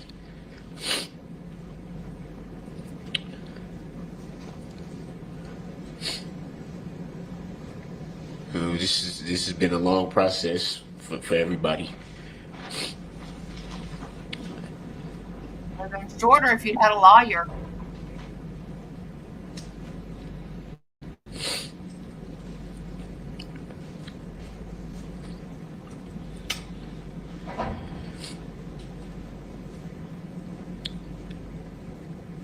And what I believe is when it's time for you to make your decision, all of you, He's already lost all his teeth in prison. I believe that, and I pray that it's the right decision.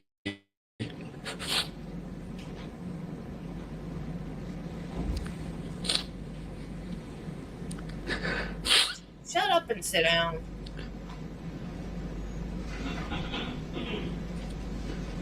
That all the factors are weighed.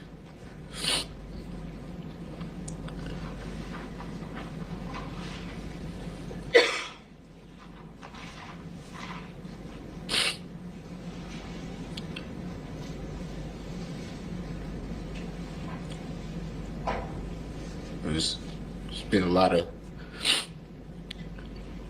words thrown out there about the alleged.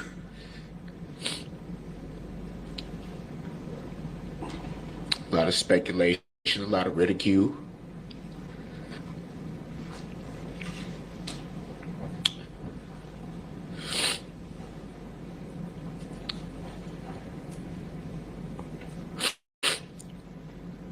Words like demon.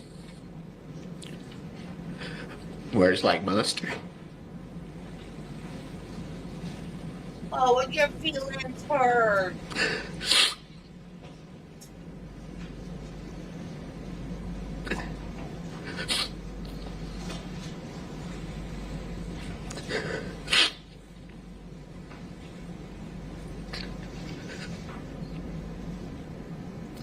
Little feelings are hurt. Poor baby. I know a lot of the time I've been before you see me with this mask on.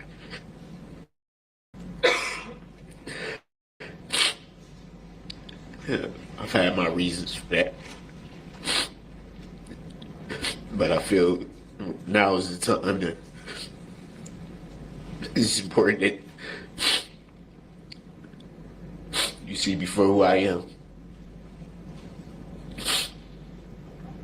No mask. For who I am. I think this is the moment for that.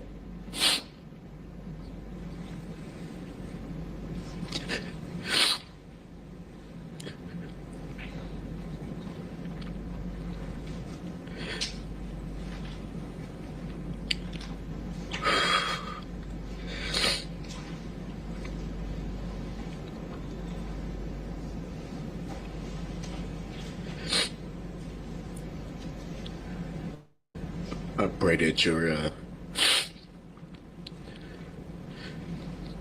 eyes and ears remain as open as possible.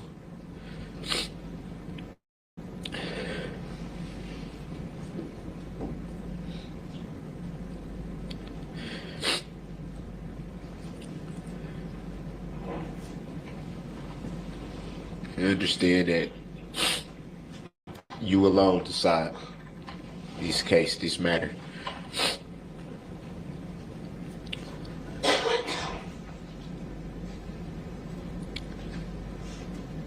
The power is in your hands, all of you.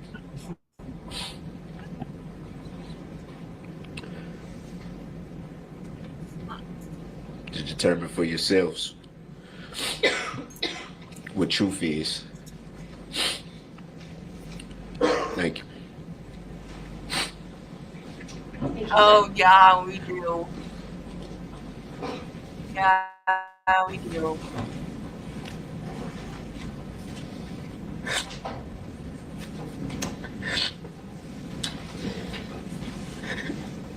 And do we have their writing materials available? All right, thank you. Mr. Brooks, you ready to call your first, would be your second witness, actually.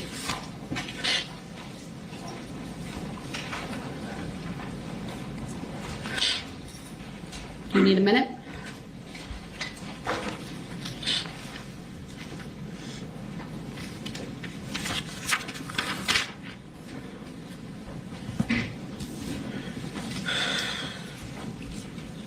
Myself, not anybody else.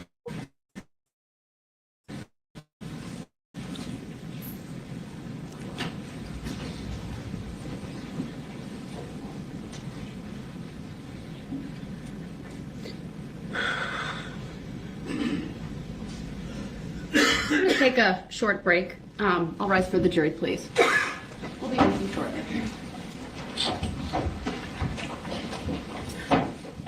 He showed him more kindness than he deserved. Way more kindness.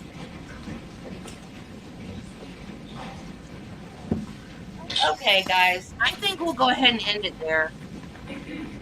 It is almost 5 o'clock.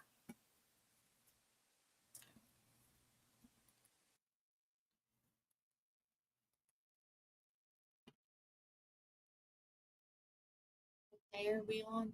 11? Yeah. Yeah, we'll go ahead and end it there.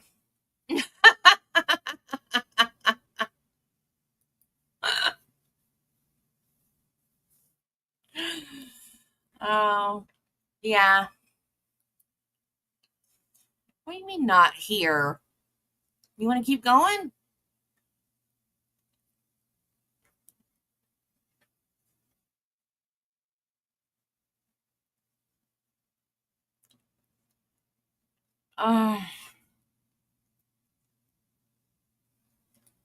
All right, we could keep going.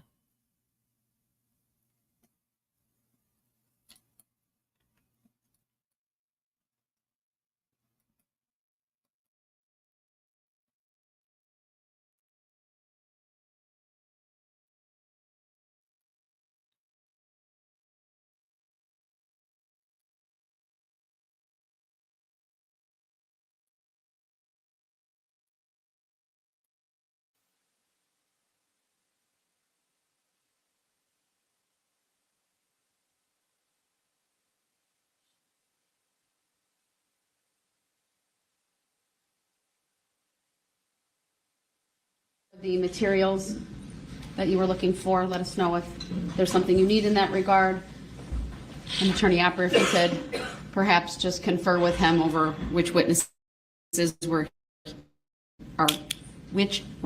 are here. I'll step off the bench while you do that, and if someone can just let me know, I'll come back out in like between 5 and 10 minutes unless I'm told to come back out sooner. Yes, Your Honor. Thank you. So is this something that we need to watch, or can we skip it, or? No, I guess we can skip it.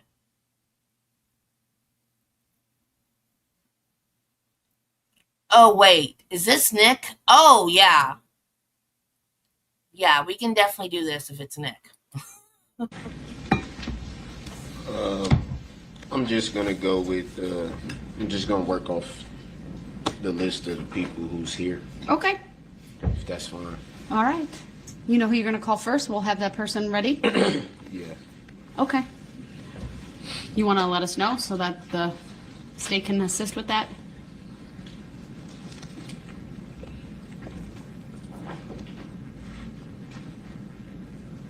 Otherwise, you can just call when we are in front of the jury. So have the jury brought out, please. Some of them are downstairs and some of them are out here, so it's fine. It just will take a few minutes if they're over in the main courthouse. Okay. Why don't you tell the state, the first witness, to make sure they're right outside the courtroom, sir? Most likely Bertram.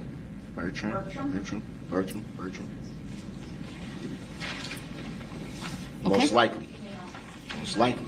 Do you want to give us 2 names and we'll have 2 people out there? I just want to make it go smoothly, sir. That's all. Since I'm working off this list, I wasn't expecting that to be first.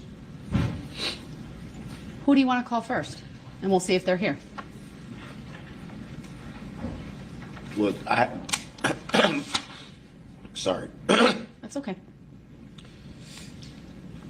Apparently, this list is who's here, I'm guessing. That's my understanding as well.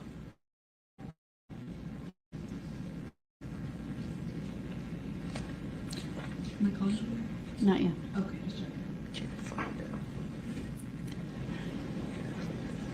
Is there someone you expected to be on the list that is not? Kinda. Do you want to make a record of that? Do you want me to address it in any way? No, not right now. All right, well then I'm going to instruct the jury to come out and then you can call your first witness.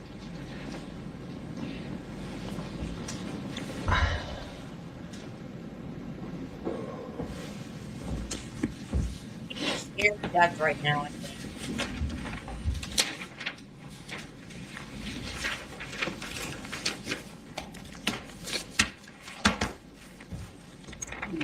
You can have this back.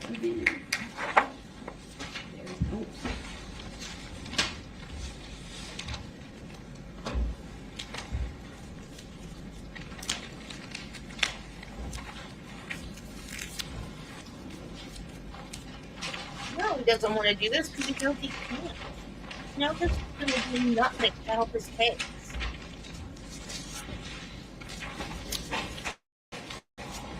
All right.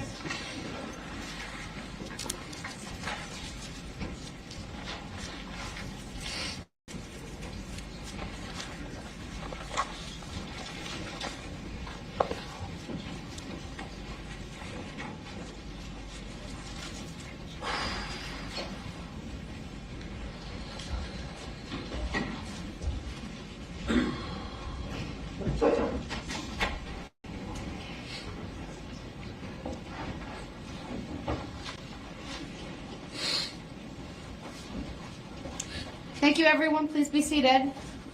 All right, you may call your first witness. Actually, your second witness. The defense would like to call the plaintiff, state of Wisconsin, to the stand. Oh my God. I object. The objection is noted. It is sustained. Call your next witness, please. Reason for the sustain? Not relevant. And you haven't named a person to go along with that. The subpoena was accepted, Your Honor. I'll take the issue up outside the presence of the jury if necessary. Call your next witness, please. Well, I would like to make an oral tennis motion to dismiss for failure to appear by the plaintiff and for failure to state a claim from which relief can be granted. I will take that up outside the presence of the jury. Next witness, please. So is the state not present? Mr. Brooks, I'm not going to address that any further while the jury's present. I'll take that up outside their presence. Call your next witness, please.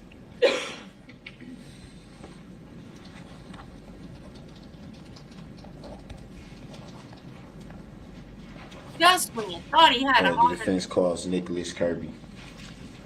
All right. Nicholas Kirby. Is that a witness who's in the hallway? Do we know? I don't believe in the hallway, but we will have him brought over, Your Honor. All right, thank you. It'll be just a moment or two while we wait for that witness to come into the courtroom. Be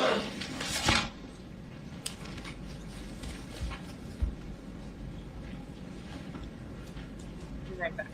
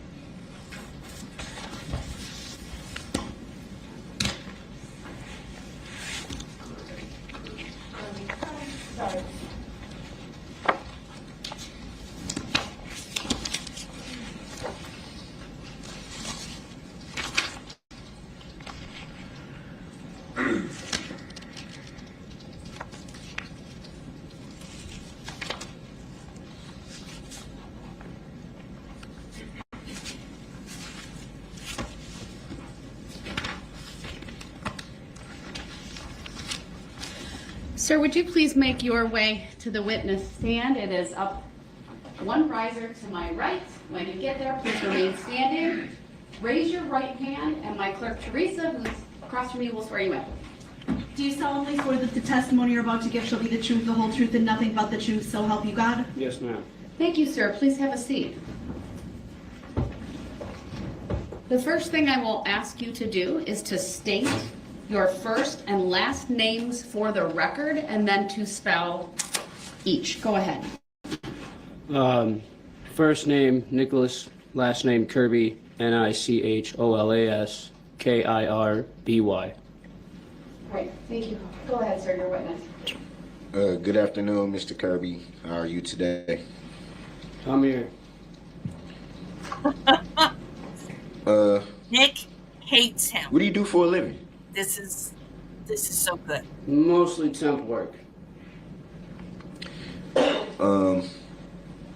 Do you recall the events of November 21st of 2021? Why would he call him All as too a well. witness? And what were you doing that day? What time of the day? Around 3 o'clock-ish. 3 o'clock-ish. Around 3 o'clock-ish, I was walking with Corey around Waukesha. Earlier, well, yeah. And made reference to walking with Corey. Who is Corey? Corey is a friend of Miss Patterson's. And would it be fair to say that it's also a friend of yours? Mutual friend, yes. In reference to Corey? Yes. Oh. And what were you doing?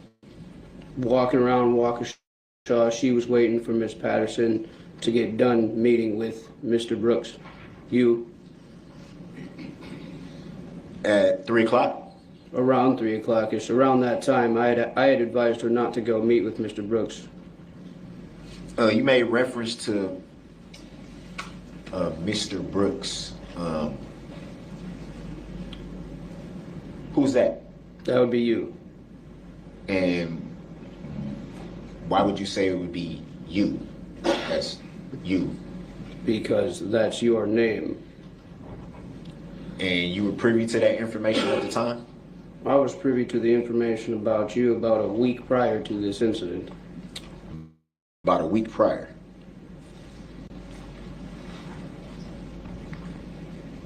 And during your walking around, what were you doing with Corey?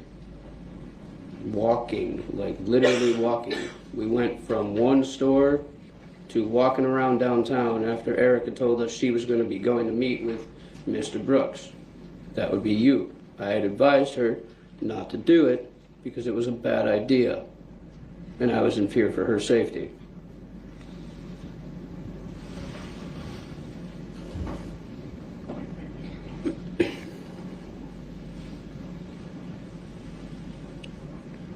You made reference to going from one store to another. What stores are you referencing? Dollar General and Speedway. Did you go anywhere else? No. Did you ever go to a park? No.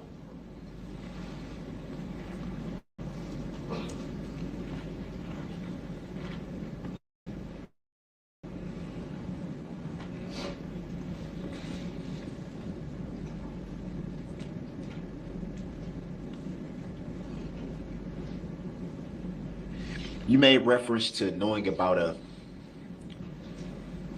Brooks a week prior to these events, you said? I didn't know everything about him.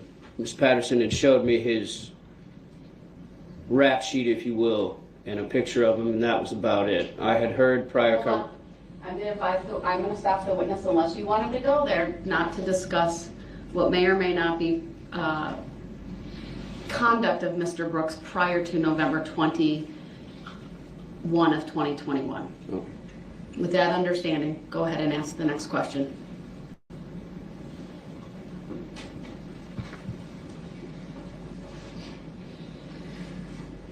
You made reference to a picture you were shown? Just a photograph with a rap sheet behind it. Want to put your mugshot? Would that be your mugshot, Darrell? And at some point, did you and your mutual friend Corey meet up with Miss Patterson? Yes. Do you recall where that was? Corey and I were in the Dollar General area of Waukesha, which is between East and Broadway Street. We were walking away from Dollar General towards where Erica had said that she was being assaulted and attacked. And do you recall where that area was? Yes. Where was that area? On White Rock Avenue, right across from White Rock Elementary, in front of the red apartments across from that area. Red apartments? Yes. Do you know what those apartments are called? I do not know the name. I'm guessing they're called White Rock Apartments.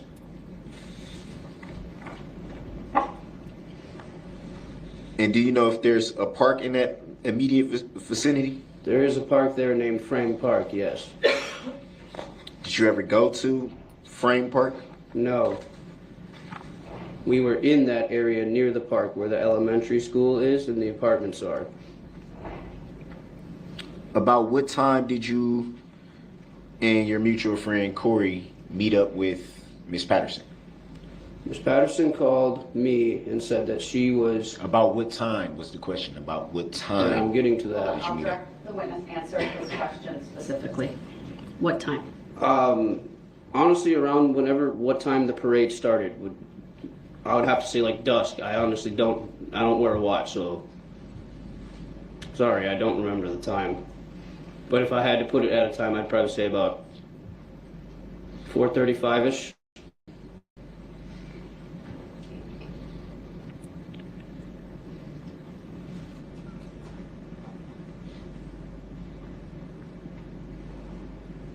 Let's back up a little bit.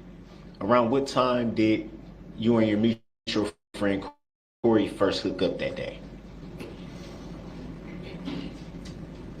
I had worked that whole day, so we didn't meet up until I was done working, which was probably about 2:30, 3 o'clock.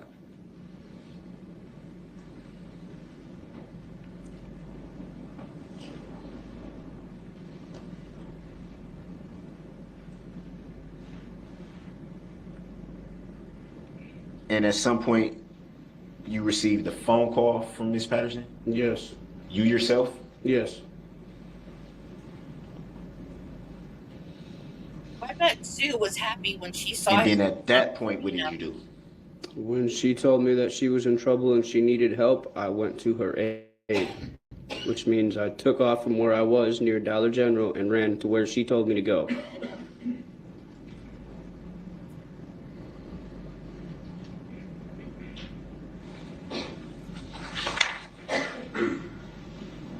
And when you got there, what did you see? When I got there, well, halfway towards White Rock Elementary, I stopped a police officer at a barricade and I let him know that a woman was being assaulted in a vehicle. And do you recall giving a description of who may have been assaulting your friend? No. Why not? Because at that point in time, the description didn't matter. I had the identity of the vehicle. So I told them you need to be looking for a red SUV with a woman screaming out of it. And how did you come into the knowledge of the description of the vehicle? Because I saw the vehicle. At what point did you see the vehicle? When Corey and I were walking up White Rock Avenue on the apartment building side of White Rock, which would have been my right if you were walking towards the train tracks that crossed White Rock. On my left was White Rock Elementary.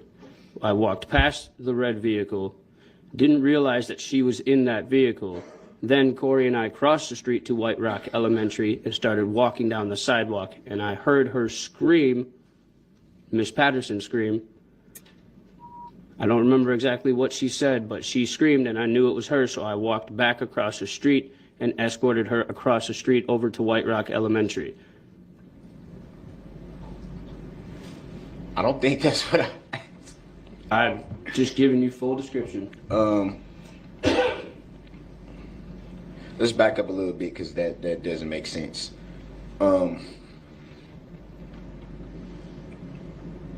stated that you had a description of the vehicle. Would that be fair to say? Yes. The question was, how did you learn of the description of the vehicle at that point? Miss Patterson told me over the phone that she was in a red SUV. There aren't many red SUVs with young women screaming for help in Waukesha.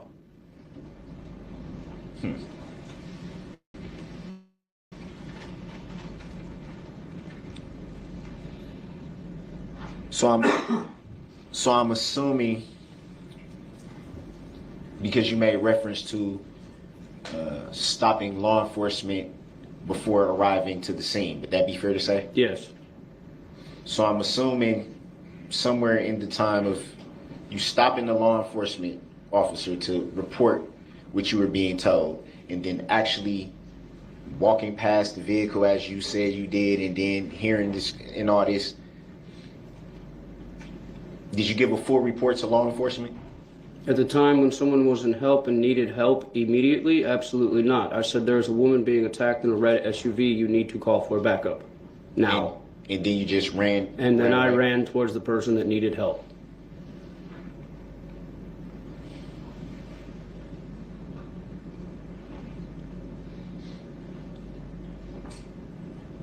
Did you at any time give a more detailed report that evening? No, not that evening. Did you speak with any more law enforcement that evening? Yes. Do you recall whom that was? I do not recall the officer's name that showed up in the SUV coming down White Rock, in the police squad SUV. I don't even know the name of the officers that turned into Frame Park and went to the boat launch instead of where Miss Patterson, myself, and Corey were.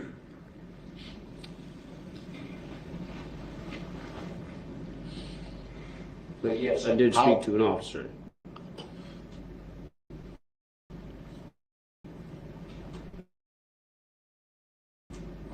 How did you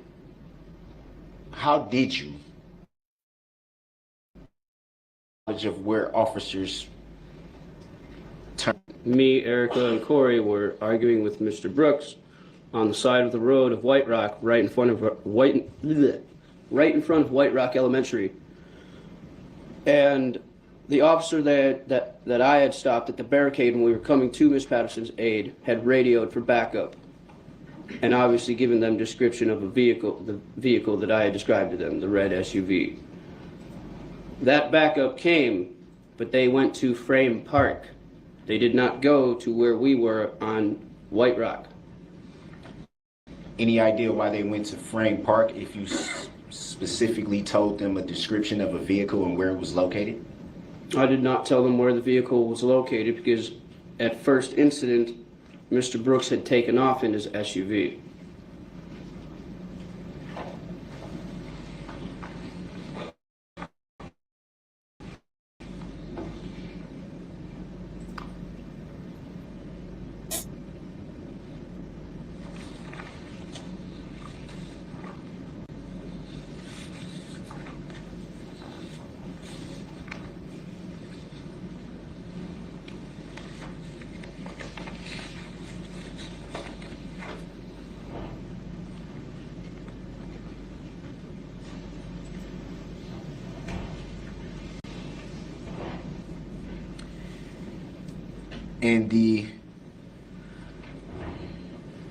In the police report, and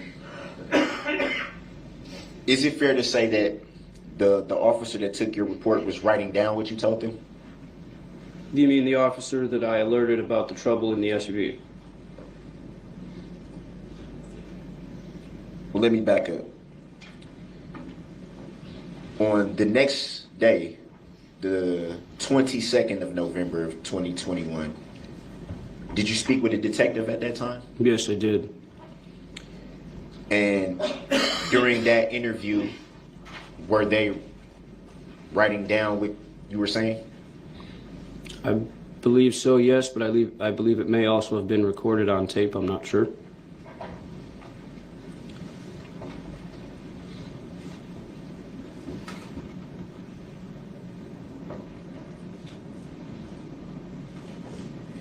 And do you yourself recall stating to the detective that your friend Miss Patterson was being assaulted somewhere near the area of White Rock School? Objection, lady. Overruled. He may answer. I'll just caution Mr. Brooks about leading questions since it's his witness, but this particular question you can answer. Yes, I mentioned that I had received a phone call from Miss Patterson and that she was being assaulted while in a vehicle. At any time did you identify White Rock School? I identified the street, which is named White Rock, the apartment buildings, and the school as well as Frame Park. So you did identify Frame Park? I identified the entire geographical area.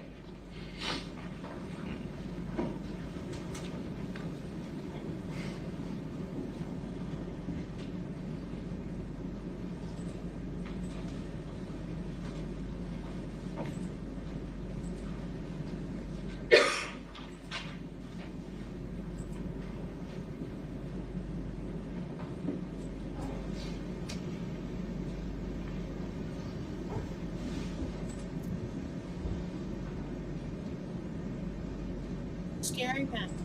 You're about to kill him.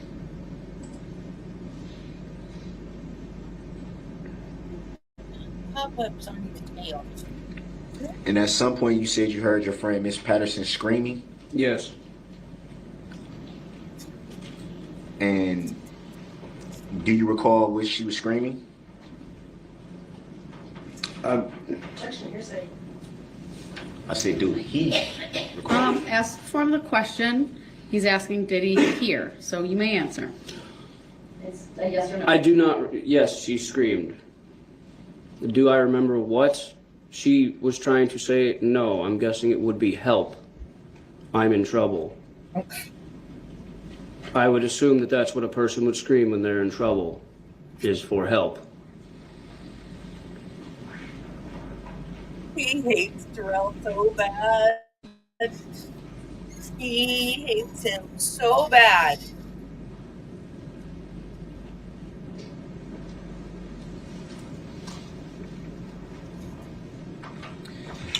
Do we still have the exhibit with the footage from the White Rock School available? The security footage? The security footage, I'm sorry. We do. Would the state be willing to pull that out? I guess I need the defendant to identify which exhibit he would like us to publish. There's 3 and 4. Door 1 and door 2 is what I have. I'm sorry, you said do. Exhibits 3 and 4 have been received. One is of the White Rock door 1, the other is White Rock door 2. I believe those are the videos you're referring to. Let's try door 2. Okay, that's exhibit 4. Let's just put it up for the witness initially, make sure it's the one Mr. Brooks wants. I appreciate the state with their assistance. Can you see that on your monitor, Mr. Brooks? Is this the one you're looking at? Yeah, I can see it. I believe there's 2 clips from this, but go ahead.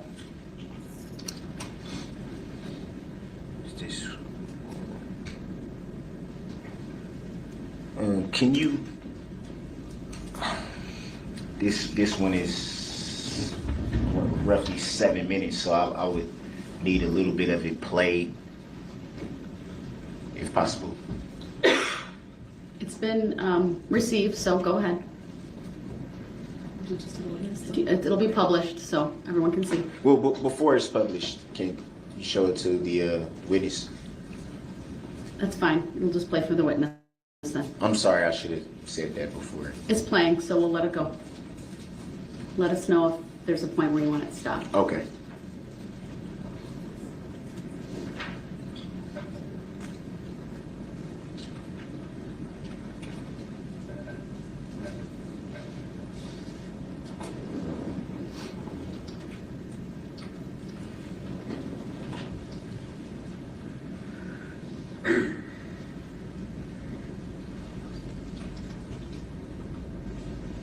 I'm not sure if this is the video you're looking for, though. It might be.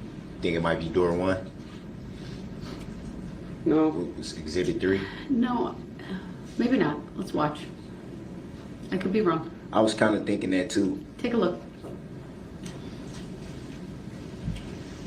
Of course, none of our statements right now are any kind of evidence. We're just trying to get to the right spot. Can you pause right now at 105? 105. Can you back it up a few seconds? Not 2 or 3, but maybe 5 seconds, 6 seconds, maybe. It's at 59 seconds. The witness. It is on the witness stand, by the way, just so you're aware. Okay. Just watching it. Can you play from here?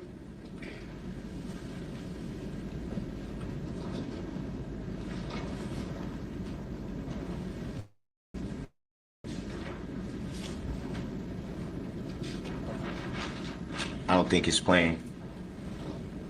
It's playing. Oh, okay. Pause right there. From what you can see in this video, do you see anyone get in or out of the vehicle that you see on your screen? Miss Patterson has just exited the vehicle. Just for the record, the video was played. It's exhibit 4 from 56 seconds to 1:21. Go ahead. I didn't hear the answer. Miss Patterson was the one that exited the red SUV. You saw someone exit? Yes. Can you rewind it back? To what? Again? Back to 56 seconds? No, to 105, where it was paused the first time. Okay.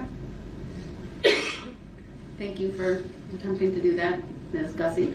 It is paused at 1:05.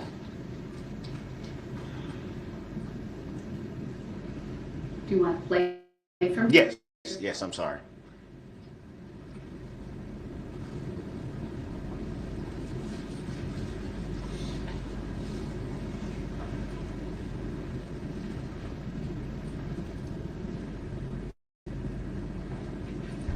Pause. Paused again at 1:21. Oh, okay.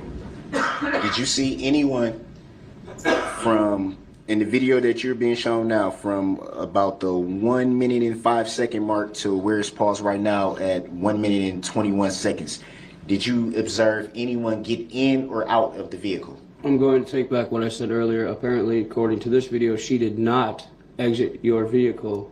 She was behind the White Rock sign. That's why I did not see her.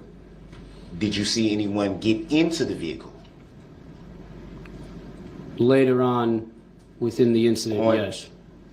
On the video that you are able to view right now, from the 1 minute and 5 second mark to the 1 minute and 21 second mark, did you observe anyone get into the vehicle? No. Who? Can you publish for the jury? You want to replay it again? Yes. Go ahead. We'll start at the close to the minute mark as possible. Again, is that where the defendant would like it started? Around the 105, around that area.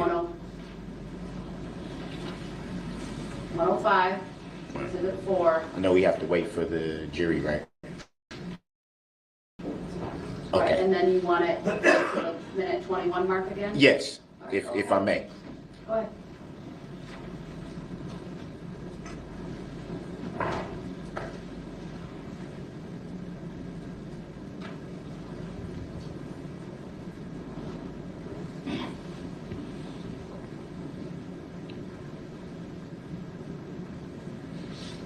And at that time, were you already en route to where you believe your friend was being assaulted at? Objection calls for speculation. This defendant has not even put this witness at this location at this time. He's just having him testify about what he's seeing in video. I understand the objection. It's sustained. Please establish some foundation for this witness being present at that location for more information about the incident. Were you present at this time?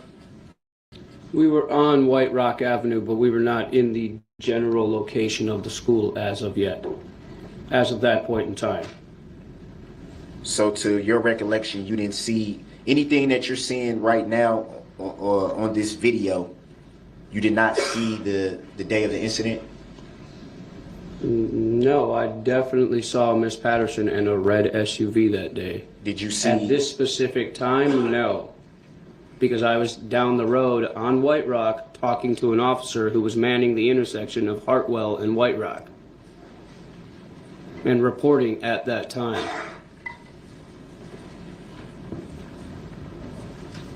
Can we play a little bit more, if I may? Objection as to relevance. If he wants to direct the video to a certain time that if he would like to ask this witness about that particular time if the witness saw that, that's fine. But he can't go through each video and say, and ask general questions. There's only been one video that's been shown. I'm going to give Mr. Brooks some leeway on this. The video is to be played from this moment, and then Mr. Brooks, tell us when you want it to stop. Okay. What I'm attempting to do for the record, Your Honor, is... Just play the video and you can ask your question. All right. Go ahead.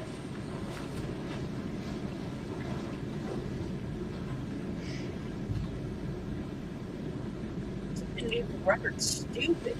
He hates you.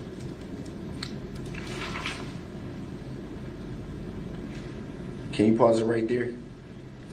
Video's paused at 1:38. By what you are viewing in this video right now, had you and your mutual friend Corey linked up with Miss Patterson at that point? At this point in time in the video, given from what I've just seen, that was when Erica was on the phone trying to get a hold of me. We were already on White Rock at that point in time. We were not near the school at that point in time, though.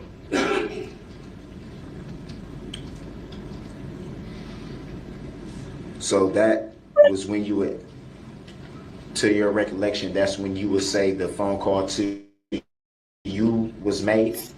One of the phone calls, yes, she made multiple phone calls to me. I think probably about 6. I had been having issues with my phone that day, so it had been turned on and off multiple times. The final time that it was turned on was when I picked up her phone call, and she said, "I need help. I'm in trouble. Come help me." Just made reference to that point in the vehicle being, I'm sorry. Oh, I'm so drained. That point in the video was when you made reference to that point in the video being when you received the phone call. Yes. A phone call out of multiple from her. That's fair, a phone call. Would it be fair to say though, that, and this is in reference to you saying that you were having issues with your phone that day, would it be fair to say that you're not sure how many phone calls you had received that day or who they were from? I only received 51 phone calls on my phone that day. That I actually do know. 51? 6 of which belong to her. Dang, that's a popular dude. And all around the same time? All around the time. She obviously didn't want to get off the phone because no one calls me 6 times in a row unless they need some help. Can we continue to play from 138? Go ahead.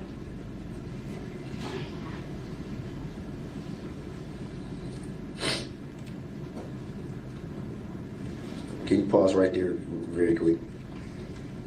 Paused at 1 minute 47 seconds. Do you see in this video your friend Miss Patterson walking back in the direction that she had just come from? I see her on the phone talking to someone, which I assume would be me, telling me where Mr. Kirby, I need you to answer the specific question that's being asked at the moment, okay? All right.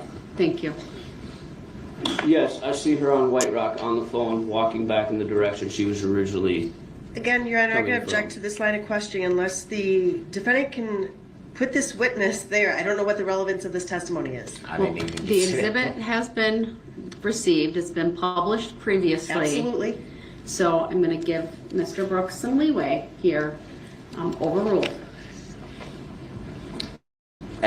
I would like you to get to where you need to go, though.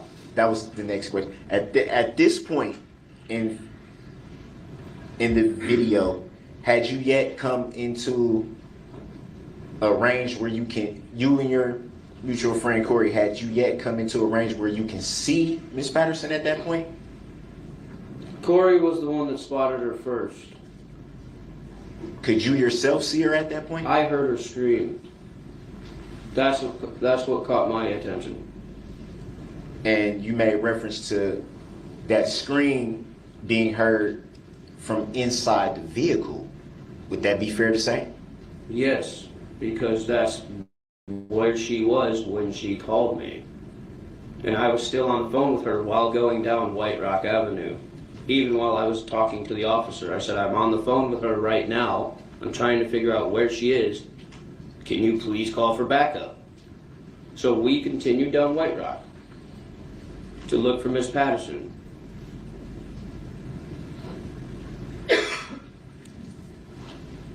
Would it be fair to say that in the phone call you received, she told you where she was at? You were generally responding to with your mutual friend Corey? Miss Patterson doesn't know Waukesha. I knew the area she was talking about because I live in that area. Would it be fair to say that you just testified to when you had the interaction with law enforcement that you stated you're on the phone with her right now trying to figure out where she was? So would it be fair to say at that point you didn't know where she was? I knew that she was on White Rock. I didn't know exactly where or how far down on White Rock she was at that point in time. At that specific time, I did not know. It wasn't until I seen a red SUV parked in front of the apartment buildings on White Rock that I figured that might be the one that she was in. It was Corey who spotted her across from the road. From, we're paused at the 1 minute and 47-second mark of this video. It's a little hard to see houses and things of the like. Can you point out in what area the red apartment you're referring to might be? It's a touch screen. It's a touch screen, so you can. Yeah. I don't know. You can make an arrow point in the direction if that's helpful. Not good with technology, guys. Sorry. I'm a dirt digger. Okay. This is the entrance to White Rock Elementary. Across the street and up maybe 20, 30 feet, there's an intersection leading from an apartment building to the White Rock campus. That would be up here in this general corner, right here. This whole area. Would it be fair to say that from where we're paused at in the video, we can't tell if there's any vehicle parked in that general area? You literally just played the video where the vehicle Just turned answer the around. question, sir. No, you cannot see it from this angle. Will we please clear the Yes. arrow? Thank you. Would it be fair to say that where the video is paused now, that Miss Patterson is not, or who you identified as Mr. Patterson is not inside of a vehicle? She is not inside of a vehicle in this video, no. Can we play it from 1 minute and 47 seconds? Go ahead.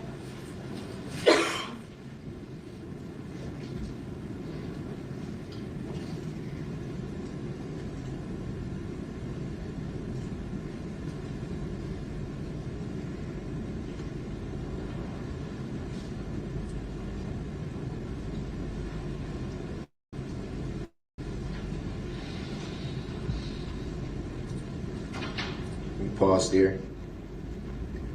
At this point, had you come into a range where you can see Miss Patterson at that point? No. The record video's paused at 2:13. I'm sorry. It's all right. 13. Keep going. And you made reference to your friend Corey spotting her first. Yeah. Is that correct?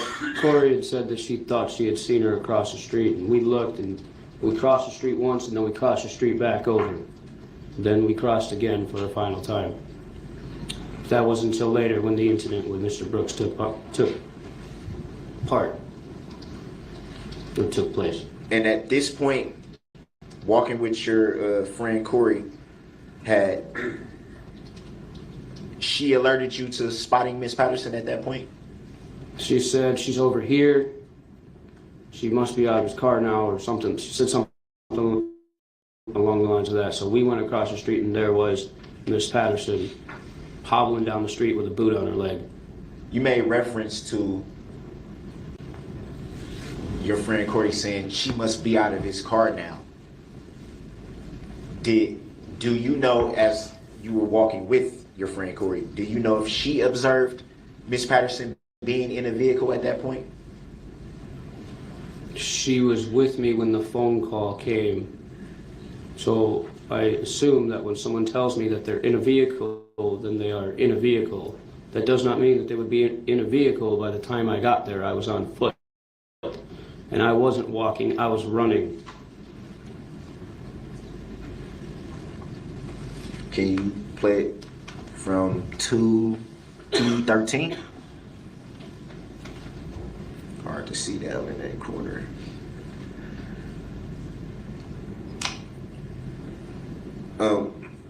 Hold on, let it play. Okay. Pause right there. Is that 4:09? Yes.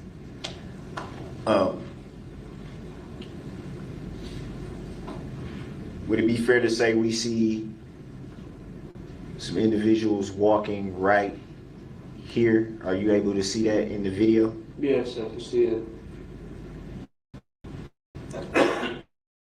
At that time, had you come close enough to the scene where you can observe any individuals in that area?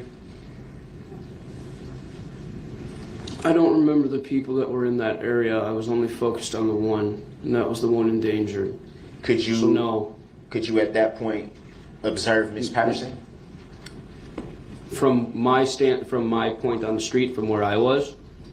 At that time, yeah. Where it's paused at now? During a parade, no. Can we clear the circle? Thank you. We observed at some point Miss Patterson crossing over to the opposite side of the road. Yes. Did you see that? Yes. I was on the phone with her at that point. Could you observe from coming down White Rock? Can you observe that from where you were at that time? I was at the intersection of White Rock and Hartwell when she said that she was by some red apartment buildings. Could you see her from that position? No, not from that far down. Can we play it from 409? Go ahead.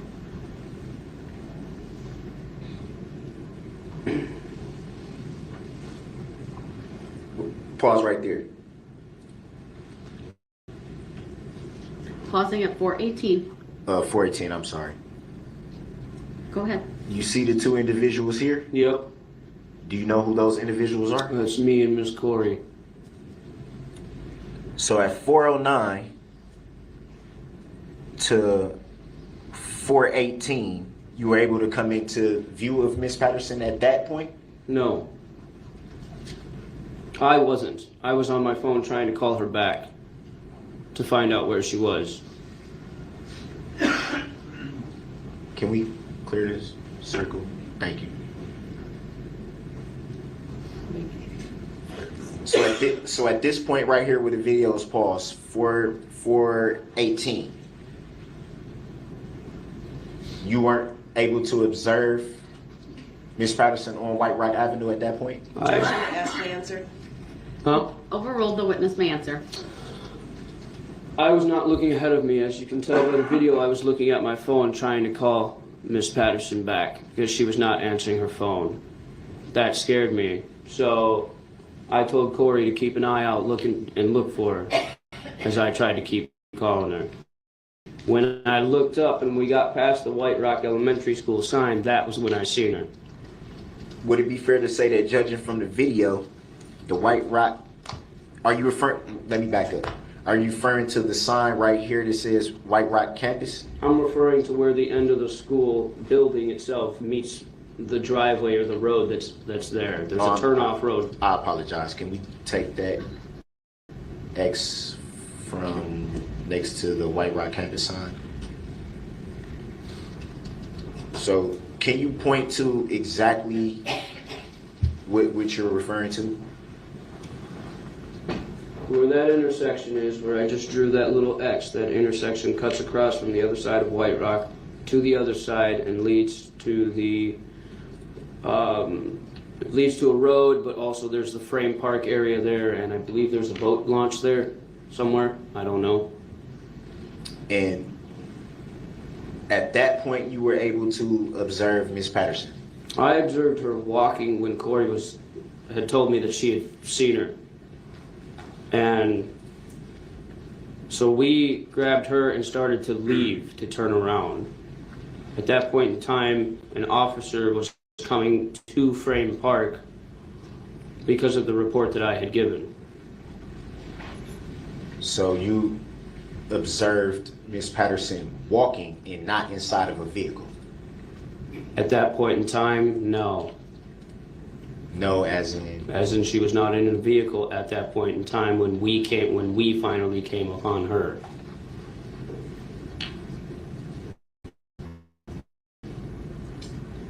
So when, if at any time did you observe Miss Patterson inside of a vehicle? When she was going back into his vehicle to get her things or whatever it was that she was trying to pull out of his car, her phone or something or whatever.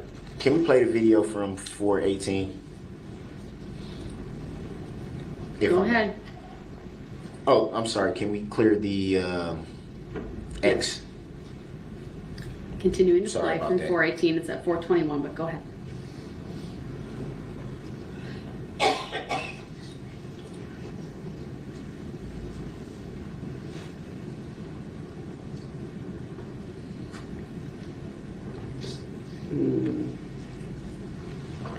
And pause right here. Is it fair to say from it stopped at 4 minutes and 38 seconds? Is it fair to say from the video that two people right there are crossing the road? Yes. And do you know the identity of those two people? That's me and Miss Corey. Would it be fair to say that at that time you observed Ms. Patterson? That was when I first noticed the red Jeep, or red SUV, whatever you want to call it, across the street. We had zigzagged up White Rock, going from one side to another looking for Erica. When we ended up on this side, the red SUV was parked in front of the apartment buildings. There was a tree here, and Miss Erica came from the passenger side of the vehicle around the back. That's when I heard her yell something. That's when I went over. You made reference to Ms. Patterson coming from around the vehicle? Coming from the passenger side, so I had assumed that she had just gotten out of the vehicle. Do you know that for sure? If I didn't see her earlier when I was on White Rock, or a vehicle earlier on White Rock, how could I know? Did you see her in the vehicle at that time? I seen her come from around the vehicle. I am not actually sure if she was in the vehicle at that point in time. Thank you. I was just going by what she said over the phone. Okay. So my understood. assumption is that she was in a vehicle. All right, next question.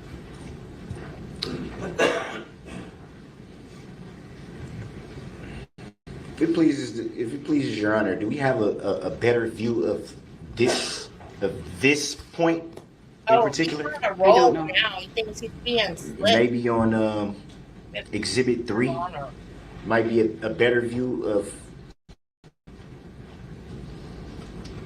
this.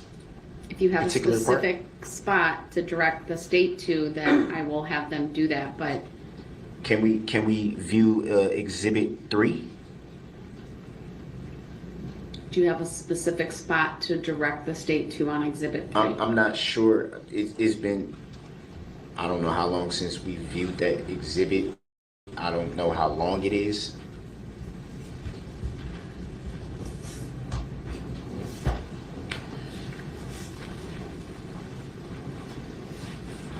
Darrell, they're done holding your hand. I think they are fed up.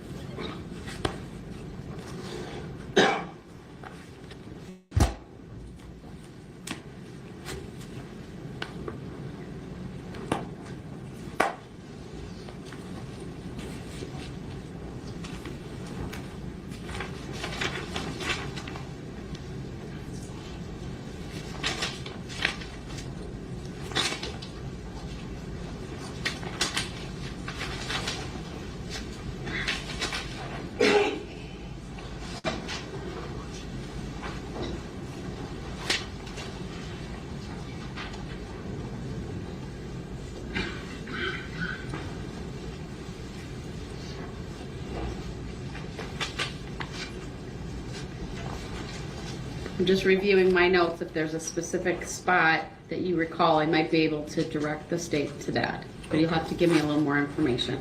Okay. I think that's why I was stating about the length of the video. I'm pretty sure I would know the exact spot. I don't know how long that video is. It's towards the end of it. I know that for sure.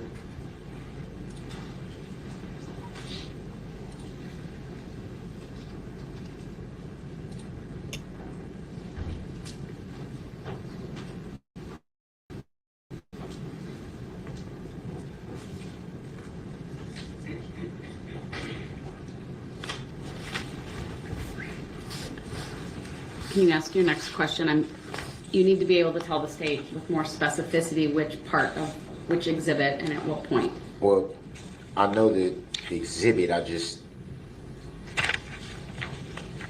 exhibit would be 3, and the spot judging on the length of the exhibit, would be towards the end of the exhibit. And you're sure it's Exhibit 3? Would be That would Exhibit be 4. White Rock Door 1, correct? That's my understanding. Right, so we're done with this exhibit? Yes. All right, turn that off. Just, I'm gonna just ask the state to just preview to the parties. We'll see if we can find it quickly on Exhibit 3. Yes. So it's Looks like it's 4. yeah, about 4:14, a little over 4 minutes. So I would say around about the 3:30-ish mark, if that helps. Well, we're gonna just show it to you in the state, and if it helps you, then you can ask this witness a question about it, otherwise we're gonna move on.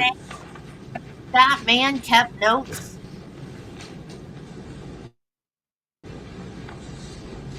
You really think he kept notes? I would say take it back to about 3:15. This is the footage, though, you're looking Yes, for? this is the footage. Yes.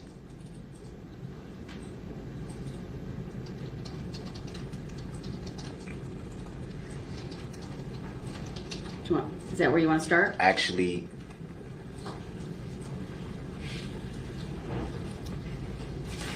let's go 3 minutes exactly. This is definitely the video. All right, this has previously been received. Why don't we watch it from this point forward and then ask your questions? But before it's played, Don't hit that yet. They probably all say subject matter jurisdiction Wait for the jury. not proven yet. Go ahead, tell me what you want to do. That was a mistake on our part. It's just you in front sure? of you and the witness at the moment. yeah, that's fine right now. Well, I don't want to have to play it twice for the jury. So if you're Oh. going to question him, let's show it. It's already been admitted. So should it just publish Why now don't or we just? publish it from this point, play it, and you can ask the witness questions regarding it, okay? Okay. All right, so it's at 3 minutes. It's play about 1 minute and 14 seconds to get from this point to the end. So are we publishing or? Yes, we'll publish Oh. now. Jury, if you can let me know when it's on the monitors in the jury box. That may take a little longer.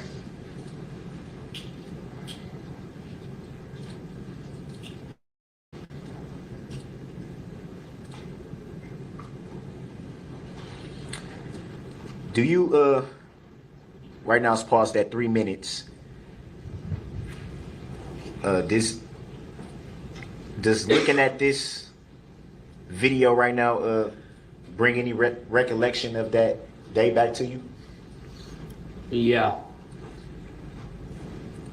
And using the touchscreen, can you identify, if you see yourself in this video, can you identify where you are? I'm right here. And can you identify who the other person is that's shown on the exhibit? That's Miss Corey.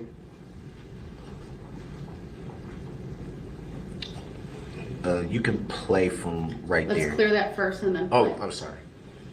Well, before we play, could you see from right there where you are? Can you see Miss Patterson, where her position is at that point? No. Can we play it from right there? Go ahead.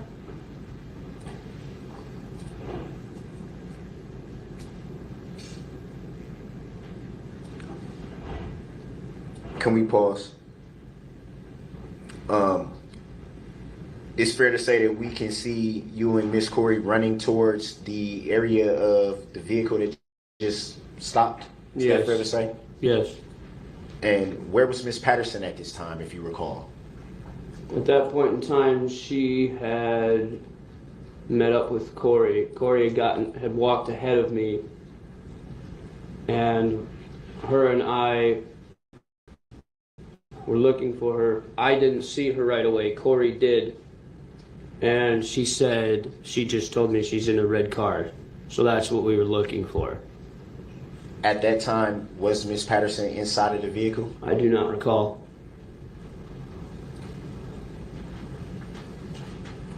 But what I do recall is the owner of the vehicle getting out of the vehicle, and that became my primary concern. Let's hold fast a little bit.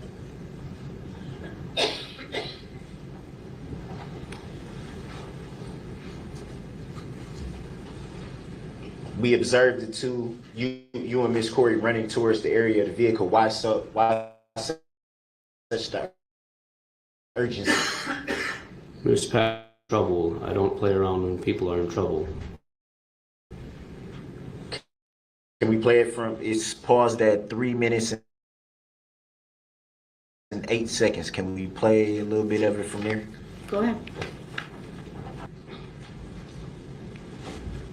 Can you see Miss Patterson? It's paused at 3 minutes and 11 seconds. Do you see Miss Patterson in this video? Where it's paused at right now? Yes. Is she inside the vehicle? No, she is not. Had you seen her before that? Corey had spotted her, not me, before that. She did. But it is fair to say that you're also in the area at that time, correct? Not in this general frame, no. I'm actually outside of the frame. Not the video, but you are present on the scene. Would that be fair to say? Yes. And what happened at this point, if you recall? At this point, there was a physical altercation between Mr. Brooks and Miss Corey and Miss Erica. I was more worried about Miss Patterson being hurt, so I went for her to get her out of the way. I stepped between them as best I could, and I told Mr. Brooks he needs to leave. He needs to get out of here. Does not belong out here. Do you recall if there was a knife involved at that time? No, that is a miscommunication, and I will clarify that. The Monday... Hold on, there's not the question yet. Okay. He'll ask the questions. I appreciate that, but just answer the questions that are asked at this point. Go ahead.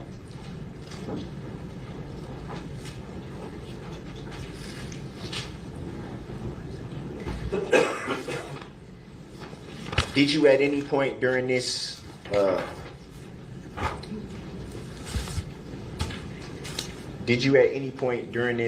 altercation, did you observe Miss Patterson get back into the vehicle at that point? I observed her reaching into the vehicle for something. I don't know if she was grabbing a purse or something or whatnot. She was grabbing something of her personal property out of the vehicle. Did you observe while her? This was going on? Did you observe her get into the vehicle? No.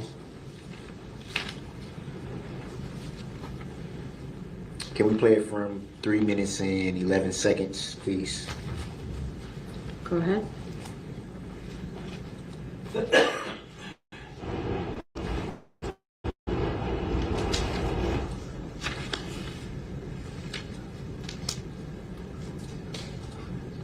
Pause it right there. Did you see yourself come into the frame in this vehicle at that Yes. point? Would that be you there? Yes. It would be fair to say that you had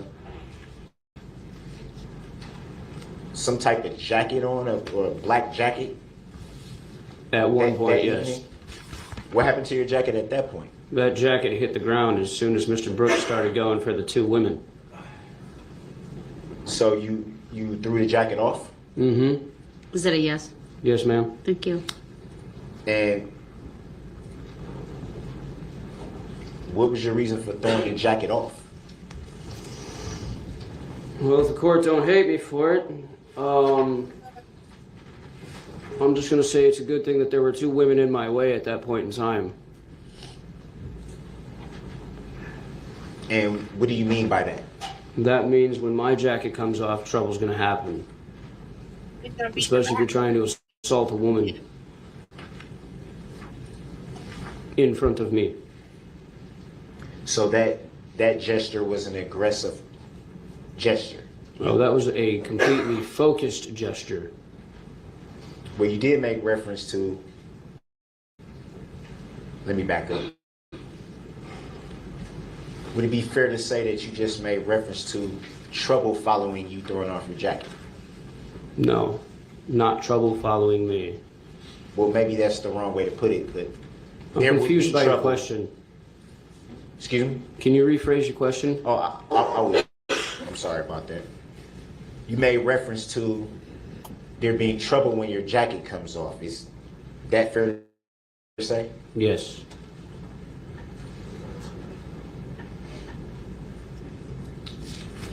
Would it be fair to say that What a dumbass. that would be, or that could be, perceived as an aggressive gesture? You mean as an... Calls for speculation. How it's perceived calls for speculation. Sustained as to the form of the question. If you recall, who gave the report that there was a knife involved? That was not put into a report. That was a miscommunication between me and an officer. I had been knifed earlier that week and had 12 stitches in one hand. I said, now I have a friend being assaulted and I need backup here. So when the police stopped and asked if there was a knife, I said, no, there was never any knife. I didn't have a knife. Miss Patterson, Miss Corey didn't have a knife. You didn't have a knife.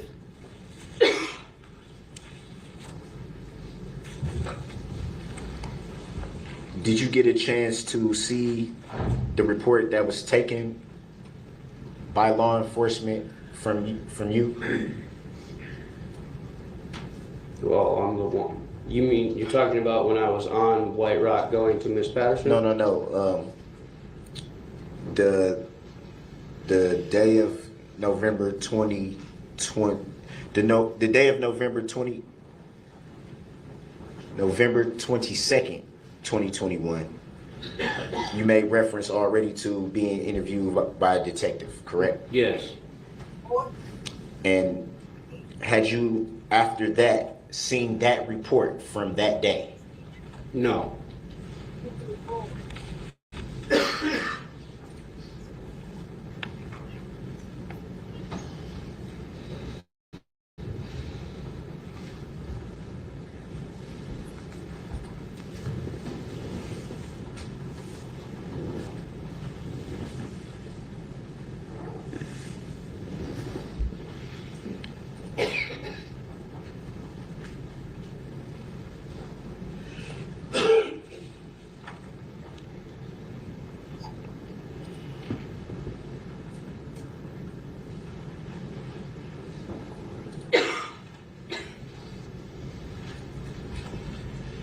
And you stated that the reporting of the knife was a miscommunication, you referred to it as? Yes.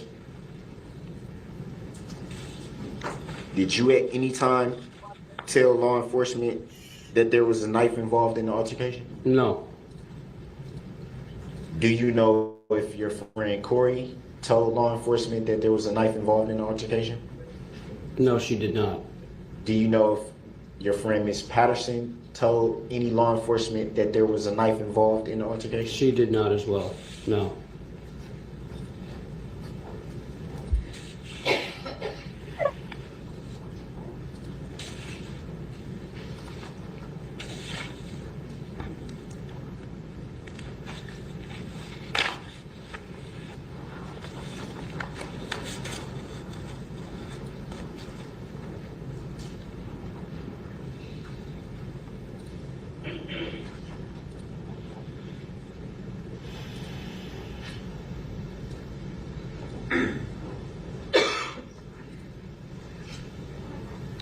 And how long before the incident on November 21 of 2021 had you known Miss Patterson up until that point?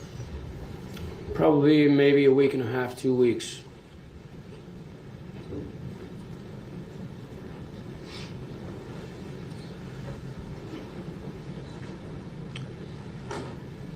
I want to back up to the phone call that you received from Miss Patterson. Okay.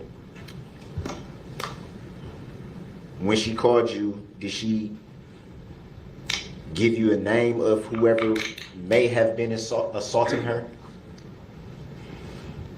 She didn't have to.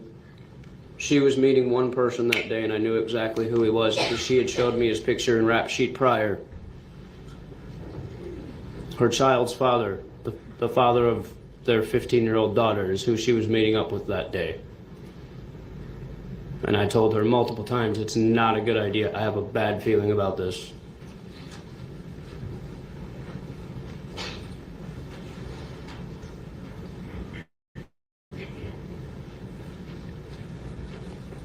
Do you recall stating, well, actually, you testified to that here today. Do you recall stating that you walked past the red SUV that was parked?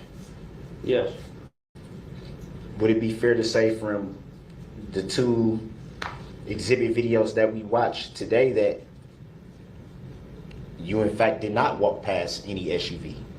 I most definitely walked past an SUV that was red on White Rock Avenue. Whether or not it was your specific SUV, it was still a red SUV. Up until this point, knowing Miss Patterson, I didn't know anything about the father of her child. I didn't know anything about his background except for what she showed me over the phone. Anything about his vehicle description, why would she need to tell me that? Is it fair to say that the video doesn't show you walking past any red SUV? If the video, is that fair to say? If the video proves that, then yes.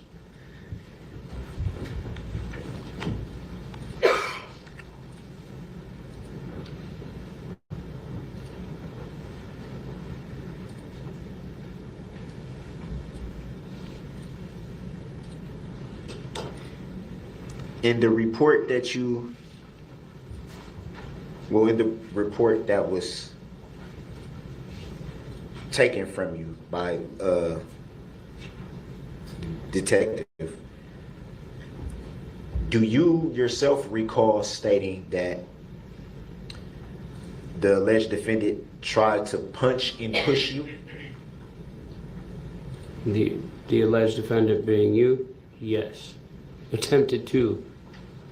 Would it be fair to say from the video that it doesn't show you being pushed or? No, it does not. It shows me pulling 2 women away from the situation. Any reason why you would state to detectives that the alleged defendant attempted to punch and push you? Probably because there were 3 different people's fists flying, and I was just trying to get the people that I cared about out of the way of danger. So if my statement to the detective is off a little bit after watching a bunch of people get run over, I can understand why.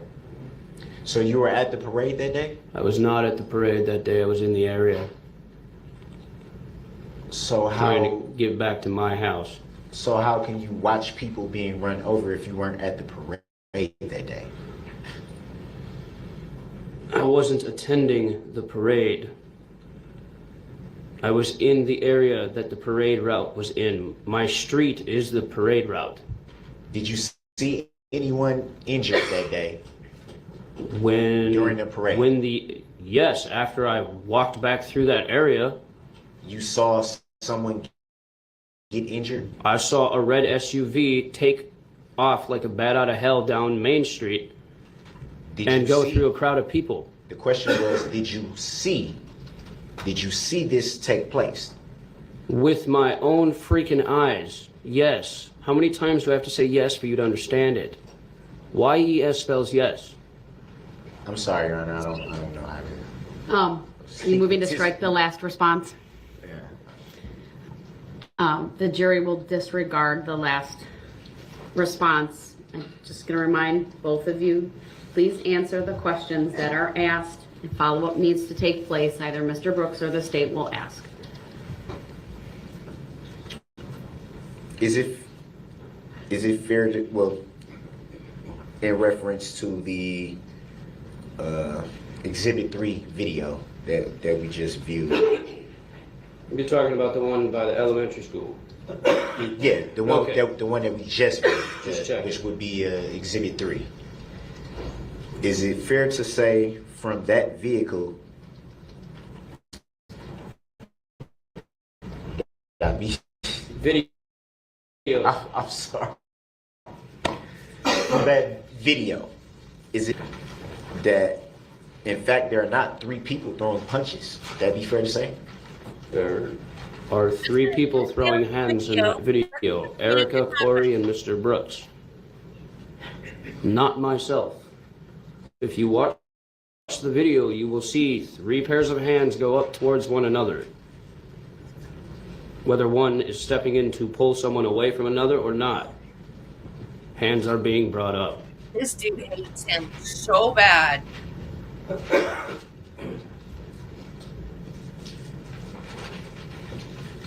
Why did he call this dude? I mean, I know he's stupid, but come on. He had to know this was a dumb idea to call him.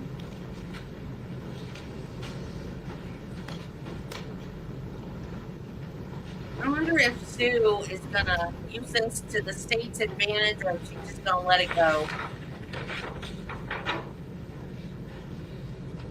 Because I don't remember what happens. I remember this. Do you recall This is very memorable, but I don't remember what where you happened. went after that altercation? You mean where me and the 2 girls went? Where me and Miss Patterson and Miss Corey went? Where you and we the 2 started, friends went? Yes. We started walking back.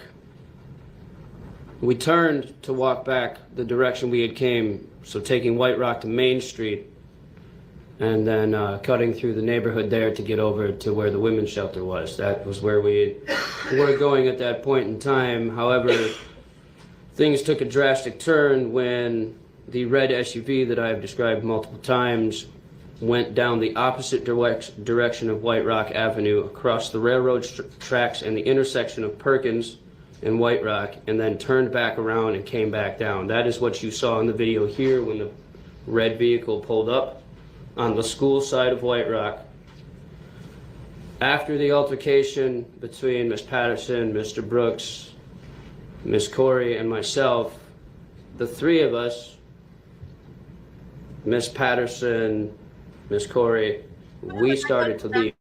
I told Mr. Brooks, you need to get out of here. The police have been called. You need to leave. You need to leave now. You do not belong here.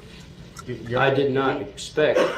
Can you strike everything that's not pertaining to the question that was asked? Actually, I'm just describing the entire event in its entirety. I understand. Strike the responsive being non-responsive to the question. The jury is to disregard it.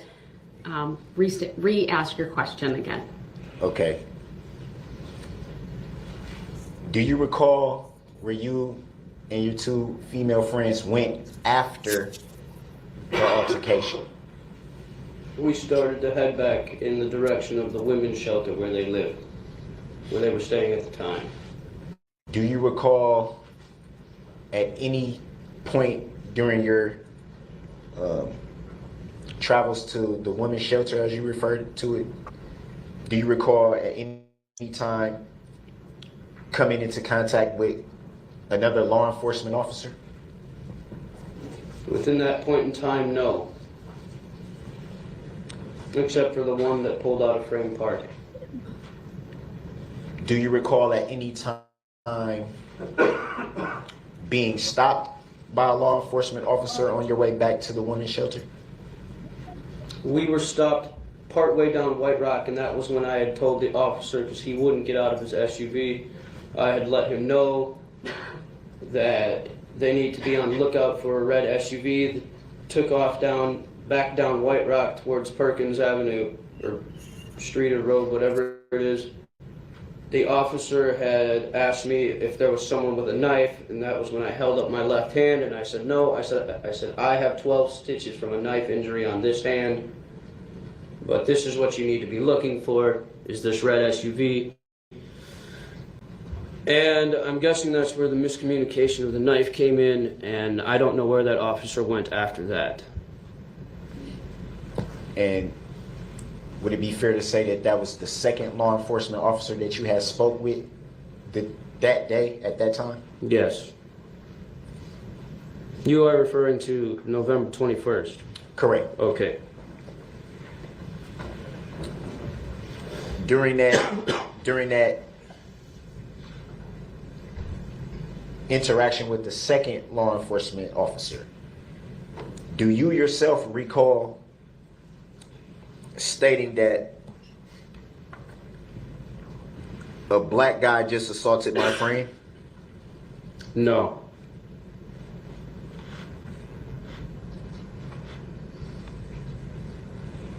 Any reason why the officer would report that? Objection, calls for speculation. Rounds. Sustained. Calls for speculation.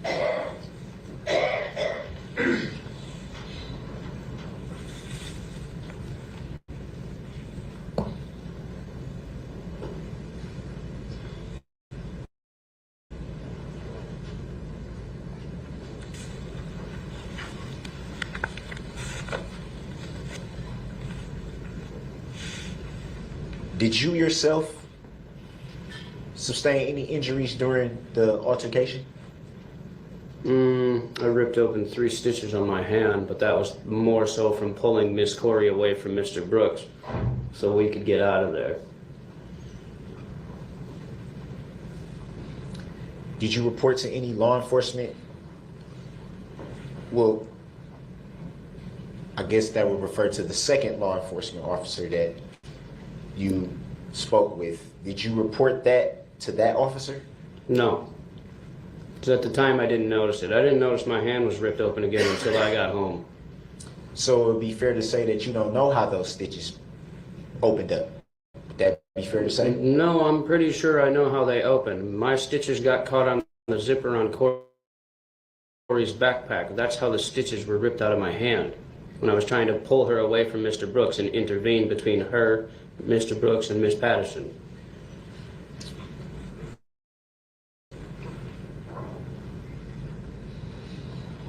Knowing a little bit about stitches, would it be fair to say that a wound that was stitched being Oh, you don't know about reopened You're a would doctor now? cause a little bit of pain? Would that be fair to say? Objection, relevance. Rounds. Sustained. Relevance.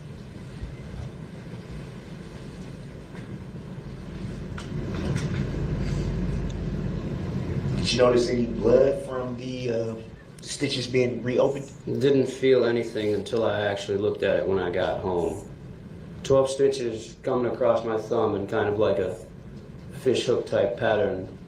It was the 2 over here that ripped open and the 1 up here. Or actually, I take that back, the 1 up here. So just for the record, he's holding his left hand. He had his thumb out, extended almost like an L, but with the other fingers almost like a C, and he was pointing to his left thumb near, I would say, the middle of the thumb, and then the curve of the thumb where on the inside where it goes up toward the index finger. Sorry, I have to make a record of all. No, that's fine. Go ahead. So was it 2 stitches that opened or 3? Objection, relevance. Grounds. Overruled. He may answer, but then move on. It was 3.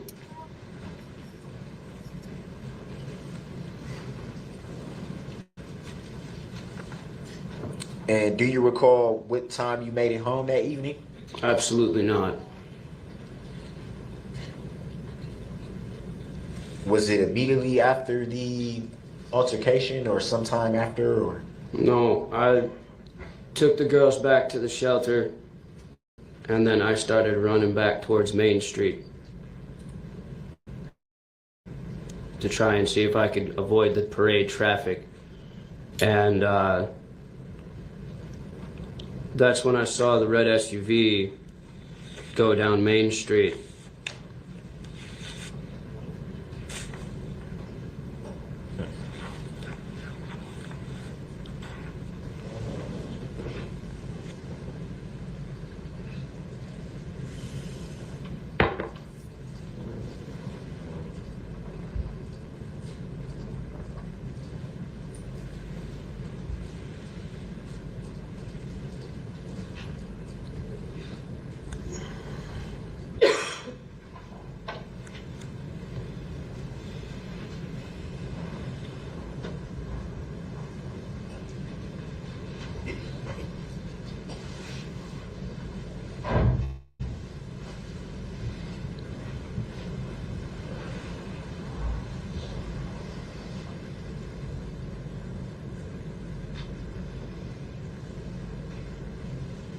And do you recall speaking with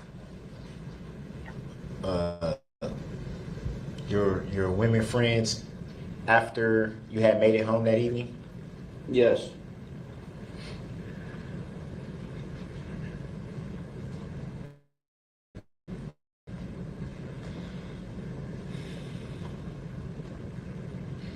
Did at any time you indicate to them that you...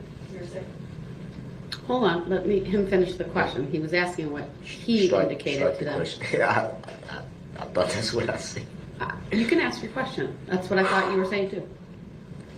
Did you yourself at any time indicate to your female friends that you had sustained an injury during the altercation? No. Objection to relevance. Overruled. His answer may stand.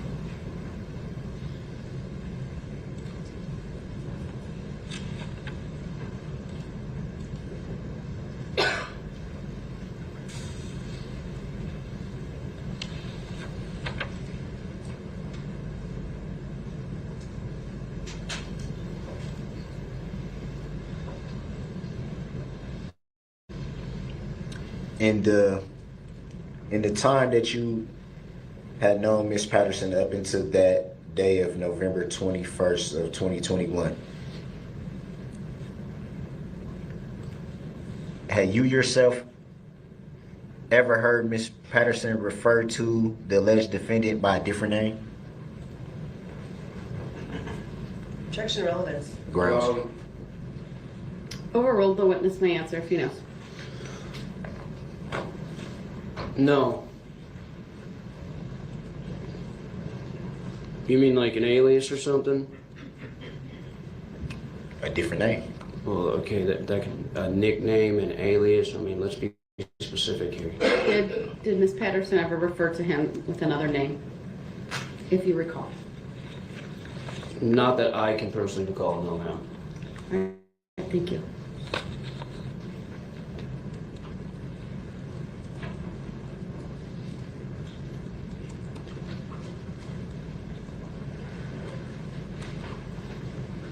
He still has not asked the question.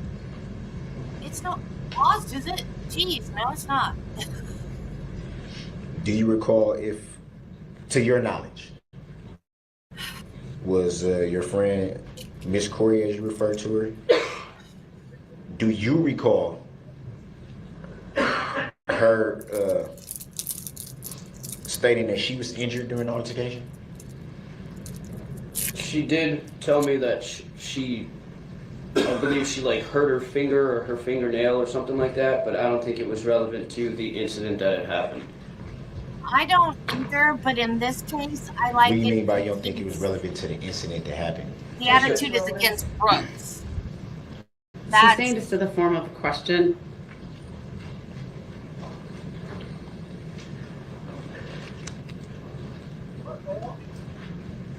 That is why it doesn't bother me, because he's using that attitude toward Brooks.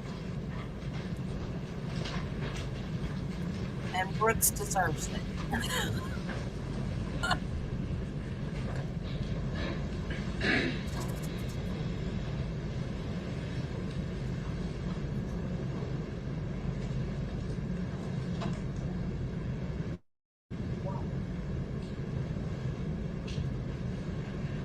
No further questions? Before I decide whether to do cross at this time, how long do you believe it will be? 0 minutes because I have no cross. All right, thank you. And you can step down. And we're going to take a break. Give me a second. I'll rise for the jury. Let me excuse the jury for a second.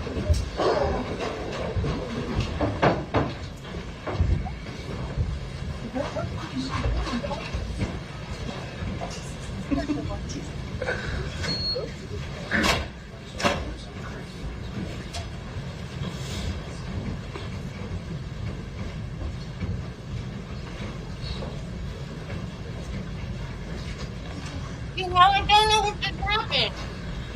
Go away. I can't. I got crackers in my mouth. Well, then I need to back up. I missed that. All right, thank you. You may be seated. You may step down, sir. What just happened? When I was trying to pull her away from Mr.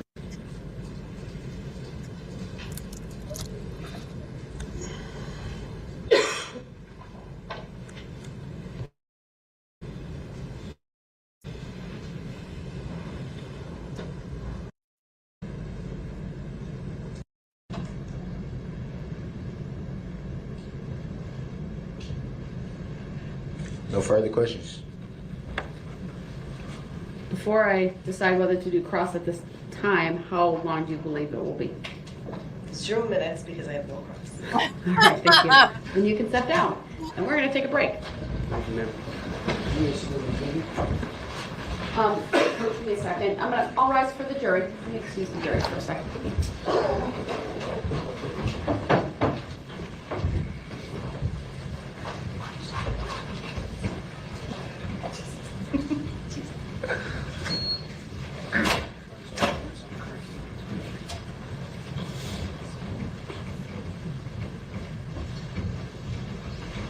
He stuck his tongue out at me, and I couldn't stick my tongue out back because I had my mouth full back.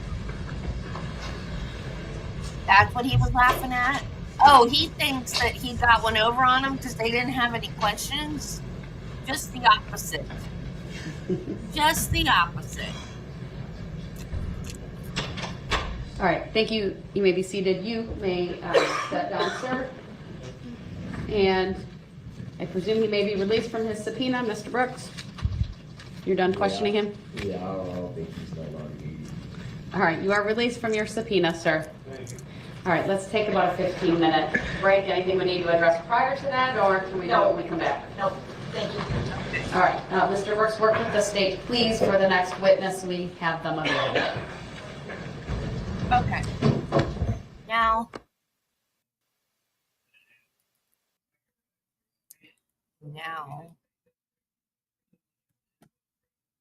we really do need to stop. And I will direct you guys over to Biggin.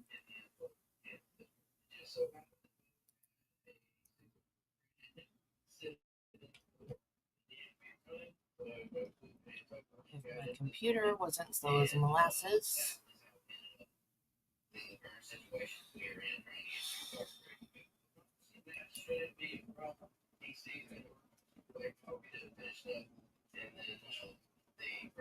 Any day now.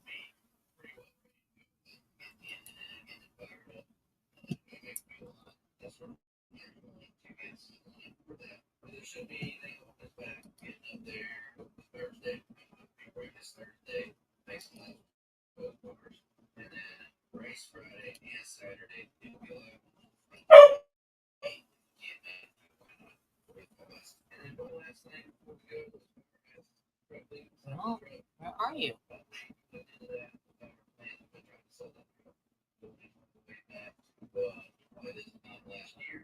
Is he not? Huh. Maybe he's not on tonight. Okay, well, never mind. Oh, no Biggin tonight. Okay. All right. Okay, well, I'll see you guys in the morning at 8. Oh, he's stuck at work. Okay. So I'll see you in the morning at 8 for more of this. And then around 10, I guess, we have the Amber Alert murder trial. So it's been fun, guys. Thank you so much for hanging out with me today. Been another 10-hour day. I will see you guys in the morning.